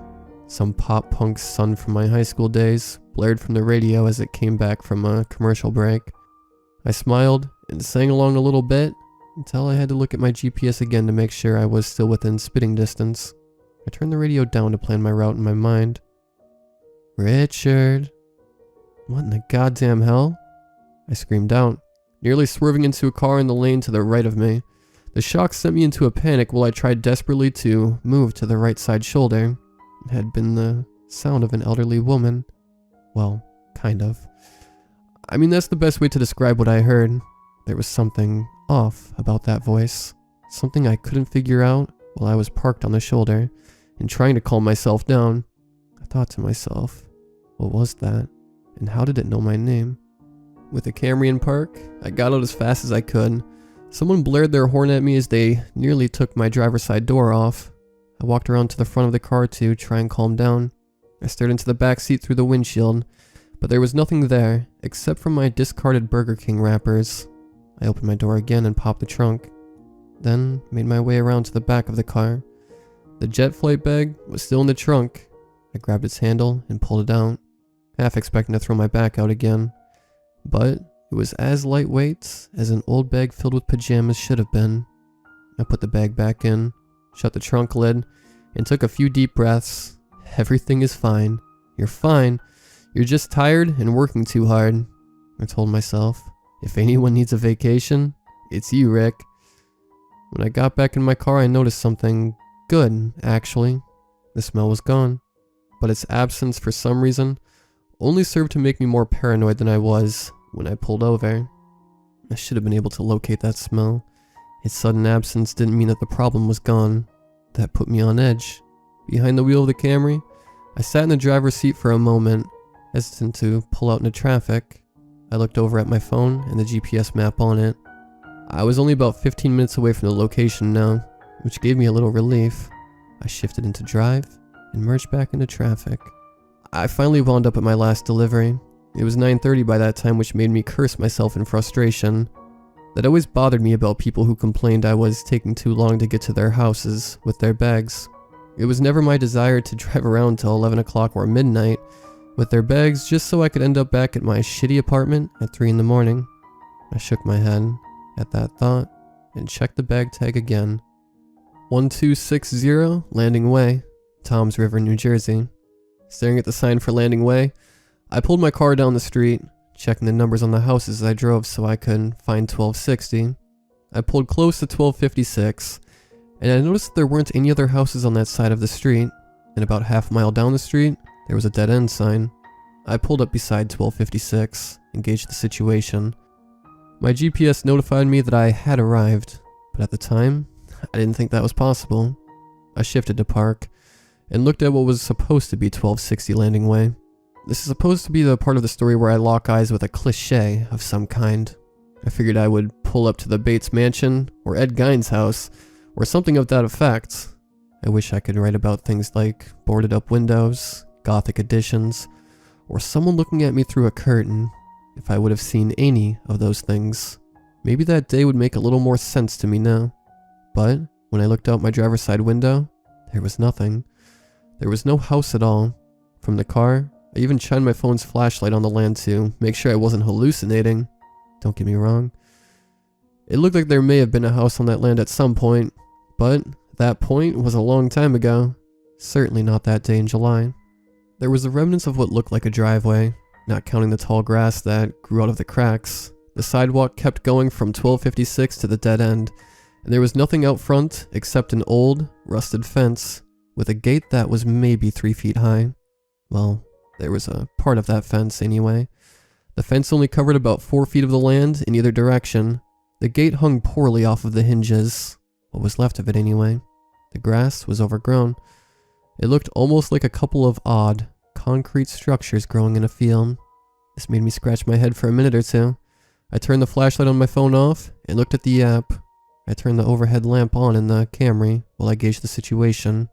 The GPS and app both told me I was at the correct address. I breathed a long and deep sigh and got out of the car, leaving my keys in the ignition. I turned my flashlight back on and slowly walked towards the driveway, I guess. I looked around using the light and made my way further into the parcel of land. The hair on the back of my neck then stood up, which didn't help the fact that I already knew something wasn't right. When I made my way to the top of the driveway, long cracked and worn and being reclaimed by the earth beneath it, I looked to my right, and I was glad I walked up the driveway slowly. There was a foundation to the right that resembled a basement. There were footsteps and columns, a couple of old appliances that were rusted through and through, sat down in the pit, surrounded by a few puddles of standing water. There was a washer, a dryer, and a water heater. The water heater was lying down on the ground horizontally. I then noticed a furnace nearby as well. I took a deep breath and carefully made my way back to my car. I broke into a sprint and opened the trunk. I tried the phone number on the tag again. This time, the line was not dead. It rang 3 times and someone picked up. I heard heavy breathing on the end of the line and alarm bells went off in my head. I managed to stammer out a weak, "Hello?" Hello, Richard. I heard again, and it cut through my ears and down my spine. I dropped the phone on the ground and popped the trunk open with my key. I grabbed the handle on the jet flight bag, and of course, it again felt like there were cinder blocks in the damn thing. I felt dizzy, and right away noticed that the foul odor had come back. But instead of being localized to my car, it was all around me, as I tried desperately to get the bag out of the trunk. With what strength I had left in my legs, I pulled the bag out and threw it on the asphalt behind me. The latches popped open, and the contents spilled out. Like Gina had told me, all that was in there was an old nightgown and slippers. I didn't spend long processing the contents of the bag. I just grabbed the phone off the street and made a break for the driver's side door. I noticed that the call was still going on the phone, and I shut it off.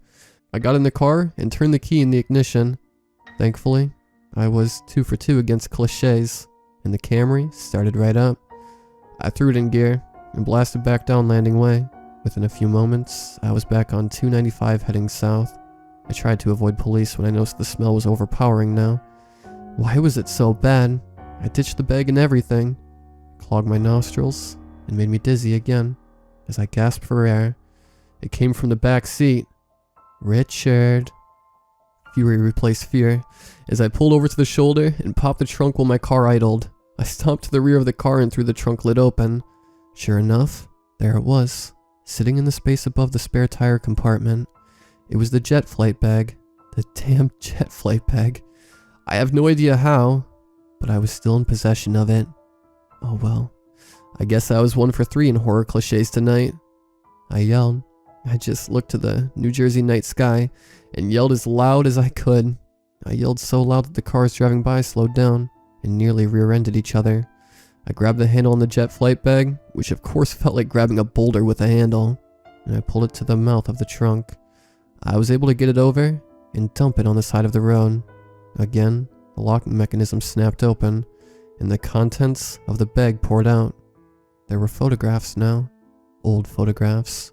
Some in frames, and some loose prints just lying on the road. Where in the hell did the nightgown and slippers go? This didn't explain the weight fluctuation to the bag at all. Why did the damn thing feel like a boulder sometimes? I looked down at the photos. They had burn marks on them. Most of them did. Some were signed on the corners, and some were burned beyond recognition. I picked up a few of the legible ones. Mostly, the photos were of family. There was a husband, a wife, and 2 kids. I'd have to estimate that the kids were ages 10 and 12, a boy and a girl, with the boy being the older one. The man wore a business suit with a fedora, and the wife, who kind of was a looker, wore a contemporary dress of the late 50s, or early 60s, if I had to guess. Based on the color tone of the photo, I guess that the pictures were taken around that time frame as well, maybe later. A few things about the photos were off though. There were a few words scrawled on them in green marker, from another language, except it wasn't marker. Come to think of it, it was wax. Candle wax. I noticed something else in the photos too. There was a house in every photo. It was a small, brick ranch house, and the family was standing in front of it. The surrounding land looked exactly like Landing Way. I took a closer look at the photo. In his left arm, he held his wife, and in his right hand, it was a blue jet flight suitcase. Right there on the highway, I started looking feverishly through the other photos. One of the photos showed the man and a woman, a completely different woman, in bed, taken through the window of a completely different house. There was another photo that showed candles on the wooden floor of a dark room. Green candles. There were 5 of these candles to be specific, and in the middle was a fedora and the suitcase. The next photo showed the ranch house on Landing Way on fire. There were figures in the windows of this photograph. All of them had their hands on the glass. 6 pairs of hands, and 4 of them belonged to children. I dropped the photo I was looking at when I heard my name again. It was different this time. This time, the voice was deep, even guttural. I slammed the trunk shut, leaving the jet flight bag and the pictures on the street, and ran to the driver's seat. I slammed my door shut, found my key, and tore off the shoulder back into traffic. I was trying to outrun the smell in this damn bag, and whatever memories were attached to it. I hoped that escape was possible. The smell only became stronger as I made it to Trenton. It was then that I made the mistake of looking in the rearview mirror. I saw her eyes first. They had no detail to them. They were just these damned yellow orbs sunk into black sockets. She was old. At least she looked ancient anyway. Her hair, what was left of it, was gray and stringy. She had a grin. I think it was a grin. Her teeth were a disgusting shade of brown. She was completely nude. I don't know why I'm thinking about this now, but maybe that's why the nightgown was in the suitcase. I'm not sure what bags get inspected upon traveling down to hell. Her skin was pale white, all wrinkles but no veins. In retrospect, maybe she didn't have any blood left in her. Hell, maybe that's what she wanted from me. This time, I watched her mouth open, but she didn't say my name. Frankly, I don't know what in the hell she said. Maybe she said in that moment came out backwards and deep. Yeah, her words really came out backwards, just like a tape being rewound at regular speed. Sweat poured down my brow as I tried to stay on the road while keeping an eye on her in the rearview mirror. I had to swerve as a car hit the brakes in front of me suddenly, and this was a mistake. She had an opportunity and took it. All at once, I found bony, cold fingers wrapped around my neck. She dug her long, dead fingernails into my jugular, and squeezed and squeezed.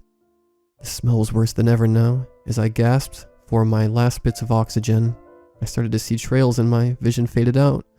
I had one chance. I checked out of the corner of my eyes to see if there was a car to my right. The lane was empty, so I jerked the wheel with all my might in that direction.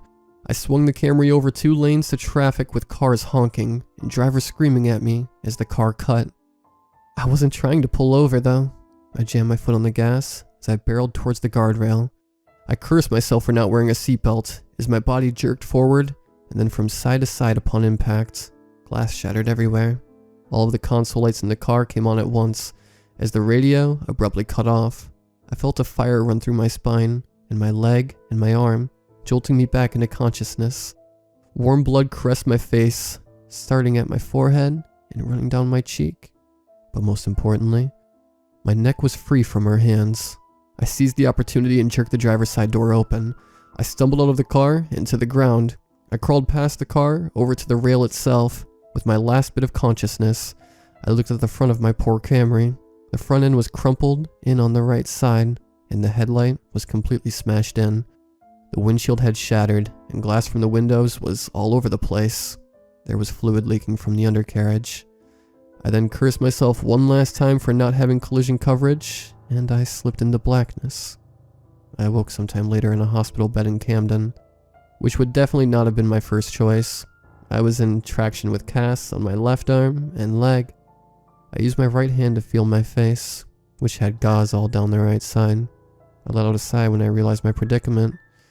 But then, I took in a hearty breath. I'd take the smell of a hospital over the smell of death and decay any day of the week. The coming days were a mess.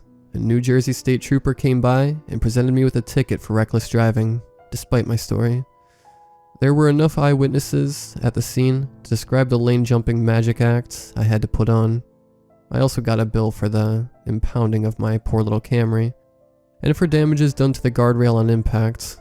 I think Heather texted me about the bag once. I simply texted back, "I won't be delivering bags anymore." To which I never received a response, a visit, or anything else from her for that matter. The few friends I once had never showed up or even called me to ask how I was doing. My family hates me. I'm not sure if they even know where I live, but it kind of hurt that Heather didn't show up, or any of the other guys from the courier service. It was only me, lying in traction, alone in my thoughts. I was diagnosed with a broken femur, a fractured forearm, lower back trauma, and head trauma. I had to go through about 6 weeks of medication and then rehabilitation. Well, I only was able to do 4 weeks of that, thanks to my liability policy that came to about $15,000. And then they cut my casts off, and I was booted from the hospital with nothing but a pair of crutches. My leg never healed properly, and I have a limp now. I used that money I had in the bank to take an Uber down to the airport. I picked up my last check from the bag service. When I came, Heather luckily wasn't there. No one else would talk to me, which is fine. I don't have anything to say to them. If they weren't there for me when I went to the hospital, what was I going to tell them now? I wouldn't be able to drive again until I could get to New Jersey for my reckless driving hearing. I couldn't drive for a while anyway. I didn't have a car anymore. I doubt I'll be driving for a long time. I've been home for 2 months now. I saw a 90-day notice to evict slide under my door the other day. I let my phone shut off. I put everything I could into my internet and electric. I'd rather watch YouTube videos all night on my laptop, desperately trying to stay awake, than talk to anyone. And who would call anyway? But at least that jet flight bag is gone. The smell is gone. Those damned yellow orb eyes that occupy my rearview mirror are gone. She's gone. So at least I'll figure it out again someday soon and rejoin society. Sometimes at night, I think I hear that soft, ancient voice call out my name. Richard. I tell myself it's just the wind outside.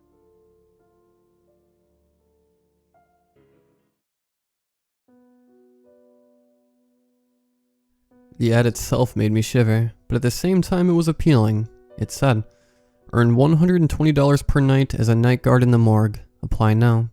I'd been jobless for a while and had to afford to pay my rent and late bills, and with that kind of pay, I'd be able to live like a king, so I applied hesitantly, half hoping I wouldn't get a response from the company. Not even 2 hours later, I got an email from the employer. "Thank you for employing to our position of night guard in morgue. We are happy to inform you that your skills are suitable for our company and would hereby like to offer you a 1-year contract. If you agree to the terms below, please leave your signature via the online signature website listed below, and be at our residence by 10 p.m. tonight.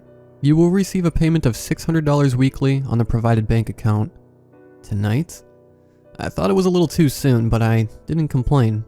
I didn't know what to expect or who I'd meet there, so I put on my shirt and jeans and went to the address a little early. I was there at 9:40 p.m., and a middle-aged man who seemed to be a morgue worker greeted me. "Hi, Ethan, right?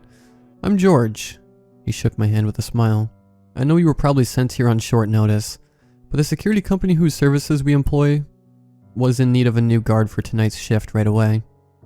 "So I'm outsourced from a security company to your morgue?" I asked. "That's right. You work for an outsourcing security company, and from what I hear, they pay pretty well, so who knows? You may even get a better position in the future." He winked. "Right. So, about the duties here," I started. "Oh, that. Not a big deal. Just make sure no one breaks in," he leaned in and said. "Or out." We stared at each other for a moment, but then he chuckled and said, "I'm just kidding. Well, listen, my shift is over, so I'll be going now. Just sit tight in the office and relax until 6 a.m. That's when the first shift arrives here." And with that, he left. I sat by the desk in the office. I thought this probably isn't going to be so bad. There was a paper in front of me, and after observing it, I realized it was a list of rules addressed to me. It said, "To the new guard, welcome to the company. Below is the list of rules for your job. 1. The first thing you should do is conduct a full sweep of the area to make sure nothing is out of the ordinary, including the crypt. Important note, if any of the body chambers are pulled out in the crypt, push them back in. They should remain pushed in at all times. 2. After the sweep, you may remain in the office until the end of the shift." There were more rules listed below, but I decided to first check the place out. It was fairly small, with one big room that had medical supplies in it, the crypt, and a bathroom. I first decided to get the worst out of the way, the crypt. I left the office and opened the sturdy crypt door, immediately getting hit by a wave of cold air. Inside were 2 body carts in the middle of the room and cold chambers on the walls.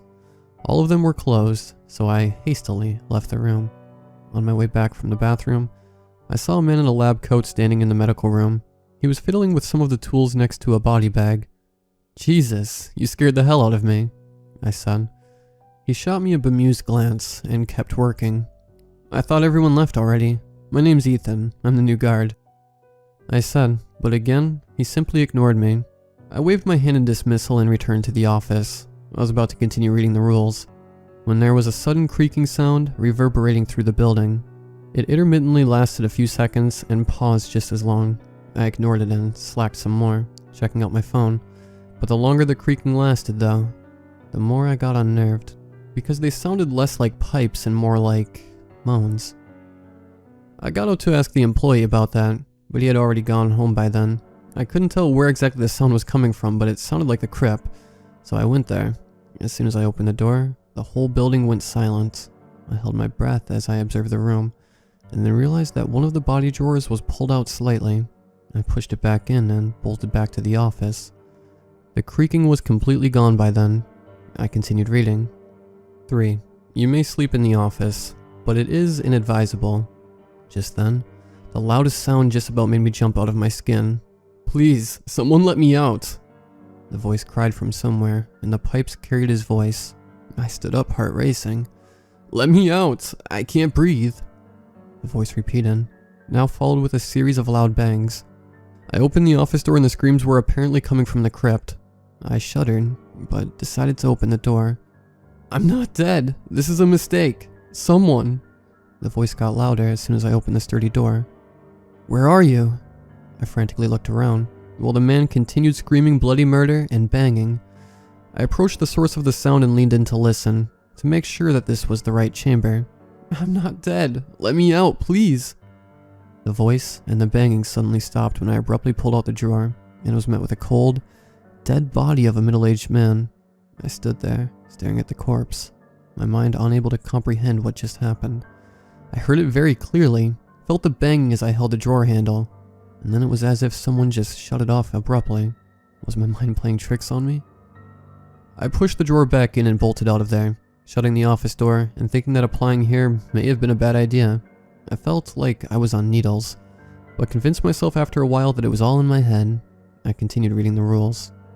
4. You may play music to kill the silence, so long as it doesn't drown out any outside noises. 5. If you hear incoherent sounds coming from the crypt, you can ignore them. 6. If the sounds turn into panicked screams, do the following. 1. If the screams are female, ignore them until they stop. Do not enter the crypt during this time under any circumstances. 2. If the screams are male, locate the source of the screams and pull out the body drawer. This should stop the screaming. The page ended there. I placed the paper down and leaned back in the chair. It was 1 a.m. I started feeling sleepy. After a while, my eyes started to shut. Just as I started drifting into dream, I felt a firm grip from behind me on my shoulder. I instantly shot up, knocking the chair down in the process. No one was there. I no longer felt sleepy. Everything was quiet for a while and I went to the bathroom once more. When I returned, it was 4 a.m. and I was pretty much ready to end the shift there. I started thinking how it wasn't so bad for $120, until I flipped the paper with the rules and realized there was something else written on the back. 7. All the staff will be out of the building by 10 p.m. If you see a man in a lab coat during your shift, do not, under any circumstances, try to talk to him. I reread the rule 5 times over, but the text remained the same. There was a gentle knock on the office door. I looked up and, through the glass, I saw the man in the lab coat grinning at me. It's 4:30 now, and he keeps knocking.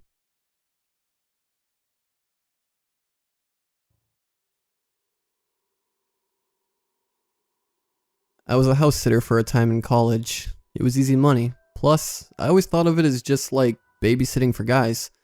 Try to get a job as a babysitter as a guy, you won't have much luck.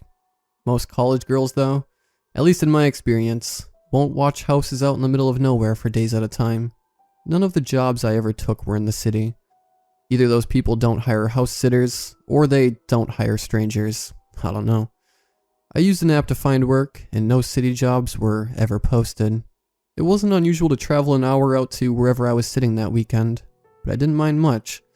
I got to see more of Kentucky outside of Pikeville, and the money was pretty great. Besides, I got to hang out in big, nice houses, eat other people's food, and get paid to do nothing. Honestly, it was a pretty sweet gig. I tried to go back to it once for some extra money, but, well, let's just say I realized I couldn't. Truth be told, I can't really travel to strange places at all anymore. That one that broke me was just a little further away than usual, about an hour and a half outside of Pikeville, just over the border of West Virginia. The town name was something like Lick Branch, or Flat Branch, or Red Branch, something like that. It's not like I can go back and look, but it was something branch. Maybe Red Flats Branch. I think that was it. Red Flats Branch. It was a long, long way from the interstate, down those old Kentucky roads that swing back and forth and turn this way and that, until you can't really tell which way you're going anymore. Like I told the police though, I didn't really notice anything strange driving in, except for a little stretch of road just outside the limits, where the road straightened out between 2 separate sets of mountains. It ran straight through the valley for about a mile. Rolling up and down over little hills. 3 huge billboards stood on the right side, and all of them were painted white. For some reason, that unnerved the hell out of me. All the metal was rusted and everything, but the white paint was so fresh I could almost imagine Tom Sawyer dangling his feet over the platform, chewing on an apple and laughing at me while I passed underneath the creaking, rusting structures.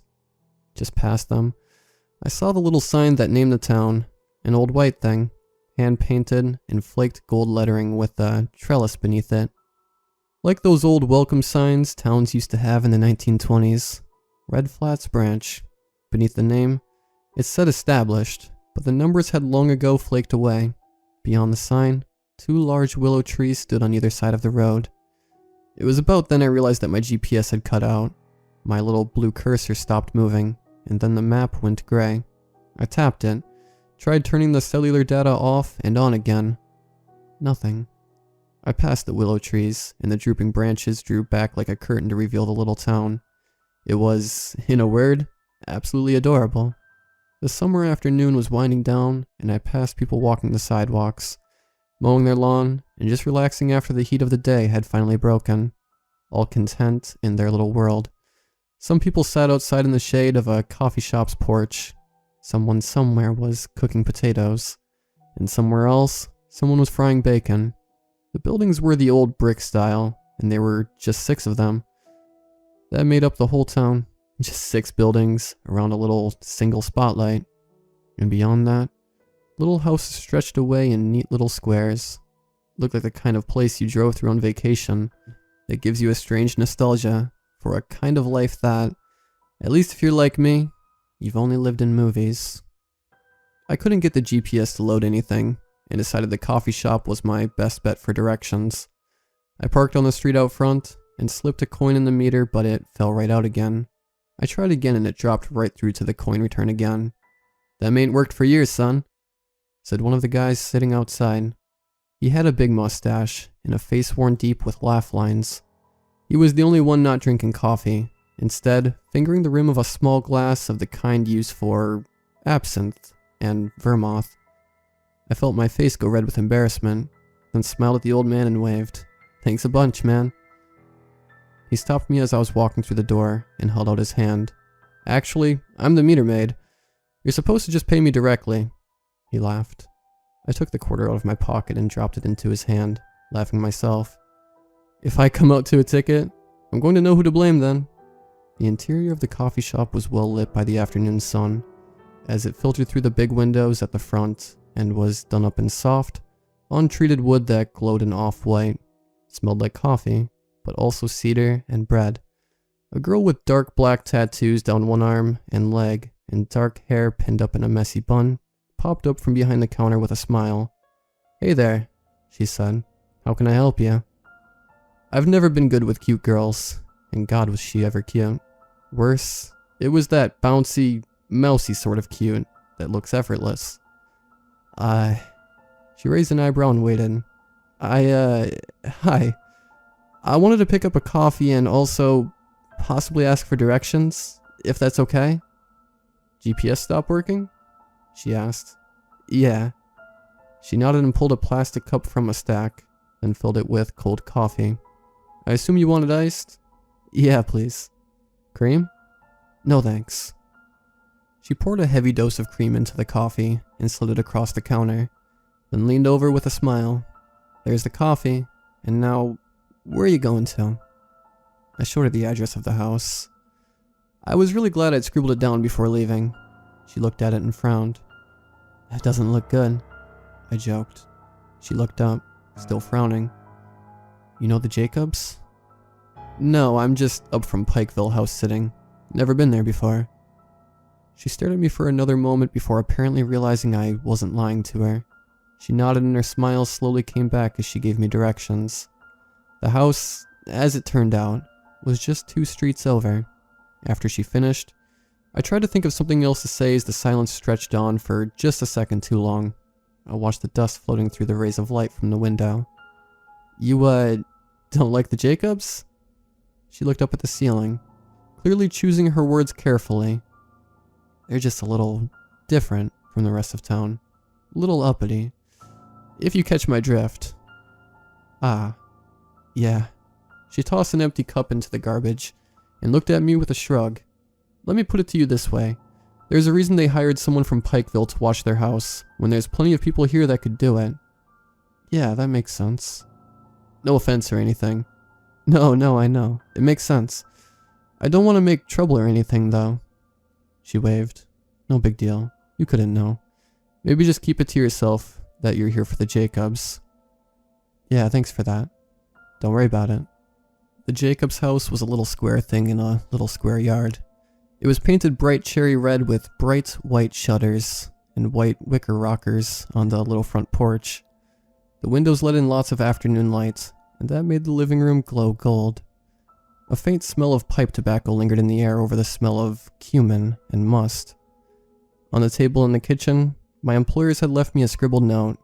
"Dear Connor, thank you so much for watching the place for us over the weekend. We really appreciate you driving all this way. We've left half the money on the counter, and we'll bring the other half on Sunday when we get back. If you have any trouble, don't hesitate to call us. There's nothing crazy you really need to know or anything, but if you're trying to get hot water in the bathroom sink, Turn the hot water on in the bath for a minute, and it'll heat up a lot quicker. Old houses, you know. The Wi-Fi password is on the fridge. Signal here is a little iffy, so just stay on Wi-Fi as much as you can. Red Flat doesn't have all that much, since the mine's shut down, but it's still a wonderful little place. Thanks so much, John. P.S. The town is quiet and safe, but we do recommend having the doors locked by midnight. Just ignore the whites. What in the absolute fuck did that last part mean? I looked at the note again and noticed it was capitalized. The whites. The neighbors, maybe? I wish I'd gotten that girl's name at the coffee shop. Maybe her last name was White. Maybe I'd walked into some kind of Hatfield-McCoy small-town blood feud. I shrugged. Whatever weird spat was going on here between the Jacobs and the rest of the town, I was just gonna take the coffee shop girl's advice. Stay out of it. The sun went down and I realized the other side of large windows.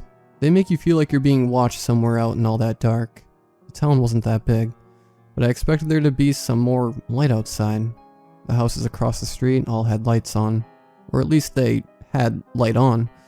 Each one had a single light on, right where the living room was. No bedroom windows were lit, none of the windows on the second floor, and there were only a few street lamps. I poured a drink and sat outside in one of the big wicker rockers. A slight breeze blew across the porch, and people walked past, but no matter how long I looked, I didn't see anyone in any of the houses. No shadows, no movement, nothing. Not even any flashing lights from televisions. Just a single light in the living room window for every single house. They had a liquor cabinet full of incredibly expensive whiskey. I decided to order a pizza before I started really sampling. The closest place was about 14 miles away, a little place called Don John's. I'd like to place an order, I said. Carry out or delivery? Delivery.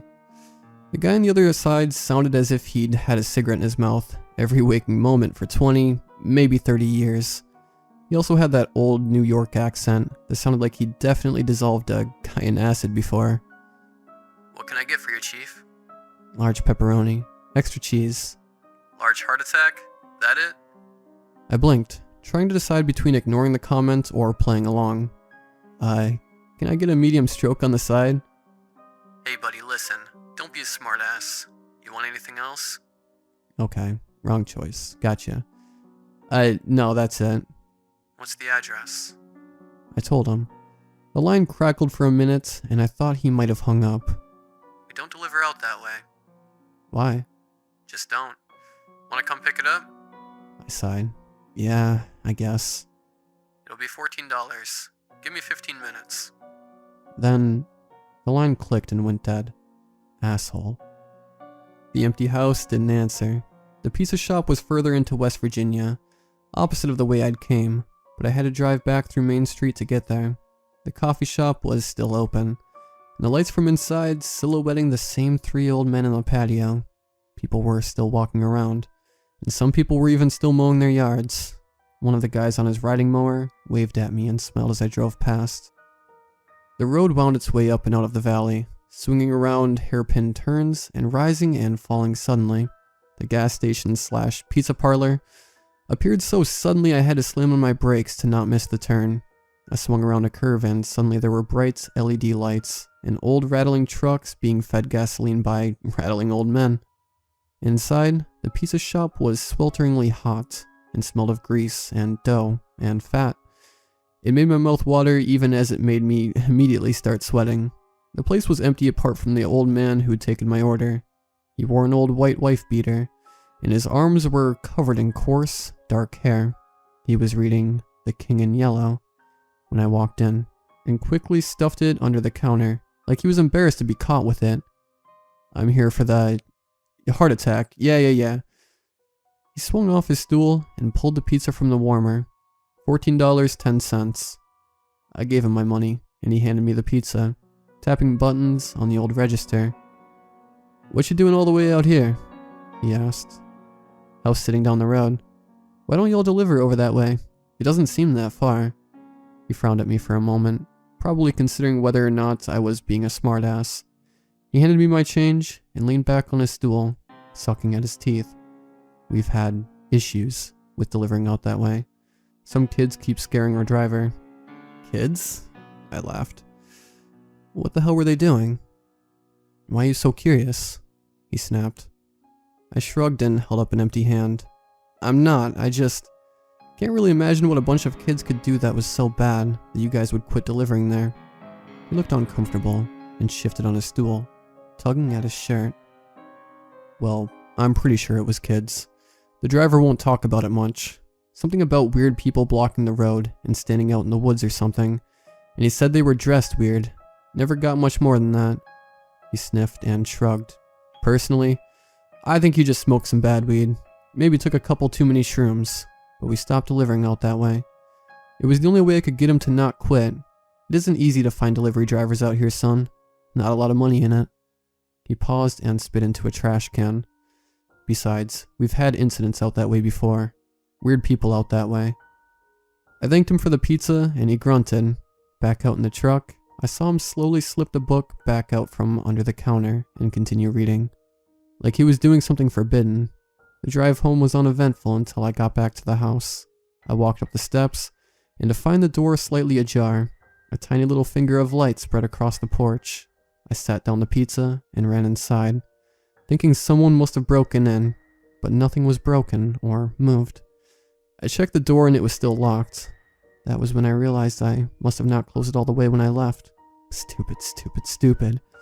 I beat myself up about it until I realized that nothing had been taken.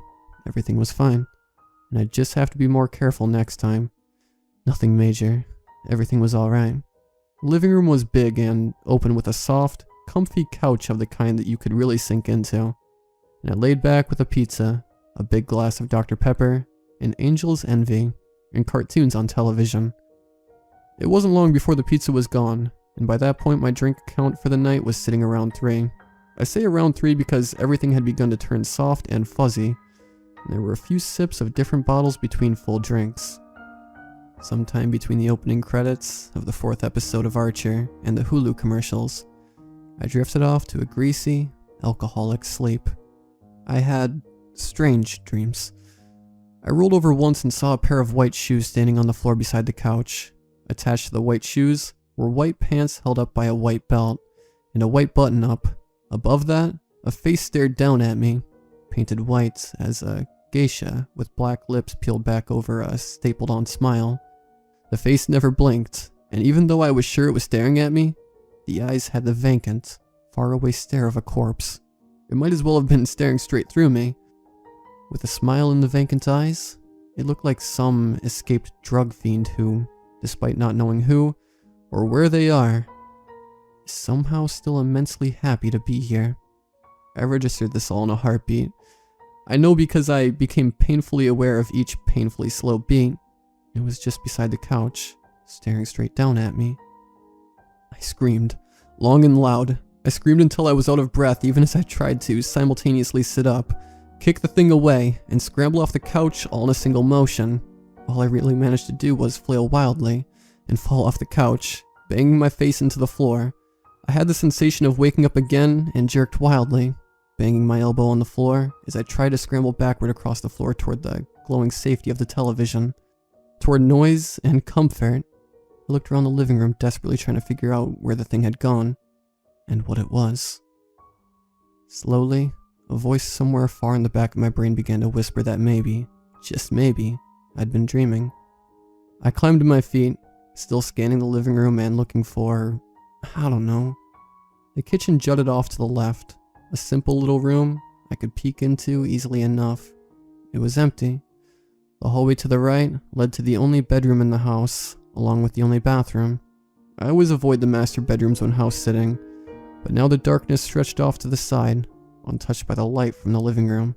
I hugged the wall by the couch, well away from the hallway, and tried to peek down it, but after a foot or so, the darkness became complete and impenetrable. There was an overhead light in the hall, but I would have to reach out into the hallway to flip the switch, and I was so ungodly frightened of some unnameable thing there in that darkness that I couldn't bring myself to do so. I stared into the yawning void for a moment, trying to force myself to just fucking do it. Then, operating on some smaller, older instinct, grabbed my jacket, and ran outside. It was nighttime. There was darkness all around, but it wasn't that darkness. There were also moon and stars, and the darkness outside felt softer, somehow, and not so alive. I walked to my car, but realized I didn't grab my keys. They were still sitting on the floor beside the couch. I looked back at the house, but now even the thought of going back inside seemed unbearable. I decided I would walk. It was around 1, and despite that, there were still people out, walking along the sidewalks and talking in low tones. Girls holding on to their man's arm, heading God knows where. I walked toward the coffee shop, thinking I might find some place open, even if it was only a gas station or a diner or something. Not one of the people out walking walked the same way as me. They all streamed past me away from town like rats fleeing a ship. When I got to the coffee shop, I found that, strangely, it was still open. In fact, 2 of the 3 old men still sat out front, though they all now had small glasses of alcohol. Bright, fluorescent light still streamed from most of the windows along Main Street, pouring across the cracked sidewalks. She was still working when I walked in. It had to be some 10 hours later, and she was still here, looking just as bored and just as sick of it all as when I'd seen her the first time. The light that earlier had made the rough wood look so rustic and warm had been replaced by 2 glowing neon signs on the wall that cast half the inside in red and the other half in blue. There were no overhead lights and no lamps, just the neon. She looked up at me with a tired smile. "Out for a midnight walk?" Sometimes you don't realize how much alcohol is still affecting you until you need to speak. "Sobering up?" She laughed. "Yeah, a little." She rolled her eyes and pulled a coffee cup from a stack, then ground some beans and let the machine drip espresso into the cup. "How are y'all still open?" I asked. Outside, the old men were trying to bounce a quarter off the table into an empty rocks glass. In the morning, we're a coffee shop. In the evenings, we're a bar. "And you're here for all of it?" "No, I just got shafted today. Fuck me for being a good employee and answering when my boss calls." She slid the espresso across the counter. "How much do I owe ya?" "Don't worry about it." "Oh, thanks. I really appreciate it." She smiled and shrugged. "If the boss says anything, I'll just remind her I wasn't supposed to be here tonight." Classic. I grabbed one of the coloring books beside the counter. At university, they had coloring books around a lot. I remembered someone telling me they were good for anxiety and calming down. I'd always thought it was a little bit of bullshit, but then again, I wanted to calm down a little. And who doesn't like coloring? "You mind?" "No, go ahead." She slid a pack of colored pencils over the counter. "Nice to have a little company." "Yeah, I'll bet." I slid the pencils out and laid them across the counter, then flipped through the book to find a picture of a wolf with lots of mandala-like patterns in the middle. I colored while she cleaned, and we chatted about nothing. One of the old men outside managed to bounce the quarter into the glass, and a loud cheer went up. "I hope I'm not that easily amused when I'm that old," I said. "Be as drunk as they are, and I imagine you will be." "Fair enough." She cleared her throat. "Hey, I hate to ask this, but can you watch the front for a minute? I've really got to go to the little girl's room." My face went a little red. "Of course. You don't have to do anything. Just make sure nobody comes in and, pilfers the register or anything." "Yeah, of course. Go on. Don't worry about it. It'll be me paying for my coffee." She smiled and nodded, then hurried off into the back, undoing her apron as she went. I went back to coloring. I had just finished the left eye when I heard the door to the back swing open. "That was fast," I said.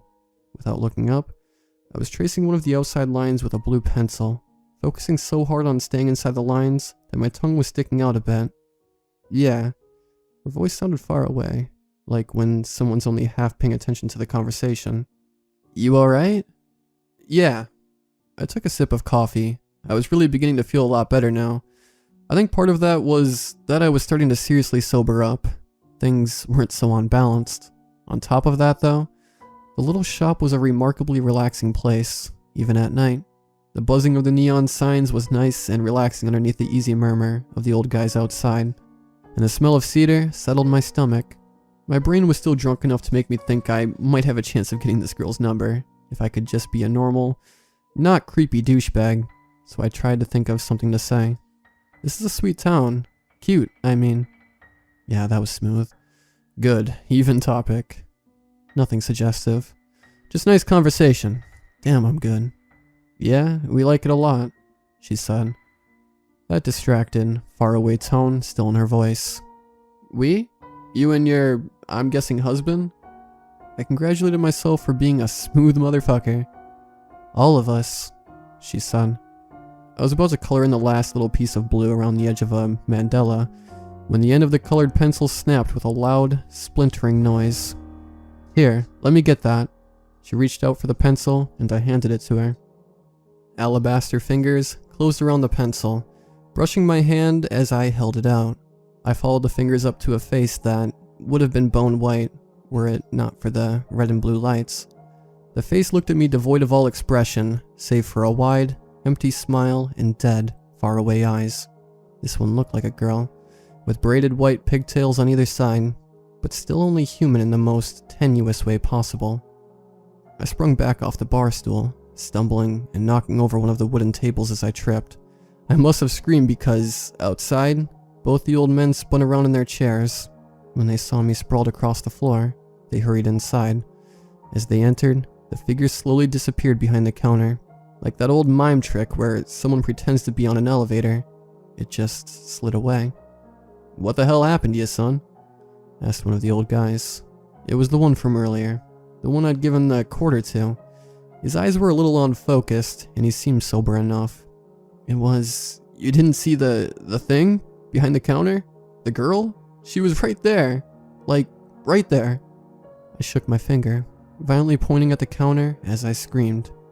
They all looked at the counter, then back at me, then at each other. You mean Sarah? No, it wasn't the coffee shop girl. She's in the bathroom. It was something else. She was all white, head to toe. She was right there. I pointed again.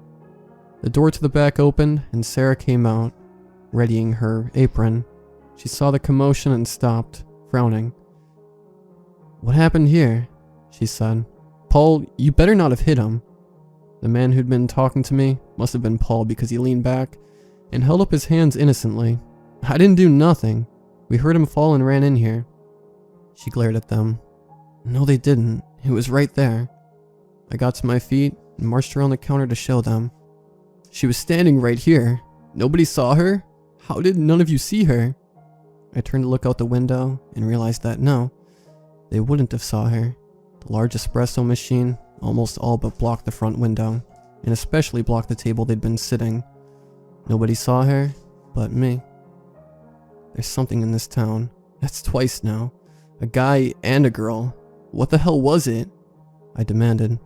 They looked at one another and, for just a flicker of a heartbeat, something passed over their faces. You know what I saw, I yelled. Don't you? Sarah grabbed me by the front of the shirt and pulled me down until I stood face to face with her. She spoke quietly through gritted teeth. Shut up. Now. I slapped her hand away. No, what's going on? The old men shifted uneasily. One turned and looked out the window. Sarah leaned in and spoke with forced patience.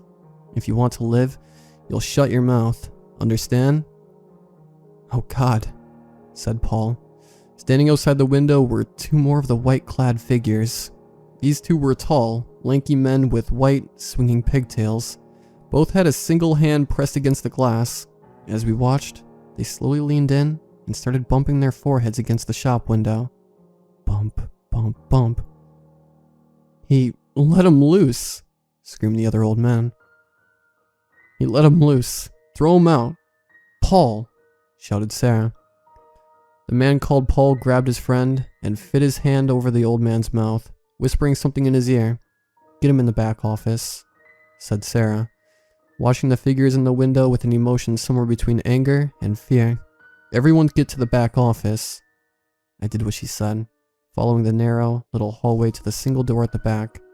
A single old light bulb swung from a string in the center of the hallway, the harsh yellow light painting the walls with a dirty yellow color.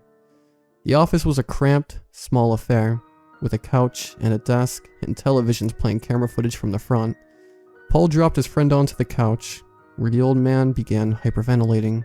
Sarah came in last, closing the door behind us and locking it. "Okay now," I began, but she interrupted me with a finger to her lips. She walked behind the desk and turned the television screen toward me, gesturing to it. The front shop camera showed 3 figures standing inside, the 2 from earlier that had been banging on the window, and the girl from behind the counter. They all stared directly at the camera, directly at us, like they knew. "What are they?" I whispered. She took a long time to answer, staring at the screen with a severe expression. "Don't know," she said finally. I frowned, but she shook her head before I could speak. "I really don't. The story says they found them up in the mines a long time ago. They blew a thing of dynamite, and when they came back, found it crouching there in the crater. Coal dust on everything, and it was pure, shining white. This is crazy. This isn't happening." I stared at the screen, waiting, but none of the things blinked. "You're not supposed to acknowledge them," she whispered. "It does something. The more attention you pay to them, the more of them come. From the mines? They live in the mountain?" She shook her head.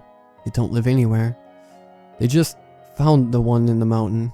I mean, they could live in the mountain. I don't know. Nobody knows. They just appear and then vanish again." "Like ghosts," whispered Paul. "Like ghosts," agreed his friend. "The story says they found the one down there, and they yelled to the foreman up the shaft. When they turned around, there were 2 more, then 3 more, then 4, said Paul.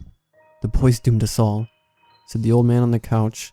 "Doomed us all, and you all know it too. You do. You know what happens to them when they get took by the whites." The color had drained from his face, and he was rubbing his chest. "Shut up, Simon," hissed Sarah. She turned to look, and a silent question passed between us. What did happen to them?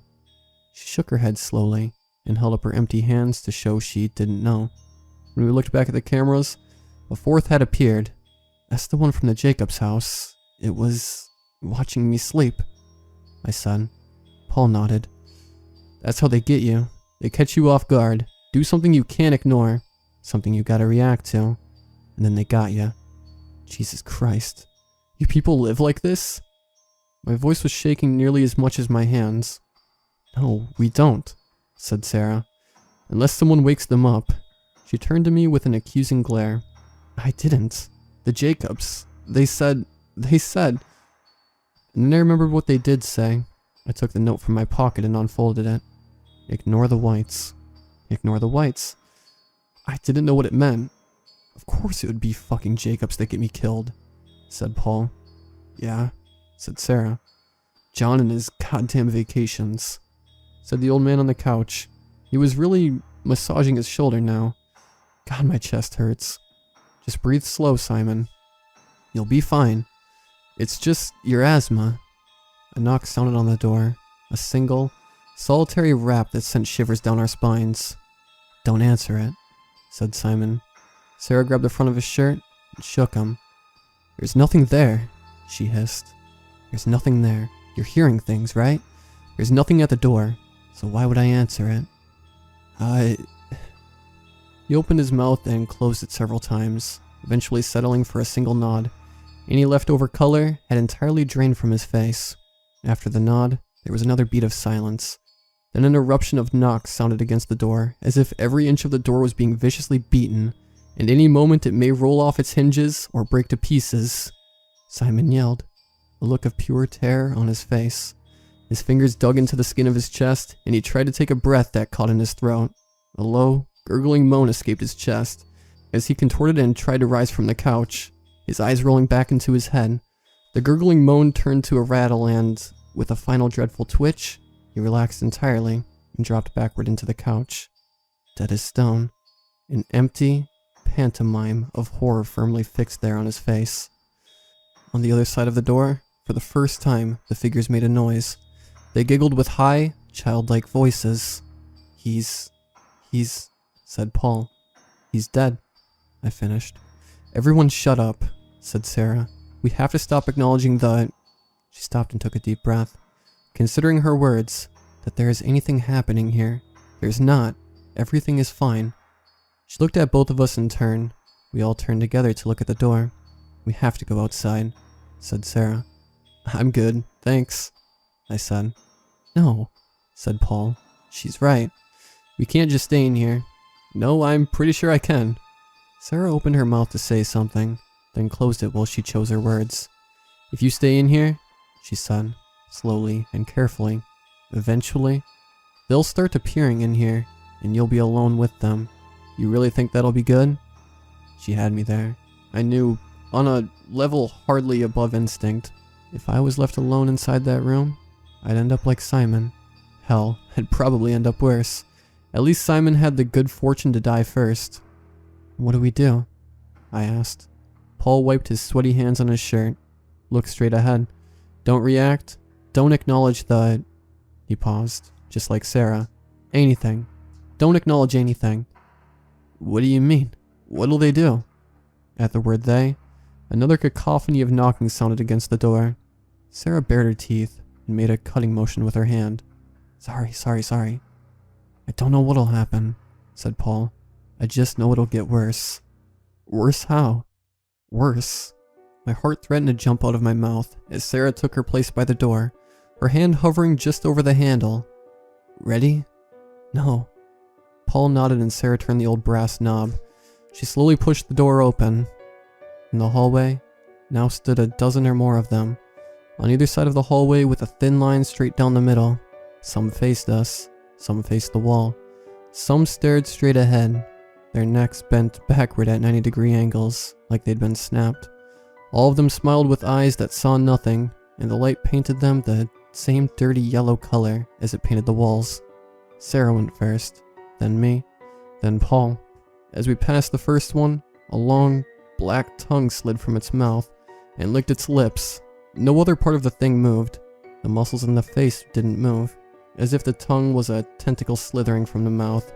Rather than something controlled by it, my head began to turn to stare at the thing, but Paul dropped a heavy hand on my shoulder and squeezed, pushing me on. Did you guys see that movie that came out the other day? Sarah said as we passed by the figures. What? That movie, she said. It just came out the other day. You didn't see it? I didn't understand what she was talking about. What movie? I saw it, said Paul. The scene with the music? Absolutely amazing. Oh, wait a second. I get it. Before I could join in though, we passed one of the figures. It leaned in close as we passed and opened its mouth. The same long tongue rolling out and dropping onto its white chest. From the same hole as that long, black tongue, a shrill, piercing scream sounded like a massive cicada. Yeah, shouted Sarah. It really showed what prisons do to people, and how we just sorta, forget them in there.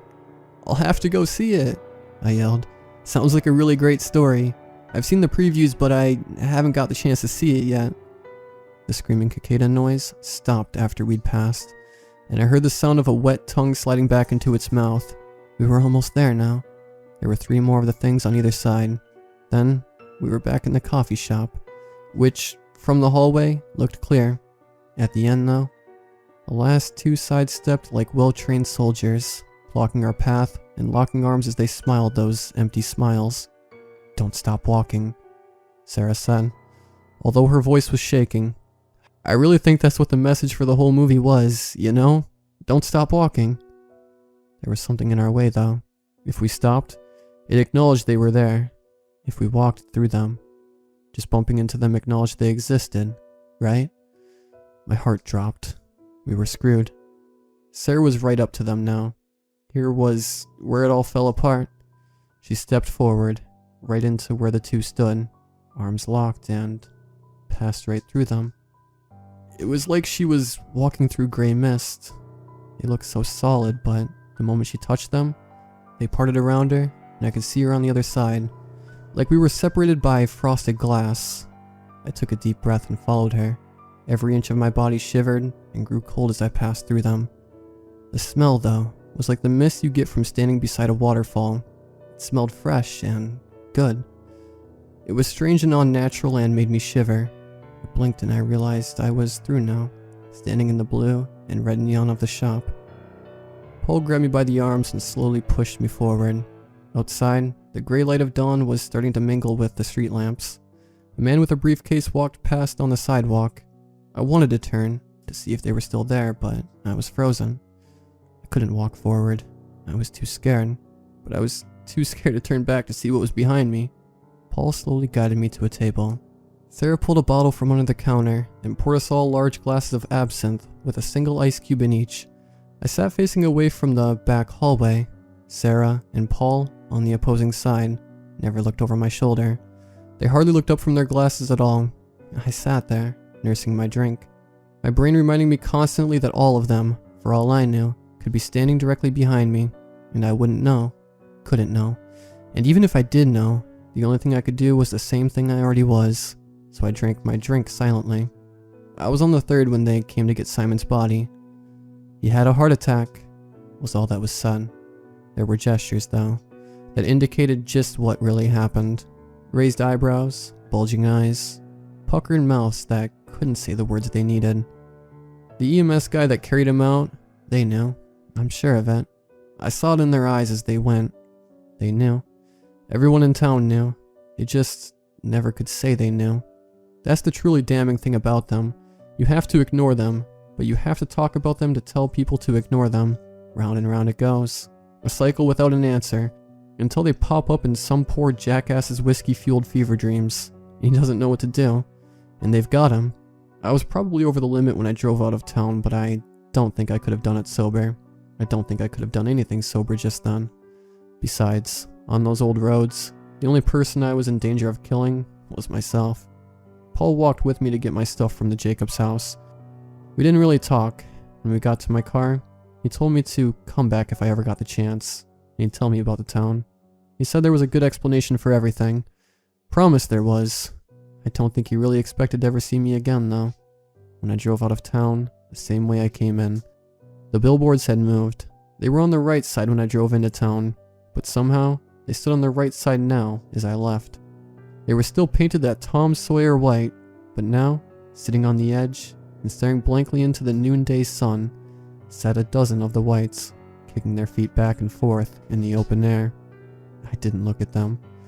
I don't know if writing this even counts as acknowledging them. I've sat in the dark this whole time, and every time my gaze starts to wander, I bring it back to the lighted screen. All that exists for me now is this little screen in this dark little room. If this counts as acknowledging them, they're probably here with me now. Dozens, maybe even hundreds by now. I don't know. Truth be told, I'm still too scared to look.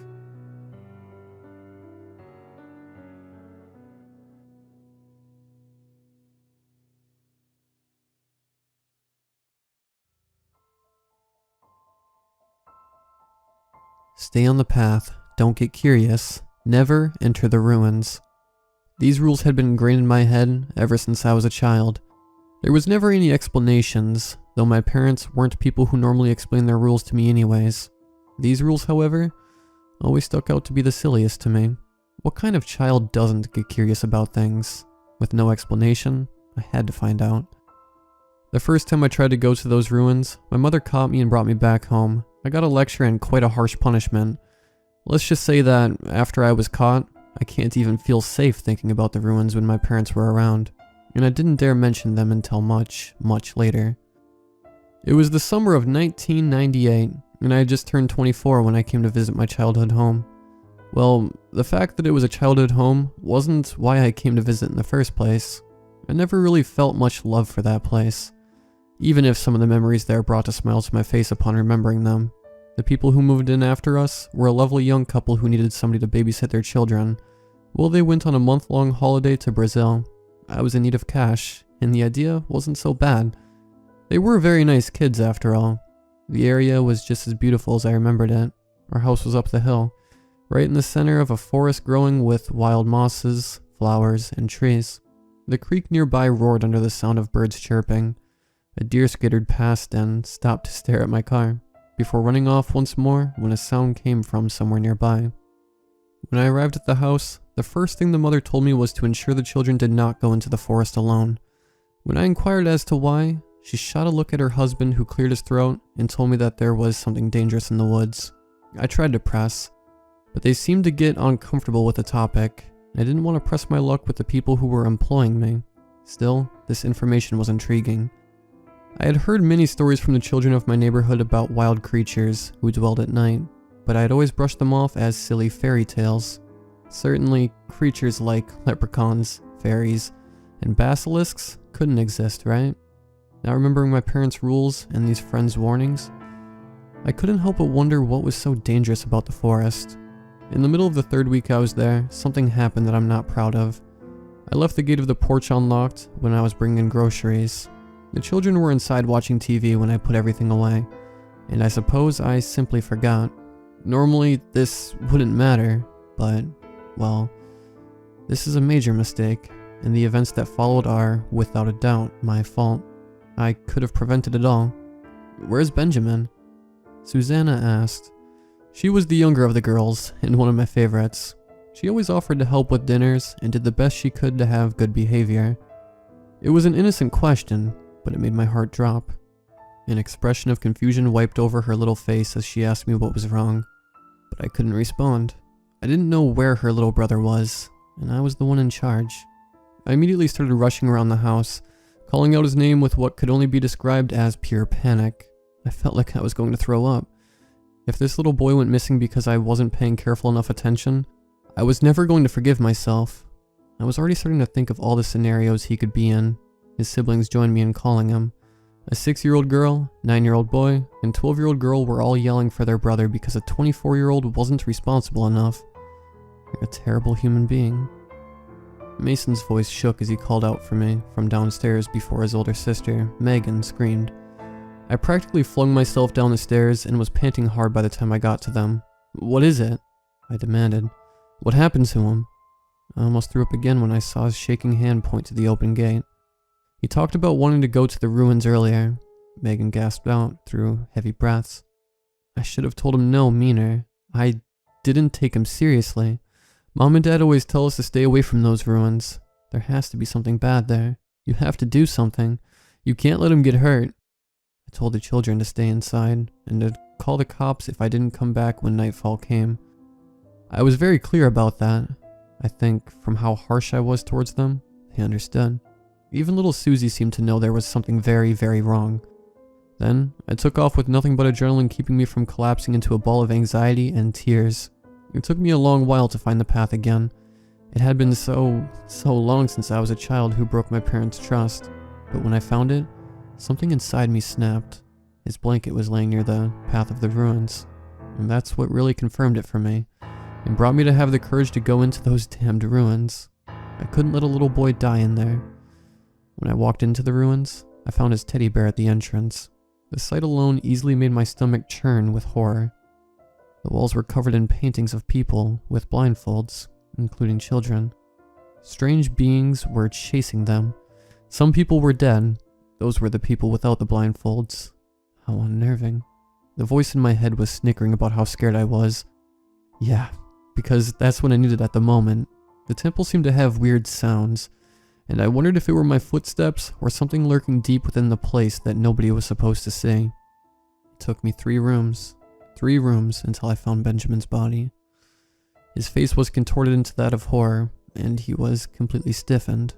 I looked all over his body, but he didn't have any marks or wounds indicating how he had been killed.